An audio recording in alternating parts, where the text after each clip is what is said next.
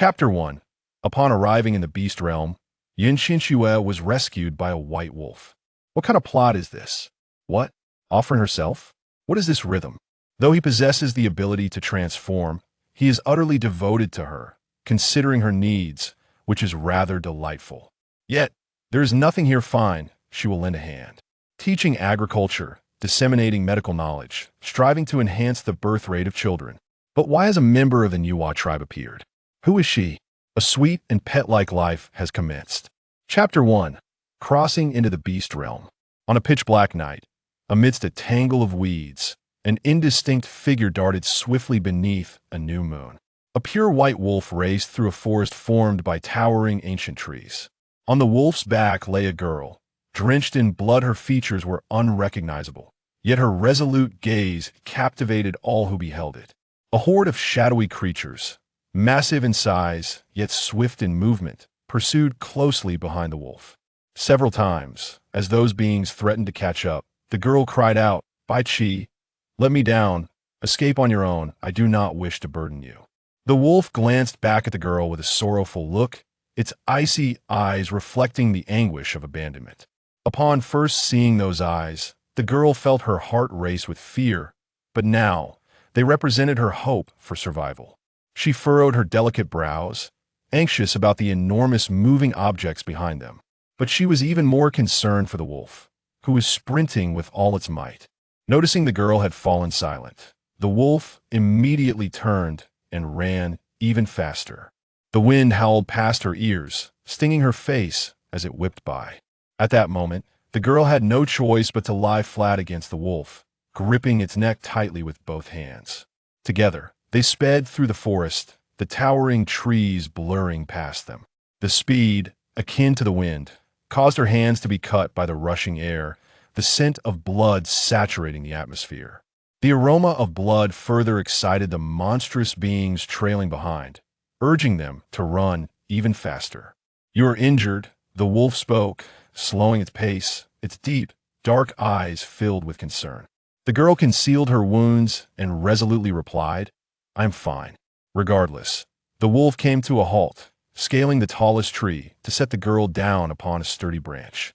With eyes shimmering in the darkness, it surveyed the surroundings, relieved to find no hawks soaring in the sky, and said, "Do not run away, wait for me." Beneath the tree lay an array of peculiar beasts, which would typically instill fear, yet the girl's amusement surfaced upon witnessing the wolf's worried gaze. Even in a life-or-death situation, when her fate hung in the balance, the presence of the wolf instilled a sense of security within her. "I am Qianxue," the girl stated softly, her eyes now devoid of suspicion, replaced by a glimmer of trust. Bai Qi looked up, incredulity etched on his face as he gazed into Qianxue's eyes, disbelief mingling with excitement. This little female he had rescued was finally willing to acknowledge him. Of course, no little female in the tribe could resist his charm now. This one had finally recognized his worth. Bai Qi, lost in his own narcissistic thoughts, grinned widely, believing himself quite handsome. Then he glanced at the peculiar creatures gathered below the tree, eager to impress the little female. After all, if not for her safety, these creatures could never pose a threat to him. Even simply standing and roaring would send them fleeing. Bai Qi nodded to himself, puffed out his chest, and declared, "Very well, stay here, I shall return shortly." With that, he swiftly descended the tree and engaged in battle with the creatures below. Meanwhile, up in the tree, Qianxue's heart raced. This place felt like a dream. The wolf could transform into a man, and this world was unlike anything she had ever known. It was a realm of beastmen that defied her comprehension. Chapter 2. Bai Qi. Bai Qi was a forthright individual, although somewhat lacking in intellect. He could discern Qianxue's fear of him. The terror in her eyes mirrored that of a small beast witnessing its predator, cowering in a corner, motionless. To alleviate her fear, Bai Qi trailed behind Qianxue, maintaining his distance, merely following quietly. After what felt like an eternity, when fatigue had thoroughly set in, Qianxue was compelled to accept that she had indeed entered a strange, primordial forest. Having been filled with despair, she felt even more exhausted and parched, drenched in sweat and odor. At that moment, her gaze was drawn to a towering tree adorned with vibrant red fruits. Qianxue swallowed hard, yet the immense tree left her momentarily spellbound. The tree seemed to stretch endlessly into the sky, and the nearest fruit was far beyond her reach. After all, she had no knowledge of climbing trees. In that instant, Qianxue pondered something she had never considered before. How would she survive in such a world? Bai Qi followed closely behind her, and as she gazed up at the fruits, he too raised his eyes to the enticing sight. Initially, it was assumed that Qianxue would climb the tree to gather fruit. However, after waiting for considerable time, she merely stood beneath the tree, lost in thought, her mind a mystery. In that instant, a sense of superiority surged within Bai Qi, for it seemed that this little female truly required his protection, otherwise she might very well starve. With this realization, Bai Qi's confidence skyrocketed as he dashed forward, only to witness a primitive figure, clad in animal hides, swiftly ascend the towering tree. In the blink of an eye, Bai Qi appeared before Qianxue, cradling several fruits in his hands. Upon seeing the primitive man who could transform into a wolf before her, Qianxue instinctively retreated a few paces, her face a mask of fear as she fixed her gaze upon Bai Qi. Bai Qi, perplexed, scratched his head in confusion, awkwardly displaying what he believed to be a friendly and harmonious smile. Yet, to Qianxue, that smile appeared exceedingly bizarre, her mind racing with thoughts. "Hurry and eat the fruit, so I may feast upon you." She instinctively retreated a few steps further. This little female was still afraid of him. Her timidity was quite pronounced. Nevertheless, who could blame her? She was, after all, his little female. He felt a sense of duty to protect her. With this thought in mind, Bai Qi reluctantly placed the fruits upon the ground, lowering his head as he stepped back, glancing at Qianxue as he did so. Once Bai Qi had distanced himself, Qianxue finally felt a sense of relief, pondering that perhaps Bai Qi did not intend to consume her after all. She could sense his goodwill. As she looked at the fruits left on the ground, her stomach betrayed her with a grumble, prompting Qianxue to ultimately pick up the fruit. After all, being devoured on an empty stomach was far less preferable than being eaten after a hearty meal. With a wary eye, Qianxue cautiously glanced towards Bai Qi, who was lurking in the shadows, as she gingerly picked up a fruit. At that moment, something peculiar occurred. A strange voice, akin to a voiceover, suddenly resonated within Qianxue's mind. Red fruit, non-toxic, edible. The bizarre occurrence rendered Qianxue momentarily speechless, her thoughts consumed as she forgot to bring the fruit to her lips. Disbelieving what had just transpired, she convinced herself that it had merely been an illusion. After a brief pause, she hurried to a vibrant green plant, and upon touching it, the strange voice echoed once more. Crane grass, non-toxic, used for hemostasis. She experimented with several other peculiar plants, and only then did Qianxue ascertain that she indeed possessed a golden finger. Regardless of the plant she encountered, its properties would naturally manifest in her mind. Moreover, she was certain that she had never seen or heard of these plants before. It was at this moment that Qianxue made yet another discovery. She could effortlessly comprehend Bai Qi's language, suggesting that this too was a gift from that enigmatic woman. Who was that woman? Why had she brought her to this strange place? Chapter 4. Escape. In this moment, Qianxue was compelled to accept that she had been thrust into an unfamiliar realm through the machinations of a mysterious woman. This place resembled a primitive society. Embracing the reality, Qianxue, filled with indignation, seized the red fruit and took a bite, a familiar sweet and sour sensation flooding her senses. Wasn't it merely an apple? Why call it red fruit? Indeed, the naming conventions of primitive people were straightforward and unrefined. After consuming 2 fruits, she finally felt a semblance of satiety. Stealing a glance at Bai Qi, she noticed that he too had picked up a red fruit and taken a bite, only to grimace at the sourness, shaking his head in dismay. His foolish expression amused Qianxue, lifting her spirits and eliciting an involuntary laugh. Most beasts possessed keen hearing, and Bai Qi had been discreetly observing her all along. "Are you laughing at me, little female?" he inquired. Attracting Bai Qi's attention was not Yin Qianxue's intention. She immediately lowered her head, focusing intently on the red fruit at her feet. Just then, a colossal eagle descended from the sky, its sharp talons aimed directly at Yin Qianxue. The sudden threat rendered her immobilized, her mind blank as she forgot to flee. In an instant, Bai Qi transformed into a formidable white wolf, dragging Yin Qianxue to safety, away from the looming eagle's claws. Subsequently, Bai Qi engaged the eagle in a fierce struggle, battling fiercely. Before long, the eagle, unable to best Bai Qi, cast a reluctant glance at Yin Qianxue before ultimately retreating. Once the danger had passed, Yin Qianxue exhaled a sigh of relief and sat upon the ground, only to discover that the eagle's claws had already grazed her arm. Her arm was wounded, blood streaming down and staining her skin with dirt and grime. Gazing at her injured arm, Yin Qianxue sighed, tearing a strip from her clothing to fashion a makeshift bandage for her wound. Then, she sought out the crane grass and plucked it from the ground. However, just as Yin Qianxue believed the crisis had been averted, a thunderous noise akin to an earthquake erupted nearby. A large swarm of creatures was approaching them. Bai Qi's expression darkened as he swiftly approached Yin Qianxue, tossing her onto his back before sprinting forward with great urgency. Observing the fierce battle beneath the tree between Bai Qi and a horde of peculiar creatures, Yin Qianxue was jolted back to reality from her reverie, her heart heavy with concern. Having inexplicably arrived in this brutal world where the strong preyed upon the weak. Bai Qi was the first person she encountered that he had shown her kindness, rescuing her from the clutches of a flying eagle, and could have easily fled for his life, yet he chose to engage in combat with those monstrous beings for her sake. Clenching her fists, she stared at Bai Qi, whose body was now drenched in blood, biting her lip in distress. Suddenly, amidst the chaos, Bai Qi let out a howling cry that echoed through the air. And the sight of numerous fallen comrades instilled fear in the remaining creatures. After a moment, the monsters cast a glance at Yin Qianxue, perched in the tree, and retreated. Once assured that all threats had departed, Bai Qi cautiously climbed the tree to assist Yin Qianxue down. Despite his rugged exterior, he was not impervious to the onslaught of over 20 strange beings, and climbing the tree demanded considerable strength.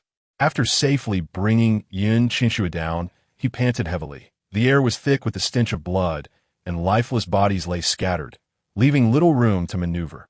Anxiously surveying the gruesome scene and the nearly exhausted Bai Qi, Yin Qianxue suggested, "Bai Qi, we should leave this place at once. That it matter if more come. They are no match for me."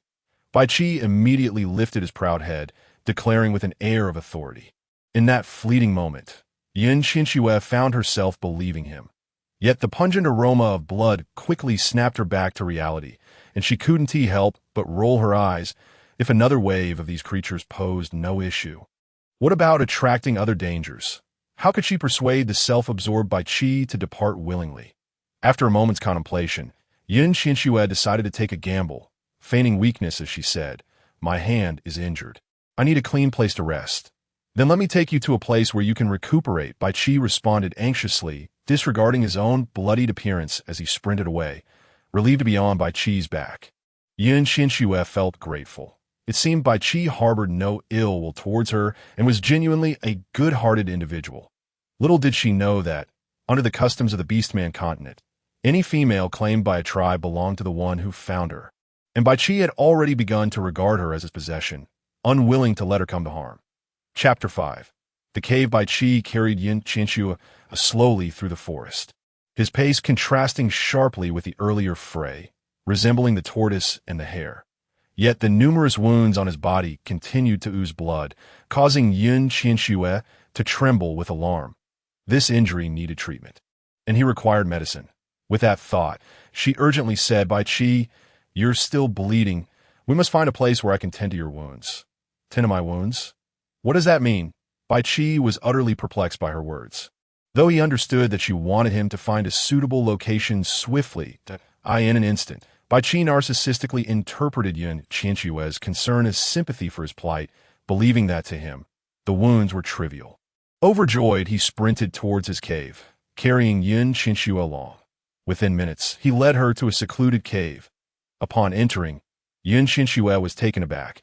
She had not anticipated the cave's hidden wonders that a stream flowed gently within the cold, dim space, and near it lay remnants of charred vegetation. On the opposite side of the cave, she noticed several tanned animal hides, along with scattered logs, hay, and stones. It was evident to Qianxue that this cave served as Bai Qi's dwelling. Still preoccupied with his injuries, she did not take the time to thoroughly examine her surroundings. At that moment, she realized that the wolf was gone, replaced by a man whose lower half was clad in animal hide. Initially frightened, she had scarcely glanced at him, but now she could see just how striking he was. His skin was a rich brown, his dark hair casually tied back, and his eyes sparkled with intensity, a devilish grin playing at the corners of his mouth. His well-defined abdominal muscles were perfectly sculpted, creating a harmonious and striking figure. This was not just attractive. He was the epitome of allure. Captivated, Qianxue found herself swallowing hard. Bai Qi, noticing the expression on her face, felt a swell of satisfaction. He had always known that no female in the tribe could possibly overlook him. Indeed, he had captivated this little female, for she willingly followed him into his cave. Bai Qi's mind raced with fantasies, yet Qianxue quickly regained her composure, vigorously rubbing her eyes and chastising herself. How ridiculous, as if I've never seen a handsome man before. Regaining her indifference, she instructed Bai Qi, "Come by the stream. I need to examine your wounds." Obediently, Bai Qi approached her side. Qianxue tore a piece of her clothing to use as a cloth to clean the blood from his wounds. She intended to crush some herb to apply to him, but was astonished to find that many of his wounds had already scabbed over, some even shedding their scabs, revealing skin of a different hue beneath. The healing prowess of these beastmen was astonishing. That's a relief. Initially feeling useless, Qianxue finally spotted a wound still oozing blood, which comforted her. Thankfully, otherwise, the herb would have been of no use. She crushed the herb on a stone and applied it to Bai Qi's hand, instantly causing the previously bleeding wound to scab over. Witnessing this miraculous transformation, Bai Qi asked excitedly, "Are you a shaman?" "What is a shaman?" The thought crossed his mind, and suddenly, the concept of a shaman emerged, known for their esteemed status in the Beastman continent, akin to a physician. Qianxue considered herself somewhat qualified, having studied traditional medicine for some time, eventually specializing in obstetrics. Although she was uncertain whether the herbs in this world bore a resemblance to those she knew, she felt confident with the mysterious power she had been granted. Yet, how could she explain this to Bai Qi? Ultimately, she replied, "I'm not sure if that applies to me, but I can certainly treat your wounds." Bai Qi's face lit up with excitement, his happiness palpable. In his eyes, he had already deemed Qianxue as a shaman. With his partner being a shaman, Bai Qi resolved that upon returning to the tribe, regardless of the challenges ahead, he would ensure that the shaman would quickly approve of his union with Qianxue. Chapter 6. Roasting meat. Just as Qianxue had finished cleaning Bai Qi's wounds, her stomach let out a loud growl, unabashedly announcing her hunger. The untimely noise flushed her cheeks crimson. She had never experienced such hunger before. Why was she so ravenous today, especially in front of Bai Qi? "Are you hungry?" Bai Qi blinked his pure, flawless eyes and uttered a few words. Before Qianxue could respond, in the blink of an eye, Bai Qi vanished without a trace. In the vast cave, only Qianxue remained, lost in thought that moment. She felt a twinge of grievance, though she could not quite articulate the source of her discontent. Throughout the day, her understanding of this primitive forest had deepened, and she was acutely aware of her precarious situation. Without Bai Qi, she would have likely perished by now. She felt an immense sense of relief for having encountered Bai Qi the moment she crossed over. This glimmer of self-awareness was indeed present. The overwhelming stench of blood and sweat clung to her, a most unpleasant odor. She longed to cleanse herself. Glancing around, she confirmed that no one was in sight, and Bai Qi was certainly absent from the cave. An idea sparked in her mind. While a bath was out of the question, she could at least wipe herself down. She promptly removed her clothing, gathered some clean water, and began to wash her face. Afterward, she focused intently on scrubbing the bloodstains from her body. so absorbed was Qianxue in her task that she was oblivious to what transpired behind her. At that precise moment, Bai Qi stood at the cave entrance, holding a freshly caught rabbit, and caught sight of her delicate silhouette. Instantly, his face flushed crimson, reminiscent of a sunset. Despite having witnessed many things in his life, he felt no particular stirrings toward other females. Yet the mere sight of Qianxue's back stirred a tumult of emotions within him, causing him to swallow nervously. No, he must not let Qianxue see him. That would be too embarrassing. He was a worldly man. Bai Qi feigned nonchalance as he stepped inside, deliberately making his footsteps conspicuously loud. Upon hearing the noise, Qianxue turned around and, spotting Bai Qi, instinctively covered herself, exclaiming in shock, "Did you not see that I am not wearing any clothes?" The shrillness of her voice made Bai Qi touch his ears, yet he felt no shame in having seen something he shouldn't have. Without a hint of modesty, his gaze remained fixed on Qianxue's form, swallowing hard as he thought, "She looks even more alluring from the front. How shameless of him!" Qianxue, flustered, shouted in frustration, disregarding the blood on her clothes as she hastily threw something over herself. Bai Qi stood awkwardly to the side, shaking his head in confusion, filled with question marks. He was a white wolf, not a lecherous wolf. Fine, if I'm seen as a lecher, so be it, as long as Qianxue is happy. Glancing at the fresh rabbit in his hands, Bai Qi moved to the hay, casually picking up 2 stones from the ground to ignite the dry grass. In no time, the rabbit sizzled and released an enticing aroma that wafted through the air, rousing Qianxue's appetite. She was hungry and craved meat. After having only eaten 2 fruits throughout the day, her hunger had become unbearable. However, given her earlier outburst at Bai Qi, would he still offer her meat? Unbeknownst to her, Bai Qi had not given the incident a second thought. His sole focus remained on roasting the rabbit. Chapter 7. Overindulgence. The enticing fragrance continued to tempt Qianxue, and she could no longer resist the urge to approach and share the meal. Yet, her pride quelled her desire. Over the years, she had never sought anything from anyone. She had managed on her own to know she could not compromise her integrity for a morsel of meat, even if it meant starving. She would not ask Bai Qi for sustenance. Bai Qi, however, had other thoughts, stealing glances at Qianxue while tending to the roasting meat. Observing her changing expressions, he found her utterly charming, more so than any female in his tribe. What began as a journey for self-improvement had unexpectedly yielded greater rewards. He had acquired a companion. Once the rabbit was cooked, Bai Qi collected the meat from the branches and slowly approached Qianxue. He's coming, he's coming. He's bringing the rabbit meat. This thought played on repeat in her mind. Qianxue's heart raced as she noticed the rabbit meat being presented before her. Overwhelmed with embarrassment, she lifted her gaze to Bai Qi, frantically concocting 100 excuses to accept the roasted rabbit. This did not count as a handout. It was a special offering from Bai Qi, with her mind preoccupied with thoughts of how to eat.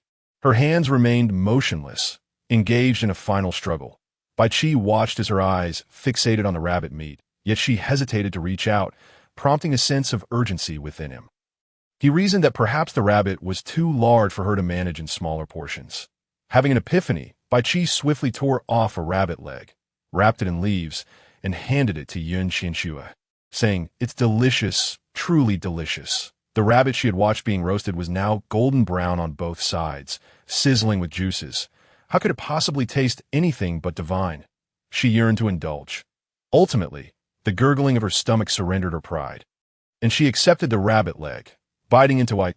As soon as she took a bite, the savory aroma of the roasted meat tantalized her taste buds, and the hot rabbit meat felt perfectly suited for a hearty feast. So hot, a large piece of rabbit meat entered her mouth, causing Qianxue to exhale sharply, revealing a glimpse of her delicate pink tongue. It's scalding. After swallowing a sizable chunk, she felt a bit fuller. Alleviating her hunger, and no longer in a rush, she began to savor the meat slowly. The flavor of the rabbit was somewhat bland, lacking salt or seasoning, yet was undeniably fresh, compelling her to eat more. After swiftly finishing one rabbit leg, another suddenly appeared before her. Looking up, Qianxue found Bai Qi watching her with a benevolent smile, holding a rabbit that was missing only one leg. Bai Qi had eaten none of it, leaving it all for her. In that moment, Qianxue felt a surge of emotion, questioning whether she had misjudged this person before her. Perhaps he had not intended to spy on her. He merely happened to catch a glimpse. Yes, that must be it.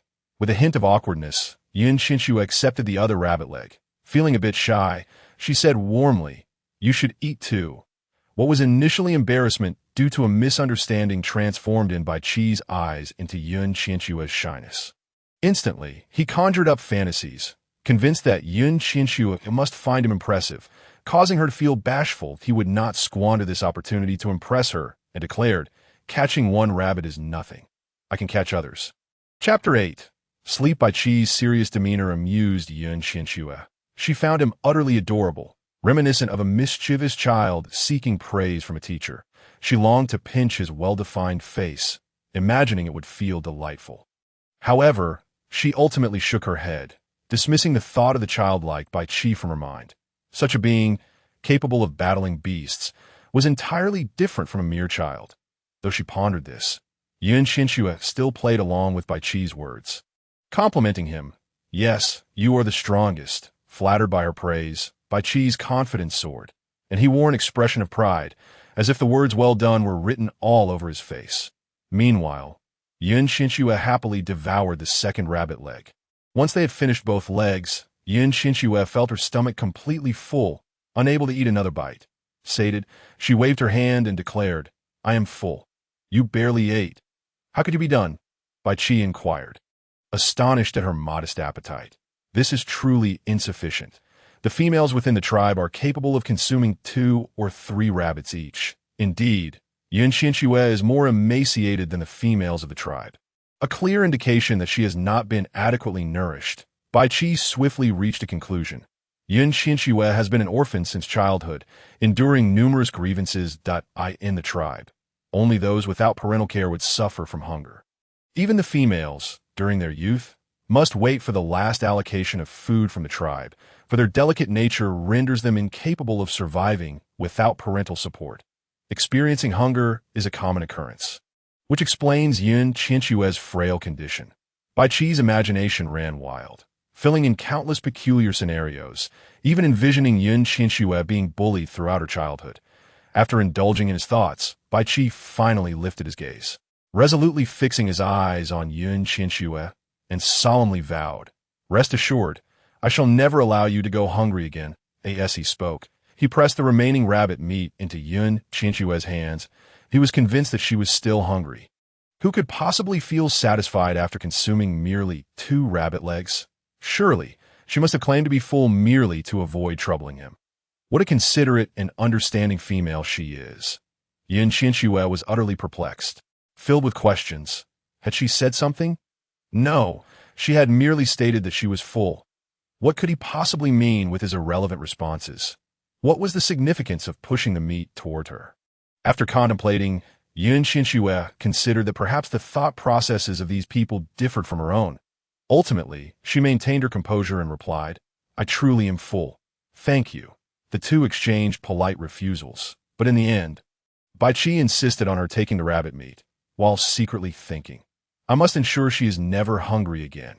After satisfying his own hunger, Bai Qi proceeded to sift through a heap of animal skins, inspecting this piece and that, yet finding none satisfactory.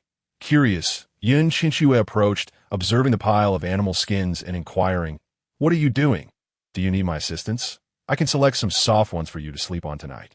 Bai Qi casually engaged in conversation, unknowingly warming the already battered heart of Qianxue. Growing up in an orphanage, she had always possessed extraordinary talents and a remarkable memory, attracting attention and envy. Yet she had never received genuine care. Little did she expect that in this foreign world, she would encounter someone who genuinely cared for her. At that moment, Qianxue felt a lump in her throat, an overwhelming urge to cry. However, she managed to suppress it, allowing a gentle smile to grace her lips, perhaps indicating that her arrival in this world was a sign of divine mercy. In the end, Bai Qi laid a remarkably soft animal skin on the stone bed for Qianxue, stating, "You should sleep now." Qianxue glanced around. The cave contained only a single stone bed, making it evident that this had once been Bai Qi's dwelling.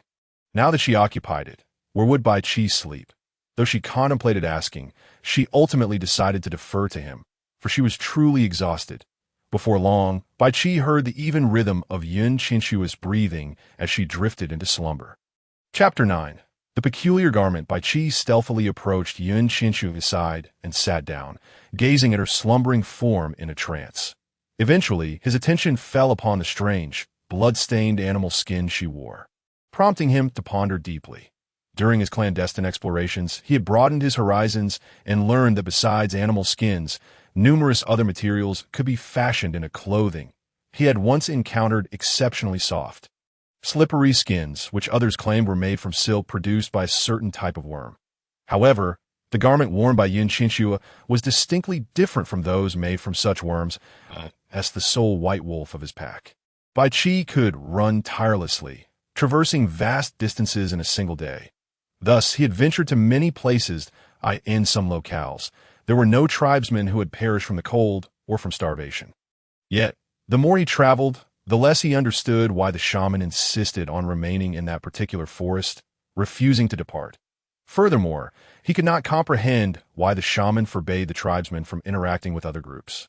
Life in the forest was becoming increasingly arduous, with many orcs and females perishing each winter. The shaman was adamant about preventing the tribesmen from exploring. Their speeds were incomparable to his, and many had only glimpsed the tip of the iceberg of the orc continent. Each time the leader proposed leaving, the shaman would utter nonsensical remarks. The tribesmen respected the shaman and never considered leaving this land, which only exacerbated the tribe's hardships. Reflecting on this, Bai Qi was reluctant to delve deeper into his thoughts. As a white wolf, he had been told from a young age by the shaman that the tribe would grow stronger under the protection of the white wolf, and it was his duty to safeguard his kin. Wherever the tribe resided, he could only remain there. With a sigh, he ceased his musings and selected a pure white animal skin from the multitude before him, deeming it the most aesthetically pleasing. Bai Qi held the white skin in his hands, scrutinizing it closely, measuring every contour of Qianxue's form with his gaze, feeling a warmth rise within him that he could not suppress. I cannot allow this to continue. It would frighten her, Bai Qi murmured to himself, swallowing hard and swiftly distancing himself from Qianxue. Reaching the flowing water, he submerged his head, allowing the coolness to calm his racing heart. Once composed, he recalled the most beautiful dress he had ever seen.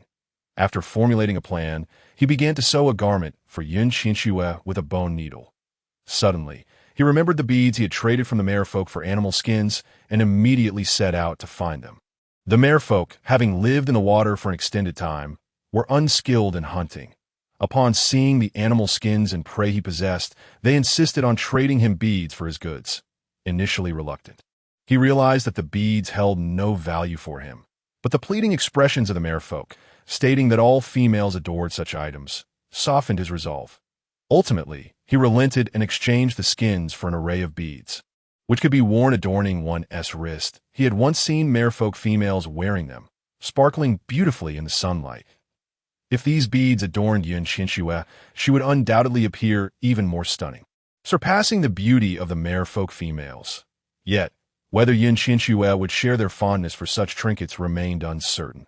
Placing the beads atop the meticulously sewn dress, Bai Qi found it increasingly beautiful, allowing his imagination to wander as he envisioned Qianxue donning the garment. Unbeknownst to him, he fell asleep, clutching the dress. Chapter 10. In dreams in her slumber, Qianxue beheld a hazy figure standing amidst a vast forest.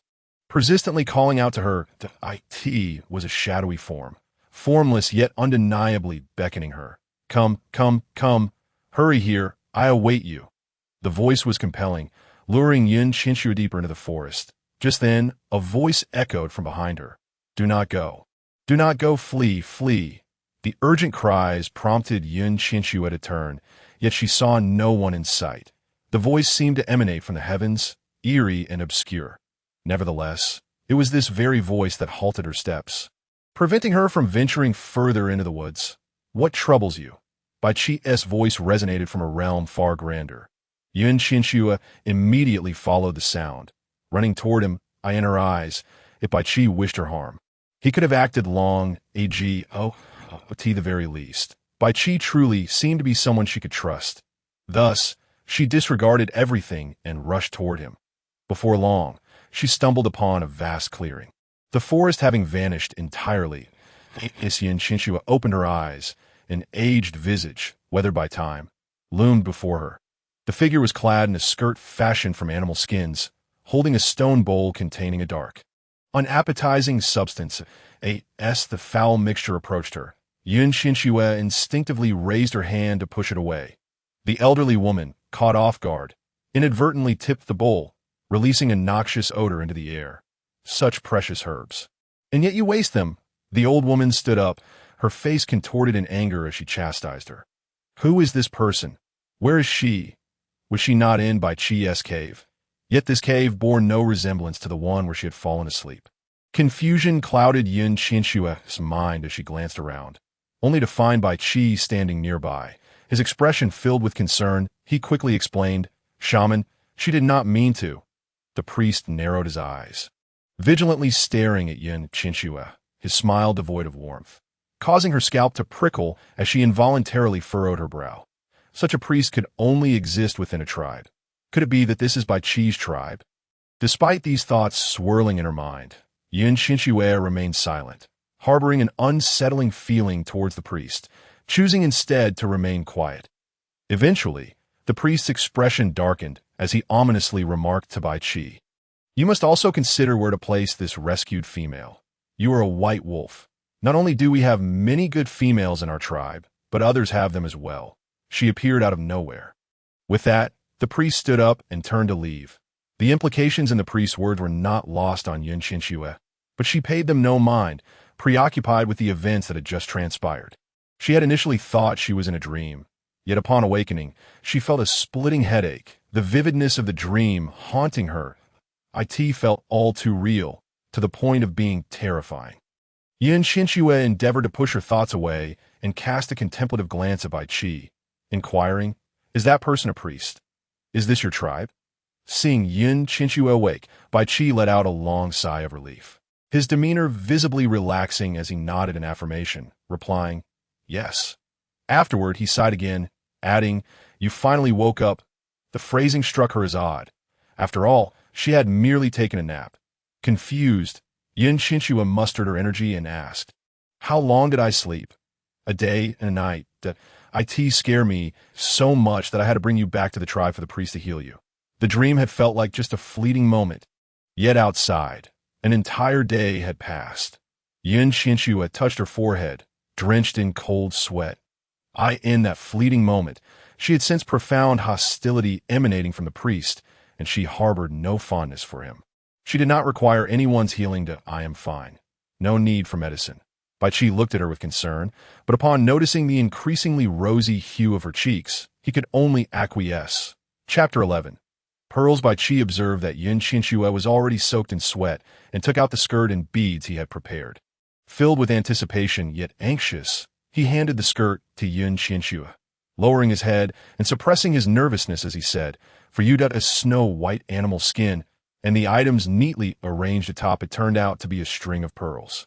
As Qianxue smiled at the beads, Bai Qi felt elated, thinking to himself, "Indeed, the merfolk did not deceive him. Females adore such things, and those 10 animal skins were truly worth it." Bai Qi could scarcely recall how incredulous he had been when he learned that the bracelet would cost 10 animal skins. Rolling his eyes in disbelief, having seen enough, Qianxue raised her head, a spark of excitement in her voice as she asked, "Is the pearl bracelet an animal skin for me?" "I made it for you." Bai Qi blurted out, but immediately regretted it, turning away to cover his mouth. Why had he revealed everything? Bai Qi shook his head, feeling an overwhelming dissatisfaction with himself. The moment those words escaped his lips, Qianxue felt a surge of admiration for Bai Qi. What a remarkable young man he was, capable of making his own skirts, truly impressive and resourceful. Qianxue accepted the white animal skin and, upon opening it, discovered a pure white garment, prompting her to eagerly wish to change into it. However, Bai Qi showed no intention of leaving, causing Qianxue to ponder whether the people here had no sense of privacy. This realization dawned on her, yet she could not bring herself to change clothes in front of a man. With this thought, Yun Qianxue's cheeks flushed crimson, and she said, "Bai Qi, please turn around. I want to change into the skirt." Noting her bashful, flushed face, Bai Qi was utterly perplexed. Worry etched across his features as he raised his hand to touch his own warm cheeks, asking with concern, "What's wrong? Should I go find a priest?" The warmth of his hand brushed against her cheek, causing Yun Qianxue's face to redden even more, akin to a crab being boiled, evoking a sense of endearment. Upon hearing Bai Qi mention seeking the priest, Yun Qianxue grew anxious, hastily shaking off Bai Qi's hand while urgently interjecting, "No need." Since Yun Qianxue was unwilling to seek the priest, Bai Qi did not insist, simply complying with her wishes and turning away. Seizing the opportunity, Yun Qianxue swiftly removed her clothing, adhering to local customs as she donned the fur skirt. Once dressed, she adorned herself with the pearl bracelet, a refreshing sensation emanating from her hand, prompting her to instinctively raise it for inspection. The beads, resembling pearls, radiated a dazzling luster, yet there seemed to be a subtle difference, exuding a cool aura. After changing, Yun Qianxue hastily tied her hair into a ponytail, looking remarkably spirited. "All right, you can turn around now." As soon as the words left her lips, Bai Qi eagerly turned, and in that instant, he was utterly captivated. The mirth in his eyes, the lingering blush on her cheeks, the snow-white animal skin, and the translucent beads rendered Yun Qianxue even more radiant. In that moment, Bai Qi was spellbound, his gaze unwilling to stray. The intensity of his stare made Yun Qianxue feel as though she were being scorched by fire, causing her cheeks to flush anew, as vibrant as the evening glow. Yun Qianxue quickly shifted the conversation, stating, "This cave is truly spacious." She then turned her face away from Bai Qi's gaze, feigning interest in examining the cave. The vast cave housed a stone bed, meticulously arranged with numerous animal skins. Not far from a stone bed stood a stone table, adorned with bowls and cups crafted from stone. Observing all this, Yun Qianxue concluded that she had indeed arrived in a place reminiscent of the Stone Age. Chapter 12. Red leaves. Suddenly, a flurry of hurried footsteps echoed from outside the cave, prompting Yun Qianxue to turn alertly towards the entrance. At that moment, a young girl dashed into the cave, appearing to be around 14 or 15 years old, her face youthful and innocent, clad in a brown animal skirt. "Bai Qi," the girl exclaimed shyly, her form almost boneless as she approached him, seemingly eager to throw herself into his embrace. "Hong Yi," Bai Qi called out, stepping back a few paces to position himself behind Yun Qianxue, attempting to evade her. Yun Qianxue rolled her eyes at Bai Qi's antics. It was clear to anyone with eyes that Hong Yi had feelings for him, and Bai Qi was only inviting trouble for himself. Bai Qi's series of awkward maneuvers caused Hong Ye's attention to shift to Yun Qianxue, glaring at her as she demanded, "You, the rescued female, why do you linger in Bai Qi's cave? What a strange accusation." While she acknowledged that she had been rescued, she was in unfamiliar territory and had nowhere else to find shelter. Yet, Hong Ye's words rang true. Bai Qi was not hers, so why should she impose on him? This thought, however, made Yun Qianxue's mood sour, as she vehemently resisted acknowledging such a fact. Startled, Yun Qianxue shook her head vigorously, surprised at how profoundly Bai Qi had begun to influence her without her realizing it. While she pondered this, two more figures entered the cave, one a man with chiseled features and a robust physique, his lower body wrapped in animal skin, perfectly showcasing his impressive 8-pack abs. Beside him stood a pregnant woman, timidly standing with her head bowed, her face devoid of any expression. "Elder brother." Upon seeing the man, Hong Yi immediately rushed over, calling out joyfully. With a flick of her eyes, Hong Yi noticed the woman standing next to the man and, with displeasure evident on her face, rolled her eyes and coldly remarked, "Hua Duo, how dare you enter Bai Qi's cave?"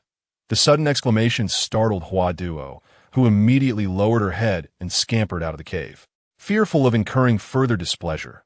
"Bai Qi, the priest said you brought back a female," the man stated, his gaze unabashedly appraising Bai Qi. Bai Qi's expression soured at the man's behavior, yet knowing they had grown up together, he introduced Yun Qianxue, saying, "Yes, her name is Yun Qianxue. This is Hui Shi," he added.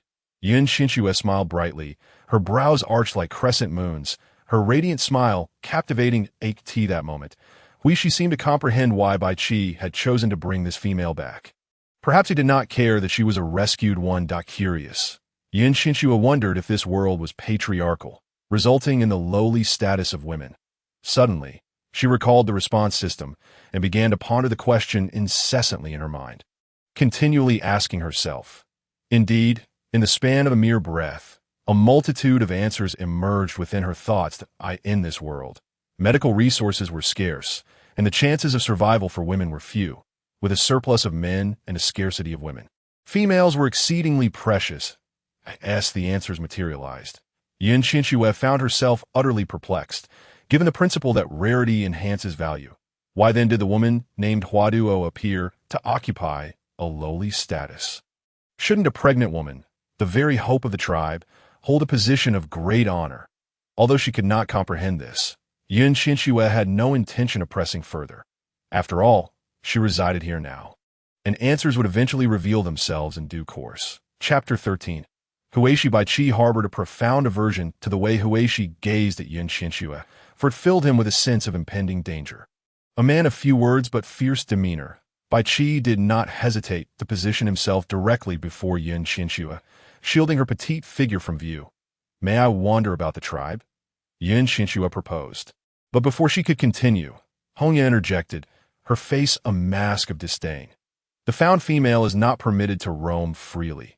She must remain obediently within the cave." After uttering this, she gestured disdainfully at Huaduo, who stood outside the entrance, letting out a derisive snort, as if she were merely a spectator in a play. "You could inquire with her," she added, her voice deliberately loud enough for Huaduo to hear. Upon catching wind of this, Huaduo's head drooped even lower, enveloped in a palpable sense of humility. At that moment, Hongye resembled a victorious peacock, lifting her head with an air of arrogance. Yin Qianxue, filled with questions, fixed her gaze on Bai Qi, her face a canvas of inquiry. Why was she not allowed outside the cave? "I will accompany you wherever you wish to go," Bai Qi immediately assured her.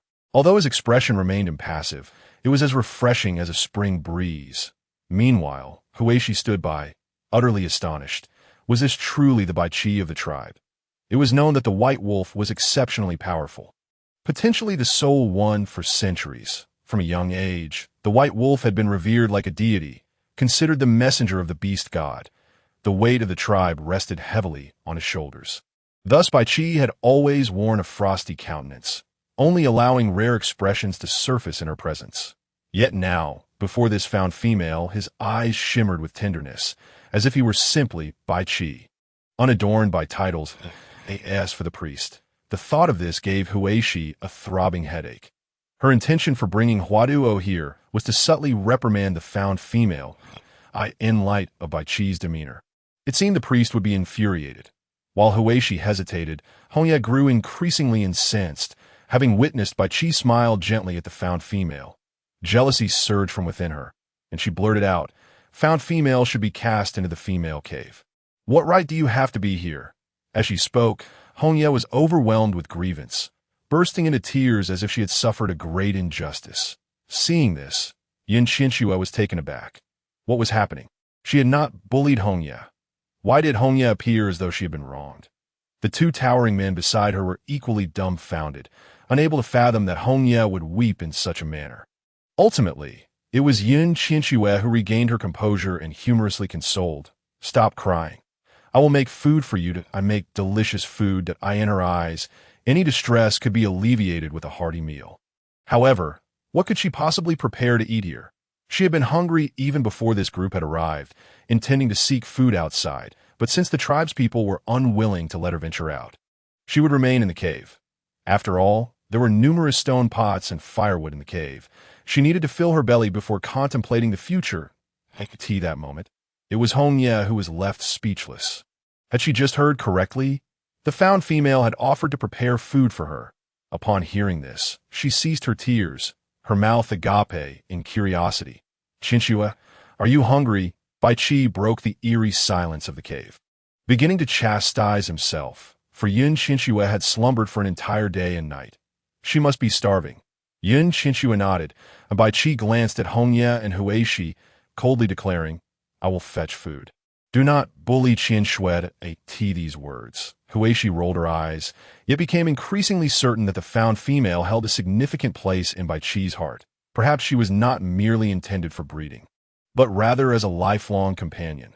Hongye pouted, and in the blink of an eye, Bai Qi had vanished from sight. Chapter 14.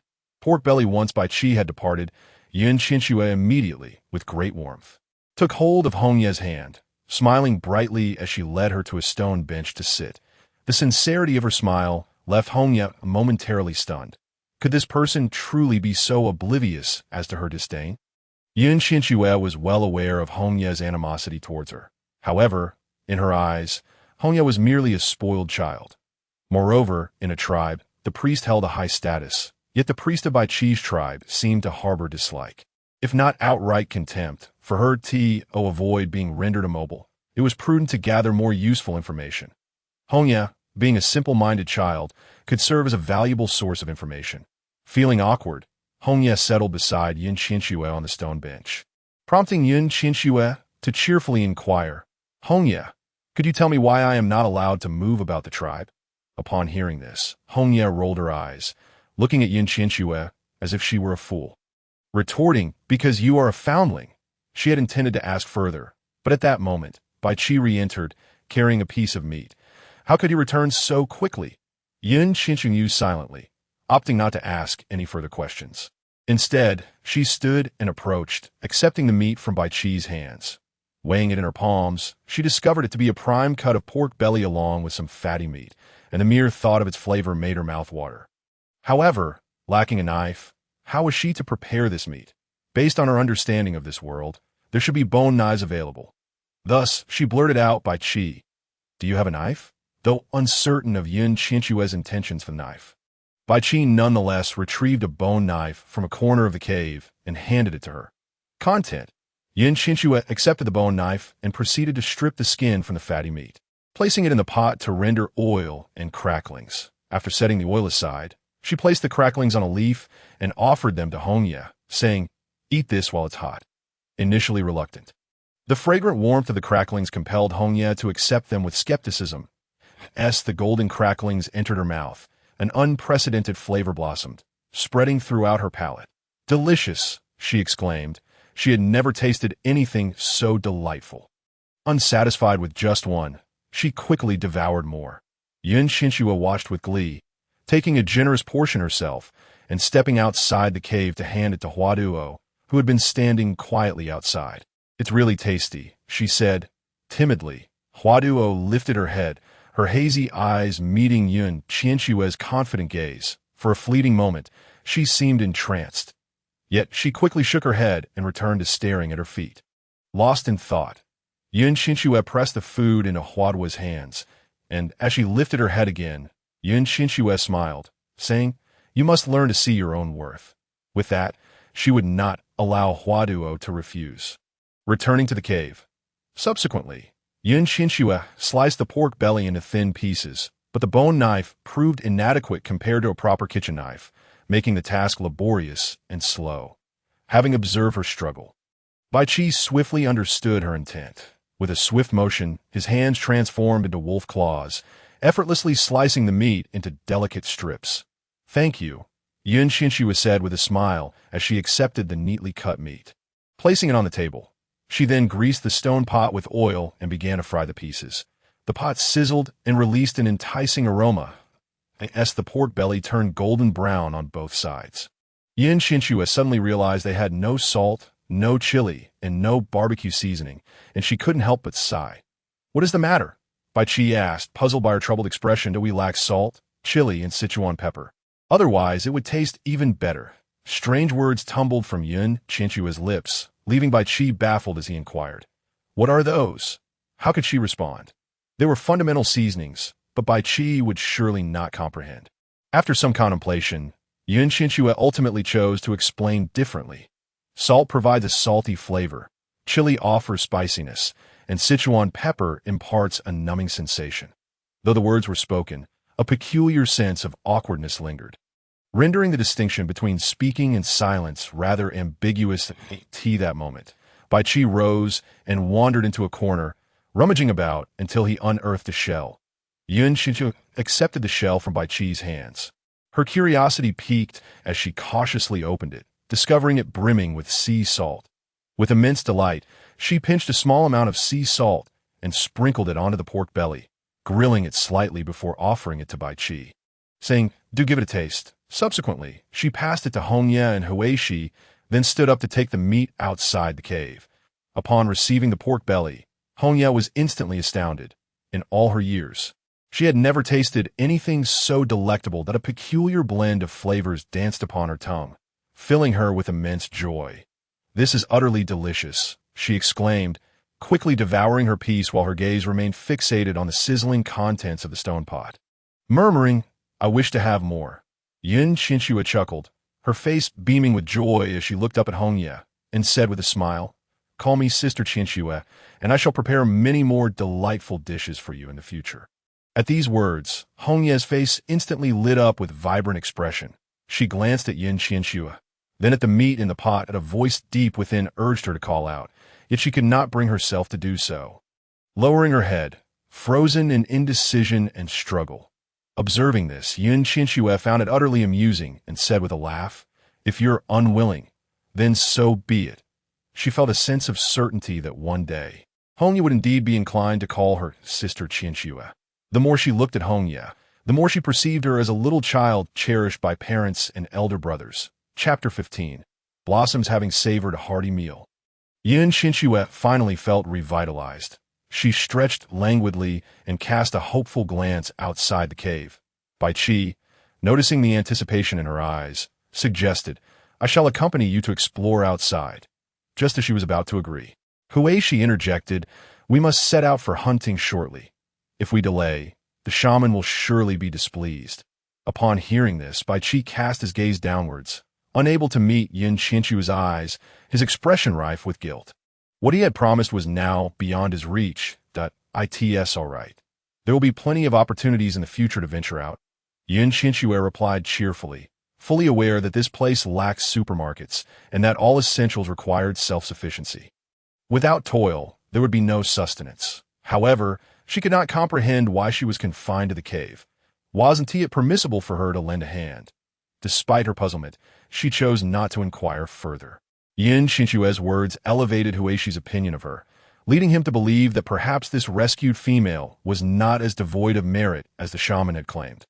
Although Bai Qi wished to remain by Qianxue's side, he understood Huishi's reasoning and could only apologize, saying, "I will take you out once I return." He then turned to Huishi and requested, "Please ensure some food is sent to Qianxue." "Understood," Huishi replied. After Bai Qi and Huishi departed, Qianxue found herself idly sitting within the cave, the tender soles of her feet pressed against the gravelly floor, making her uncomfortable. She realized she needed to make shoes to enhance her living conditions. As thoughts of shoes raced through her mind, a plethora of designs materialized. Upon careful consideration, she deemed grass sandals to be the most practical option. However, the materials required for crafting them would necessitate a search nearby the cave. Just as she stepped outside, she spotted Hua Duo rushing towards her, panic etched upon her face despite her condition. "You cannot go out," she exclaimed. Could it be that there were wild beasts lurking within the tribe? Was it deemed unsafe for her to venture outside? Qianxue's mind swirled with questions as she furrowed her brow, asking in confusion, "Why am I not allowed to go out?" Hua Duo's expression soured. Her head bowed in trepidation. After what felt like an eternity, Hua Duo seemed to find her resolve and lifted her head, saying, "You, like me, are a rescued female." Yet again, this was the reason. Being rescued was not a matter of her choosing. Was it not unjust to restrict her freedom? Moreover, why could Hua Duo leave the cave while she was confined? Qianxue sensed that Hua Duo harbored knowledge she was reluctant to share. Struggling to articulate her thoughts, "Hua Duo, could you please tell me?" With a sigh, Hua Duo began to explain, her words flowing like spilled beans. "Every adult beastman has their own cave. The females in the tribe are scarce. Not all beastmen have the opportunity to take a female as a partner to ensure the continuation of their lineage. Rescued females are kept together for the beastmen to choose from, serving as vessels for childbirth. Once pregnant, they are taken to the beastman's cave until they give birth. Afterward, they return to the cave. Thus, In the eyes of all beastmen, rescued females are perceived as fair game for bullying. If you leave Bai Chi's cave and are seen by the beastmen, you will be mistreated. Without Bai Chi here, no one can come to your aid. As Hua Duo spoke, her sorrow deepened, and eventually, her voice trailed off, choked with emotion. The more Qianxue listened, the more terrified she became. The notion of emotionless surrogacy indeed painted a savage picture of the beastman world, so it was because of her pregnancy that Hua Duo was permitted to roam outside. Yet, who was the father of the child she carried? Initially, she thought it might be Huishi, but he did not seem to fit that mold. I asked your child Huishi's? Upon hearing this, Hua Duo's face flushed a delicate pink as she shyly nodded, gently caressing her swollen belly. Yes, it is Huishi's child. Indeed, it was Huishi's. Qianxue could see the happiness radiating from Hua Duo, indicating that Huishi treated her well. She then inquired, what happens after the child is born? Can the mother and father become partners? At this, Hua Duo's once dim eyes grew even more bewildered, as if she had sunk into her own world. She too longed to become Huishi's partner. But he was the son of a leader, making such a notion utterly impossible. The only foreseeable conclusion was a return to that cave, awaiting the next beastman. As these thoughts crossed her mind, tears began to stream down Hua Duo's face like pearls on a broken string, glistening as they fell to the ground. Please don't cry, Qianxue said softly, reaching for a soft animal hide to wipe the tears from Hua Duo's face, unsure of how to console her. Yet, after wiping her tears away, Hua Duo said, take care of yourself. If you need anything, please tell me. All right, Qianxue replied helplessly. Chapter 16. Chickens. After Hua Duo left, Qianxue remained in the cave, contemplating the information she had just received. Aside from her inexplicable transmigration, it seemed that all the rescued females were likely those discarded by other tribes. How could someone who was once a princess in her own tribe end up as a mere vessel for reproduction here? Yet, no one seemed to recognize the absurdity of this system. After all, such a practice was detrimental to the tribe's development, let alone the formation of markets and ultimately cities, for society to progress. The integration of tribes was undoubtedly essential. It was uncertain how long it would take for the people in the tribe to realize this, since safety outside the cave could not be assured. Qianxue had no choice but to remain quietly within its confines. The emptiness of the cave did not instill a sense of peace, but rather an overwhelming sense of dread regarding the unknown. As she sat quietly, time passed until Hua Duo's voice echoed from outside the cave. I've brought you some food. Hearing her voice, Qianxue rushed out, joyfully exclaiming, Hua Duo, you're here. Hua Duo shyly nodded, feeling that for the first time, she was met with genuine kindness. Aside from Huishi, the others in the tribe paid her no mind. Even those rescued females harbored hostility towards her due to her connection with Huishi. Qianxue accepted the item from Hua Duo's hands, a freshly killed chicken, still warm to the touch.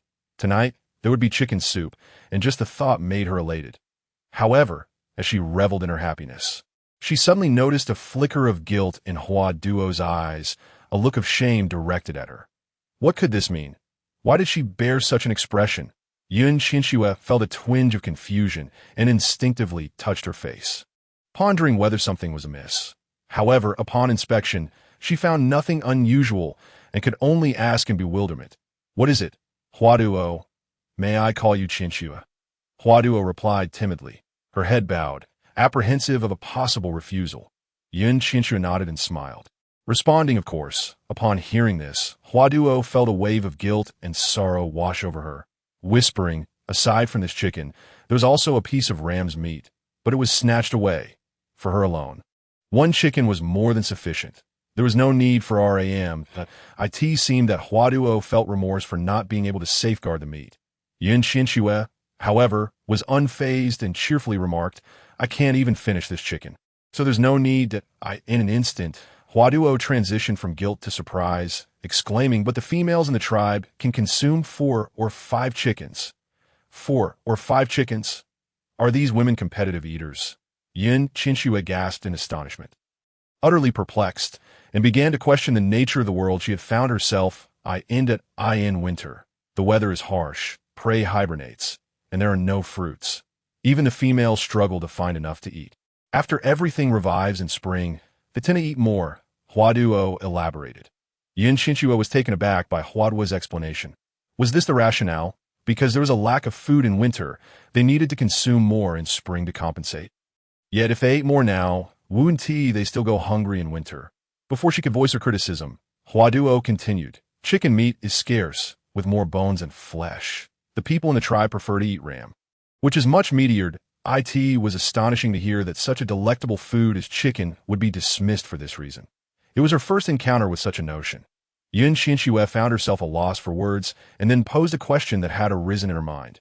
Do you not raise poultry or cultivate grains?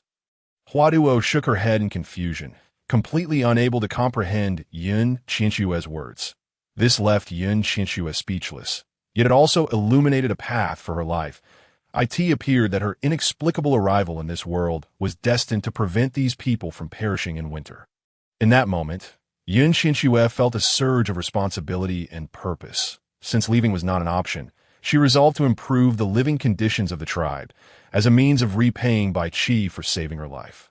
Suddenly, she recalled her bare feet and said, Huaduo, could you help me find some sturdier grass?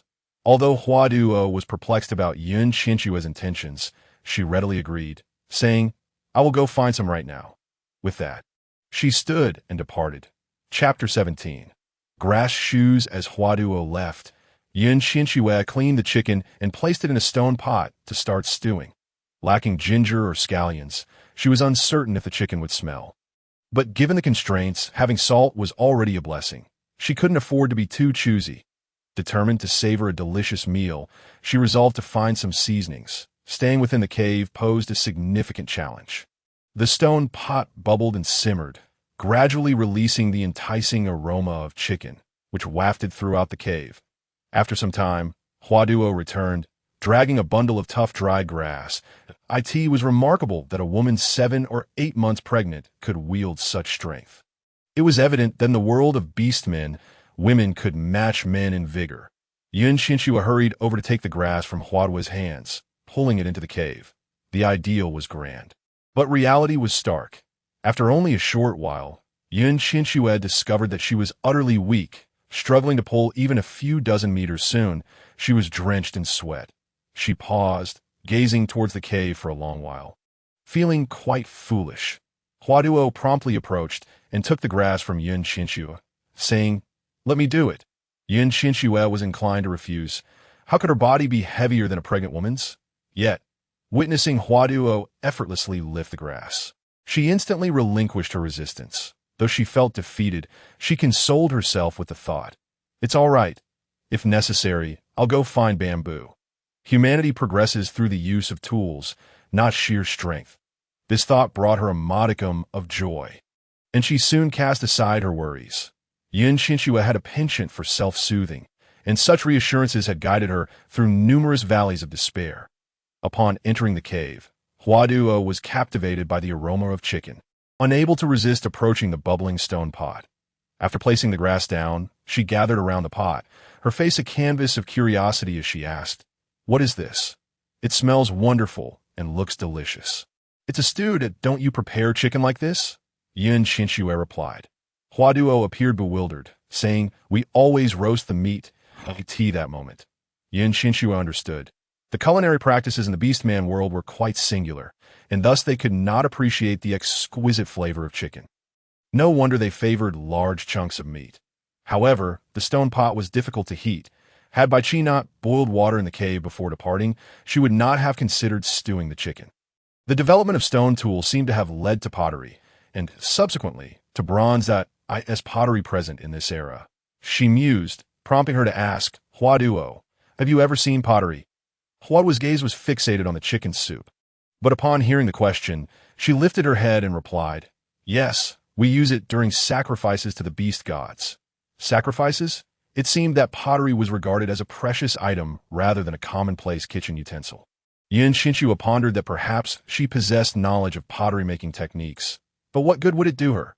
In this tribe, she was merely a rescued outsider with little authority. Moreover, with the priestess harboring disdain toward her, would she be willing to exert herself to find clay suitable for pottery? that seemed highly unlikely. For now, all she could do was strive to lessen the tribe's prejudice against her and share her knowledge with Bai Qi.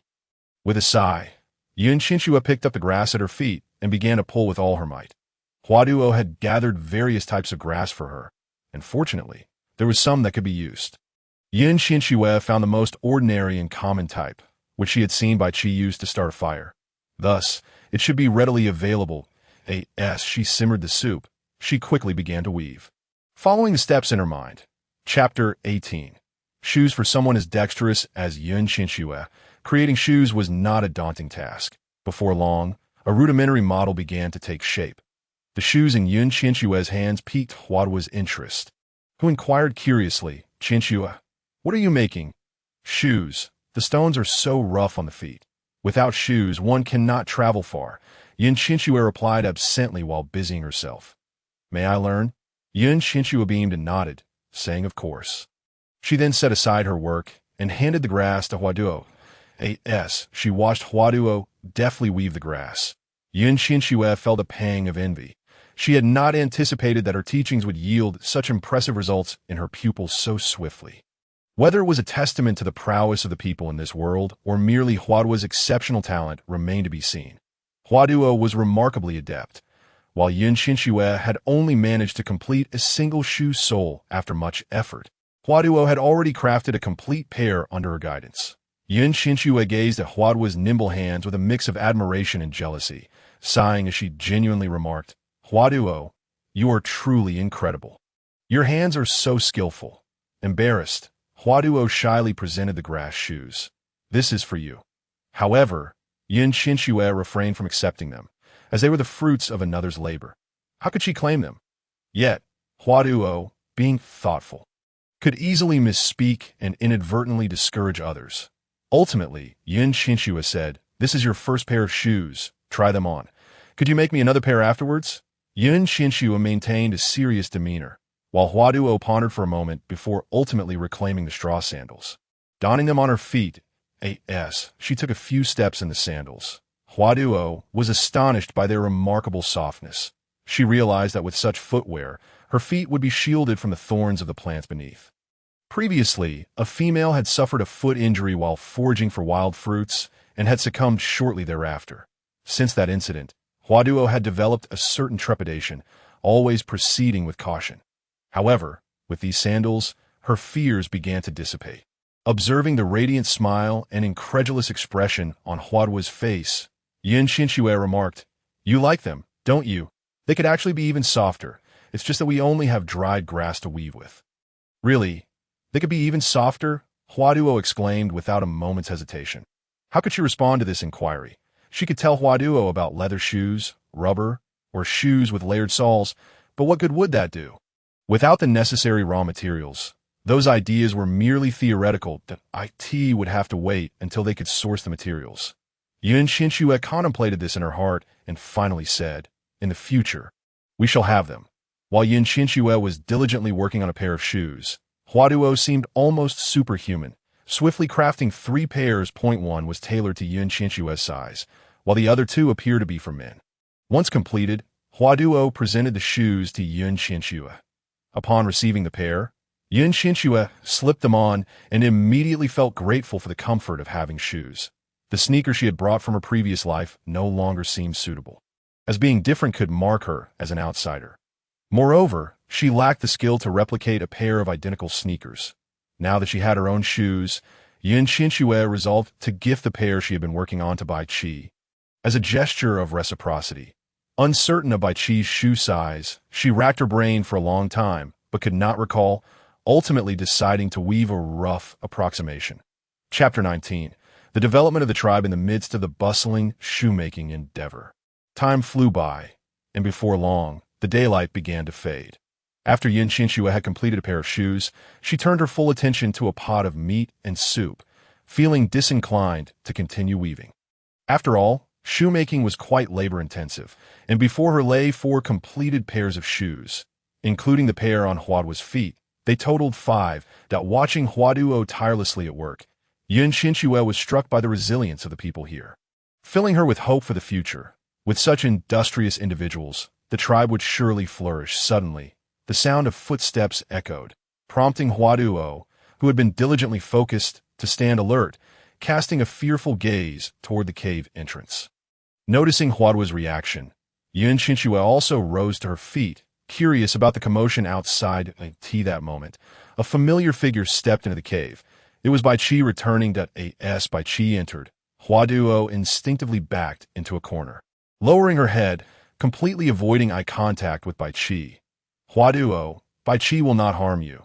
There's no need to be afraid, Qianxue said, frowning in exasperation, yet only able to offer her reassurance upon hearing this. Huaduo buried her head even lower, her earlier courage, gained in Qianxue's company, evaporating once more as she timidly addressed him. Lord Bai Qi to Huaduo's demeanor stirred a profound sense of sorrow in Qianxue. But she understood that without having endured similar pain, one could hardly pass judgment. With a resigned sigh in her heart, she felt powerless. Ultimately, Qianxue ladled out the chicken soup she had been simmering all afternoon into a stone bowl and offered it to Huaduo, saying, "Give it a try. It's very nutritious and quite delicious."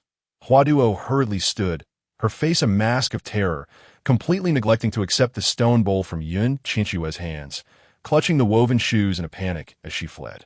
Qianxue was perplexed. After all, Bai Qi was not unseemly. Indeed, he was quite handsome. Why did Huaduo regard him with such fear? It was as if she perceived him as a venomous serpent or a ferocious beast. Upon Bai Qi's return, he immediately took an interest in the bubbling pot of food, casting a sidelong glance at the straw sandals resting on the ground. Despite his overwhelming curiosity, he suppressed the urge to inquire. Instead, fixating on the stone pot, utterly still, his expression conveyed a clear message. "Please tell me what is cooking in that pot." Qianxue found his reaction amusing and, without hesitation, began to serve from the stone bowl. In a moment of carelessness, her hand inadvertently brushed against the boiling chicken soup, and before she could react, Bai Qi hastily grasped her wrist, his gaze sharp with concern.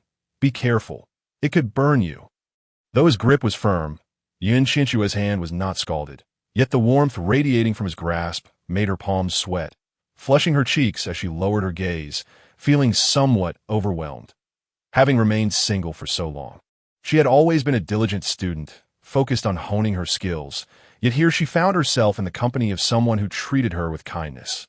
Could she truly continue to stay in this place? Perhaps one day a flash of light would whisk her away from here. With this thought, a wave of melancholy washed over Qianxue, prompting her to withdraw her hand from Bai Qi's grip, passing the stone bowl of chicken soup to him instead. What had once felt comfortable had suddenly shifted. Leaving Bai Qi perplexed, he accepted the stone bowl from Qianxue, took a sip, and was greeted by an enticing aroma. "This is delicious," he exclaimed. He had thought nothing could compare to the enjoyment of hearty roasted meat. Yet to his surprise, this peculiar soup was equally delightful. He drained the bowl in one go. "Qianxue, what is this? How can it taste so good?" After finishing the first bowl, he felt unsatisfied and poured himself another, saying, "It's delicious, but it doesn't fill you up. That's because there is no staple food," Qianxue explained. She took a sip herself, finding that although it lacked sufficient seasoning, it was still quite exquisite. Upon hearing this, Bai Qi raised his head, curiosity gleaming in his eyes. "What is a staple food?" "Rice, flour, wheat, and the like. With these ingredients, we could reduce our reliance on meat." After speaking, Qianxue sighed, continuing, "But I cannot leave the cave. I cannot find these ingredients." Bai Qi gazed at Qianxue intently, a strange desire flickering in his eyes. As if he were ablaze with yearning, he longed to tell her that there was a way, by bearing him a child. Such a thought startled Qianxue, leaving her uncertain of his intentions. She cautiously lowered her head, afraid to meet his gaze. In the silence of the cave, the two shared an awkward moment devoid of words. Qianxue, feeling the tension, picked up the shoes from the ground and handed them to Bai Qi, saying, "These are for you." Bai Qi accepted the shoes with delight, mimicking Qianxue's earlier gesture as he slipped them onto his feet. Once donned, he joyfully took several strides around the cave, his excitement reminiscent of a child. Watching him, Qianxue couldn't help but smile, feeling as though she were enveloped in sweetness, blissfully unaware of her own feelings. Chapter 20. Re-entering the dream, the two finished the entire pot of chicken soup. And Bai Qi stepped outside, returning with a large chunk of roasted meat in hand. Without hesitation, he offered all the meat to Qianxue, saying, "This is the meat roasted by everyone tonight. I brought it back." After consuming so much soup, her stomach was filled with liquid, leaving no room for more food. Qianxue genuinely wished to decline, but witnessing Bai Qi's sincere and bright expression, along with his eagerness to provide for her, she found herself accepting the enormous piece of meat without thinking. The roasted meat was indeed massive, far too large for her to manage. She glanced at Bai Qi with a pleading expression, her face clouded with worry. Suddenly, Bai Qi's well-defined hands transformed into claws, swiftly slicing the large roast into strips with remarkable ease. This display left Qianxue astounded. She had never imagined claws could be wielded in such a manner. However, without claws of her own, she would still need Bai Qi to craft a suitable bone knife for her. The one in the cave was far too cumbersome for her to wield comfortably. With this in mind, Qianxue turned to Bai Qi and, in a playful tone, requested, "Bai Qi, could you make me a bone knife?" The delicate nature of the female, coupled with the potential harm of the bone knife, presents a conundrum. Furthermore, the bone knife symbolizes bravery, and a female need not engage in combat with beasts to secure sustenance. Within the tribe, scarcely any female desires the bone knife, yet Qianxue does. Over these past days, he has sensed the uniqueness of Qianxue. Unlike other females in the tribe who shy away, Qianxue is willing to converse with the female from the Huishi household. But why does she covet the bone knife? Although Bai Qi is perplexed, he refrains from inquiring, instinctively accommodating Qianxue and adhering to her wishes. Upon seeing Bai Qi's acquiescence, Qianxue's spirits lifted. At last, she possessed a tool, marking a promising beginning. Qianxue grasped a strip of meat, placing it in her mouth, pulling fiercely yet failing to bite off even a morsel. Embarrassment washed over her as she lifted the meat. Realizing it was a special gift from Bai Qi, she forced a smile, but Bai Qi's amused expression immediately dispelled any guilt she felt. The meat was simply too tough to chew. This was the meat of a horned sheep. The horned sheep, was it not the one that Huakai mentioned had been stolen? Did it truly require theft? These individuals possess remarkable teeth. Qianxue set the meat aside, declaring, "I am full. I shall retire now." "Good night." As she stood, a sudden realization struck her. She was in a cave with only a stone bed. It was inconceivable that she could share it with Bai Qi. She glanced at the stone bed, feeling somewhat uneasy, and stole a glance at Bai Qi, unsure of what to do. Bai Qi, perceptive as ever, had already taken note of her discomfort, but remained unperturbed. He had previously observed that Qianxue preferred solitude over sharing her space with others. After much contemplation, Qianxue ultimately found herself unable to voice her concerns. After all, this cave was not her own, and as a mere guest, she could not impose too many demands. Lying in bed, sleep eluded her as she furtively watched Bai Qi. Noticing that he had no intention of lying beside her, she slowly succumbed to drowsiness, drifting off into slumber. In a haze, Qianxue seemed to hear a ghostly summoning. Startled, she envisioned a grand altar surrounded by numerous women clad in silk. She initially thought she had traversed realms once more. However, those beneath the altar were garbed in animal hides, kneeling in reverent devotion. Surprised, Qianxue did not dwell on it. Instead, fleeing in the opposite direction, a shroud of white mist enveloped her, and she awoke again, drenched in sweat, only to find herself still in Bai Qi's cave, where he had relinquished the stone bed for her, while resting beside it, the stone pot, suspended over a fire, bubbled enticingly, seemingly boiling something. The vivid imagery from her dream captivated Qianxue's thoughts. Who could be summoning her? Was it the very person who brought her into this world? If so, why would they not reveal themselves but choose to call to her in dreams? Puzzled, she gradually closed her eyes once more. Drifting back into slumber, Chapter 21. The embarrassment of flowers, her consciousness still hazy, the growling of her stomach, and the tantalizing aroma of meat wafting through the cave jolted Qianxue awake. Is that the scent of chicken soup? She mused, recalling that they had finished their meal the previous day. Yet the unmistakable fragrance was undeniable. Stifling a yawn, she rose and approached Bai Qi, inquiring by Qi, "Are you making soup? I prepared some broth for you, since you barely touched the roasted meat yesterday." Bai Qi replied nonchalantly, as if discussing matters of no significance, realizing that he had caught a chicken for her. Qianxue felt a wave of gratitude wash over her. She could sense Bai Qi's genuine kindness. In that moment, she contemplated that perhaps remaining here with Bai Qi was not so bad after all. After all, she possessed an advantage that could teach them about agriculture and animal husbandry. Noticing Qianxue lost in thought, Bai Qi observed her radiant smile, which stirred something within him, causing his heart to race. "Bai Qi, you're truly kind to me," Qianxue remarked softly, her gaze fixed on the chicken soup. Taken aback by her words, Bai Qi stiffened, rising awkwardly and avoiding her gaze. "It's time to go hunting," he stated, swiftly departing and leaving Qianxue standing in the cave, bewildered. Before long, Huakai appeared, her face aglow with a bright smile as she carried a large bundle of dry grass. "Huakai, you've come," Qianxue exclaimed joyfully, having already considered Huakai a friend deep within her heart. Yet, regarding the hefty load of grass, she thought better of offering help. After all, her strength was hardly that of a pregnant woman, and her efforts would only hinder progress. Once Huakai set down the grass, Qianxue promptly ladled a bowl of chicken soup and presented it. "Try this. It's delicious." Huakai contemplated refusing, but upon witnessing Qianxue's enthusiastic offering, she instinctively accepted it. Mimicking Qianxue, she raised the stone bowl to her lips, and, as the broth touched her tongue, she was astonished. She had never tasted anything so delightful. The savory flavor tantalized her palate. Urging her to drink more tea that moment, she extracted a piece of chicken from the bowl. The tender, well-cooked meat contrasted starkly with the tough horned sheep meat, offering a completely different culinary experience.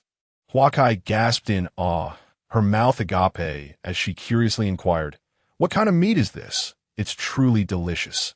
"Chicken," Qianxue replied casually while gathering the dry grass. "How can chicken taste this good?" Huakai exclaimed, her eyes brimming with admiration for Qianxue. Glancing up, Qianxue noticed that Huakai was not wearing any grass shoes. Did the handmade shoes have issues? With the thought of improving the footwear lingering in her mind, Qianxue asked, "Huakai, why aren't you wearing shoes? Are the grass shoes unsuitable?" The moment the words left her lips, Huakai's face flushed with embarrassment, her gaze averted to the distance, seemingly reluctant to respond. However, after a brief pause, she confessed, "I gave them to Huishi and the others." Then, with a shift in tone, she added with a smile, "I woke up early today to gather dry grass." Even without asking, Qianxue could piece together some of the circumstances. Although the number of women was few, they lived in a patriarchal society. Moreover, being a foundling, she would likely be perceived merely as a tool for reproduction. In the eyes of the tribe, such individuals would never be regarded as kin. Qianxue sighed, feeling a headache coming on, although Bai Qi treated her well and did not view her as a slave. The tribe's perspective was different, especially with the presence of the priest. She lamented, feeling the challenge of changing ingrained beliefs was daunting.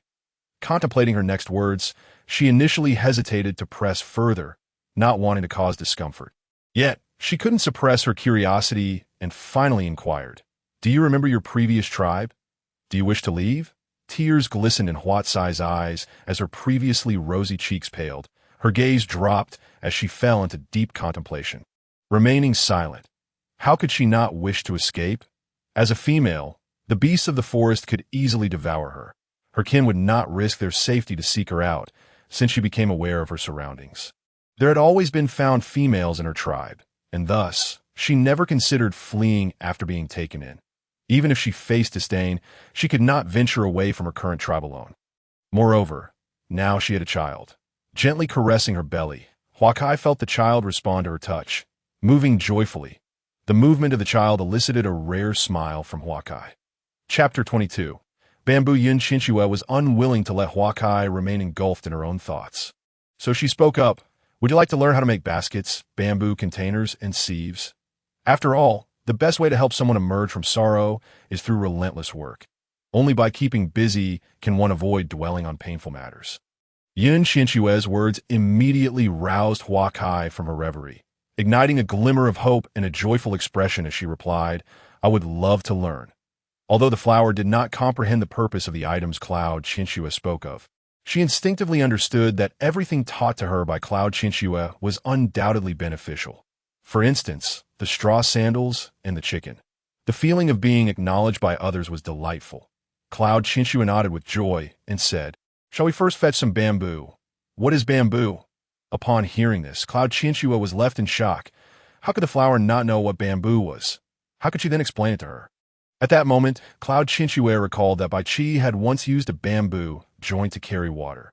Logically, bamboo must exist in this world. Thus, she began rummaging through the cave, and before long, she spotted a bamboo joint in the corner. She retrieved it and handed it to the flower, but considering that the flower was pregnant, it seemed rather inhumane to have her chop bamboo. More importantly, the flower was unable to beastify, lacking sturdy claws or a cutting tool. How could she possibly chop bamboo? With this thought, Cloud Qianxue felt her enthusiasm fade, and she sighed. Just then, Bai Qi happened to approach her. I could see that moment. The flower also noticed Bai Qi, her face turning pale as she stood up, preparing to flee while saying, "I shall take my leave now, Qianxue." Without waiting for Cloud Qianxue's response, she hurriedly left, her head bowed. Cloud Qianxue was left bewildered, staring at the flower's retreating figure, unable to fathom why the flower was so afraid of Bai Qi. "Qianxue, what are you looking at?" Cloud Qianxue snapped back to reality, shaking her head as she scrutinized Bai Qi, furrowing her brow in confusion, and asked, "Why do you think the flower is afraid of you?" "Who is the flower?" Bai Qi quickly tried to recall the female, but after pondering for a long time, he couldn't remember who she was. Was she a female from the tribe? That must be the case. Otherwise, how could she be wandering around the tribe? Yet, he genuinely had no idea who she was. Bai Qi's attractive brows knitted together, and after a long pause, he asked with great perplexity, "Who is the flower?" Upon hearing this, Cloud Qianxue was taken aback. How could Bai Qi not know who the flower was? She had always perceived Bai Qi to have a good relationship with Hui Shi. Why was he unaware? Cloud Qianxue didn't wish to explain to Bai Qi, believing it futile, for how could someone who didn't even know who the flower was possibly understand why she felt fear? With a sigh, Cloud Qianxue felt utterly frustrated. Just as she recalled the bamboo in her mind, she shifted the topic and directly handed Bai Qi the bamboo joint, saying, "I want this. Can you take me to find it again?" After saying this, Cloud Qianxue remembered that the tribe's daily task was hunting, and casually remarked, "Aren't we hunting today? Today, the females of the tribe are going to gather. I came to ask if you were going." Bai Qi replied, "Gathering? That's wonderful. Besides bamboo, I could find many other things. If I have to eat stewed chicken and gnaw on tough roasted meat every day, I will surely go mad one day." The mere thought brought her joy, and she eagerly asked, "May I join?" Bai Qi nodded vigorously, like a chick pecking at grains, and firmly stated, "Of course, with me around, it's perfectly fine. How splendid. Finally, I can go out and see the world." Cloud Qianxue exclaimed joyfully, leaping up and walking beside Bai Qi as they headed out. Observing her exuberance, Bai Qi felt a wave of happiness wash over him, deeming everything worthwhile. Originally, it was not his duty to escort the females of the tribe for gathering. Yet witnessing such a radiant smile on Bai Qianxue's face made it all seem immensely worthwhile. Chapter 23. The Cave on the Cliff, as Cloud Qianxue followed Bai Qi beyond the confines of the cave. Traversing the steep pathways, she suddenly realized that perhaps it was a blessing to have been kept from leaving the cave. The rugged trails precariously clung to the cliff's edge, with sheer rock walls on one side and an abyss on the other. One misstep could lead to a fatal plunge. Only now did Cloud Qianxue comprehend that the reason for her confinement to that flat expanse of land was indeed for her own safety.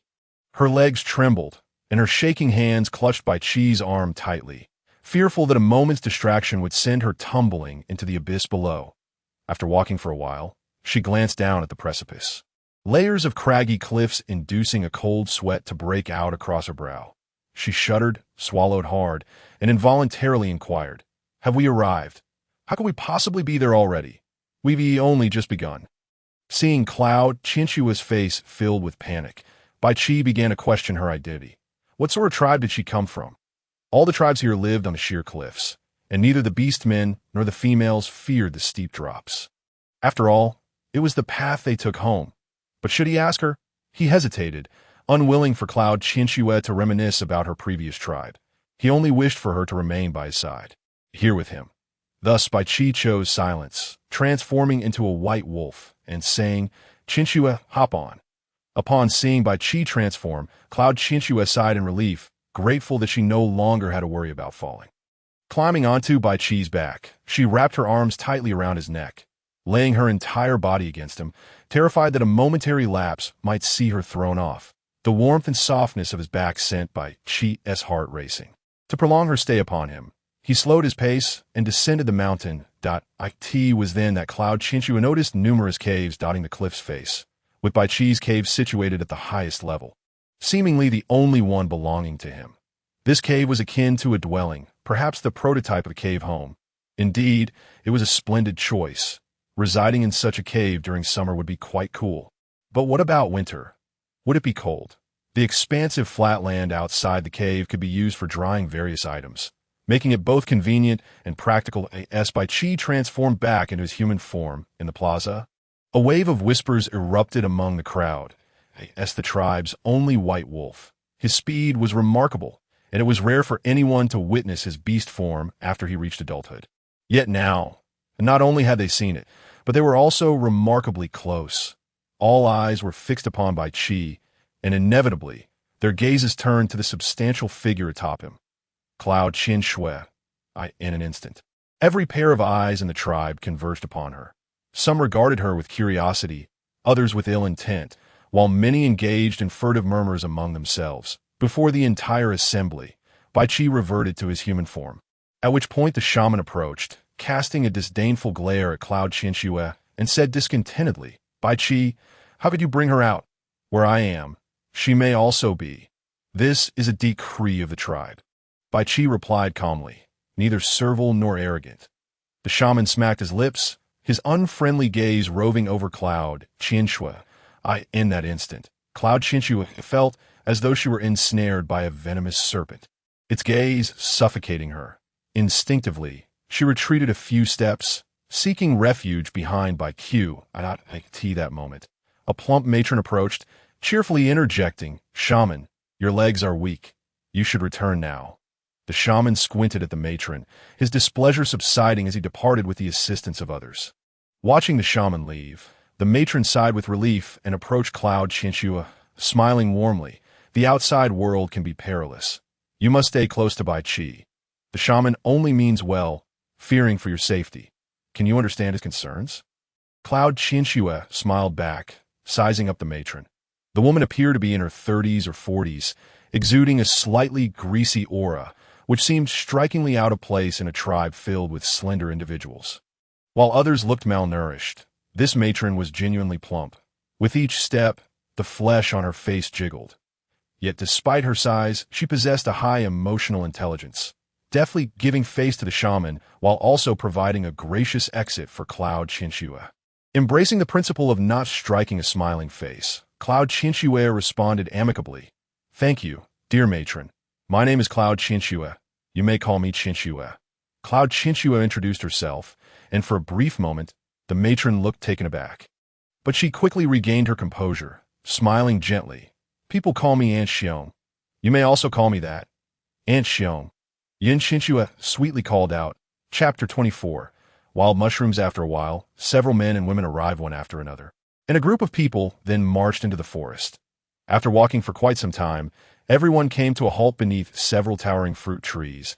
It was only then that Huishi addressed the crowd, saying, "Be cautious, protect the females, and do not wander too far." No sooner had the words left her lips than all the females surged forward, climbing the trees to begin harvesting. Qianxue gazed at the bountiful fruits adorning the branches, laden with bright oranges and a throng of individuals busily collecting them, utterly perplexed. Were they planning to gather all the oranges to take home? However, she pondered, once the oranges were picked, their storage would be a challenge. They would soon spoil. Observing that Qianxue had no intention of assisting, Aunt Xiong approached her, kindly offering, "Why aren't you climbing the tree? Is it that you cannot? I can teach you. Aunt, if we pick all these oranges and cannot consume them, they will go to waste. Qianxue replied. Aunt Xiong sighed, her brows furrowing.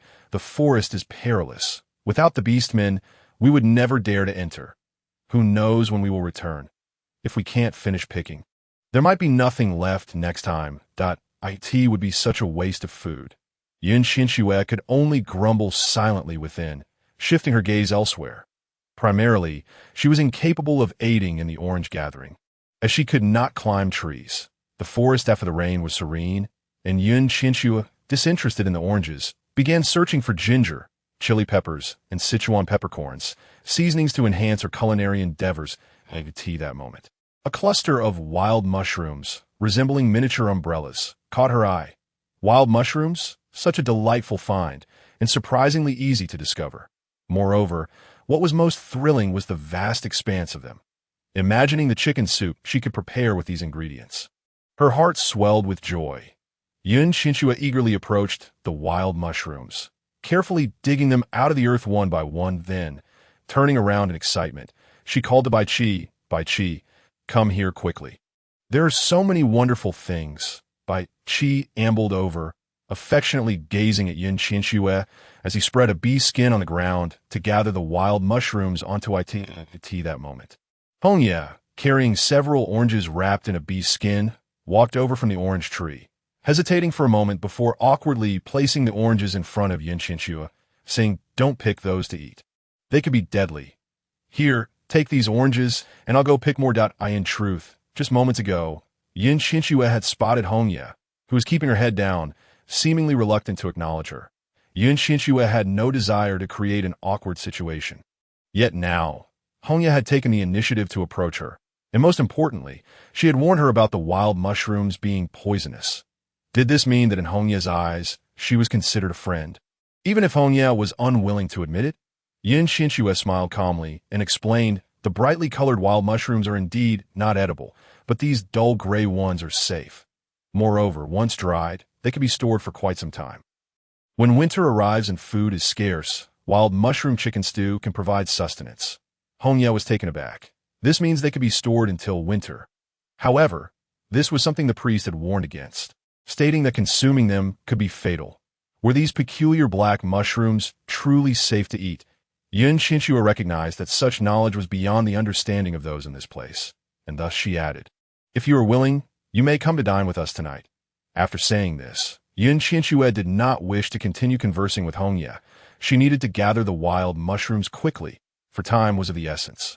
Chapter 25. Hongya stood behind Qianxue, deep in thought. Just then, a girl of about 15 or 16 approached, playfully pushing Hongya and inquiring, Hongya, what are you thinking about? Nothing, Hongya pouted, feeling somewhat aggrieved. After all, she had only been trying to help Qianxue, yet others appeared ungrateful. The girl named Qing had flirtatious eyes, boldly gazing at Bai Qi, her gaze filled with admiration and desire. As the female in the tribe most favored by the beastmen, she had always held great confidence in herself. She had hoped Bai Qi would seek her out, but for years he had never done so. Initially, she thought him to be reserved, yet now, the female he had chosen made her anxious. That female was unlike anyone else in the tribe. She was fair-skinned, adorned in a snow-white bee skin skirt, and the rare beads she wore incited jealousy within her. If she were to become Bai Qi's partner, all these treasures would belong to her. Unable to contain herself any longer, Qing sauntered towards Bai Qi, boldly declaring, Lord Bai Qi, it is truly our fortune to have you join us in gathering. In the tribe, as the only white wolf, Bai Qi never accompanied females in foraging. Such tasks were beneath him. Bai Qi paid no heed to Qing, focusing instead on helping Qianxue with the wild mushrooms. Qianxue had already taken notice of the girl who had suddenly approached her, and, upon hearing her flirtatious call, she stood up to steal a glance at the girl. With sun-kissed skin, curvaceous form, bold brows, and large eyes, her hair was tied with grass and adorned with a large red flower. Although somewhat garish, it only served to enhance the girl's charm, making her stand out. It must be said, this girl was indeed more adept at presenting herself than many of the other females in the tribe. Noticing Qianxue's gaze upon her, Qing, like a proud peacock, lifted her chin disdainfully and remarked, What gives you the right to be chosen by Lord Bai Qi? Qianxue felt an urge to retort, bewildered by the absurdity of the statement. Why was it that upon being brought back to the tribe, she had lost her freedom, yet others perceived her as having gained something? What was this so-called advantage she supposedly held? Qianxue was speechless, yet she maintained a calm smile, responding shockingly. What? Are you envious? Why don't you let Bai Qi take you back as well? With that, she deliberately rolled her eyes with a playful smirk. Observing Qingqing's nearly apoplectic reaction, Qianxue felt an immense sense of satisfaction, reveling in her delight. Lord Bai Qi, look at this lowly creature. Before she could finish her sentence, Qingqing swallowed hard, suppressing the words that lingered on her tongue. In that moment, she noticed an expression of anger on Bai Qi's typically impassive face, resembling a wolf poised to tear her apart. Suddenly, Qingqing bit back her venomous words, and Qianxue curiously glanced over at Bai Qi, only to see his tense expression, as if he were about to devour someone whole. Yet, in an instant, Bai Qi caught Qianxue's gaze fixed upon him, and he immediately shifted his demeanor, narrowing his eyes with a smile. The abrupt change in expression made Qianxue burst into laughter. Bai Qi, confused by the situation, was baffled. Someone had insulted Qianxue, and he felt a surge of anger rising within him, instantly chilling the atmosphere. However, upon noticing Qianxue's eyes upon him, he quickly altered his expression. Did Qianxue still fear him? Bai Qi speculated in his mind, assuming that his fearsome nature was the reason she had laughed, attempting to ease the tension. What he remained unaware of was that, in Qianxue's eyes, she simply found Bai Qi adorable. Chapter 26. The backpack. Qianxue decided to disregard the others. Her foremost concern was to find additional food. With early summer upon them, winter was not far off. She needed to prepare in advance, seeking out provisions for the cold season within the limited time available. After gathering all the wild mushrooms, aside from those placed in the bee's skin, several still lay scattered on the ground. Enxiong had mentioned that venturing out was no easy task. One must return with ample supplies. I could tea that moment. Qianxue recalled bamboo and turned to Bai Qi, asking, Bai Qi, where can I find bamboo? You know, the stuff you use to carry water in your cave. Follow me, Bai Qi replied without a second thought, leading Qianxue toward the bamboo grove. The plant was quite common, found in many areas, and not far ahead lay a vast expanse of it. A sprawling grove of lush green bamboo greeted them. As the wind rustled through, countless green leaves fell gently, cascading around Qianxue and Bai Qi. Overcome with excitement at the sight of the bamboo, Qianxue dashed into the midst of it, joyfully exclaiming, Bai Qi, quickly, chop down an entire stalk. Bai Qi looked conflicted, his mind racing. What did she mean by chop down? On this side, Bai Qi was entangled in thought for quite some time, while on the other side, Qianxue's gaze was entirely fixated on a vast expanse of bamboo, brimming with joy and utterly oblivious to Bai Qi's presence. After some contemplation, Bai Qi finally approached the bamboo, exerting himself to uproot an entire stalk. Upon witnessing this, Qianxue was momentarily stunned, her expression reflecting utter bewilderment as she stared at Bai Qi. Such immense strength! He had effortlessly pulled up the bamboo without the aid of any tools. It must be said that those who could survive in such harsh conditions were truly formidable individuals. With the entire bamboo in his grasp, Bai Qi heard Qianxue promptly suggest, please cut the bamboo into thin strips. This time, Bai Qi comprehended fully.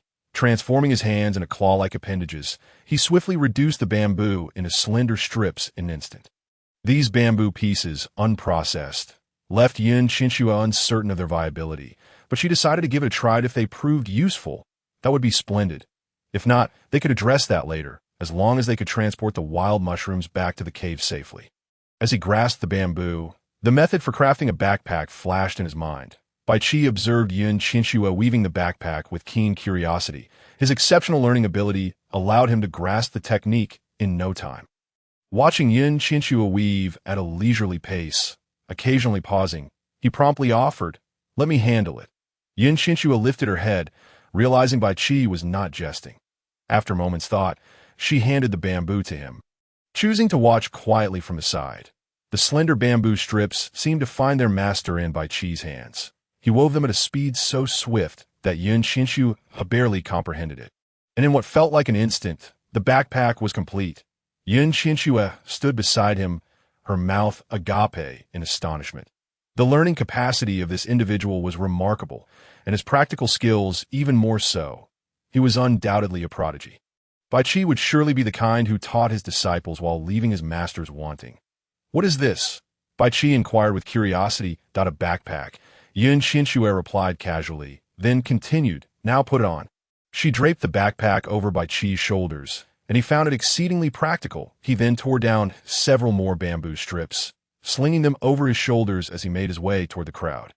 Together, Qianxue and Bai Qi returned to the gathering, where the women had already prepared a number of fruits wrapped in animal skins. Upon reaching the wild mushrooms, Bai Qi set down the backpack, and Qianxue joyfully placed all the mushrooms inside. After packing them all, they had only filled a fifth of the space, leaving ample room for more. Chapter 27. Instruction. The peculiar backpack captured everyone's attention, and whispers rippled through the crowd as they furtively gazed at it in awe. The utility of the backpack was evident to all, though few were willing to admit it, as it originated from a scavenged female. However, its practicality stirred some among them, including Aunt Xiong, to consider making one themselves. Just as the onlookers hesitated, Aunt Xiong boldly stepped forward, eyeing the backpack as if it were a rare treasure. Yes, she inspected it. She made sounds of admiration, exclaiming, "Qianxue, this is truly remarkable. It can hold so much." Mutual respect existed among the people, and Qianxue was inclined to reciprocate the goodwill. With a smile, she replied, "Aunt Xiong, would you like to learn? I can teach you." Upon hearing this, Aunt Xiong's face lit up with joy, and she eagerly responded, "Of course, I would be delighted. As long as you're willing to teach me, I am more than willing." Qianxue replied, and in an instant Bai Qi revealed his claws, swiftly slicing the bamboo into neat strips that he arranged before Aunt Xiong. Bai Qi understood that this item, referred to as a backpack by Qianxue, would bring unimaginable benefits to the tribe. While animal skins could hold only a small quantity of fruit, this backpack could accommodate far more. Moreover, when worn, it felt as if it bore no weight, allowing even the weaker females to carry back substantial harvests. Bai Qi was filled with astonishment, but more so with admiration that he sensed that Qianxue's presence would bestow unexpected blessings upon the tribe. Upon discovering Qianxue in the forest, he had felt an inexplicable charm about her, distinctly different from the females in the tribe. Evoking a sensation that was difficult to articulate, he had initially thought she would be unwilling to remain in his tribe, given its backwardness compared to others he had encountered over the past few months. Yet, to his surprise, not only did she choose to stay, but she also wished to impart knowledge to his people. Surely, it must be that Qianxue desired to become his partner, which is why she was willing to remain. Bai Qi's mind began to run wild with possibilities, a smile gracing his face as he fervently nodded, convinced that Qianxue stayed for him. While Qianxue taught Aunt Xiong, she cast a puzzled glance at the blissfully smiling Bai Qi, contemplating what could he possibly be thinking to be so elated. Merely repeating her instructions, Aunt Xiong quickly replicated an identical backpack. Her hands moved with the speed of a spider weaving its web, leaving Qianxue astonished and further admiring these individuals who thrived in such harsh natural conditions. If she had attempted to weave under normal circumstances, it might have taken her 3 days and nights to accomplish. Yet within less than half an hour, Aunt Xiong had crafted one that indeed, survival of the fittest prevailed. Those who lived were undeniably resilient, possessing remarkable learning and practical skills. Qianxue concealed her astonishment, calmly nodding and praising. "Aunt Xiong, you are truly impressive." Aunt Xiong, feeling a bit shy, smiled modestly. I could see that moment. She noticed the envious gazes of the other females nearby, and her expression shifted as she hesitantly asked, "Qianxue, may I teach the others in our tribe?" "Of course," Qianxue replied with a serene smile, choosing not to elaborate further. Chapter 28. Conspiracy. A palpable curiosity emanated from the crowd, directed toward Qianxue, and at that moment, she felt a chill enveloping her, as if she were being stalked by a predator intent on tearing her apart. Glancing around, she noticed Hui, she observing her pensively amidst the throng. A flicker of confusion crossed her eyes, prompting her to instinctively retreat to Bai Qi's side. That it was only in his presence that she felt a sense of freedom and security. Bai Qi perceived Qianxue's unease and turned to see Hui Shi, unwaveringly fixed on her, his gaze growing deeper and more intense. Hui Shi, in turn, noticed Bai Qi's change and playfully winked at him, grinning widely. However, his intrigue toward Qianxue was profound, having grown up alongside Bai Qi. He had never witnessed him take such an interest in a female. Qianxue was the first to capture Bai Qi's attention, and this piqued Hui Shi's curiosity. Why would Bai Qi display such protectiveness toward this female? He wondered whether she would remain by Bai Qi's side indefinitely. Upon reaching this juncture, Hui Shi's lips curled into a slight smile, revealing a glimmer of curiosity. The surrounding area had been thoroughly searched for wild mushrooms. Yet Yun Wan continued to scan her surroundings, hoping to uncover something else of interest. However, after turning this way and that, apart from the abundant fruits and wild mushrooms, there truly was nothing else in sight. Not a single seasoning could be found. Yun Qianxue sighed, her determination undeterred as she dug into the earth. Alas, amidst the lush greenery, aside from a few herbs capable of treating typhoid, no seasonings could be unearthed. Gazing at those herbs, Yin Ganxiang felt a sense of despair. But after a moment's contemplation, she carefully extracted the herbs in their entirety. In this world, one must learn to prepare for the future. As it is a place where medical resources are scarce, one could never tell when these herbs might prove useful. Once the fruits in the trees had been nearly harvested, Aunt Xiong signaled everyone to proceed to the next location. Struggling under the weight of an oversized backpack, Yin Qianxue was relieved when Bai Qi promptly approached and took the burden from her shoulders, carrying it without hesitation. With the hefty backpack now on Bai Qi's back, Yin Qianxue let out a sigh of relief and flashed him a sweet smile. In that fleeting moment, that radiant smile made Bai Qi's heart skip a beat, and then it began to race wildly. Catching a glimpse of the departing crowd, jealousy surged within him, casting a dark shadow over his expression, which became remarkably menacing at that moment.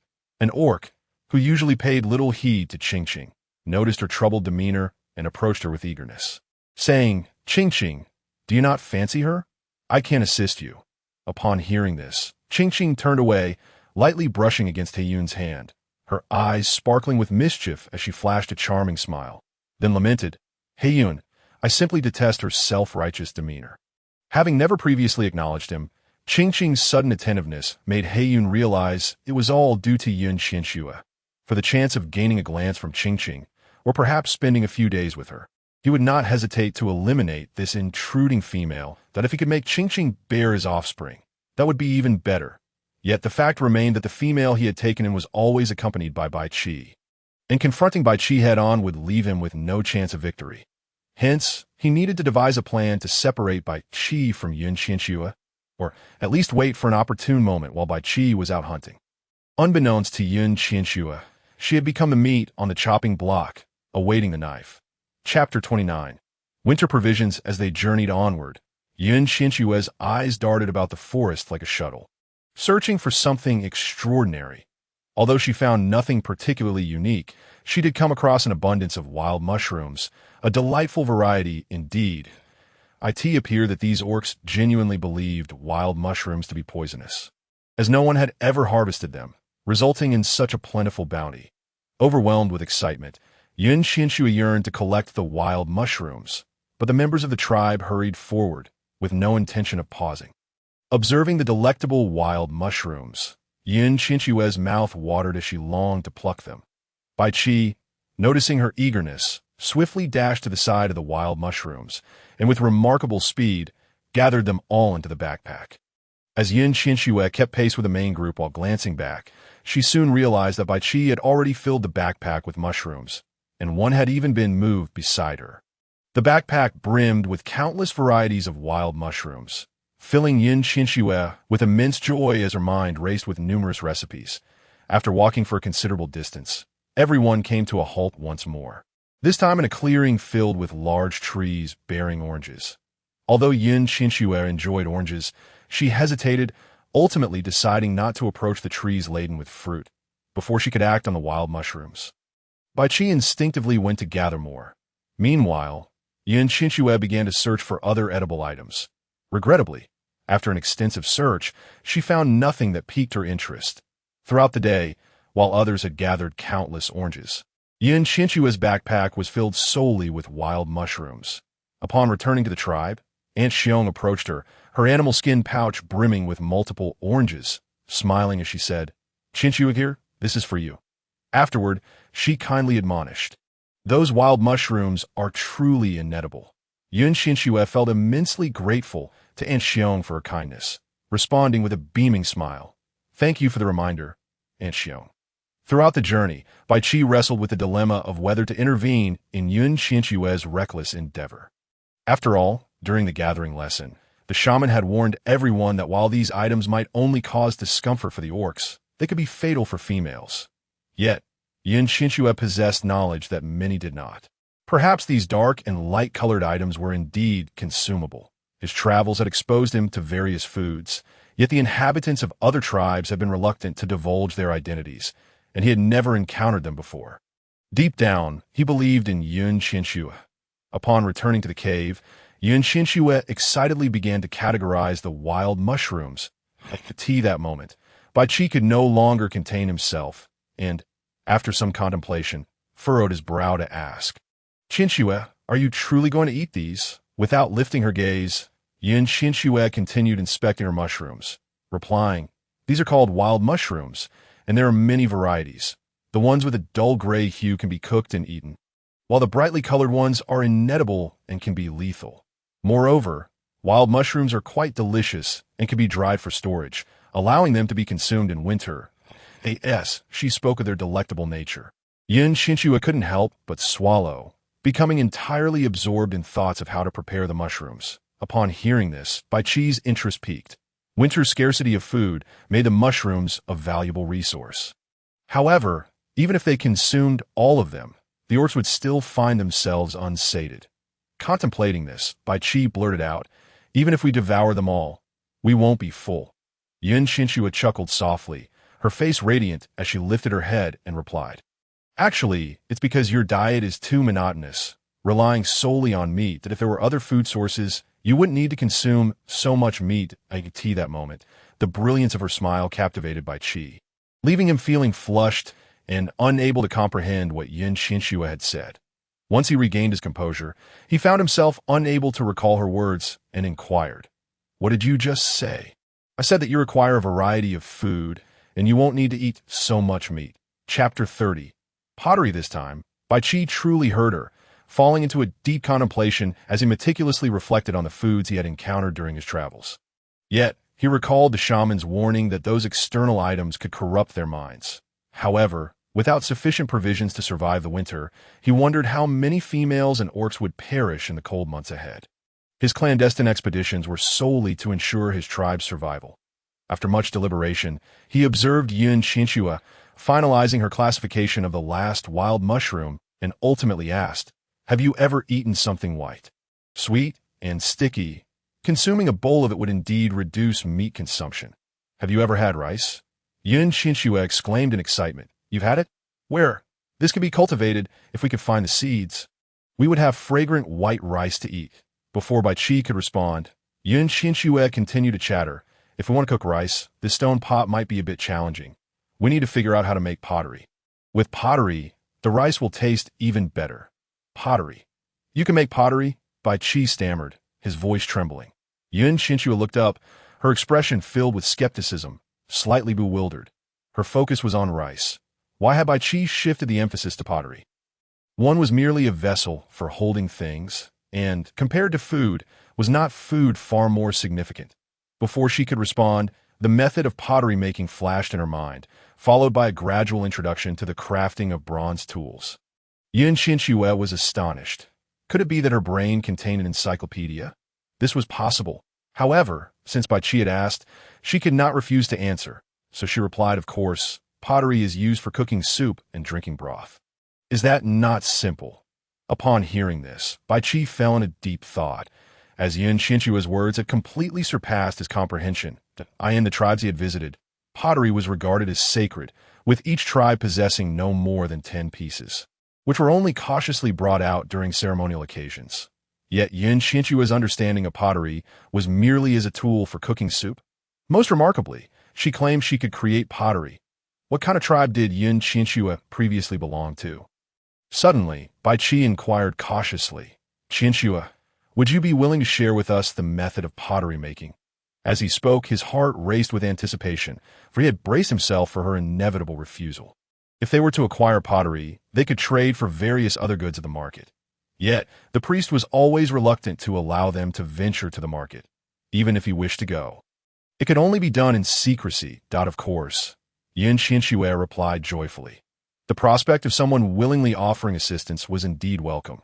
The current stone pot required an excessively long time to preheat and was rather inconvenient.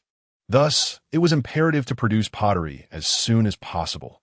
Upon hearing the affirmative, Bai Qi excitedly grasped Qianxue's hand and exclaimed, "Really? You are willing to teach us?" Was it merely pottery? Was such enthusiasm truly warranted? What if it were bronze vessels? His excitement only intensified. However, as the unique methods of creation floated through her mind, Qianxue deemed it more practical to commence with pottery. Of course, I am willing.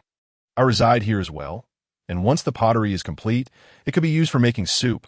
Wouldn't tea, that be wonderful?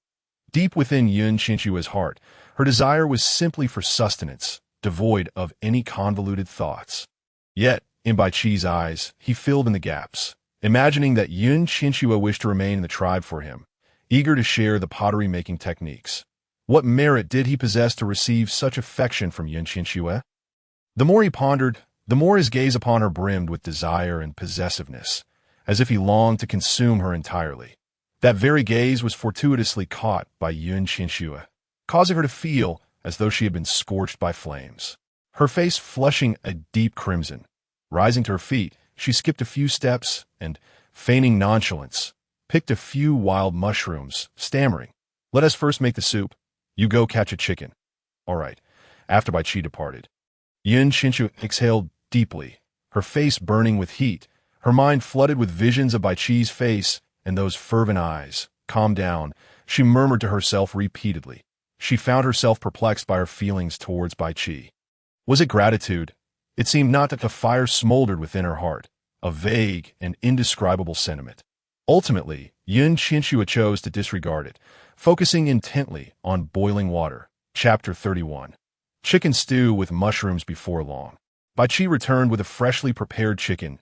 Tossing it into the boiling water, he had initially planned to wait until the chicken was nearly done before adding the wild mushrooms, but the stone pot heated far too slowly.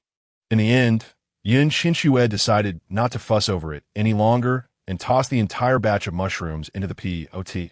At this rate, she wondered how long it would take to achieve properly cooked mushrooms. It was no wonder that people in the tribe suffered from poisoning. Suddenly, her stomach growled, and as she patted her belly, she glanced at the chicken and mushrooms in the pot, letting out a resigned sigh. Just then, Bai Qi approached, wrapping several pieces of roasted meat in leaves. Qianxue realized that Bai Qi had been observing her methods, producing several thin slices of roasted meat. Famished, she eagerly accepted the roasted meat from Bai Qi, her heart sighing with relief. After a day of wandering, she could finally eat something. This time, Qianxue devoured numerous slices of roasted meat, yet she felt no sense of fullness. It seemed her appetite had increased since arriving in this world. Finally, Bai Qi handed her an orange. Having skillfully peeled it into segments with his sharp claws, the fruit after a meal is delightful. Upon tasting it, her happiness transcended words. Bai Qi was bewildered. He had assumed Qianxue disliked oranges, which was why she had not gathered them. Yet, witnessing her satisfied expression, he concluded that indeed all females must have a fondness for fruits. However, he speculated that Qianxue had refrained from picking oranges for the sake of the mushrooms. Time was of the essence here. Qianxue had never used the stone pot for cooking before, and she was uncertain about the timing. Ultimately, she opted for the most conservative approach, waiting until late into the night, her eyelids heavy with fatigue, until the cave filled with the enticing aroma of chicken and mushrooms.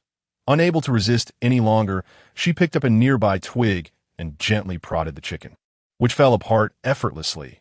Overjoyed, she ladled a bowlful into a stone bowl, suppressing the heat radiating from it, and offered it to Bai Qi, saying, "Try this. It's delicious. Without a moment's hesitation, Bai Qi accepted it eagerly. Just as Qianxue's anxious voice rang out, "Wait, you plan to drink such hot soup straight from the bowl?" Carefully, she blew on the soup, suddenly realizing that this was the very concoction she had prepared for Bai Qi, and felt a wave of embarrassment wash over her. Her face flushed, akin to a vibrant sunset. Quickly, she filled another bowl for herself, meticulously blowing on it to mask her awkwardness. Bai Qi remained oblivious to her discomfort, imitating her actions and sipping the scalding soup that in an instant, the delightful medley of mushroom and chicken flavors danced upon his palate, leaving him awestruck. The taste was more exquisite than the chicken soup from the previous day. Could it be the flavor of the mushrooms? Hadn't the priest warned that mushrooms were inedible? Why then, were they not only safe but utterly delicious? From childhood, the priest had been his authority, his words beyond reproach. However, over the years, he had stealthily ventured into neighboring tribes, which had sown doubt in his mind regarding the priest's teachings. Yet he still believed the priest acted for the good of the tribe. While Qianxue savored her soup, she noticed that Bai Qi's expression had grown solemn, akin to a still pond devoid of life, leaving her uncertain of his thoughts, having already consumed a considerable amount of roasted meat and a generous bowl of soup. She felt her stomach swell and instinctively stood up, stretching and yawning. Bai Qi, ever perceptive, recognized Qianxue's uniqueness and instinctively stepped aside, offering her the prepared stone bed. Chapter 32. The female prototype awakened by the enticing aroma of chicken soup. Qianxue opened her eyes, only to find herself still within the vast cave, not returned to her own era. The spacious cave, with its meticulously crafted stone table, stone bed, stone bowls, and a pot of simmering chicken soup exuding a delightful fragrance, filled her with a sense of melancholy. Staring vacantly at the cave's ceiling, her heart sank, and she sighed, reluctantly accepting the reality that she had indeed traversed into an era inhabited by beastmen. "Qianxue, may I come in?" A melodious voice called from outside the cave. Qianxue quickly scrambled to her feet and approached the entrance, where she found Hua Dai, brimming with excitement and carrying several pieces of bamboo. Overjoyed to see Hua Dai, Qianxue welcomed her into the cave. "Can you teach me to weave other items?" Hua Dai asked eagerly, her eyes sparkling with a thirst for knowledge. Such enthusiasm must surely delight any teacher. Qianxue nodded, smiling as she replied. Of course, at the tea that moment, she realized she had not thoroughly examined the bamboo yesterday. Now, she noticed that the bamboo possessed remarkable resilience, seemingly different from what she had encountered before.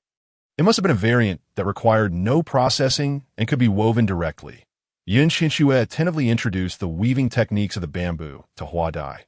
Hua Dai listened carefully, and soon, like an octopus, her hands were in constant motion, producing exquisite bamboo crafts. "What is this? It's incredible." Qianxue marveled.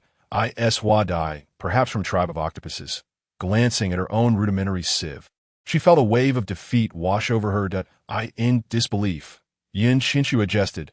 "Hua Dai, you're too impressive. Have you grown 8 hands?"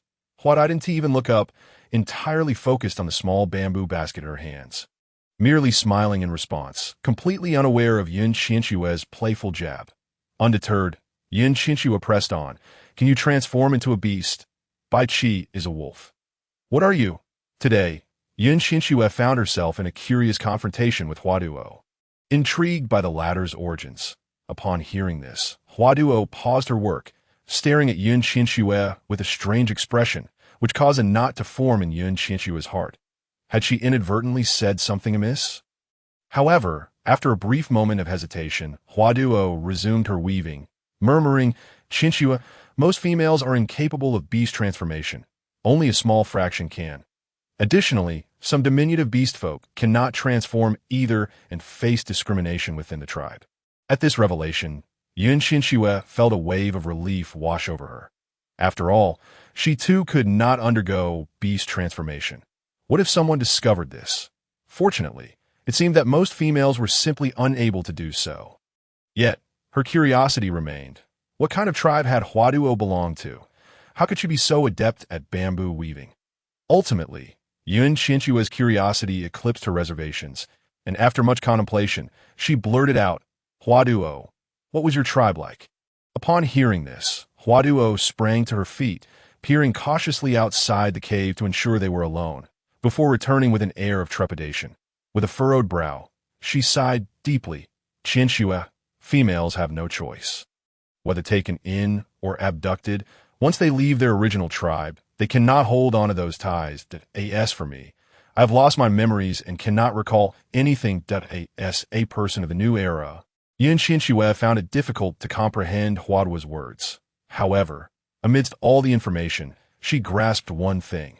She could only remain here in peace. She had initially intended to inquire further about Huaduo's lost memories. But sensing Huaduo's evident desire to evade the topic, she sighed internally and chose to refrain from asking. Chapter 33. The inquisitive Hongya Huaduo seemed tireless, weaving with relentless enthusiasm, her efficiency surpassing that of a machine. In a mere moment, she produced numerous backpacks and various sieves. Gazing at the countless freshly woven backpacks, Huaduo was immensely pleased and finally paused, turning her attention to the sieves that Qianxue had instructed her to create. She scrutinized the object for quite some time, but found it lacking in any significant utility, especially when compared to the backpacks. After examining it from every angle, she inquired, "Qianxue, what is this?" "It is for collecting herbs. They must not be exposed to moisture and should be stored high," Qianxue replied nonchalantly, before gathering the wild mushrooms and herbs into the sieve and taking them outside the cave to dry. Huaduo, incredulous, followed Qianxue out of the cave, whispering behind her, "Qianxue, are you a healer?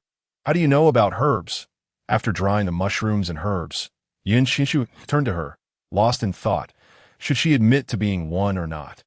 Bai Qi genuinely harbored goodwill towards her. But what of the other members of the tribe? They seemed to regard her with skepticism, particularly that priest. Yet if Bai Qi were to protect her and she could contribute to the tribe, perhaps they would be more accepting of her. With this thought, Qianxue ultimately nodded, a confident smile gracing her lips as she replied, "I possess a wealth of knowledge. You will learn more in due time." Suddenly, an unexpected visitor entered the cave. Spotting Huaduo and Qianxue engaged in lively conversation. With an irritated tone, Hongya remarked, "Why are you here again in Lord Bai Qi's cave?" Hongya, visibly impatient, stepped inside, and upon seeing Qianxue standing unscathed, her expression shifted to one of astonishment, exclaiming, "You actually consumed those things and are fine." After a brief pause, she muttered with evident reluctance, "I even worried about you and intended to take you to the priest." Qianxue chuckled at Hongya's words, realizing that this little girl, despite her spoiled demeanor, was not inherently ill-natured. She had simply been shaped by her upbringing to harbor a natural aversion to outsiders. However, Qianxue found herself puzzled as to why Hongya would harbor goodwill towards her yet treat Huaduo with such disdain. Though she was filled with questions, she refrained from voicing them, recognizing it was not her place to pry into others' matters. Meanwhile, Huaduo, upon seeing Hongya, immediately stood up, retreating a few steps in fear, resembling a bullied little wife, evoking sympathy from onlookers. Hongya, wild mushrooms vary by type. Black and gray ones are generally safe, while brightly colored ones can cause severe reactions. Even death if one is not careful. Qianxue intervened, breaking the awkward tension. After all, Hongya had come with concern, and she could not ignore that. Hongya rolled her eyes, casting a sidelong glance at Huaduo before turning back to Qianxue and stating, "As long as you are fine, do not eat such things again. Lord Bai Qi will bring you plenty of food." Upon hearing this, Qianxue felt her face flush, her heart racing uncontrollably, leaving her feeling somewhat bashful. Yet, Hongya, oblivious to Qianxue's embarrassment, stood up and began to turn away, saying, "Since you are fine, I shall take my leave." Her sudden appearance had simply been to ascertain whether Qianxue had been poisoned. And now that she had confirmed it, she wished to exit. In that moment, Qianxue, who genuinely believed Hongya, had come solely to check on her well-being. After Hongya departed, Huaduo followed closely behind her, leaving the cave feeling desolate and empty. Qianxue yearned to leave the cave as well, but recalling the rules of this world, she ultimately remained rooted in place. Comforting herself internally, there will surely be an opportunity. Chapter 34. The The bone knife board in the cave. Qianxue occupied herself by weaving a delicate little handbag from bamboo. She had intended to create a large backpack, but the task proved far too challenging. After an extended period, she still had not managed to craft a sizable backpack, causing her admiration for Huaduo and Bai Qi to grow. Both were undeniably capable individuals. Time passed, and after what felt like an eternity, Bai Qi finally returned to the cave. Overjoyed to see another living being, Qianxue eagerly approached him, exclaiming, "You're back." "Qianxue, I brought you something," Bai Qi replied, setting down a large backpack from his back. At this moment, Qianxue's gaze shifted from Bai Qi's face to the contents of the backpack. The first thing that caught her eye was a petite yet exquisite bone knife. Elated, she pulled it out, discovering it fit her hand perfectly. Although she felt it might be somewhat small for cutting vegetables or meat, the presence of a smaller knife gave her hope for a larger one in the future. With this thought, she found herself enamored with the bone knife. Finally possessing her very own, Qianxue placed it in the newly crafted handbag and slung it over her shoulder. After reveling in her excitement, she peered back into the backpack and was pleasantly surprised to find the herb she had gathered, capable of treating fevers, alongside a bounty of wild mushrooms. Thrilled, she organized the herbs and mushrooms, only to turn around and discover Bai Qi staring at her intently. There's something on my face?" Qianxue asked, touching her cheeks and finding nothing amiss before inquiring, "Bai Qi, what is it?" Caught staring, Bai Qi quickly averted his gaze, saying, "Today is the Blessing Festival. Would you like to attend?" "Of course, I would love to," Qianxue joyfully exclaimed, contemplating to herself. After such difficulty in seizing the chance to escape the confines of the cave, how could she possibly be reluctant? Upon witnessing Qianxue's willingness to attend the blessing ceremony, Bai Qi felt a wave of relief wash over him, his face radiating an exceptionally warm smile.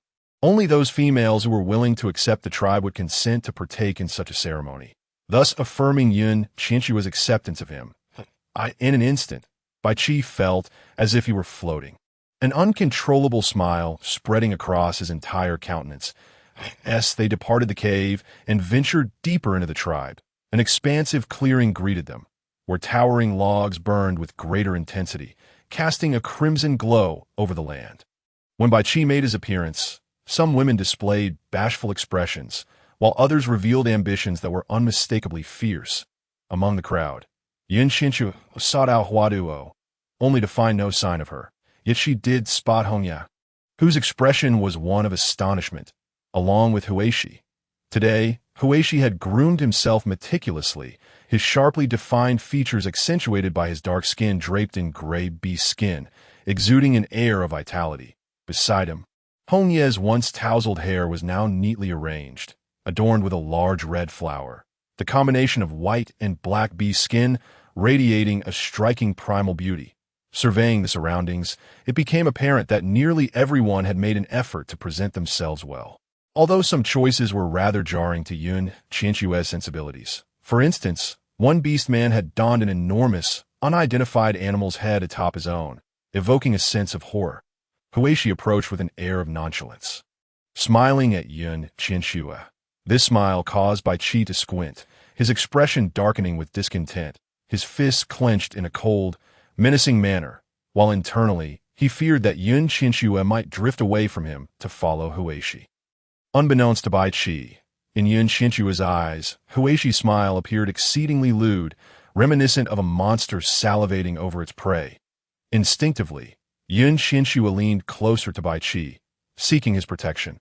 This action brought relief to Bai Qi, who shielded Qianxue behind him, furrowing his brow as he glared at Huishi. Hongya leaned closer to Qianxue, puzzled, and inquired, "What brings you here?" The moment those words left her lips, Qianxue sensed the underlying significance. For Hongya was known for her straightforward nature, indicating there was something she had overlooked. This blessing ceremony particularly special?" Qianxue asked Hongya, her face marked by confusion. Without a moment's hesitation, Hongya replied, "Of course, during the blessing ceremony, beast men and females select their future partners. You were brought here by Lord Bai Qi, so naturally, you belong to him. Do you really wish to choose a partner at the blessing ceremony?" Thus, it dawned on Qianxue that the blessing ceremony was, in fact, a grand matchmaking event, elucidating why Hongye and Huishi had so meticulously prepared themselves. However, Baiqi had not exhibited any interest in this matchmaking affair. In truth, he was consistently tidy in his appearance. Yet, why had he brought her here? As Hongye had stated, she had already been designated as Baiqi's possession, and possessions were not meant to appear in such gatherings, which explained the absence of Huaduo that moment. Qianxue recalled something significant. She had always assumed the child within Huaduo's womb belonged to Huishi, but with Huishi's presence here, did that not imply she had been mistaken all along? Pondering this, Qianxue queried, "Whose child is it that resides within Huaduo?" Suddenly, the atmosphere around them grew tense, Huishi's expression darkening with palpable embarrassment. Baiqi, on the other hand, bore an indifferent demeanor, his gaze fixated on Huishi's face. Even without words, Qianxue could deduce the truth from Baiqi's expression. Indeed, she had never been mistaken. The child within Huaduo was Huishi's. Perhaps Huishi had never regarded Huaduo as a partner, but merely as a vessel for procreation. Or perhaps, in Huishi's eyes, the child was merely a byproduct of a fleeting passion. In that instant, Qianxue felt a wave of pity for Huaduo, and the prevailing customs of this place became utterly unacceptable to her. This realization deepened her anxiety regarding her own future. Chapter 35. The blessing ceremony. As the air thickened with awkwardness, several women approached to invite Huishi, who readily accepted and departed with them. Observing this scene, Qianxue felt her worldview shatter. She could not comprehend it. She classified Huishi as a callous heartthrob, the type to avoid at all costs, instinctively retreating a few steps. Once Huishi was out of sight, Hongye began to explain, "In our tribe, females and children are immensely valuable. Females who are found are typically meant for beastmen who cannot find partners, providing them the opportunity to bear children. However, my elder brother is different. Those females seek him out themselves. Yet, I cannot fathom why it is only Huaduo who has become pregnant." Qianxue widened her eyes in astonishment, realizing that not only the females were expected to bear children, but the beastmen were also viewed merely as instruments for procreation. What kind of environment fosters such beliefs? Everything seemed devoid of emotion, solely focused on children. Perhaps the low birth and survival rates had shaped this mindset among them. In that fleeting moment, Qianxue finally grasped the reality. Perhaps only by improving the birth and survival rates of children could the people here begin to change. As she fell into contemplation, she glanced at Baiqi, uncertain if he shared similar views. Just then, the raging flames quelled the discomfort in her heart. The vibrant flames danced against the dark night as if attempting to breach the heavens, while goats roasted nearby, enveloped in the fierce heat. The priest stood upon a high platform, chanting loudly. Everything here appeared profoundly sacred. The holy flames illuminated the priest, evoking an instinctive desire to kneel and pray. Yet, the priest's piercing gaze settled upon Qianxue, emanating a chilling aura that caused her heart to tremble. How terrifying those eyes were! Time passed, and the priest descended from the platform, approaching Baiqi and commanding, "Baiqi, come with me." In a tribe, the priest held the utmost reverence, and Baiqi dared not defy him. Stealing a glance at Qianxue, he obediently followed the priest away. Once Baiqi was gone, Qianxue eagerly observed the grand matchmaking event unfolding in the beastman world. Indeed, different places possessed different courting customs. Here, if one was attracted, they would simply rendezvous in the woods, vanishing from everyone's sight. Before long, a dark-skinned beastman wrapped in beast skin approached Qianxue with a smile. Introducing himself, as he, "Let's go out together." For reasons unknown, despite being of the same kind, this Heiyun exuded an oily and lewd aura that made Qianxue instinctively step back. On high alert, shaking her head in refusal. Despite her clear rejection, Heiyun seemed oblivious. Gripping Qianxue's hand tightly, in that instant, she realized that Heiyun harbored no good intentions towards her and struggled to free herself. Yet, as a woman, she was no match for a beastman. Heiyun swiftly pulled her towards the woods. "Hongye, help me!" Qianxue called out desperately, her voice raised in a plea for rescue. Hongye immediately intervened, commanding, "Heiyun, let her go." While expressing a desire to assist, several women gently restrained Hongya. Seizing this opportunity, He Yun dragged Qianxue into a secluded grove. Chapter 36. Wounding He Yun as they distanced themselves from the fiery clearing. The ominous forest enveloped them in an eerie silence, and Qianxue realized that screaming in fear would be futile.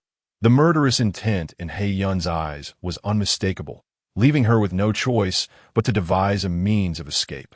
With trembling hands, Qianxue stealthily reached for the bone dagger concealed within her bamboo pouch, striving to suppress the terror and panic that surged within her.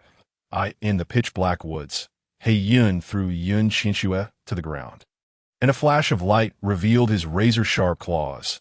Initially intent on ending Qianxue's life, his gaze was drawn to her snow-white thighs and her ample bosom during her struggles. In a fleeting moment, he retracted his claws and lunged at Qianxue like a malevolent specter, pinning her beneath him that instant.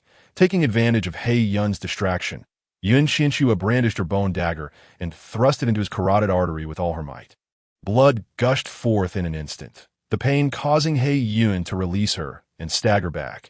Panic etched on his face that he had never anticipated that a female could inflict harm upon him, and he resolved that she must pay a price for this affront. Seizing the opportunity, Qianxue summoned every ounce of strength to flee, while He Yun, with a chilling laugh, pursued her, blood streaming from his neck. He had expected the bleeding to stop swiftly, but to his dismay, after only a few paces, blood flowed from him like a waterfall. This escalated his panic, even if mortally wounded by a fierce beast. The blood would typically cease flowing quickly. Yet, the wound inflicted by Qianxue refused to clot, igniting a fiery rage within him as he recklessly chased after her. Qianxue silently thanked her anatomy teacher. She pressed onward, but a gently flowing river barred her path, its depths seemingly endless, and its raging current filled her with dread. Yet, she understood that retreat was death, while a leap forward might offer a glimmer of hope. After all, a severed carotid artery would lead to rapid blood loss, and even a robust beastman would suffer significant harm. She could only speculate about the sharpness of her bone dagger. In an instant, Qianxue resolved to leap into the river, swimming with all her might toward the opposite bank. She struggled for what felt like an eternity, on the verge of giving up when a surge of determination ignited within her, propelling her to continue. She was unaware of how long she had been swimming, only realizing that just as fatigue threatened to overwhelm her, a white wolf appeared, by Qi, with the last of her strength. Qianxue called out, then fainted. The white wolf swiftly picked her up in its jaws, carefully placing her on its back and racing back. When he heard Hongya inform him that Qianxue had been taken by He Yun, Bai Qi was consumed by an indescribable fear. He was the only white wolf in the tribe. Having lost his parents at a young age and raised by the community, he had only felt fear when his parents died protecting the tribe. Leaving him lost and uncertain about the future, he grew stronger. Fear dissipated from his world. Beasts fled at the sound of his roar, and he was unafraid of anything. Yet this time, he was truly terrified of never seeing Qianxue again, terrified of losing her and returning to a lonely existence. Upon witnessing He Yun, bloodied and weakened, he unexpectedly felt a sense of relief, for Qianxue was unharmed. Observing her struggle against the current, he breathed a sigh of relief, joy swelling in his heart as if it had long been absent. In that moment, he realized he genuinely wished for Qianxue to be his mate for life. Chapter 37. Fever. Back in the cave, Bai Qi kindled a fire and placed Qianxue beside it, remaining vigilantly at her side. Water, Qianxue mumbled in a daze. Bai Qi quickly fetched a bowl of water. Propping her up, only to discover that she was burning with fever, he offered the bowl to her lips, but she did not drink. This alarming state prompted Bai Qi to dash to the shaman's cave with Qianxue in his arms. Upon arrival, he found the shaman engrossed in examining a backpack. "Shaman, please save Qianxue," Bai Qi implored urgently. The shaman's piercing gaze scrutinized Qianxue, and she shook her head before stating, "She cannot be saved. Bury her." Hearing this, Bai Qi's heart raced, and he knelt in desperation, pleading, "Shaman, I know you do not favor Qianxue, but she is a life. You are the only white wolf in our tribe, burdened with a mission. Do not let a stray female distract you from your duty. After this, the shaman turned her back and returned to the cave, convinced that Qianxue would not survive the day. After all, many females perished without the shaman's herbs, and without them, survival was impossible. Despite Qianxue's high fever rendering her dazed, she overheard every word of their conversation. She had little faith in entrusting her life to the shaman. Thus, with all her strength, she opened her eyes and said, "Bai Qi, return to the cave. Remove my damp clothes and replace them with clean ones. Soak the animal hides in hot water to wipe my body, and boil the herbs outside the cave like chicken soup. When they change color, bring them to me." In that moment, Qianxue felt immense gratitude for her foresight in bringing back the fever-reducing herbs. Bai Qi suddenly recalled Qianxue's mention of a healer and promptly took her back to the cave. He retrieved a new animal skin skirt he had made for her, removing the wet one, revealing her pearly skin, flushed cheeks, and ample bosom, causing Bai Qi to swallow hard, his face turning crimson as he longed to claim her beauty.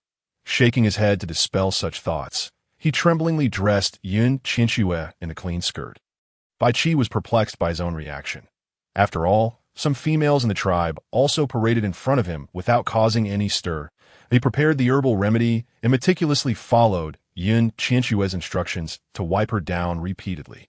As the herbal aroma filled the air, Bai Qi presented the potion to Qianxue, gently helping her sit up. At this point, Qianxue's fever had subsided somewhat, and she felt slightly better, managing to sit up and drink the herbal concoction. Bai Qi had not slept all night, his eyes wide open, diligently following Qianxue's teachings. When the sun rose and Qianxue opened her eyes, Bai Qi excitedly helped her up, his voice trembling with joy. "Qianxue, you are okay." Weakly, Qianxue raised her head, touched her forehead, and felt the fatigue in her limbs, yet she sensed a gradual recovery. That moment, she became increasingly intrigued by the herbs of this world. Marveling at their potent effects, she gazed at Bai Qi, recalling his devoted care the previous day. Perhaps this was heaven's way of compensating her for her solitary arrival in such a foreign land. "Bai Qi, how did you know something had happened to me yesterday?" Qianxue asked, puzzled.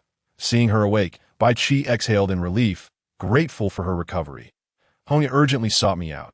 Qianxue realized that while Bai Qi had saved her, it was Hongye who had truly rescued her. "I must thank Hongye," she sighed, "that I will send some fine animal skins to her." Upon learning the identity of her savior, she felt assured that there would be opportunities in the future to repay her kindness. However, she found it peculiar that the lake water, in which she had fallen the previous day, felt unusually cold. The sensation of being submerged in the frigid waters was still vivid in Qianxue's memory, akin to plunging into an icy abyss. Although it was nighttime and the lake's temperature typically drops, this water felt distinctly different from ordinary lake water. The coldness was strangely intense, and while she had been in the water yesterday, she had sensed a presence following her, which she had dismissed as mere shadows of dark clouds. Reflecting on this, Qianxue could not help but inquire, "Bai Qi, the lake water I fell into yesterday was incredibly cold, unlike any other I've encountered." Her words piqued Bai Qi's interest. Having also entered the lake the previous day, he had felt no difference and replied, "There was nothing unusual about it," with Bai Qi's assurance. Qianxue reluctantly set aside her doubts and nodded in acknowledgement. Chapter 38. A promise. Though Bai Qi yearned to remain by Qianxue's side, he knew that neglecting the hunt would only deepen the priest's disdain for her. He wished for the tribe to accept her. With a sigh of resignation, he instructed, "There is a pot simmering with herbs and another with chicken soup, that I shall venture out to hunt." "Wait, what is it?" Bai Qi asked, puzzled. In this land where medicine was scarce, it would be prudent to gather more herbs, not only for others but also for her own sake. After all, had it not been for those herbs that treated her fever, her life may have been lost. With this thought in mind, Qianxue felt increasingly resolute about her intentions and asked, "Have you seen the herbs stored by the priest?" Upon hearing her question, Bai Qi quickly recalled the herbs drying outside the priest's cave and nodded. "I remember most of them." That a wave of relief washed over Qianxue. She thought, "Thank goodness. If he remembers, he can surely help me find similar ones." Now I can only hope that the priest's herbs are genuine and not mere tricks. If you come across any in the forest, could you gather them for me? Although someone like Bai Qi, an outsider, might struggle to distinguish between leaves, roots, and fruits that could save lives, as long as he could find them, she would take it upon herself to teach him. Bai Qi was clever. Within a month, he would surely memorize the uses of the herbs, and she would then have a capable assistant. Filled with hope, Qianxue eagerly awaited Bai Qi's response. The anticipation in her eyes caused Bai Qi's heart to flutter. And he replied, "Once you have recovered, I can take you out every day to gather herbs yourself." Qianxue's face brightened, her spirit lifted, and she murmured, "Really? Is that truly possible? Then I shall recover at once." However, her mind drifted back to the towering cliffs and the ancient trees of the forest, questioning if it was truly safe to venture there with him. With a sigh, she furrowed her brow and hesitantly asked, "Isn't the forest exceedingly dangerous? Wouldn't it be perilous for you to take me?" As the only white wolf of the tribe, Bai Qi held his head high, exuding confidence as he declared, "In the forest, I fear nothing." That moment, to Qianxue's eyes, Bai Qi appeared to radiate a brilliant light, his stature elevated as if he were a deity beyond reproach. In that instant, her heart skipped a beat, pounding wildly, and she quickly lowered her gaze, afraid of revealing her true feelings. Steeling herself against the flutter of emotions, she feigned calmness and stated, "I will wait for you here." "Very well," Bai Qi said, though his thoughts occasionally wandered to the colorful flora along the path as he hunted, recalling the herbs he had seen outside the priest's cave. Deep within, he believed genuinely that he would not fear any beasts of the forest. However, that was when he was alone, not while escorting a female. Qianxue's hopeful gaze stirred him, and in a moment of impulse, he spoke without considering the implications, not thinking of how a female might be vulnerable. Yet, Qianxue had wounded He Yun, proving she was no ordinary female. He had witnessed the deep scars on He Yun's neck, likely inflicted by Qianxue's full force, as Greystream had mentioned. He Yun had nearly lost his life, bleeding profusely, with even the priest unable to assist. Fortunately, He Yun had been in good health previously, and over time, the wound had stopped bleeding, allowing him to survive. But he still lay in the cave, yet to fully recover. Chapter 39. Rabbit Meat with Oranges. Qianxue believed Bai Qi to be a man of his word. Eagerly, she moved a piece of animal hide to sit upon it, only to find herself greeted not by Bai Qi, but by Hong Yi. "Hong Yi, what brings you here?" Qianxue approached with a smile. Hong Yi cast a sidelong glance at Qianxue, pouting in reluctance as she handed over a bamboo basket, saying, "This is for you. You think I wanted to come? You can't leave this place."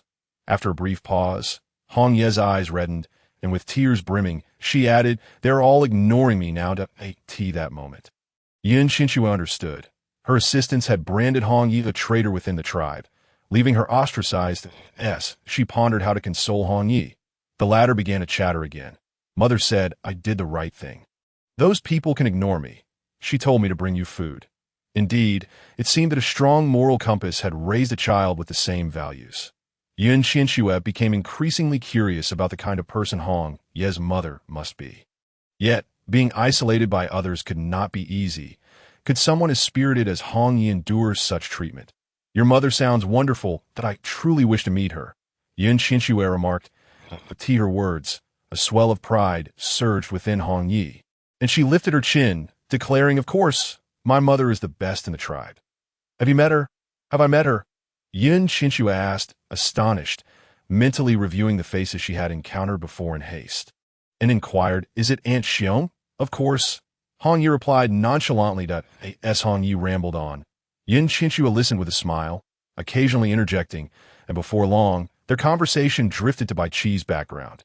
Qianxue discerned that Hong Yi, too, was a strong-willed individual, one who would likely ignore others if they disregarded her. It seemed that her incessant chatter was a result of being starved for conversation. It was only now that Qianxue learned that Bai Qi, like her, was also an orphan, raised in the tribe's orphanage, receiving a bit more care simply because he was a white wolf. In legends, the white wolf was regarded as a rare and special being in the tribe. A once-in-a-millennium occurrence, capable of traveling great distances and possessing immense combat prowess. able to lead the tribe to prosperity. Thus, Bai Qi had grown under the weight of everyone's expectations. After a lengthy discussion, Hong Yi declared she was tired and stood up, satisfied, saying, "I must be off." As she spoke, she placed the bamboo basket down and began to leave. "Stay and eat with me."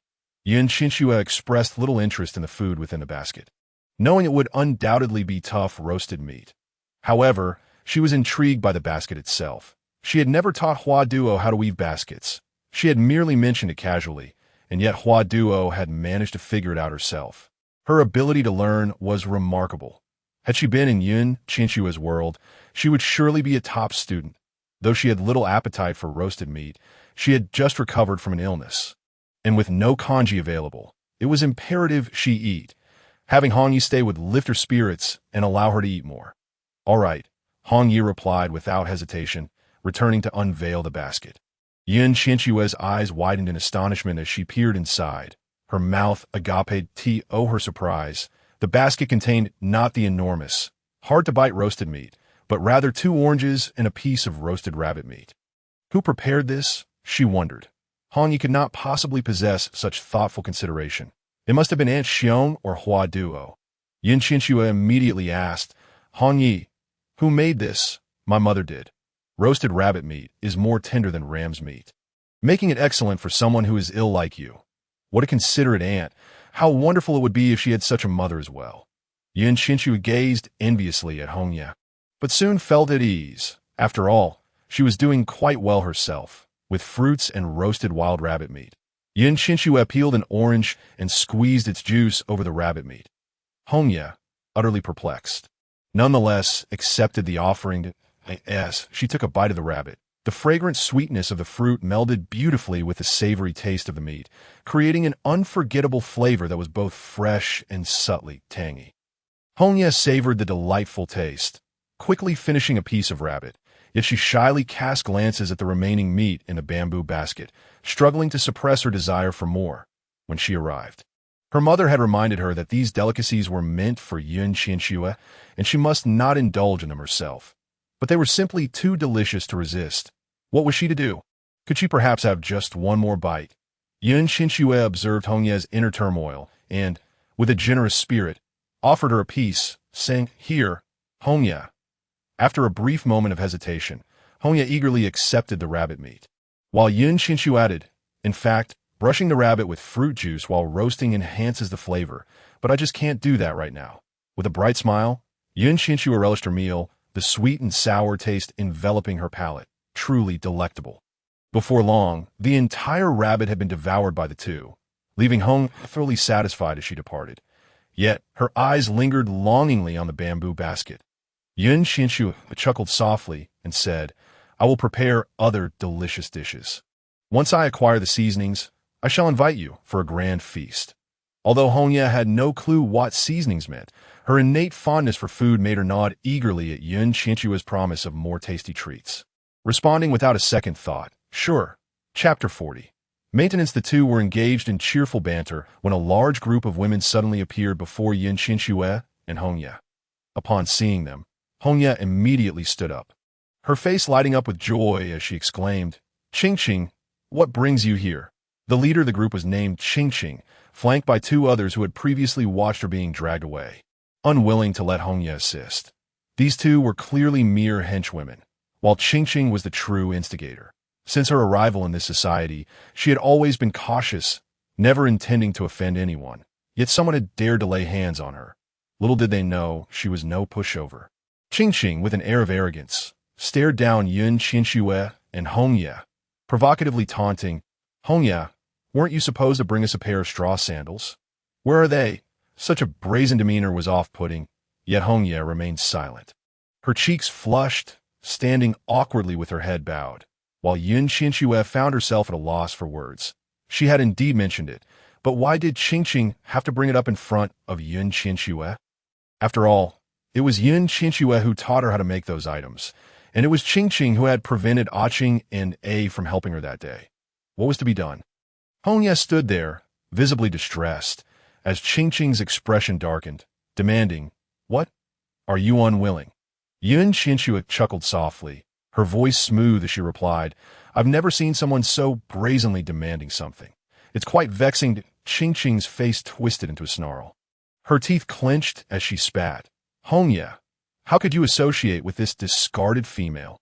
Just like your mother, you clearly don't belong to our tribe. With those words, Hongye's complexion transformed from crimson to ashen, tears welling in her eyes. Yet she refused to let them fall, instead lunging at Qianxue in a scuffle. What was happening? Qianxue stared, dumbfounded at the sudden brawl between the two, but quickly regained her composure and joined the fray. However, she refrained from intervening, believing that the conflict between them should be resolved by themselves. Instead, she positioned herself in front of Qianxue and A, preventing them from offering assistance. Qianxue and A stood there, stunned at the sight of the two fighting, eager to help but unsure how to proceed. At that moment, finding herself at a disadvantage, Qianxue shouted for help. Come quickly, just as Qianxue and A were about to rush to her aid. Qianxue's expression darkened. With a menacing smile, she warned, try it if you dare. This fierce demeanor was enough to intimidate Qianxue and A. After all, Qianxue had survived her encounters with Heiyun and had even injured him severely. Heiyun was still lying in a cave. Incapacitated, did they truly want to engage in such danger? Clever, A swiftly turned and ran away. Moments later, a large group of women hurried down the steep path, led by Aunt Qiong. Aunt Qiong dashed forward, her ample figure blocking the view. Yet Qianxue could see everything clearly from her position. Seizing the chance amid the chaos, Aunt Qiong yanked Hongye aside with one hand while the other swiftly grasped Qianxue's hair, pulling it back forcefully, all the while scolding, Hongye, how could you treat Qianxue like this? Witnessing this scene, Qianxue felt an immense sense of satisfaction, thinking to herself, Aunt Qiong is truly a treasure. Her timing is impeccable.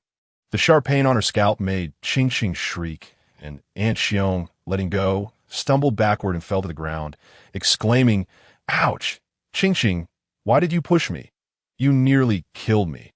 Hongye panicked and rushed to assist Aunt Qiong, anxiously asking, Mother, are you all right? The surrounding women, who had gathered to watch the spectacle, all moved closer, murmuring amongst themselves. A dramatic and tension-filled performance unfolded before them, and Qianxue's heart raced with excitement, wanting to shower Aunt Qiong with praise. Chapter 41. The theatrical Aunt Qiong. Qianxue, clearly bewildered by the turn of events, genuinely believed she had been the one to push Aunt Qiong, her expression darkening with regret, yet she stubbornly insisted. She brought it upon herself by coming forward. Qianxue stealthily observed from the sidelines, bemused by Qianxue's youth and naivety, not realizing that experience often outshines youthful arrogance. How could she not see that Aunt Qiong was merely playing a part? I am fine, really, Aunt Qiong said with a smile. Rising to her feet, she then turned to scold, Hongye, what are you doing? Hongye's eyes glistened with unshed tears. She couldn't comprehend why Aunt Qiong was reprimanding her. Yet upon noticing Aunt Qiong's persistent signals, she quickly understood, and with a natural air of feigned innocence, she lamented, Mother, it was Qianxue who came here trying to snatch my straw sandals. This statement took Qianxue by surprise. She had thought Hongye to be a simple girl, yet it turned out she was quite perceptive. Qianxue was undeniably in the wrong. After all, what one first believes to be true often becomes their reality. Indeed, all eyes were successfully drawn to Hongye's feet, and only now did they realize that both Hongye and Aunt Qiong were wearing straw sandals. Such a novel item was truly one of a kind here. And one curious individual approached Aunt Qiong, grinning as they asked, Aunt Qiong, what are those? These are straw sandals. They're incredibly comfortable to walk in. Aunt Qiong began to explain, sitting down on the ground to remove her sandals and offering them to the curious onlooker, saying, give them a try. Without hesitation, the woman accepted the sandals and donned them, taking a few steps, her face lighting up with delight as if she had discovered a new world, exclaiming, these are truly comfortable. I want to hurt my feet anymore. These straw sandals were made by the female who accompanied by Qi. Aunt Qiong's words drew everyone's attention back to Qianxue. Their curiosity piqued. The recent events had already spread throughout the tribe, and the appearance of the backpack had sparked immense intrigue. Now, with the revelation of the straw sandals, their curiosity about Qianxue only deepened. However, what they desired even more were the sandals themselves. A few women huddled together, whispering, before sending a representative to approach, asking, "Could you teach us how to make them?" Aunt Qianxue's friendly demeanor showed her genuine desire to welcome Qianxue into their community. And with a warm smile, Qianxue nodded, replying, "Of course." Thus, all those who had gathered here to witness the spectacle began learning how to weave straw sandals, completely disregarding Qianxue. Frustrated, Qianxue could only stomp her foot in irritation, casting a glance at those whose eyes were fixed on the sandals before she decided to leave. Aunt Xiong, observing Qianxue's vexed departure, felt a surge of delight and joyfully instructed Hongye to fetch some grass, asking Qianxue to teach everyone the art of sandal weaving. Upon seeing the crowd gathered outside the cave, Bai Qi from the Dangue family momentarily lost his focus, his heart heavy with concern that someone might be troubling Qianxue again.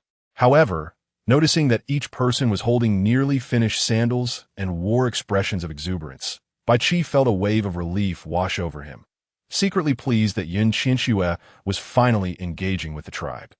He stepped forward, and upon noticing Bai Qi's return, the group instinctively stood up, smiling as they departed alongside Aunt Xiong. Chapter 42.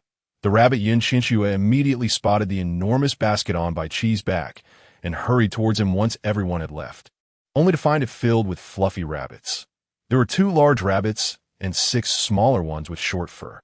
Next to their dwelling was another cave that Qianxue had initially intended for raising poultry.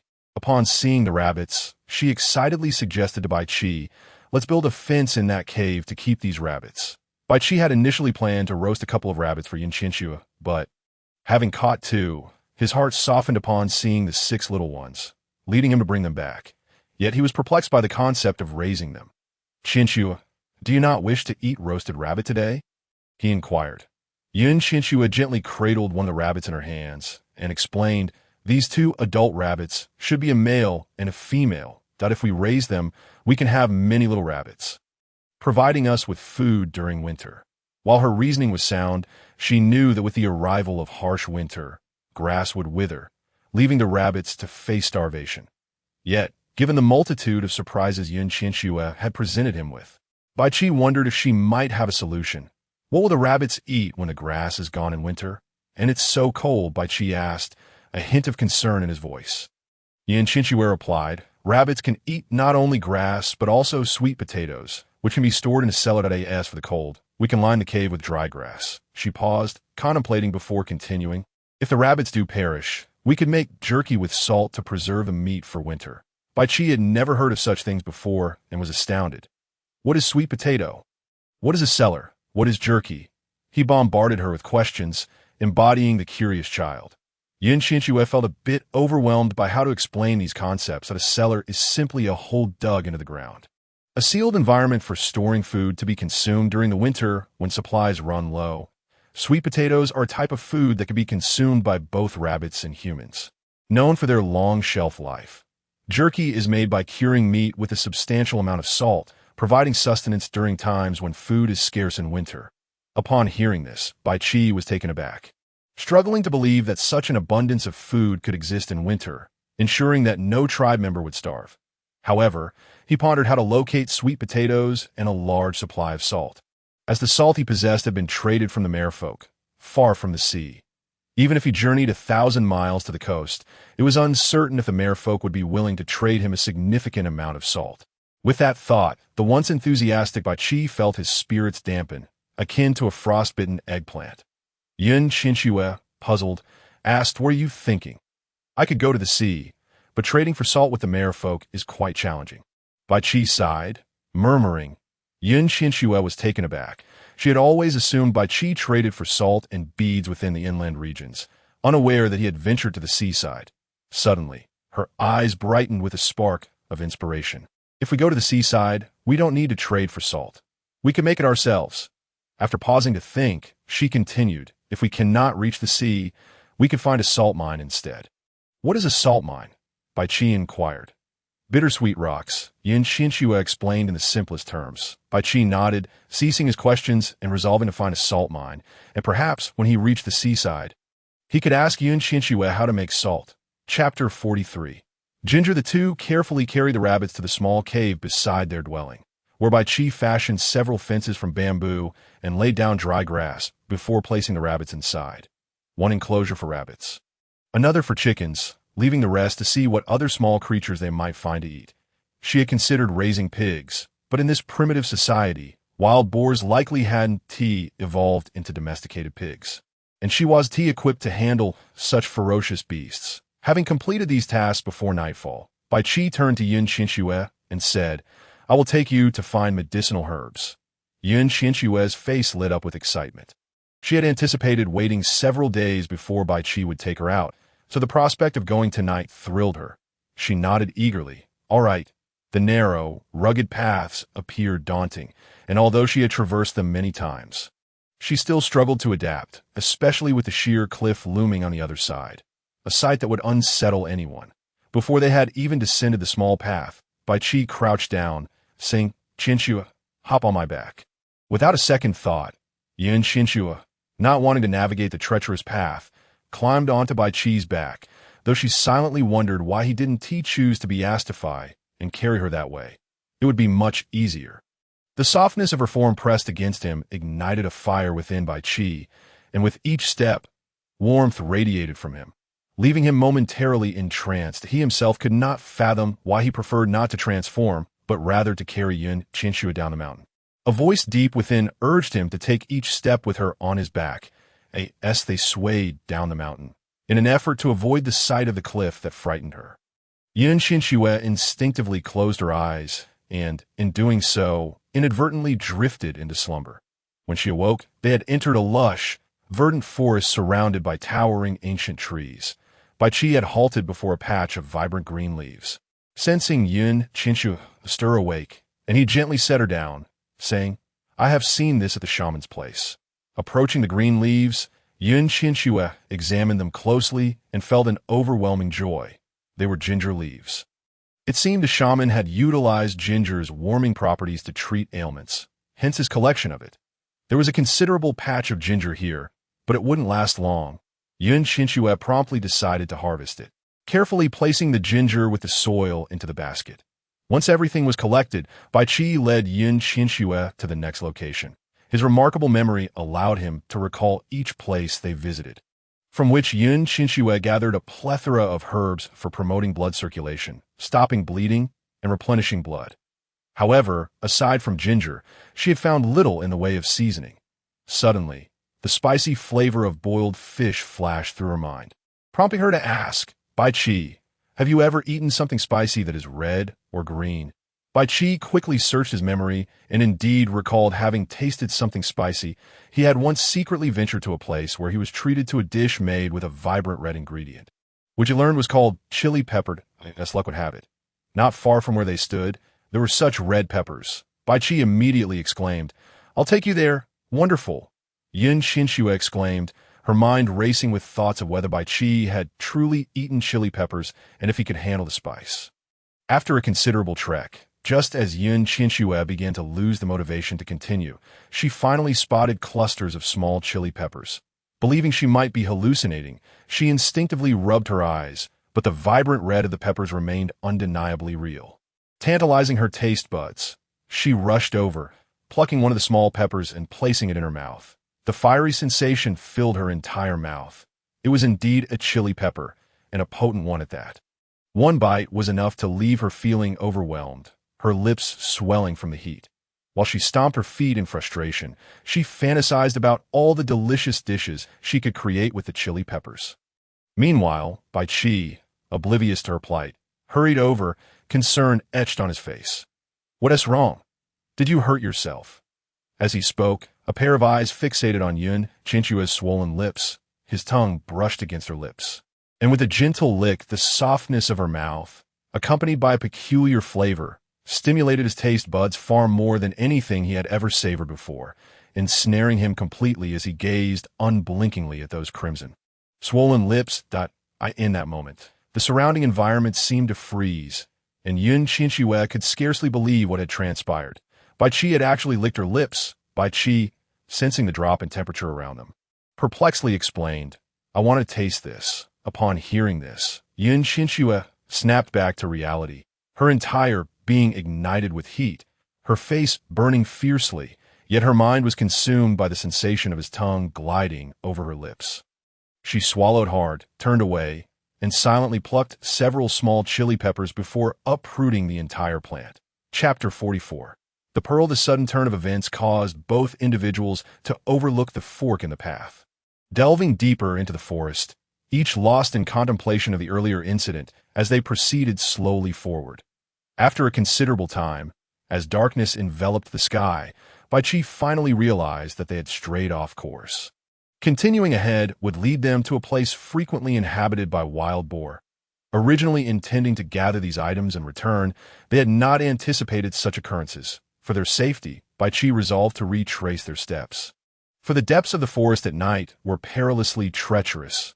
Qianxue, let us rest in a cave within the forest until dawn breaks. He suggested that in the pitch-black forest, only the moonlight illuminated the ground, and the wind howled past, rendering the ancient trees of the primeval forest even more ominous. Alarmed, Qianxue grasped Bai Qi's arm tightly, casting fearful glances around, genuinely anxious that a beast might leap out at any moment. Sensing her trepidation, Bai Qi turned and embraced her, swiftly propelling them forward. With this, Qianxue broke free from her fear, her eyes widening as she observed the towering ancient trees retreating behind them. By the time she regained her composure, they had reached the mouth of the cave. At that moment, she realized that Bai Qi could run faster than an ordinary person even without transforming. A speed that was astonishing. The surroundings were engulfed in darkness, devoid of any light or flame. Yet Bai Qi moved through the cave as if it were nothing, prompting Qianxue to curiously inquire, "Can you see the path?" "There is no difference between night and day," Bai Qi replied nonchalantly, deepening Qianxue's intrigue about him. The further they ventured into the cave, faint glimmers of light began to emerge. Intensifying as they advanced, Bai Qi halted, alertly scrutinizing the ahead, his brow furrowed. "Something may be amiss here. Wait for me while I investigate," he instructed. As soon as the words left his lips, Qianxue clutched his arm tightly. Glancing around the dark tunnel, suddenly feeling apprehensive, she understood that a sudden appearance of light could indicate danger, yet remaining in that spot also posed risks. Despite Bai Qi's intentions to protect her, she found herself instinctively fearful and reluctant to part from his side.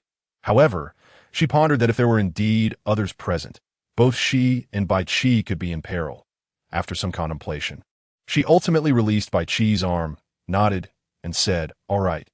Qianxue's face was etched with fear, which Bai Qi observed clearly, causing his protective instincts to surge as he reassured her, "Do not worry. There are no living creatures in this cave. The light within is simply peculiar, and I fear for your safety." Living creatures?" Qianxue murmured, pausing before asking, "Bai Qi, can you sense everything around us?" The Bai wolf possessed many unique traits, able to traverse vast distances. His eyes could see clearly in the dark, discerning the presence of any living beings with remarkable clarity, among other extraordinary abilities that others could only dream of. However, he had never disclosed this to anyone else, as he regarded Qianxue as the one destined to be by his side for a lifetime. Thus she was exempt from that categorization. Bai Qi nodded, affirming indeed she had suspected the Bai wolf to be extraordinary. Yet she had not anticipated just how exceptional he truly was, and his words hinted at unspoken capabilities that others could only covet. Realizing there were no threats nearby, Qianxue had declared, "If there is no one here, then I shall accompany you inside." Stubborn and resolute, she reacted swiftly. Since she wished to enter, he had no intention of stopping her. Bai Qi nodded, positioning Qianxue behind him as they strode boldly into the cave. The deeper they ventured, the more astonishing it became. The light within the cave was a warm white, devoid of the sun's harshness or the brightness of flames, yet reminiscent of the gentle glow of the moon illuminating the cave in its entirety. As they approached, Qianxue's eyes widened in disbelief, discovering that the source of the light was an enormous pearl, as large as a soccer ball, shimmering brilliantly in the darkness of the cave. Chapter 45. The Song at that moment. The white pearl bracelet gifted to Qianxue by Qi suddenly emanated an astonishingly bright white light. Startled, she raised her hand, turning it to examine the pearl bracelet adorning her wrist. Her expression one of disbelief. To her, it had merely been a simple decorative piece. How could it possibly emit light? More perplexing was why it had not shone before, only illuminating upon encountering the larger pearl. What was that pearl? Qianxue gazed intently at the strange orb, murmuring by Qi, "What is this?" "The tears of the merfolk." "What?" "Tears of the merfolk," Qianxue exclaimed, utterly incredulous, while she could comprehend that each pearl resembling teardrops could be attributed to the merfolk's tears. How could anyone possibly cry pearls the size of basins? Wouldn't such eyes weep themselves blind? It was simply too large. Qianxue shook her head in disbelief, unable to fathom it. Bai Qi did not respond to her musings. His dark, bright eyes swiftly scanning every corner of the cave, searching for any hidden merfolk. The tears of the merfolk could not have appeared without reason. There must be merfolk present nearby. Yet, merfolk typically dwelled by the sea. Why would they be found in this place? While he was not afraid, he worried that the merfolk might pose a danger to Qianxue. After searching for a long while, he stumbled upon a pool of water within the cave, further confirming his suspicion that merfolk resided here. However, he was left wondering where they had gone and how many there might be. Bai Qi understood that it would be best to leave, as the hidden merfolk's intentions remained uncertain. Yet the night outside the cave was already deep. Compared to encountering thoughtless wild beasts, dealing with merfolk seemed much easier. With this in mind, Bai Qi ultimately decided that Qianxue should remain in the cave while he stood guard over her.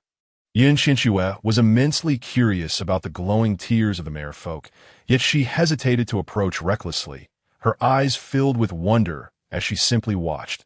Bai Qi gathered some hay he had collected in his backpack and spread it on the ground for Qianxue before saying, "Qianxue, hurry and sleep." "And you?" Qianxue blurted out without a second thought. "I will be right beside you," Bai Qi answered casually, though his keen senses remained attuned to their surroundings, exhausted from the journey and still recovering. Qianxue lay down on the hay and gradually drifted into sleep. Amidst a misty white fog, a figure emerged, cutting through the haze, accompanied by an enchanting song that captivated the listener, drawing them into its melodic embrace. Within that song, the pearl in Qianxue's hand radiated a tremendous white light, compelling her to step into the fog in search of the source of the melody. Suddenly, Bai Qi's silhouette appeared within the mist, his tall form and chiseled features irresistibly drawing Qianxue closer.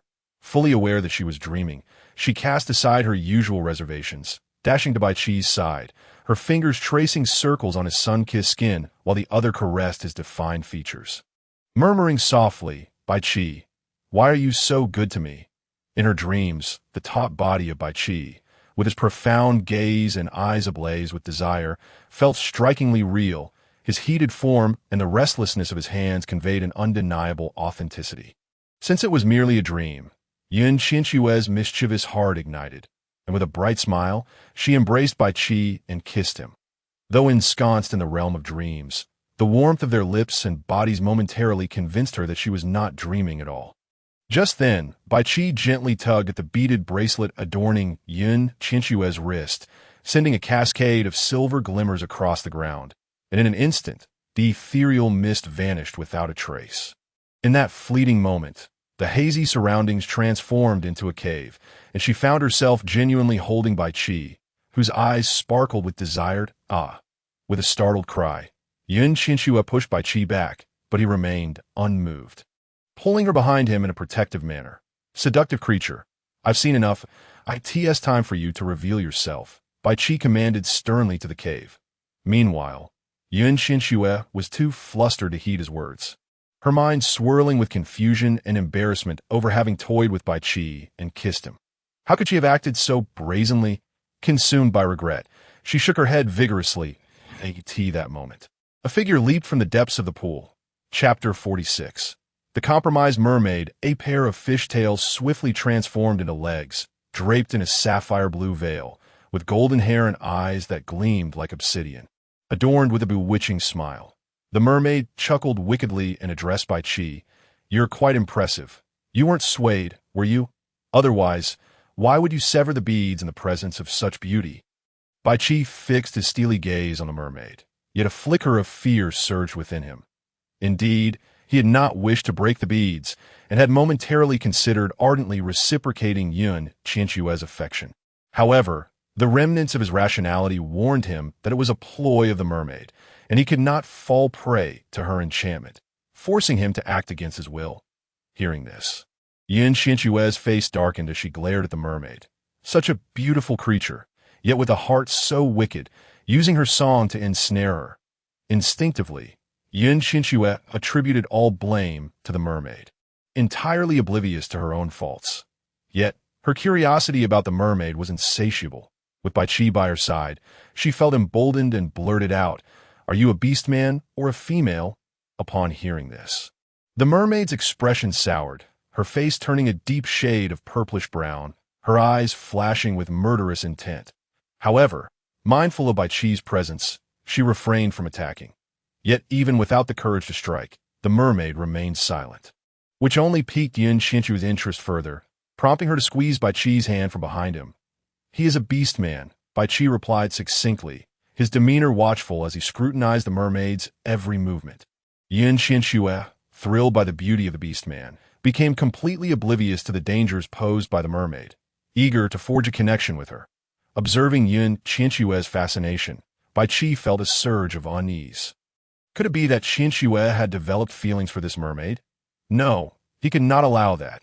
Qianxue belonged solely to him, unique and irreplaceable, but he must never share her with another beastman. Lost in his thoughts, he suddenly heard Qianxue exclaim excitedly, "You are so beautiful, even more so than females." The mermaid's fury intensified, her countenance darkening further, but a flash of light appeared as she conjured a trident and lunged at Qianxue. Startled, Qianxue froze for a moment, attempting to retreat, only to find that Baiqi had caught the trident with his hand. Quickly, Qianxue apologized. "I'm sorry, I didn't realize you minded being called beautiful. To me, beautiful things deserve admiration. Only the exquisite are worthy of praise." After her explanation, the mermaid retracted her trident, and Qianxue immediately grasped Baiqi's hand, meticulously examining the wound on his hand, asking with concern, "Are you all right?" A warm sensation coursed through Baiqi's heart, and he felt an urge to hold onto Qianxue's hand. The wound, twisted like a caterpillar, oozed faint traces of blood but soon faded away. Only then did Qianxue breathe a sigh of relief, and, raising her gaze to the irritable mermaid, said, "We didn't intend to intrude upon your cave. Rest assured, we will leave by dawn. May we stay just for tonight?"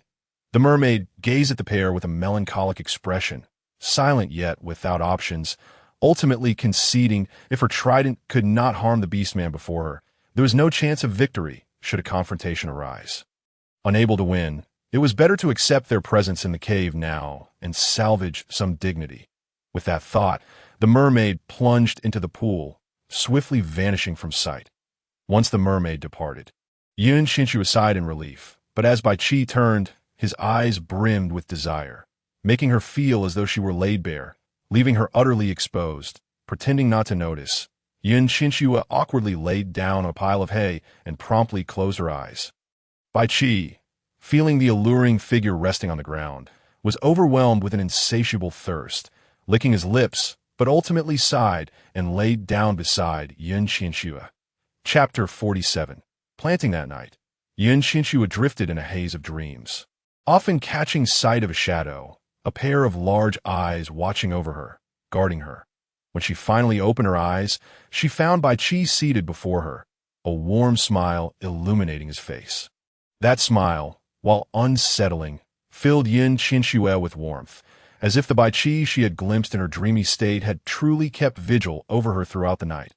Rising to her feet, she noticed the scattered beads on the ground and felt a pang of sorrow, for they were gifts from Baiqi.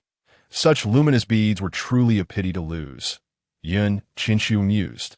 Yet she had no intention of picking them up. After all, the mermaid had used the beads to conjure illusions, making them far too perilous. As her thoughts settled, Baiqi swiftly collected the scattered beads, moving like a wraith as he gathered them. Presenting the beads before Qianxue, he said, "In time, I shall visit the mare folk and string these together, and no need." Qianxue shook her head, pausing before adding, "These beads are precious to me because they were a gift from you. Since they are the tears of the mermaid, they are no longer needed. Her words, a glimmer of light sparked in by Qi's eyes. And with a nod, the beads slipped from his hand, transforming into fine white powder that dispersed into the air. Bai Qi slung the backpack over his shoulder. It was then that Qianxue recalled the items within it, uncertain whether they would thrive without being transplanted into the soil.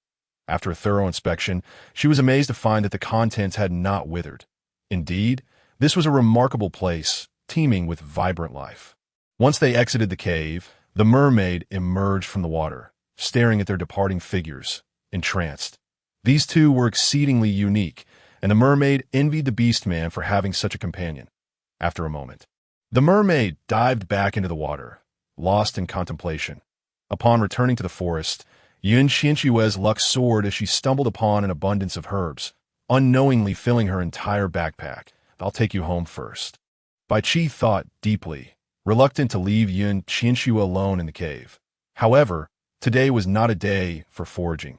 He had to join the tribe for a hunt, and could only escort Qianxue back to the cave.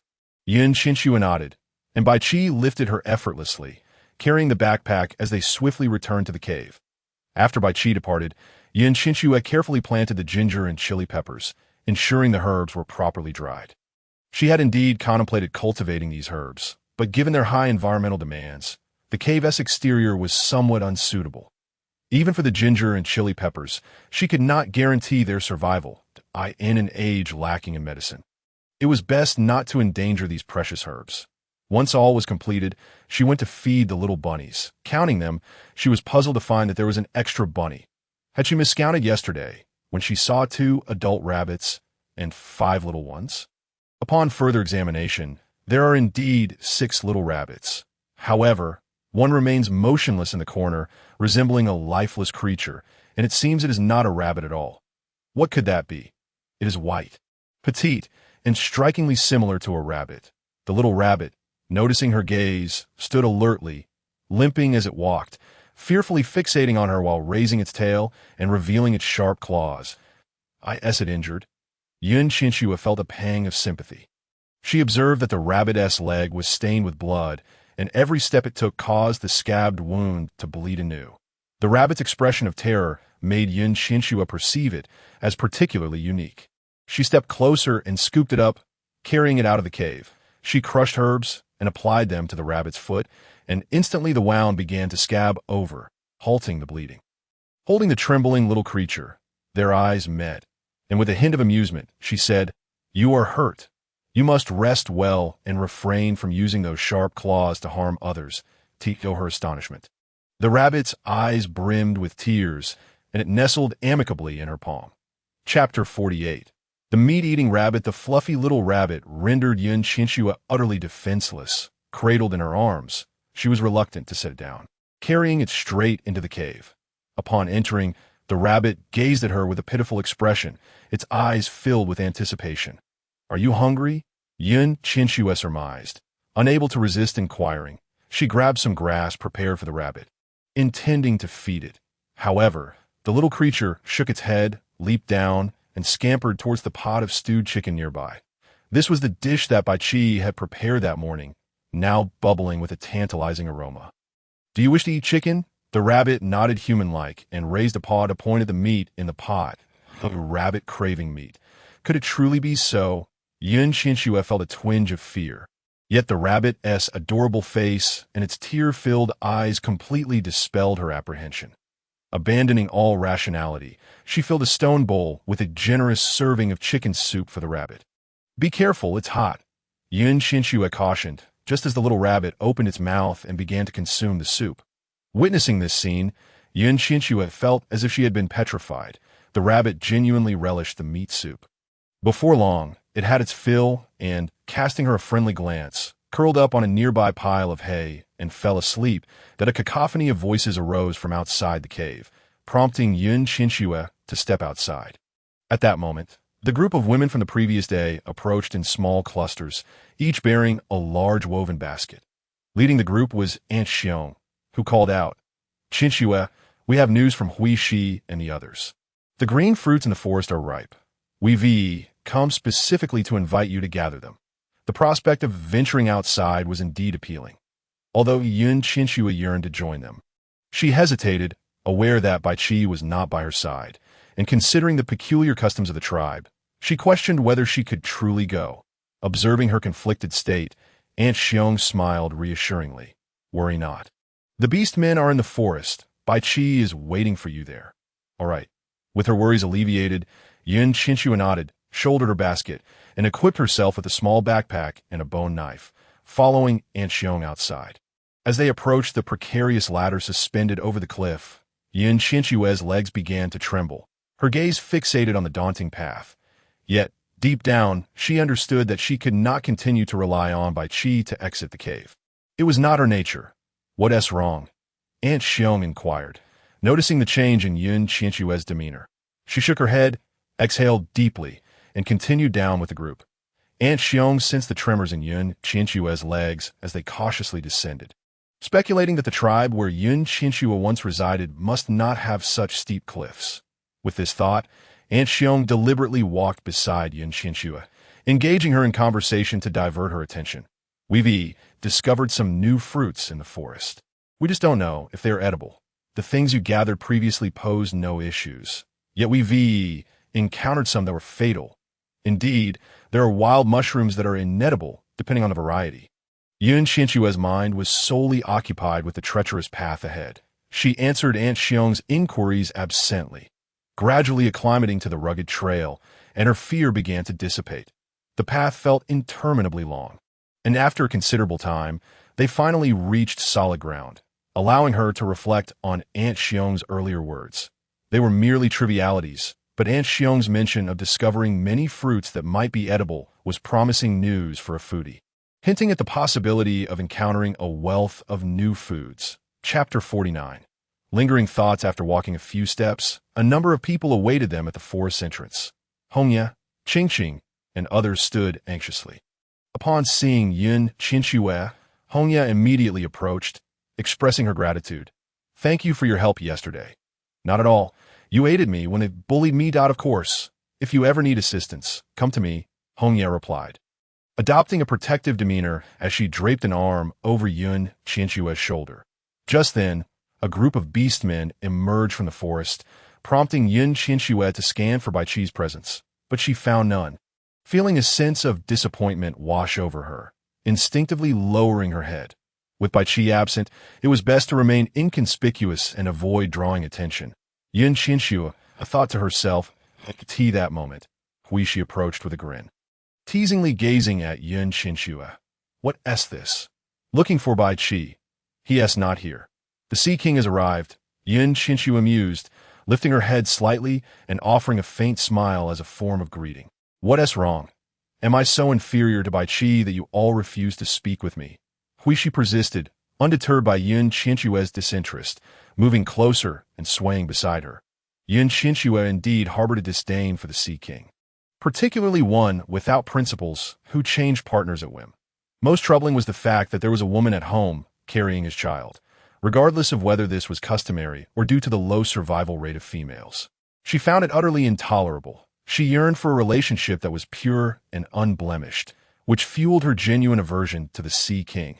The only reason she managed to endure the need to greet him was due to Hui, she being Hongye's elder brother and Bai Qi's companion. Did the Sea King truly expect her to willingly approach him, hoping for his favor?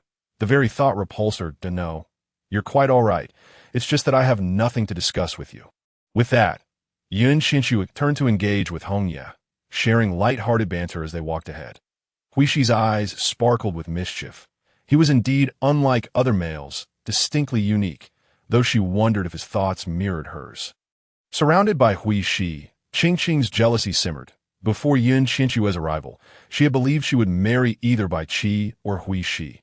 Yet now, Bai Qi ignored her completely, and Huishi, who had once shared her home, was now enthralled by Qianxue. If only Heyun had acted decisively and eliminated Qianxue, then Bai Qi and Huishi's attention would undoubtedly return to her.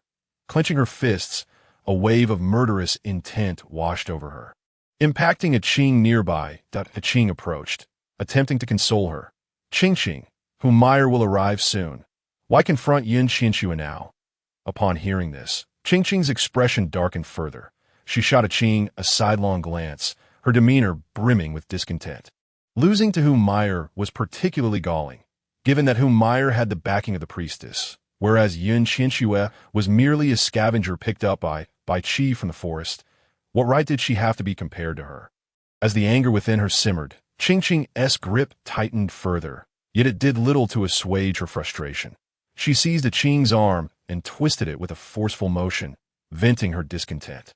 In contrast, a Qing endured the pain in silence, afraid to cry out lest it provoke Qingqing's ire and render her own existence even more unbearable. After releasing her grip, Qingqing resumed her innocent demeanor. Trailing behind the others, the Qing glanced at her own arm, now bruised and red, and with a slight shiver of her hand, she followed suit. Chapter 50. Discovery of potatoes not long after they set off. Aunt Xiong led Qianxue to a vast expanse of greenery, where lush plants flourished in abundance. Wow, what a sprawling potato field! The thought of countless potatoes hidden beneath those verdant leaves sent Qianxue's imagination racing with culinary possibilities. Potato stews, shredded potatoes, potato pancakes. Just the thought made her mouth water. Yet, as potatoes are root vegetables, she pondered if the leaves were edible. Lost in contemplation, she sought methods to incorporate the leaves into dishes, but, after much reflection, found none. It seemed a shame to waste them. Perhaps she could simply boil them in water and taste them. After all, a non-picky eater might find them palatable. Any surplus potatoes could be stored, and attempting to cultivate them didn't seem overly difficult. Observing Qianxue standing still, Aunt Xiong assumed she hadn't noticed the potatoes. After some deliberation by the sprawling land, she approached Qianxue and whispered, "There are some things here I've eaten before, but the shaman said we must not consume them." Qianxue looked at Aunt Xiong in confusion. If she knew they were edible, why bring her here? Suddenly, a thought struck her. Aunt Xiong was not originally from this tribe. Did her previous tribe possess greater advancements and a broader knowledge of food? Yet, if that were the case, why not share it openly? Burdened with questions, Qianxue murmured, "If you know they could be eaten, why not tell everyone?" "Because of the shaman," Aunt Xiong replied. "The shaman certainly appeared to be a nefarious figure. Yet, wouldn't it be advantageous to have another food source to stave off hunger? Perhaps the shaman feared that revealing more food varieties would undermine her authority. Aunt Xiong, if I declare that potatoes are edible, will the shaman take my life?" After some contemplation, Qianxue voiced her thoughts. She had already incurred the shaman's disdain. If the shaman sought an excuse to eliminate her, it would be prudent to prepare for such a possibility. To her words, a faint envy flickered across Aunt Xiong's face as she smiled and said, "No, for Bai Qi will protect you." Those words washed over Qianxue like a soothing balm, causing her to smile broadly. Unable to conceal her joy, Aunt Xiong sighed, gazing into the distance with a glimmer of melancholy. Murmuring, "If I too had someone to defend me, our tribe would thrive. No one would starve or freeze in winter. Goodness, could I be encountering a time traveler from my homeland?" Qianxue felt a surge of excitement, playfully uttering the code phrase, "The bright moonlight before my bed." Aunt Xiong, pulled from her reverie, stared at Qianxue in bewilderment, unable to comprehend. "Qianxue, what did you just say?" This exchange dashed Qianxue's hopes. It seemed Aunt Xiong was not a fellow traveler, but rather an indigenous person from a more developed region. Yet, what had Aunt Xiong encountered since arriving in this tribe? Qianxue longed to ask, but refrained out of politeness. Aunt Xiong seemed reluctant to divulge, and everyone harbors their own secrets. Here, she felt unencumbered, unafraid of death, and unconcerned about the shaman, who had always harbored animosity towards her. Knowing these plants were edible, she felt compelled to share the knowledge. "Aunt Xiong, do not worry. If I offend the shaman, it will merely cost me my life." With a slight smile, Qianxue walked toward the potato field and began digging point one after another. She unearthed potatoes that, neglected by the land, were 2 or 3 times larger than any she had previously encountered. Gazing at the enormous potatoes, she mused that perhaps one would suffice to satiate her hunger. Stocking up for winter would ensure she would not go without food. Chapter 51. Aunt Lu. The women here were remarkably self-motivated. Without Qianxue urging them to gather, a good-hearted individual stepped forward, inquiring, "Are these edible?" "Of course, they can be boiled in water, roasted under hot coals, or even prepared as a cold dish. You can also braise them," she replied, unable to contain her saliva as she envisioned the delicious possibilities. Upon hearing her, the individual sprang up and rushed into the crowd to spread the word. Qianxue did not intervene or watch. Her focus remained on diligently digging for potatoes to make tea that moment, and Xiong approached and joined her in the digging, whispering, "That was Aunt Lu.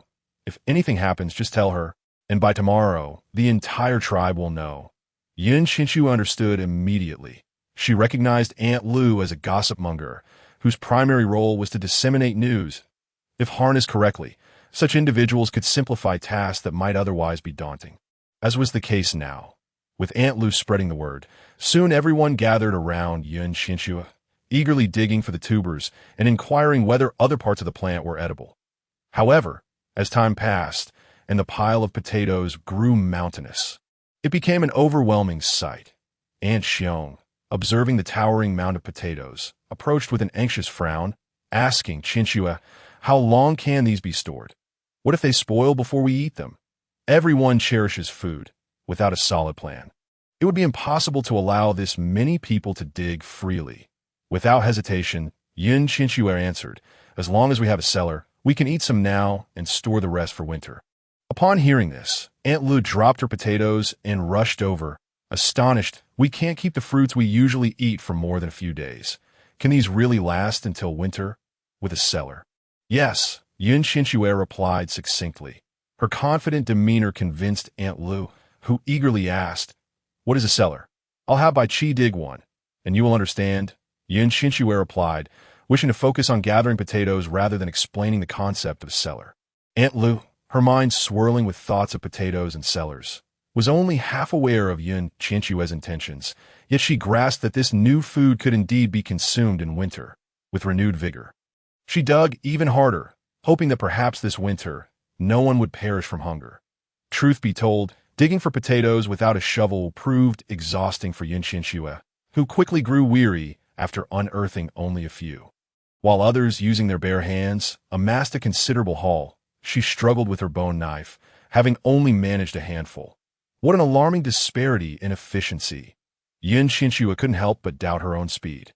Just then, Huishi strolled over, smiling at Qianxue, and said, "Let me help you dig."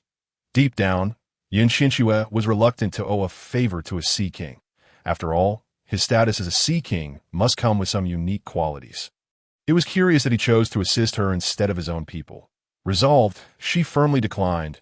"No need, I can manage on my own. Go assist Hongye and the others." With that, she returned to her task with the bone knife. Though she felt a twinge of embarrassment at her rejection. None of the tribe's females had ever turned down his help. He maintained a neutral expression to avoid any awkwardness. Ultimately, he approached Aunt Xiong and began assisting her instead. "She's quite special, isn't she?" Aunt Xiong remarked as she dug for potatoes. Huishi paused, contemplating Qianxue carefully. After a moment, he nodded in agreement. "Indeed, she is quite unique. She is well suited for Bai Qi." Aunt Xiong cast a glance at Huishi and slowly uttered these words. As soon as she spoke, the atmosphere turned somewhat awkward. Ultimately, it was Huishi who broke the silence. "Why do you think it isn't me? There are simply too many females around you." Aunt Xiong merely stated this without elaborating further. Qianxue's gaze towards Bai Qi was entirely different from that directed at Huishi. In Qianxue's eyes, Bai Qi was undoubtedly her savior, her lifelong companion. Conversely, looking at Huishi felt akin to observing a male wolf that might go into heat at any moment. Such sentiments were not something she would confide in Huishi. She could only allow Huishi to ponder and slowly come to his own realizations. Perhaps one day he would understand, but that was beyond her control. After a short while, Bai Qi finally arrived. Qianxue, having transformed into a little mud creature while digging for potatoes, immediately bounded over, excitedly exclaiming, "Bai Qi, come quickly to dig for potatoes." Bai Qi hurried over and, upon seeing Qianxue covered in mud and utterly exhausted, gently said, "You should rest. I will dig." This was precisely what she wished to hear. However, Qianxue immediately cautioned, the potatoes must not be harmed, otherwise they will spoil before winter. Understood, Bai Qi replied, transforming his hand into a sharp wolf claw and starting to dig. Chapter 52. Gathering sweet potatoes, Bai Qi merely loosened the soil around the potatoes, and Qianxue followed closely behind, scraping off the majority of the dirt from each potato before placing them into the basket. This approach made the task significantly easier and quicker, and soon the basket was filled to the brim. It was at this moment that Qianxue noticed the basket behind Bai Qi. Intending to fill it as well, she was pleasantly surprised to find several sweet potatoes within. How could there be so many sweet potatoes? I described their appearance to you last time. While hunting, I thought they resembled them, so I wanted to bring some back to the cave for you to see if they were the same. Qianxue nodded eagerly, never expecting to discover not only potatoes today, but also the delightful surprise of sweet potatoes. What good fortune! She exclaimed, raising the sweet potato high and announcing to the surrounding crowd. This is called sweet potato. It can also be stored in the cellar for winter consumption. Upon hearing this, the crowd erupted in excitement, never having considered that there could be so much food available in winter. Many began to ponder the taste of these two items, while Aunt Xiong, standing aside, was not the least bit surprised. Without a moment's hesitation, she inquired, "Where did you find this?" Bai Qi discovered them. "We can go together." Bai Qi nodded and led everyone to the location of the sweet potatoes. His hands were caked in dirt. And seeing no clean water nearby, he pulled out a cloth he had fashioned from soft animal fur and meticulously wiped the mud from his hands. Qianxue wore a warm smile, her eyes glimmering like crescent moons. After cleaning Bai Qi, he took the cloth and wiped the dirt from Qianxue's face and hands as well. They exchanged a sweet smile, their affection palpable. Observing this, Aunt Xiong covered her mouth and chuckled, secretly hoping that Qianxue could truly bring about change in their tribe. The throng of people made their way through the forest, walking for quite some time until they finally reached the field of sweet potatoes. By then, Qianxue was utterly exhausted, lacking the strength to dig for sweet potatoes. Gazing at the field, she felt a strong reluctance to move or dig. "You rest first," she suggested, before stepping into the sweet potato field to begin her diligent labor. Bai Qi, motivated by her, searched for sweet potatoes, unwilling to allow Bai Qi to toil alone while he enjoyed himself. Reflecting on this, Qianxue sighed and jogged over to assist in gathering sweet potatoes. Huishi watched this scene, feeling a fleeting pang of jealousy. However, after a moment's thought, he felt a sense of relief and smiled faintly to Tea that moment. Aunt Xiong approached and quietly said to Huishi, "In truth, Hua Duo is a good child. If you could accept her as a companion, it would be quite nice." After speaking, she hurriedly began to dig for sweet potatoes, disregarding Huishi's astonished expression. Huishi had always known that his father never acknowledged Aunt Xiong as his mate, and that she had only come to care for him after his mother passed away. Even after giving birth to Hongye, the situation remained unchanged. Yet, over the years, he had long forgotten his mother's visage, and Aunt Xiong's meticulous care was impossible to overlook. Was it truly the case that a female acquired through capture could not be taken as a mate? He was uncertain. At least, that was what the priest had informed them. Yet, why was Bai Qi willing to accept Qianxue? Upon deeper reflection, Huishi felt a twinge of melancholy. Perhaps Bai Qi only intended to use Qianxue to bear children, never truly accepting her as his mate. With this thought, Huishi felt slightly better, but dismissed all such musings from his mind and began to dig for sweet potatoes. Chapter 53.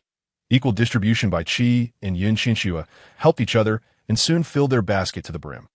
It was at this juncture that Qianxue began to mention the concept of a cellar. She meticulously explained the usage of a cellar, and Bai Qi's eyes brightened. He understood that Qianxue would undoubtedly bring countless benefits to the tribe.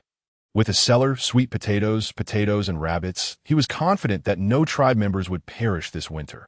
After comprehending the concept, he realized that a cellar was merely a hole that tapered at the top and widened at the bottom. With the sides slightly broader for storage, that IT resembled their current living arrangements. With little difference. Do you understand? Can you dig? He inquired. If it's a small hole, it should be possible to complete it today. Bai Qi spoke calmly, still pondering the most efficient way to excavate the hole. At that moment, Qianxue was utterly astonished. A cellar could be completed in a single day.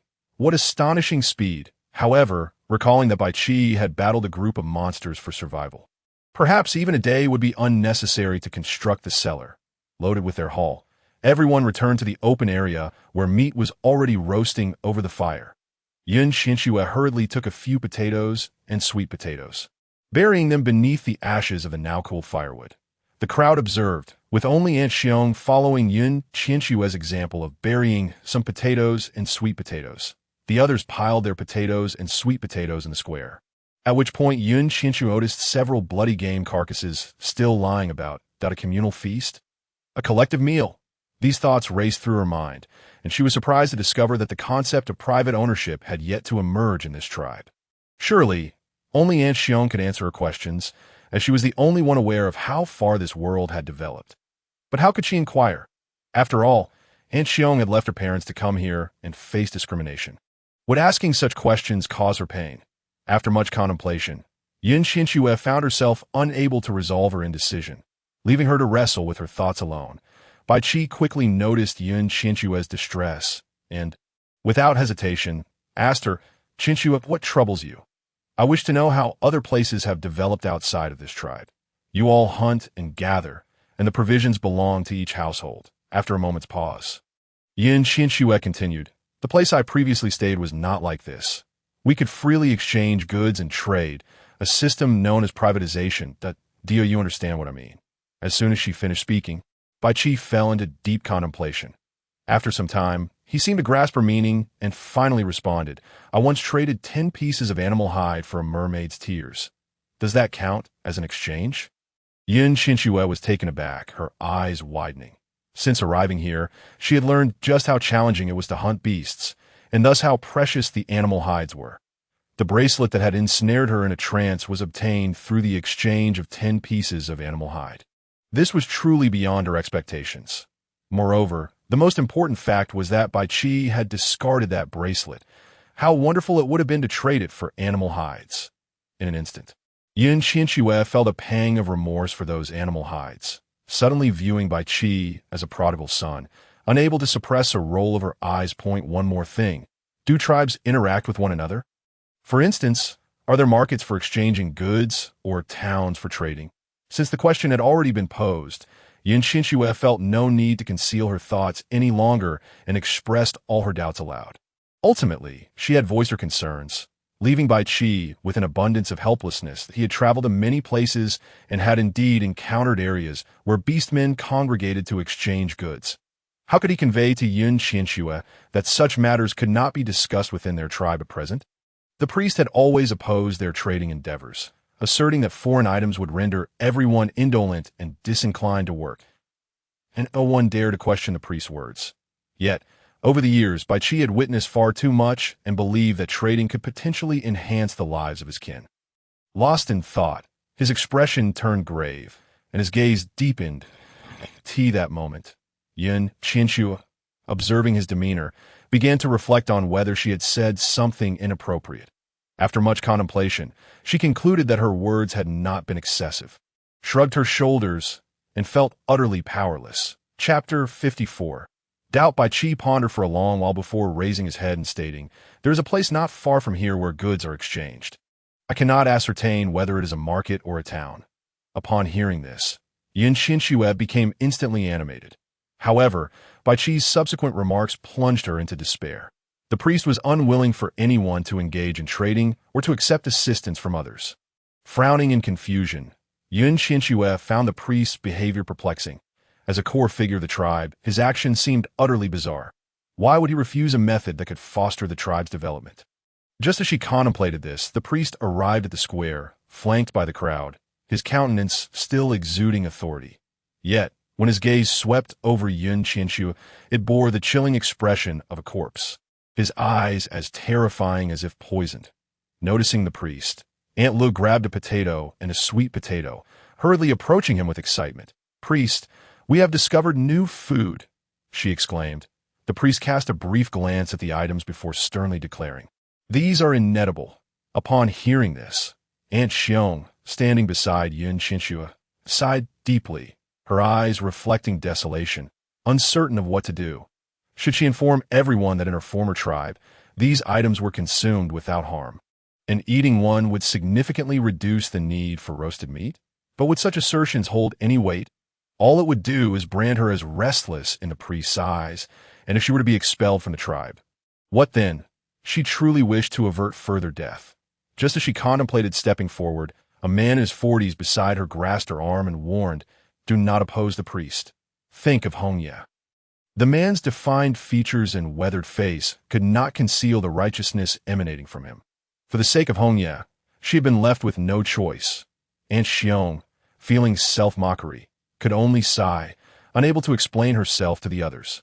She cast a sidelong glance at the man and murmured, "Hui Bai, you are the leader, yet you allow the priest to dictate everything.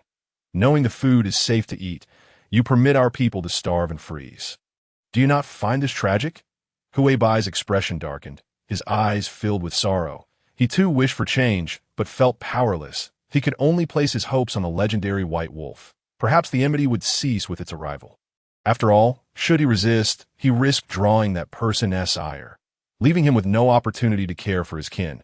Such a scenario would be a fatal blow to his people.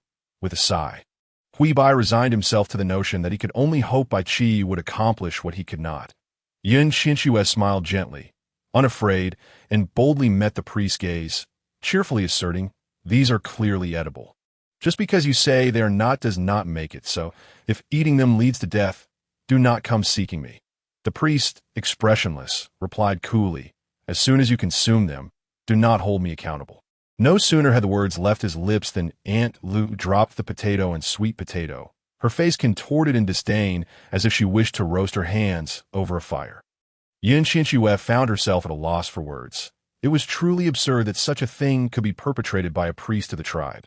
However, the tribe's people did not trust her. After some thought, Qianxue resolved to cease her arguments, declaring loudly, "Since no one desires this food, let us discard it." The priest's expression softened slightly, and he produced a rough pottery vessel, commencing a ritual while muttering incantations.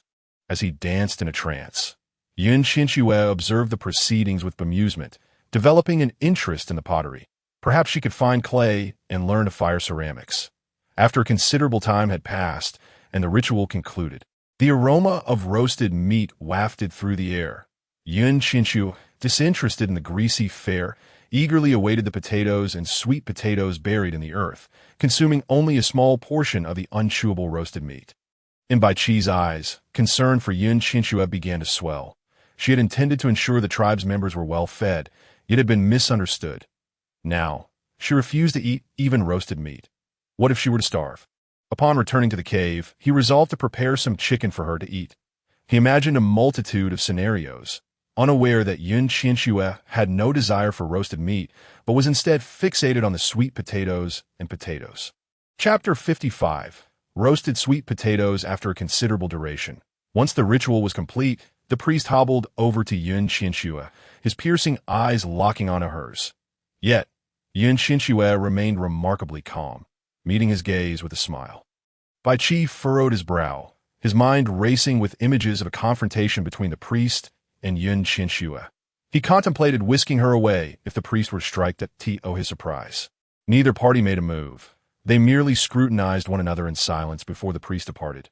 The crowd dispersed quickly, leaving behind a heap of unwanted sweet potatoes and potatoes. Hongye, aware of Qianxue's culinary prowess, was reluctant to leave. Observing her reluctance, Huishi had no choice but to remain and protect her. Once everyone had departed, Hongye stealthily glanced around and, in a hushed tone, asked Qianxue, "Can we eat it now?" At least one person remained clear-headed, refusing to heed the priest's nonsensical claims. It was unfortunate that among such a large group, only Hongye was present. The potatoes and sweet potatoes were far too delicious to waste. With a bright smile, Qianxue dashed over to where the sweet potatoes and potatoes had been roasted, retrieving a stick to dig out the food. The steaming hot sweet potatoes exuded a tantalizing aroma, and Qianxue felt a surge of urgency, her mouth watering at the scent. Fixating on the sweet potatoes, she picked up a nearby unburned branch to fashion makeshift chopsticks. However, the branch was laden with twigs, making it somewhat impractical. After removing the twigs, she found the branch too uneven and bumpy to be effective. This homemade utensil was far from ideal. How she longed for the smooth, well-crafted chopsticks of her past. While lost in thought, she sighed in exasperation. Just as Bai Qi approached her, taking the branch from her hand, Bai Qi revealed his claws and, with swift precision, fashioned two smooth wooden sticks. Qianxue's eyes widened in astonishment, disbelief flooding her senses as she exclaimed, "You've seen chopsticks before? I have visited other tribes. They utilize such tools," Bai Qi replied nonchalantly. Deep within his heart, he felt that since he had already embraced Qianxue as his lifelong companion, there was little left to hide. Most importantly, he sensed that, for reasons unknown, Qianxue would bring hope to the tribe. New hope. Upon his admission, Qianxue was even more taken aback. What kind of society was this? She had always believed she had traversed into a primitive world. Yet now, she discovered that this society boasted markets for barter and tribal structures. It even had the existence of chopsticks. Could this be a society of slavery? Or perhaps a feudal society? Regardless of its classification, the individual wielding the most influence here was that priest. Contemplating this, Qianxue accepted the chopsticks from Bai Qi, first using the stick to peel the charred sweet potato. Releasing a delightful aroma, she then lifted the steaming, crimson sweet potato with her chopsticks, blowing gently on it before offering it to Bai Qi with an excited grin, saying, "Here, try it." While speaking, he swallowed hard. Bai Qi leaned forward, taking the hot sweet potato into his mouth, the scalding morsel rolling around, releasing a gentle sweetness that infused his senses. He had never tasted anything quite like it. Throughout his life, his diet had gradually evolved from mushy meat to roasted meats, with the latter becoming the staple of his meals. Later, as he traveled to other lands and sampled various cuisines, roasted meat remained his primary sustenance. What kind of place was Qianxue's tribe that they could find such food as sweet potatoes and possess methods to cook them? Perhaps Qianxue's tribe was even more remarkable than any he had previously encountered. "Is it delicious?" Qianxue asked, her face alight with joy as she took a piece for herself. Before Bai Qi could respond, she continued to muse aloud. "It's wonderful. How long has it been since I've tasted something like this?" In her astonishment, she also realized that the sweet potatoes here were even sweeter, their roasted flavor intensified beyond description. Simply put, they were delectable. The sweet aroma attracted Hongya, whose face was a canvas of anticipation, her expression brimming with a desire to taste. Yet the priest had just warned that these edibles were forbidden. Hongya's face contorted in conflict, her brows furrowed, her gaze fixated on the sweet potatoes and potatoes nestled in the embers. Eating them could lead to death, but why were Bai Qi and Qianxue unscathed? Remembering the delightful food she had tasted at Qianxue's, she flung herself toward the fire, mimicking Qianxue's actions, and began to eat.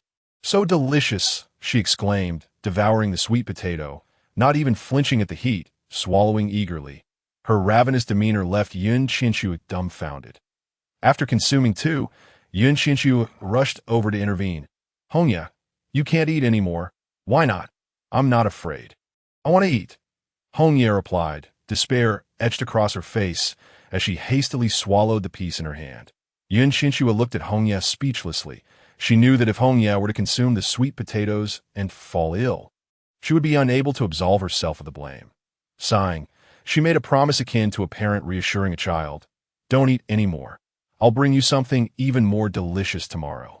Upon hearing this, Hongya glanced at the sweet potatoes and potatoes before reluctantly nodding, still fixated on the sweet potatoes, saying, "You better not be lying that I swear." Qianxue replied. Chapter 56. The seller after persuading the reckless Hongya from devouring the sweet potatoes. Qianxue turned to the seemingly indifferent Huishi, who had been observing for quite some time. "You should give it a try. It's quite tasty to—" In truth, sweet potatoes were more favored by women, while men generally preferred meat. However, Qianxue pondered that with Huishi being a sea king, he must be surrounded by a throng of women. If Huishi partook in the sweet potatoes, those women would surely follow suit, and eventually, the entire tribe would embrace this newfound food at that point. It would validate that sweet potatoes were indeed safe to eat, shattering the priest's deceit. Contemplating this, Qianxue couldn't help but smile, her face radiating warmth and cheer. Huishi was momentarily taken aback by her smile, while Bai Qi's expression darkened. He watched Qianxue smile at Huishi and felt an inexplicable pang of jealousy. With a sour demeanor, Bai Qi approached, grasping Yun Qianxue's hand tightly. Pulling her back from her reverie, as she turned, she noticed Bai Qi's stern face, filled with questions, yet she remained oblivious, cheerfully stating, "Females will love sweet potatoes and potatoes. If you find them safe to eat, remember to recommend them to the females around you." Upon hearing this, Bai Qi's expression softened, a smile creeping onto his face. His mood shifted like a chameleon, transforming from a stormy sky to bright sunshine, though his thoughts remained unspoken. Yun Qianxue sighed in resignation and suggested, "Let us take the remaining potatoes and sweet potatoes back and dig a cellar for storage." "All right," Bai Qi replied, as he began to pack the items into a basket. However, the mound of sweet potatoes and potatoes was too large to carry all at once. So Yun Qianxue decided to return with Bai Qi to construct the cellar first. Yet, she worried about the possibility of theft. How could she forget she was in a place where sweet potatoes and potatoes were regarded as poison? After a moment's thought, she turned to Hongye and said, "If you want to eat something delicious tomorrow, guard these items and wait for us to return. Understood?" At that moment, Hongye was utterly captivated by Yun Qianxue's culinary skills, nodding fervently, her admiration evident, given the treacherous path up the mountain. Bai Qi ultimately carried Yun Qianxue swiftly to the cave. Gazing at the expanse of flat ground outside the cave, she found herself repeatedly contemplating the concept of a cellar. The method of constructing a cellar was suddenly vivid in her mind, and she began to murmur the steps aloud. Once she finished, Bai Qi had already set to work as a white wolf. His comprehension and execution were remarkably adept. Soon, Yun Qianxue noticed dust rising not far from the cave entrance, swirling into the sky as she continued to recite the instructions in her mind. Unbeknownst to her, after a long day of travel, exhaustion overtook Yun Qianxue, and she drifted into slumber. Outside the cave, silence reigned as Bai Qi emerged. Noticing Yun Qianxue asleep, a smile gracing his lips, he approached gently, cradling her in his arms, just as he encountered Huishi, who was carrying a basket. Bai Qi shook his head slightly and carried Yun Qianxue back into the cave. With her eyes closed, Yun Qianxue's lashes fluttered softly as she breathed evenly. Bai Qi, smiling tenderly, leaned in and placed a gentle kiss on her forehead before stealthily slipping away. Chapter 57. The Outside World Upon Leaving the Cave. Bai Qi spotted Huishi gazing at the cellar with a perplexed expression. Can a mere whole truly preserve food until winter?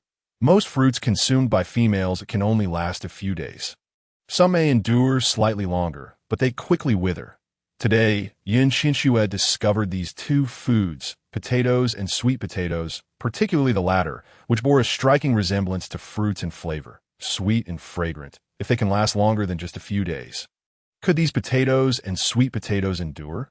Just then, Bai Qi stepped outside, prompting Huishi to stand and inquire, "Bai Qi, do you genuinely believe a whole can store fruits until winter?" At this, Bai Qi fell into contemplation for a moment before responding. "Qianxue is quite special. Haven't you noticed?" To Huishi, this was hardly a question. He had already perceived Yun Qianxue's uniqueness. For instance, how she had taken an interest in the seemingly dense Bai Qi was puzzling. Bai Qi always exuded an aura of aloofness, yet wore a warm smile. The females in the tribe sought his companionship, even vying for his attention. Yet with Yun Qianxue, she seemed oblivious to his presence, maintaining a considerable distance, which was indeed peculiar.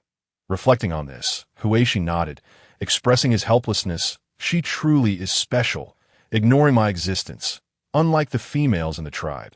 Upon hearing this, Bai Qi felt the urge to roll his eyes. His concerns had proven valid. Huishi had clearly regarded Yun Qianxue as prey, longing to claim her, yet she had not granted him that opportunity. This realization brought Bai Qi a sense of joy. Nevertheless, as brothers, he didn't wish to conceal certain matters from Huishi, especially since Huishi had previously shielded him when he left the tribe. Huishi, outside of this mountain and forest, the world is vast. Qianxue must hail from an extraordinary tribe, one that could introduce us to many things we have yet to experience. However, these are all forbidden by the priest. Upon reaching this point, Bai Qi let out a sigh. Gazing at the still empty cellar with a sense of unease, largely overshadowed by a lingering fear, he was reluctant to lose Yun Qianxue, yet the priest's demeanor troubled him greatly. The mere thought of it filled him with distress. Huishi found it difficult to comprehend Bai Qi's sentiments. Yet he was aware that Bai Qi had secretly ventured to many places and witnessed a myriad of wonders. Perhaps one day, he too could accompany Bai Qi beyond the confines of their forest. However, the priest's presence was a constant source of headache, as he had always forbade them from leaving this woodland sanctuary.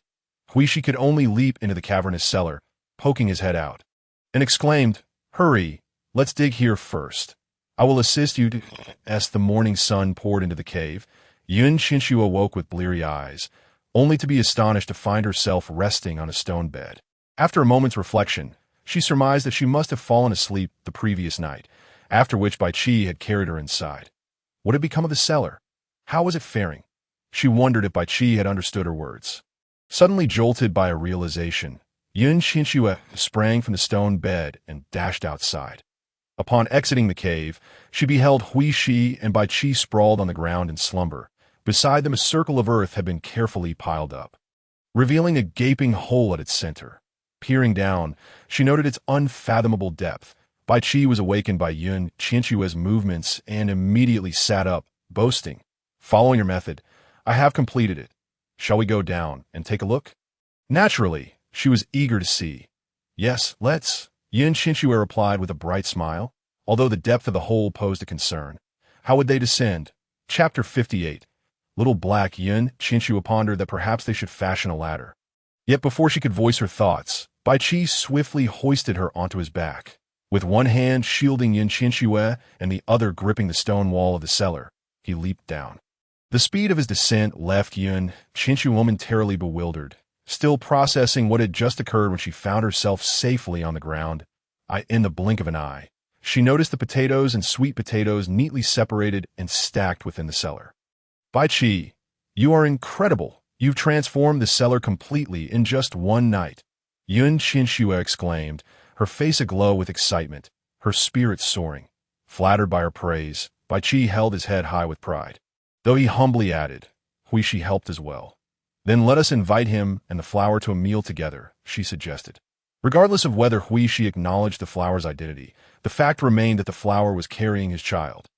A truth that Qianxue could not overlook. Thus, in her eyes, they were a pair destined to remain united, unbreakable in their bond. Gathering several sweet potatoes, Qianxue then found herself being carried by Bai Qi as he ascended from the cellar. Their conversation had been overheard clearly by Huishi, who began to contemplate matters he had never considered before. What, he mused, truly was the nature of the flower to him. After much contemplation, he remained perplexed, standing awkwardly in silence until Bai Qi finally suggested, "Let us first go hunting." This statement snapped Huishi out of his reverie. He nodded in agreement and departed alongside Bai Qi. Once they had left, a carnivorous rabbit emerged from a corner. Qianxue quickly scooped up the rabbit and, picking up a sweet potato, attempted to feed it. Oh, her surprise, the rabbit stubbornly turned its head away, ignoring the offering entirely. Shouldn't a rabbit thrive on grass and sweet potatoes? Why was this rabbit so resistant to them? Qianxue was utterly bewildered, filled with questions, but ultimately resigned to the rabbit's disinterest, acknowledging that one cannot force a reluctant fruit to ripen. At that moment, noticing that Qianxue had ceased her attempts, the rabbit stood upright, using its front paws to grasp her calf. "Oh, you wish for something to eat?" Qianxue inquired. Upon hearing this, the rabbit promptly released her leg, nodding eagerly and leading her into the cave. Inside, she observed the rabbit performing a rather human-like dance around a stone pot, and in that instant, she recalled that she was indeed in a world of beast-men. "Are you a beast-man? Can you transform?" The rabbit hastily shook its head, burying its face in the stone pot, gazing at Qianxue with longing. That moment, Qianxue concluded that this rabbit was perhaps just a tad more intelligent than the average. For how could a rabbit exist in a wolf tribe? Moreover, if there were indeed beast-men who took the form of rabbits, how could one differentiate between those with wisdom and those that were merely edible? The complexity of the situation left her feeling rather overwhelmed. Embracing the rabbit, she ruffled its fur and said, "You are pure white. How about we call you Xiao Bai?" The rabbit seemed to comprehend the name, hopping onto the ground and circling the stone pot with an expression of discontent. You do not like the name Xiao Bai? She asked. The rabbit nodded eagerly, its expression suggesting it was pleased that Qianxue had correctly guessed its thoughts. Unwilling to be called Xiao Bai despite its snowy fur, Qianxue chuckled and teased. Then let us call you Xiao He. Upon hearing this new name, the rabbit reluctantly nodded, its face displaying a mix of resignation and acceptance. It was baffling how a creature so white could be saddled with the name Xiao He. With a sigh of exasperation, Qianxue began to boil water, reasoning that perhaps Xiao He simply preferred cooked food to raw, and that he might enjoy sweet potatoes once they were properly prepared. Chapter 59. Salt mine. After what felt like an eternity, the water finally reached a boil. Qianxue placed the sweet potatoes into the pot, while Xiao He looked on with disdain, his face vividly portraying his contempt for the cooking tubers. Coincidentally, his anthropomorphic expression caught Qianxue's attention, prompting her to lift Xiao He into the air. Gazing into his eyes with a smile, "You appear quite clever. Do you not wish to eat sweet potatoes?" Xiao He turned his head away, his eyes deepening in somberness. Qianxue felt a wave of dizziness wash over her, and she set him down, sitting aside as she rubbed her temples, muttering to herself, "Why does my head suddenly ache?" Meanwhile, Xiao He grinned broadly, a smile completely at odds with his usual demeanor. The sweet potatoes bubbled and simmered in the stone pot for an extended period before Qianxue finally fished them out and placed them on the stone table, saying, "Come, eat now, Xiao He." Next, she served herself a portion and began to dine. Xiao He disdainfully glanced at the sweet potatoes on the table, then surveyed his surroundings for quite a while, ultimately concluding that there was nothing else to eat, and reluctantly consumed the sweet potatoes. After several pieces, Xiao He still felt unsatisfied and darted outside. "Xiao He!" Qianxue called after him, but he ignored her, running off without a backward glance to end this free-range state. Qianxue chose not to pursue him, as Xiao He could undoubtedly protect himself from being eaten, given that he had suddenly appeared in their rabbit enclosure. Before long, Xiao He returned to the cave, casually carrying a dead chicken in his mouth, and striding confidently to Qianxue, dropping the chicken at her feet. Upon approaching, Qianxue initially thought he had scavenged a dead chicken, but upon closer inspection, she realized that the chicken was merely alive, albeit barely. Xiao He had captured a chicken all on his own, leaving Qianxue in a state of shock, her eyes widening in disbelief that her rabbit had actually caught a chicken, and now expected her to help cook it. Yet, in an instant, she regained her composure, coming to a realization that in this beastman society, such occurrences were beyond her previous understanding. It was not surprising for a rabbit to catch a chicken. With that thought, Qianxue set about cleaning the chicken and began stewing the meat for Xiao He.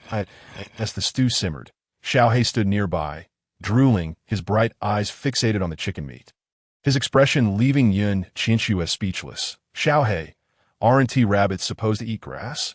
Why do you prefer meat?" She mused, casting a glance at him. "Qianxue's sister, come out," came the call of Hongyi from outside the cave.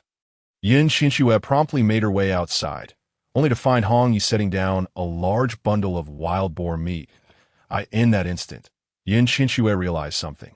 The girl had addressed her as Qianxue's sister, which filled her with an overwhelming sense of confidence and joy.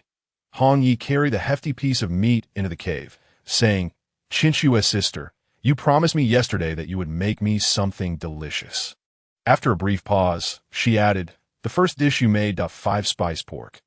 Hongyi immediately nodded, her face brimming with anticipation, which left Qianxue utterly perplexed. Unable to restrain her curiosity, she inquired, "That's not difficult. You can do it yourself, can't you?" Upon hearing this, Hongyi let out a sigh, her expression one of helplessness. Lowering her head, she retrieved a stone from her backpack and murmured, "I have tried, but it always seems to lack a certain flavor. So I went searching for that elusive taste." She continued, "Mother used this type of stone for me, yet it still doesn't compare to what you make." Qianxue took the stone from Hongyi's hand, and to her surprise, it was a salt mineral, instantly clarifying why Hongyi felt the taste was different. Without the refined purity of fine salt, how could it possibly compare to the delicate salt brought from the seaside? However, she realized that she could transform the coarse salt into fine salt through the process of distillation and purification. Yet, her greatest puzzlement lay in how Aunt Qiong had managed to find salt minerals. It dawned on her that perhaps Aunt Qiong's tribe lacked fine salt, which explained Hong Ye's use of coarse salt. Aunt Qiong probably hadn't anticipated that Hong Ye had developed a discerning palate. Having tasted fine salt, she could no longer tolerate coarse salt.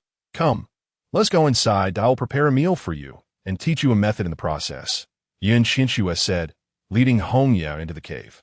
At that moment, Xiao He perked up his ears, a displeased expression on his face, warily watching Hong Ye. Chapter 60.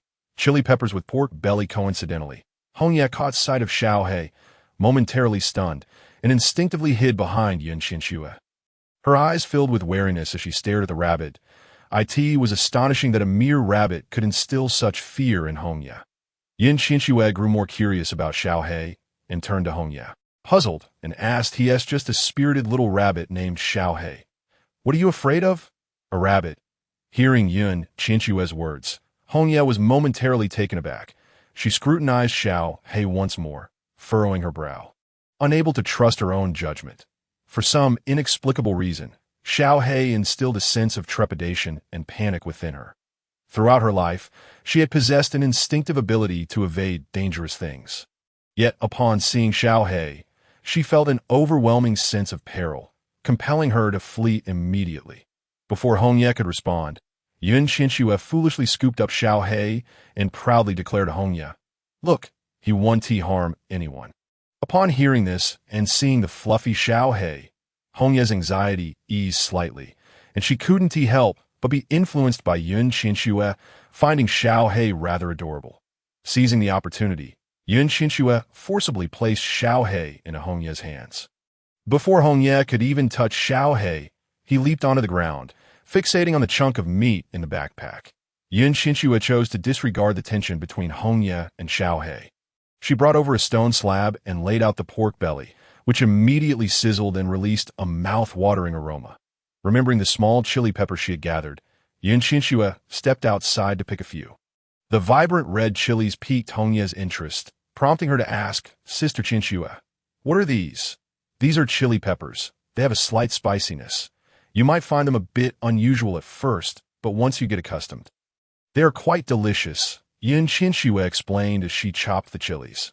Not everyone enjoys the taste of chili peppers, so Qianxue decided to prepare half spicy and half non-spicy. After chopping, she sprinkled the chilies and salt over one half of the pork belly. Instantly, the pungent aroma of the chili overwhelmed her senses, causing her to sneeze vigorously. Qianxue hadn't anticipated that such a small amount of chili could be so overwhelming. Meanwhile, neither Hong Ye nor Xiao He seemed to mind a sharp scent. On the contrary, they appeared even more eager. As Qianxue went to fetch a stone bowl, she noticed a neat arrangement of numerous pairs of chopsticks beside it.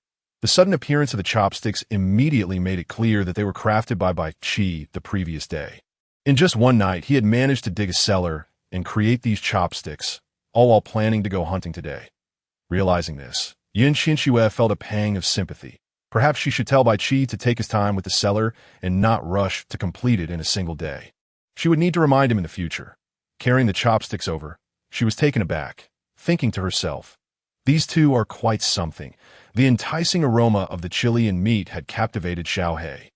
Taking advantage of Qianxue's absence, he used his fluffy paw to snatch a piece of meat and devoured it whole. Hong Ye was astonished by this spectacle. Unwilling to be outdone, she also grabbed a piece and popped it into her mouth. The mingling flavors of the spicy and fresh pork belly left her in a dilemma, torn between the desire to put it down and the reluctance to part with it. Meanwhile, Xiao He seemed oblivious, snatching several more pieces and devouring them without hesitation. That moment, Hong Ye feared that Xiao He would finish the pork belly, momentarily forgetting the spiciness as she continued to eat. Her surprise. The more she ate, the more delicious it became, and soon she adapted to the spiciness, seeing a rabbit devour spicy pork belly. In that instant, Qianxue felt as though she were losing her mind. Suspecting she was hallucinating, rubbing her eyes vigorously, she confirmed the reality before her.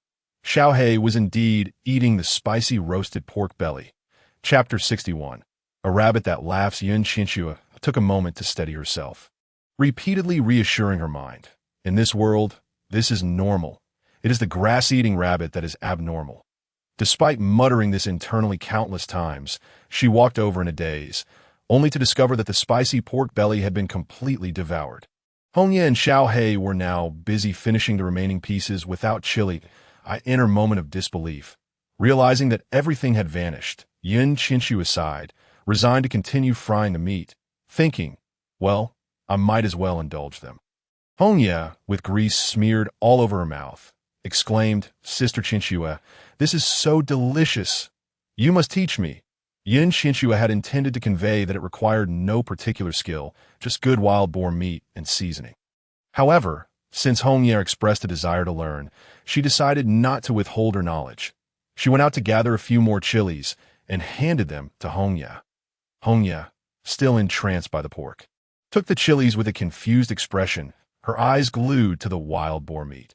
Qianxue sighed, gently pinching Hongye's nose, and said, Hongye, if you learn to cultivate chili peppers, you'll have plenty of spicy pork belly to enjoy. It is especially delicious. Upon hearing the phrase, especially delicious, Hongye's head shot up, her face lighting up with joy as she inquired, what is especially delicious? Clearly, she and T caught the earlier part of the conversation. Her mind solely fixated on food. A true foodie. Qianxue sighed, feeling a sudden fatigue wash over her, realizing it was futile to argue with such a glutton. She merely replied, you should eat first, and we can talk later. Okay, Hongye replied, heedless of the scalding pork belly, reaching out to grab it with her hands. In the blink of an eye, the hot meat was in Hongye's mouth. Although Qianxue hadn't initially intended to stop Hongye's eating method. Seeing her fingers reddening from the heat, she couldn't help but offer her chopsticks, saying, Hongye, grabbing hot things with your hands will hurt. Finally, Hongye's gaze shifted from the meat to the chopsticks. Accepting them, she asked Sister Qianxue, what are these? These are called chopsticks. I will teach you how to use them. Qianxue replied, picking up a pair of chopsticks and demonstrating by picking up a piece of meat and placing it in her mouth. Seeing Qianxue's actions, Hongye found it amusing and attempted to mimic her with the chopsticks. However, they seemed to have a mind of their own, making it difficult for her to grasp the meat. At that moment, Xiaohei chuckled softly beside them that a rabbit can laugh, and it has a voice. Qianxue was utterly astonished, staring wide-eyed at Xiaohei, and weakly asked, Xiaohei, was it you laughing just now? Xiaohei glanced sideways at Qianxue, his deep, mysterious eyes seemingly holding countless secrets, leaving Qianxue feeling as though she stood upon a pitch-black expanse, surrounded by charred vines devoid of life. Suddenly, a pang of pain shot through her heart, yanking her back from that dark place to the cave. In that moment, Qianxue felt a bittersweet ache, yet she couldn't fathom why she was frowning as she gazed at Xiaohei. However, at that moment, Xiaohei had reverted to the typical demeanor of a rabbit, utterly engrossed in the pork belly, his eyes now devoid of focus. Sister Qianxue, what's wrong with you? The sound of the crimson leaves brought Qianxue back to her senses. She squinted and smiled slightly, saying, no worries, I will teach you how to refine coarse salt into fine salt. Qianxue first dissolved the salt, or that Hongye had brought in a stone pot. Then poured out the impurities.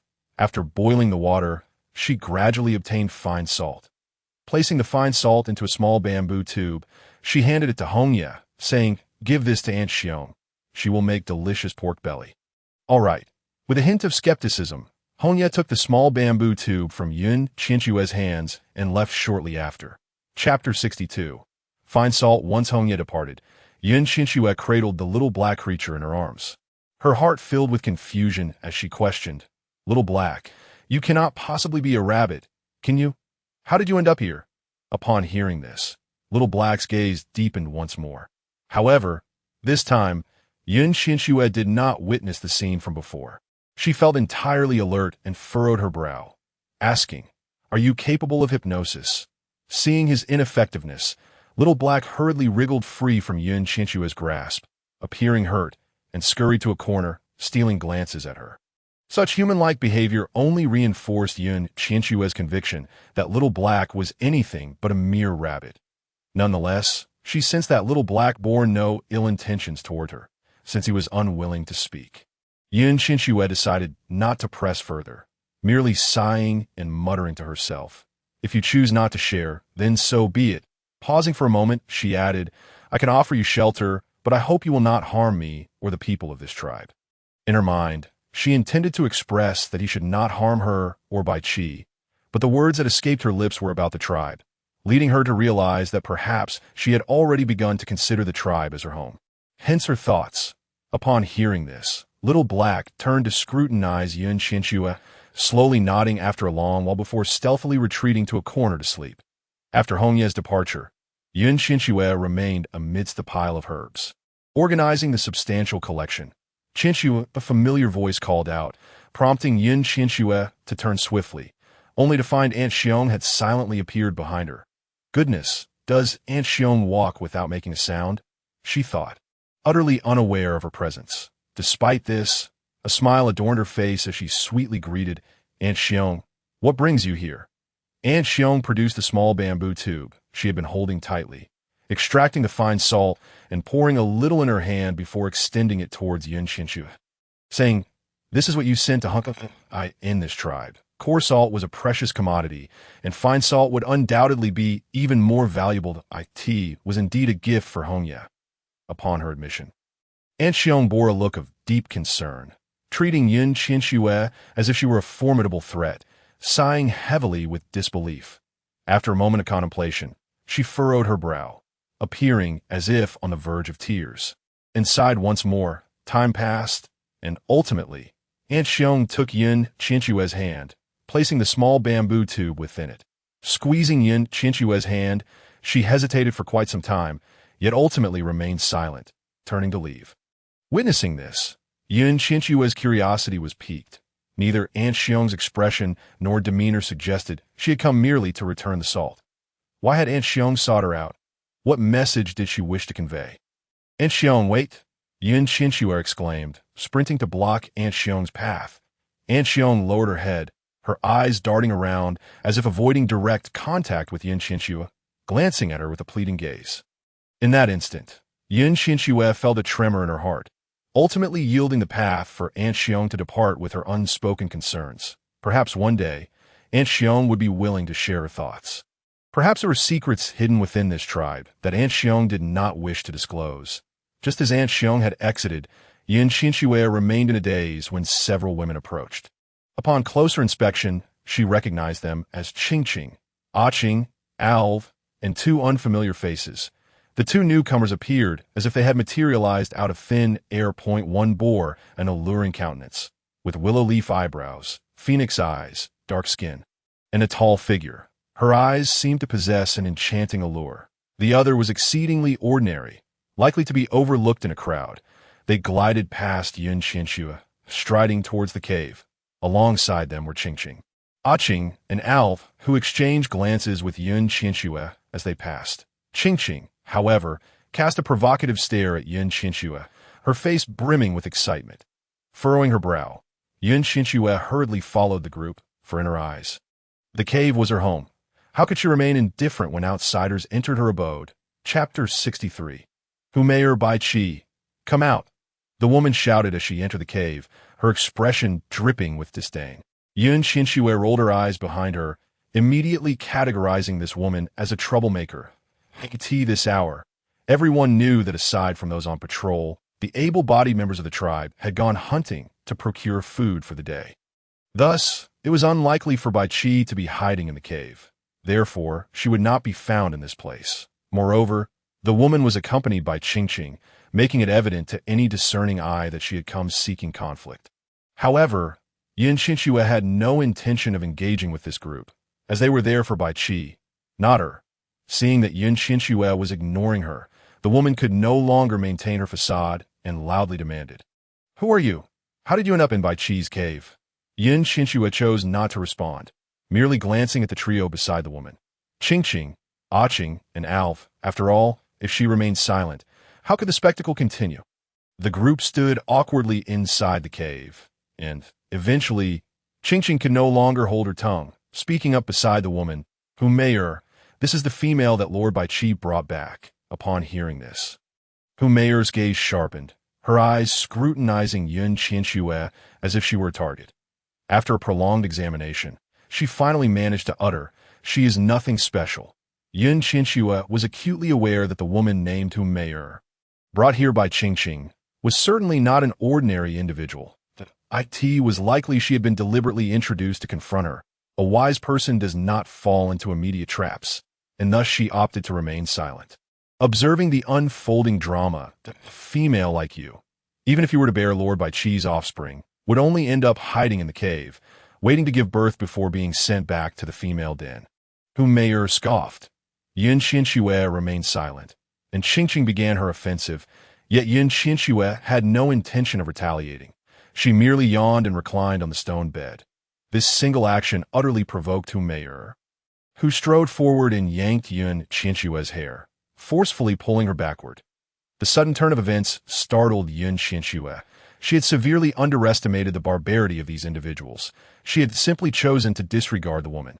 And yet here she was, resorting to violence. Qianxue was not one to be bullied, summoning all her strength to press down on the most painful pressure point on the back of Humayur's hand. With a forceful push, Humayur yelped in pain, releasing Qianxue's hair. Gazing at the wild individuals before her, Qianxue merely smiled faintly. Although she wore a smile, the killing intent in her eyes caused Humayur to take several steps back. At that moment, Humayur felt an unsettling sensation. This female before her displayed none of the compliance expected from someone who had been taken in. Moreover, she appeared exceedingly dangerous, giving off an impression that she should not be approached. Meanwhile, Qianxue was swiftly assessing her chances of escaping from the 5 individuals surrounding her. If 4 of them were securely grasped her hands and feet, she would be utterly doomed. "You need to leave Bai Qi's cave at once." Humayur lifted her head and spoke with an air of arrogance, as if the cave belonged to her, upholding the belief that a wise person does not suffer immediate losses. She felt compelled to leave since Humayur had permitted her to do so. With this thought in mind, Qianxue hastened towards the cave's entrance, recognizing that outside the cave, where 5 individuals were not poised to attack her, was indeed a safer option. Even if this group chose to act against her, the likelihood of being seen would be considerably greater. Observing Qianxue's compliant exit from the cave, Qianxue was momentarily stunned, wondering why the scenario she had envisioned did not unfold. She had anticipated a confrontation between Humayur and Qianxue. Yet now that Qianxue had left the cave, what did this signify? Meanwhile, Humayur, standing beside Qianxue, wore an expression of excitement, believing that Qianxue had genuinely vacated the cave for her. Qianxue, subtly inciting Humayur, whispered, "Lord Bai Qi wishes to form a partnership with Qianxue." Upon hearing this, Humayur could no longer remain in the cave, striding out with purpose, while Qianxue, having overcome her fear, navigated the rugged path downwards. She understood that only in the presence of onlookers would she feel secure. Otherwise, facing 5 against 1 left her with no chance of victory. Not long after, the 5 men closely trailed Qianxue. Accustomed to the perilous paths along the cliff, they quickly closed the distance. While Qianxue, still unaccustomed to the terrain, struggled to keep pace. Gritting her teeth against her trembling legs, she feigned composure, raising her head with a smile and inquiring, "Do you need something?" Her smile pierced Humayur's eyes, igniting a deep-seated resentment towards the woman with skin as pale as snow and her nonchalant demeanor. Feeling a surge of irritation, Humayur signaled to one of her companions, who lunged towards Qianxue. Attempting to seize her, Qianxue instinctively sidestepped, narrowly escaping the oncoming bulk. The assailant, oblivious to Humayur's intentions, lost his footing at the cliff's edge and tumbled downwards. Humayur merely observed the fall with cold indifference, while a flicker of excitement crossed Qianxue's face as she provocatively gazed at Qianxue. In that moment, Qianxue realized that the 3 individuals before her would undoubtedly place the blame squarely on her shoulders. Just as she pondered her next move, the individual who had plummeted transformed into a tawny fox and began to scale the cliffside. Shocked, Qianxue's perception was irrevocably altered. She had always believed that only men could morph.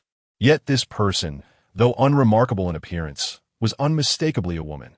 Once the fox reached the summit and reverted to her human form, Qianxue scrutinized her closely, noting the absence of an Adam's apple, and thus inquired with a smile, "I am Qianxue, What is your name? You are female, yet how can you transform? The unexpected kindness caught the woman off guard. She pondered briefly before responding, I am Hu Qi. Female transformation is rare, but it does exist. Hu Qi. Return.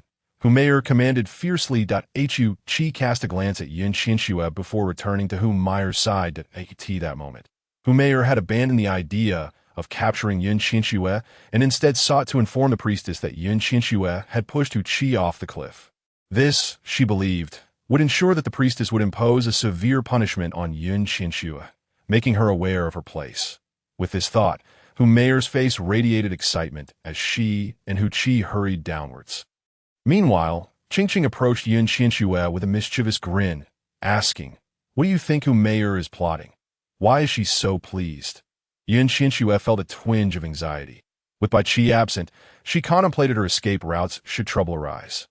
Despite her inner turmoil, she maintained an outward appearance of calm, smiling as she replied, Let us address that when the time comes.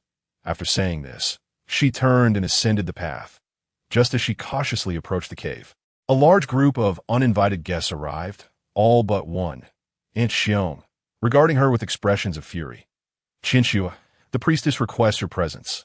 Initially expecting Hu to concoct some new scheme, Qianxue was taken aback to find that it was merely a complaint, directed to the one person in the tribe who held the most disdain for her. With Bai Qi absent, she felt utterly at their mercy. Aunt Xiong discreetly approached Qianxue, whispering urgently, I have sent someone to inform Bai Qi. Until then, follow the priestess's wishes. Thank you, Aunt Xiong, Qianxue replied with a faint smile. Aunt Xiong sighed, believing in Qianxue's abilities. Who would believe that a seemingly fragile female could push a transformed female off a cliff? Yet the priestess did believe, and she was unwavering in her conviction. Today's events would not be easily resolved, especially since the one who fell was a female of the Fox tribe. Following the throng, Qianxue arrived at the priestess's dwelling, where the entrance was adorned with various herbs, their fragrance permeating the vast expanse. Outside the cave, numerous women awaited her, with Hu standing beside the priestess, her head held high in a victorious manner, defiantly staring at Qianxue. Once again, priestess, she began, her demeanor icy and her piercing gaze fixed on Qianxue. Before Qianxue could steady herself, the priestess declared, Qianxue, you have harmed a distinguished guest of the Fox tribe. Therefore, you shall be sent back to the female cave. Qianxue squinted, casting a sidelong glance at the priestess, neither resisting nor protesting, but instead offering a strange smile, followed by a dismissive scoff, her gaze unwaveringly locked onto the priestess, causing a tremor of unease to ripple through her. Within this tribe, the priestess held absolute power. Even if her judgment were flawed, wrong could be spun into right, rendering any dispute pointless, a waste of breath. This demeanor left Aunt Xiong feeling anxious, yet she felt powerless, only managing to say to Qianxue, Come, the female cave is this way. Though unable to overturn the priestess's decision, Aunt Xiong resolved to protect Qianxue to the best of her ability. As they walked slowly along the treacherous mountain path, Aunt Xiong's pace was measured, but the absence of Bai Qi weighed heavily on her, for eventually, every path must reach its conclusion. Soon, Aunt Xiong's anxiety grew palpable, her demeanor shifting to one of agitation as her expression tightened. Qianxue, what shall we do? Bai Qi has yet to return, and we are nearing the female cave. Aunt Xiong, do not fret. If the priestess intends to send me to the female cave, she would not allow Bai Qi to return so easily. Qianxue replied calmly, surveying her surroundings. Though Qianxue remained composed, Aunt Xiong's worry deepened. She sighed repeatedly, her eyes scanning for any sign of Bai Qi, her brow furrowing in increasing concern. Upon reaching the entrance of the so-called female cave, Qianxue was struck by an unsettling sensation. Despite her mental preparations, the reality was still overwhelming. The female cave was merely a cave situated at the mountain's base, shrouded in darkness with nary a ray of sunlight. As she stood at the entrance, a throng of disheveled women rushed out. Upon realizing that Qianxue was a woman, they retreated to their previous positions, sitting vacantly. Their faces, caked with dirt, rendered their original features nearly indistinguishable. and their hair, matted from neglect, contributed to the foul odor emanating from the cave. Aunt Xiong sighed, observing the chaotic state of the female cave, its stench unbearable. She hesitated for a moment before saying, "Rest assured, once Bai Qi returns, I will ensure he comes for you." "Thank you, Aunt Xiong," Qianxue replied with a tranquil expression as she stepped into the cave, her heart heavy with trepidation. After Aunt Xiong departed, the women within the cave, clutching various objects, cast wary glances at Qianxue, their expressions filled with suspicion. These women had been confined for far too long. Even without guards at the entrance, they were reluctant to leave. Qianxue found herself yearning to discover whether these women still possessed their faculties and whether they harbored any desire to escape the confines of the female cave. After some contemplation, Qianxue glanced around, only to catch sight of a pair of inquisitive eyes. Despite the dirt smeared across her face, a resolute spirit shone through her piercing gaze as she scrutinized Qianxue from head to toe. Approaching the unkempt woman, Qianxue inquired, "Why do you stare at me? What is your name?" The woman cast a sidelong glance at her, parting her matted hair, which was caked with filth, revealing a pallid visage.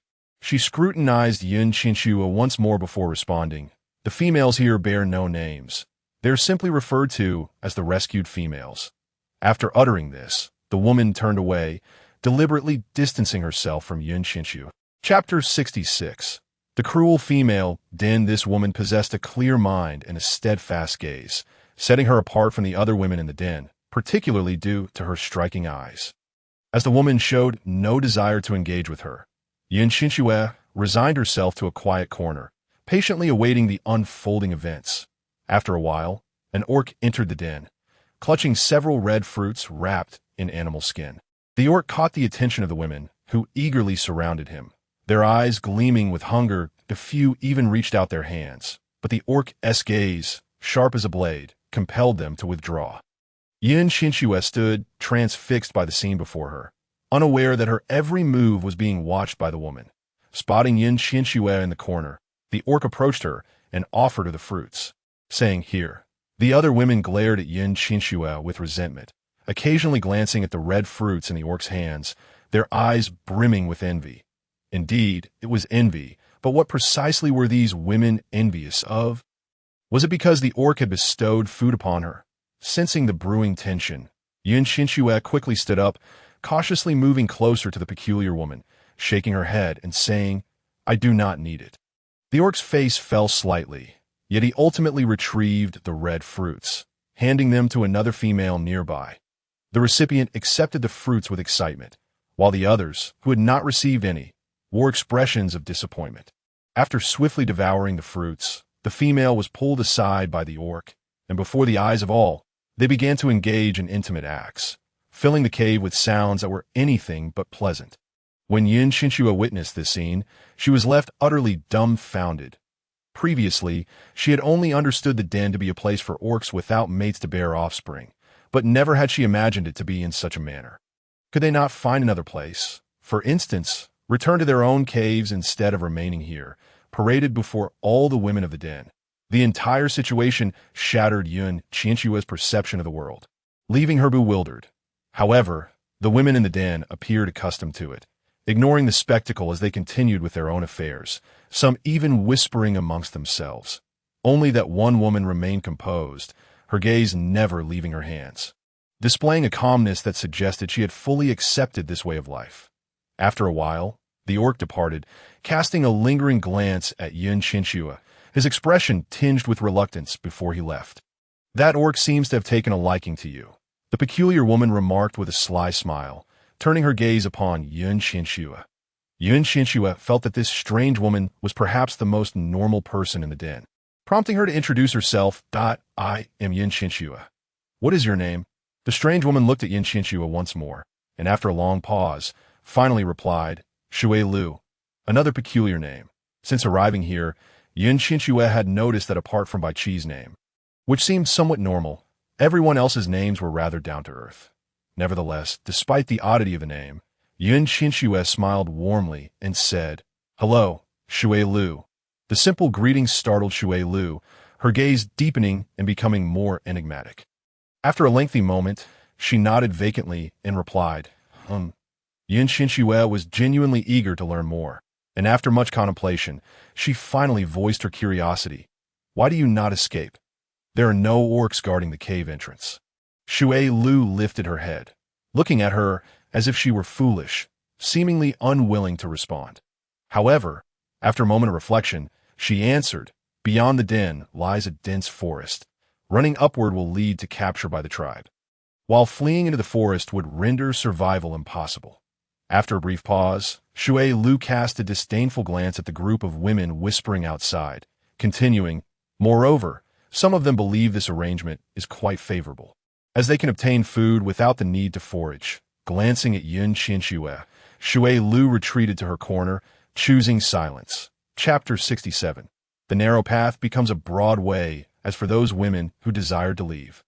It mattered little to Qianxue. But what of Xue Lu? With such a resolute gaze, would she willingly remain in this place? Qianxue could not fathom it, yet the reality was that Xue Lu indeed seemed content to stay. However, Qianxue did not anticipate that in waiting for Bai Qi, she would encounter someone she wished to avoid entirely. The moment He Yun stepped into the den, panic surged within Qianxue, prompting her to seek an escape route. This person was still alive. Despite a deep gash in a major artery that had not led to his death, he appeared pale and weak, yet his spirit seemed intact. Indeed, the healing abilities of orcs were truly formidable. After searching for a while, she discovered that outside the cave was plainly visible.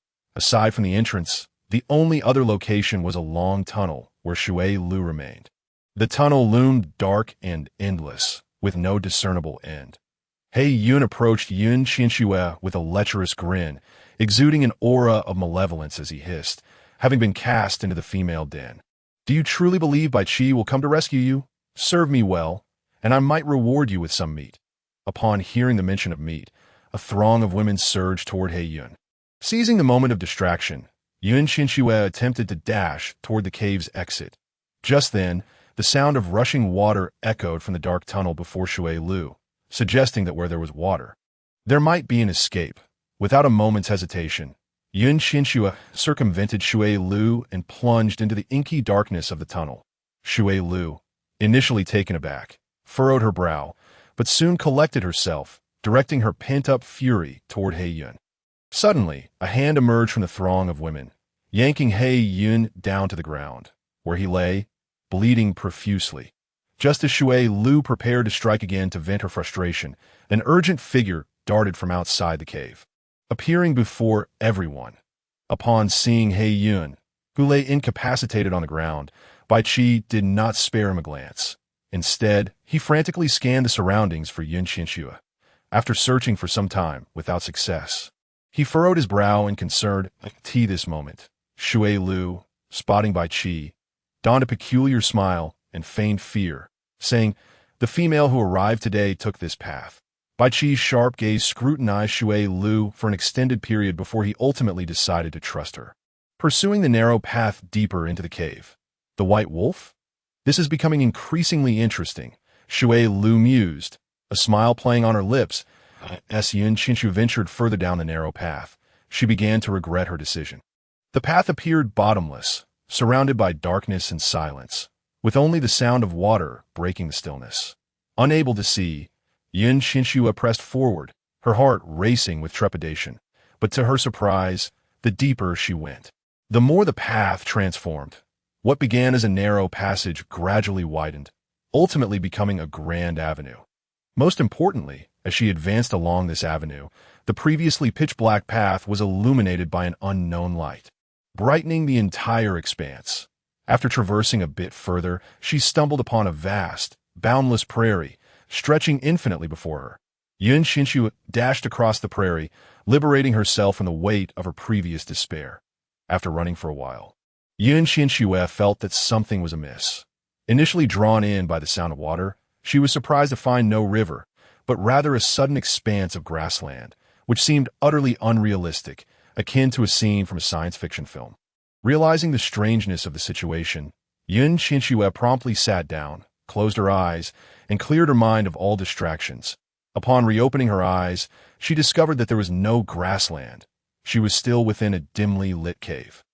Before her stood Bai Qi, holding a stone in his hands, grinning foolishly, his joy unmistakable on his face. Chapter 68. The misty forest. Qianxue believed she was still ensnared in an illusion and pinched her own hand until pain surged through her, confirming that everything was indeed real. Bai Qi had truly come to the cave to find her, and had followed her into this bewildering place. The enormous weight in her heart lessened, although she maintained a calm demeanor before Aunt Xiong.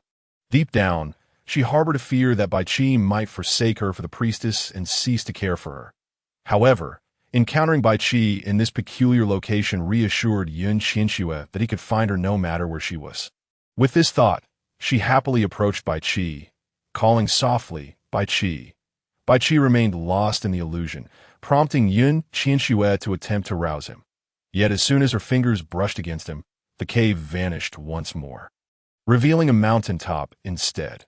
Bai Qi embraced the illusion of her, and the two nestled together, their faces adorned with blissful smiles. Qianxue wished to disrupt this scene, fearing to shatter it.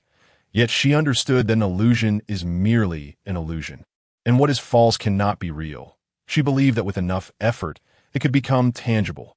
Qianxue dashed to their side, and upon seeing her, Bai Qi sprang up, his face momentarily displaying surprise. Before he glanced at the illusory Qianxue, who dissipated into smoke, leaving no trace behind, Bai Qi then furrowed his brow, scanning the surroundings, and after a prolonged silence, murmured to himself, "I never expected there to be a path from the cave leading to the misty forest." Having said that, Bai Qi turned his gaze back to the real Qianxue, his brow still knitted, and candidly stated, "I mean no disturbance. I merely seek someone. The Lord of the Forest, let me pass." It was difficult to discern what was real and what was not. The illusion held him close, while she, the genuine one, was mistaken for the Lord of the Forest. In that moment, Qianxue felt a surge of anger. Yet after some contemplation, she stepped forward, took Bai Qi's hand, and placed it over her heart, saying, "I am real. This cave is peculiar. We must leave swiftly." Bai Qi experienced a fleeting moment of disorientation as he lifted his hand from her chest to caress her soft cheek, the familiar warmth reassuring him. Relieved, he enveloped Qianxue in his arms. Reflecting back, he realized that the figure he had just held lacked warmth, whereas the real Qianxue felt tender and alive. Finally, he had found her, and with a sigh of relief, he declared, "I have finally found you." After speaking, he exhaled deeply. Bai Qi held Qianxue tightly, instilling in her a profound sense of safety, and she longed for him to embrace her forever. Yet at that moment, the mountaintop vanished, leaving them standing in a desolate forest. Surrounding them were black swamps and charred branches, devoid of vibrant trees and flowers, with not a single living creature in sight. The suddenness of it all ignited a sense of foreboding in Qianxue, and she exclaimed in terror, "Bai Qi, let go for a moment, look around." Bai Qi released her, surveyed the area, and, cautiously grasping her hand, scoffed, "If I were not concerned for your safety, who could ensnare me?" In an instant, his claws transformed into blades, and with a swift swipe through the empty forest, they found themselves back in the cave. Upon seeing the familiar surroundings, Qianxue sighed, perplexed, and inquired, "What is the misty forest?" "The forbidden territory of the wolf clan," Bai Qi replied. Chapter 69. The tale of the man and the woman. The revelation that the misty forest was the forbidden territory of the wolf clan left Qianxue bewildered. The true form of the cave was indeed that of a cave, not a forest. Thus did the cave truly connect to the misty forest. Confused, she questioned, "Is the cave still a cave, and what relation does it have with the misty forest?" Bai Qi's eyes shifted in hue, changing from a deep black to a glimmering green as he gazed into the depths of the cave. After a long pause, he finally responded, "Let us enter and find out." However, immediately regretting his words, he worried about the unforeseen dangers that might lurk within the misty forest. What if something happened to Qianxue? After much internal conflict, he ultimately resolved to escort her out first, intending to handle the other matters himself. Just as he made that decision, the path behind Qianxue abruptly transformed into a vast ocean, stretching infinitely to a wave surged forth, plunging both of them into the depths of the sea. The unexpected scene startled Qianxue, causing her to momentarily forget that this was merely a cave and not an ocean. Panic erasing her awareness of her swimming abilities, I could see that moment. Bai Qi swiftly scooped Qianxue from the water, cradling her in his arms, softly reassuring her, "It's not real. Not real." The S's words settled in. Qianxue managed an awkward smile, rubbing her head sheepishly. "I forgot for a moment." Though the ocean behind them was but an illusion, she still struggled to find her bearings, leading Bai Qi to leisurely guide her back toward the cave. After what felt like an eternity, they emerged into a vibrant forest filled with towering ancient trees and rabbits frolicking amidst the flowers that a throng of people were gathering in the forest, their backs laden with baskets filled with various fruits. Everyone was diligently occupied, and at that moment, a woman turned to Qianxue and called, "Why aren't you helping?" Qianxue looked around in surprise, sensing that her presence went unnoticed. However, Bai Qi's brow furrowed as his claws emerged, ready to tear through the illusion. No. Qianxue quickly shook her head, whispering, convinced that nothing appeared without reason and that there must be complications beneath the surface. She was also, admittedly, curious about the story unfolding before her. Just as Qianxue was about to rush over to assist, a man came running from a distance, taking the heavy basket from the woman's hands, smiling at her as they departed together. Observing their nonchalant demeanor, Qianxue pondered for a moment before stepping beside one of the individuals and stepping on his foot. To her surprise, her foot seemed to rest upon air, and with a slight lift, he departed without noticing her. Quickly, she returned to Bai Qi, grasping his hand, the warmth reassuring her of her own reality, realizing that everything before her was merely an illusion. With this thought, Qianxue sighed, holding Bai Qi's hand tightly, and said, "Let us follow them." The group made their way to a nearby village, where the people greeted the man with warmth, yet regarded the woman with disdain. Witnessing their attitudes, the man felt awkward, attempting to comfort the woman beside him, saying, "They are merely unaccustomed to outsiders."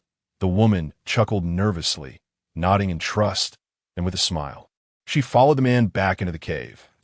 As they reached the cave entrance, a woman in her 40s emerged, seizing the man and pulling him away from the woman, complaining, "Women from the cave should stay in the cave." Hearing this, the man's face fell, and he could only lower his head, brows furrowed in sorrow.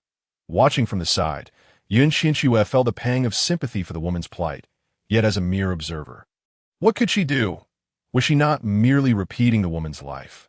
As she contemplated this, a wave of sorrow washed over Qianxue, leaving her unable to find solace. Bai Qi, with his keen eyes, had already noticed the change in Qianxue's expression.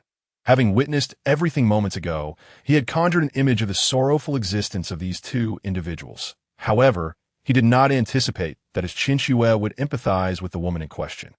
At that moment, Bai Qi firmly grasped Qianxue's hand, applying a gentle yet insistent pressure, eliciting a soft ache that caused her to lift her gaze and meet his. Bai Qi then locked his eyes on hers, speaking with grave determination, "You are not like her. You are the one I have chosen." And oh, sooner had he spoken than the scene around them plunged into darkness. The man and woman, along with the entire tribe, vanished, leaving only a shadowy cave behind. Chapter 70.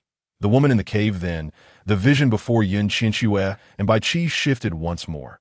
The woman had now transformed into a heavily pregnant figure, her belly round with a child of approximately 6 or 7 months gestation. I could see that moment. The man's mother emerged, tossing a pile of untanned animal hides at the pregnant woman, commanding, "Get to work." The woman's complexion turned ashen as she summoned all her strength to place the hides into a basket on her back.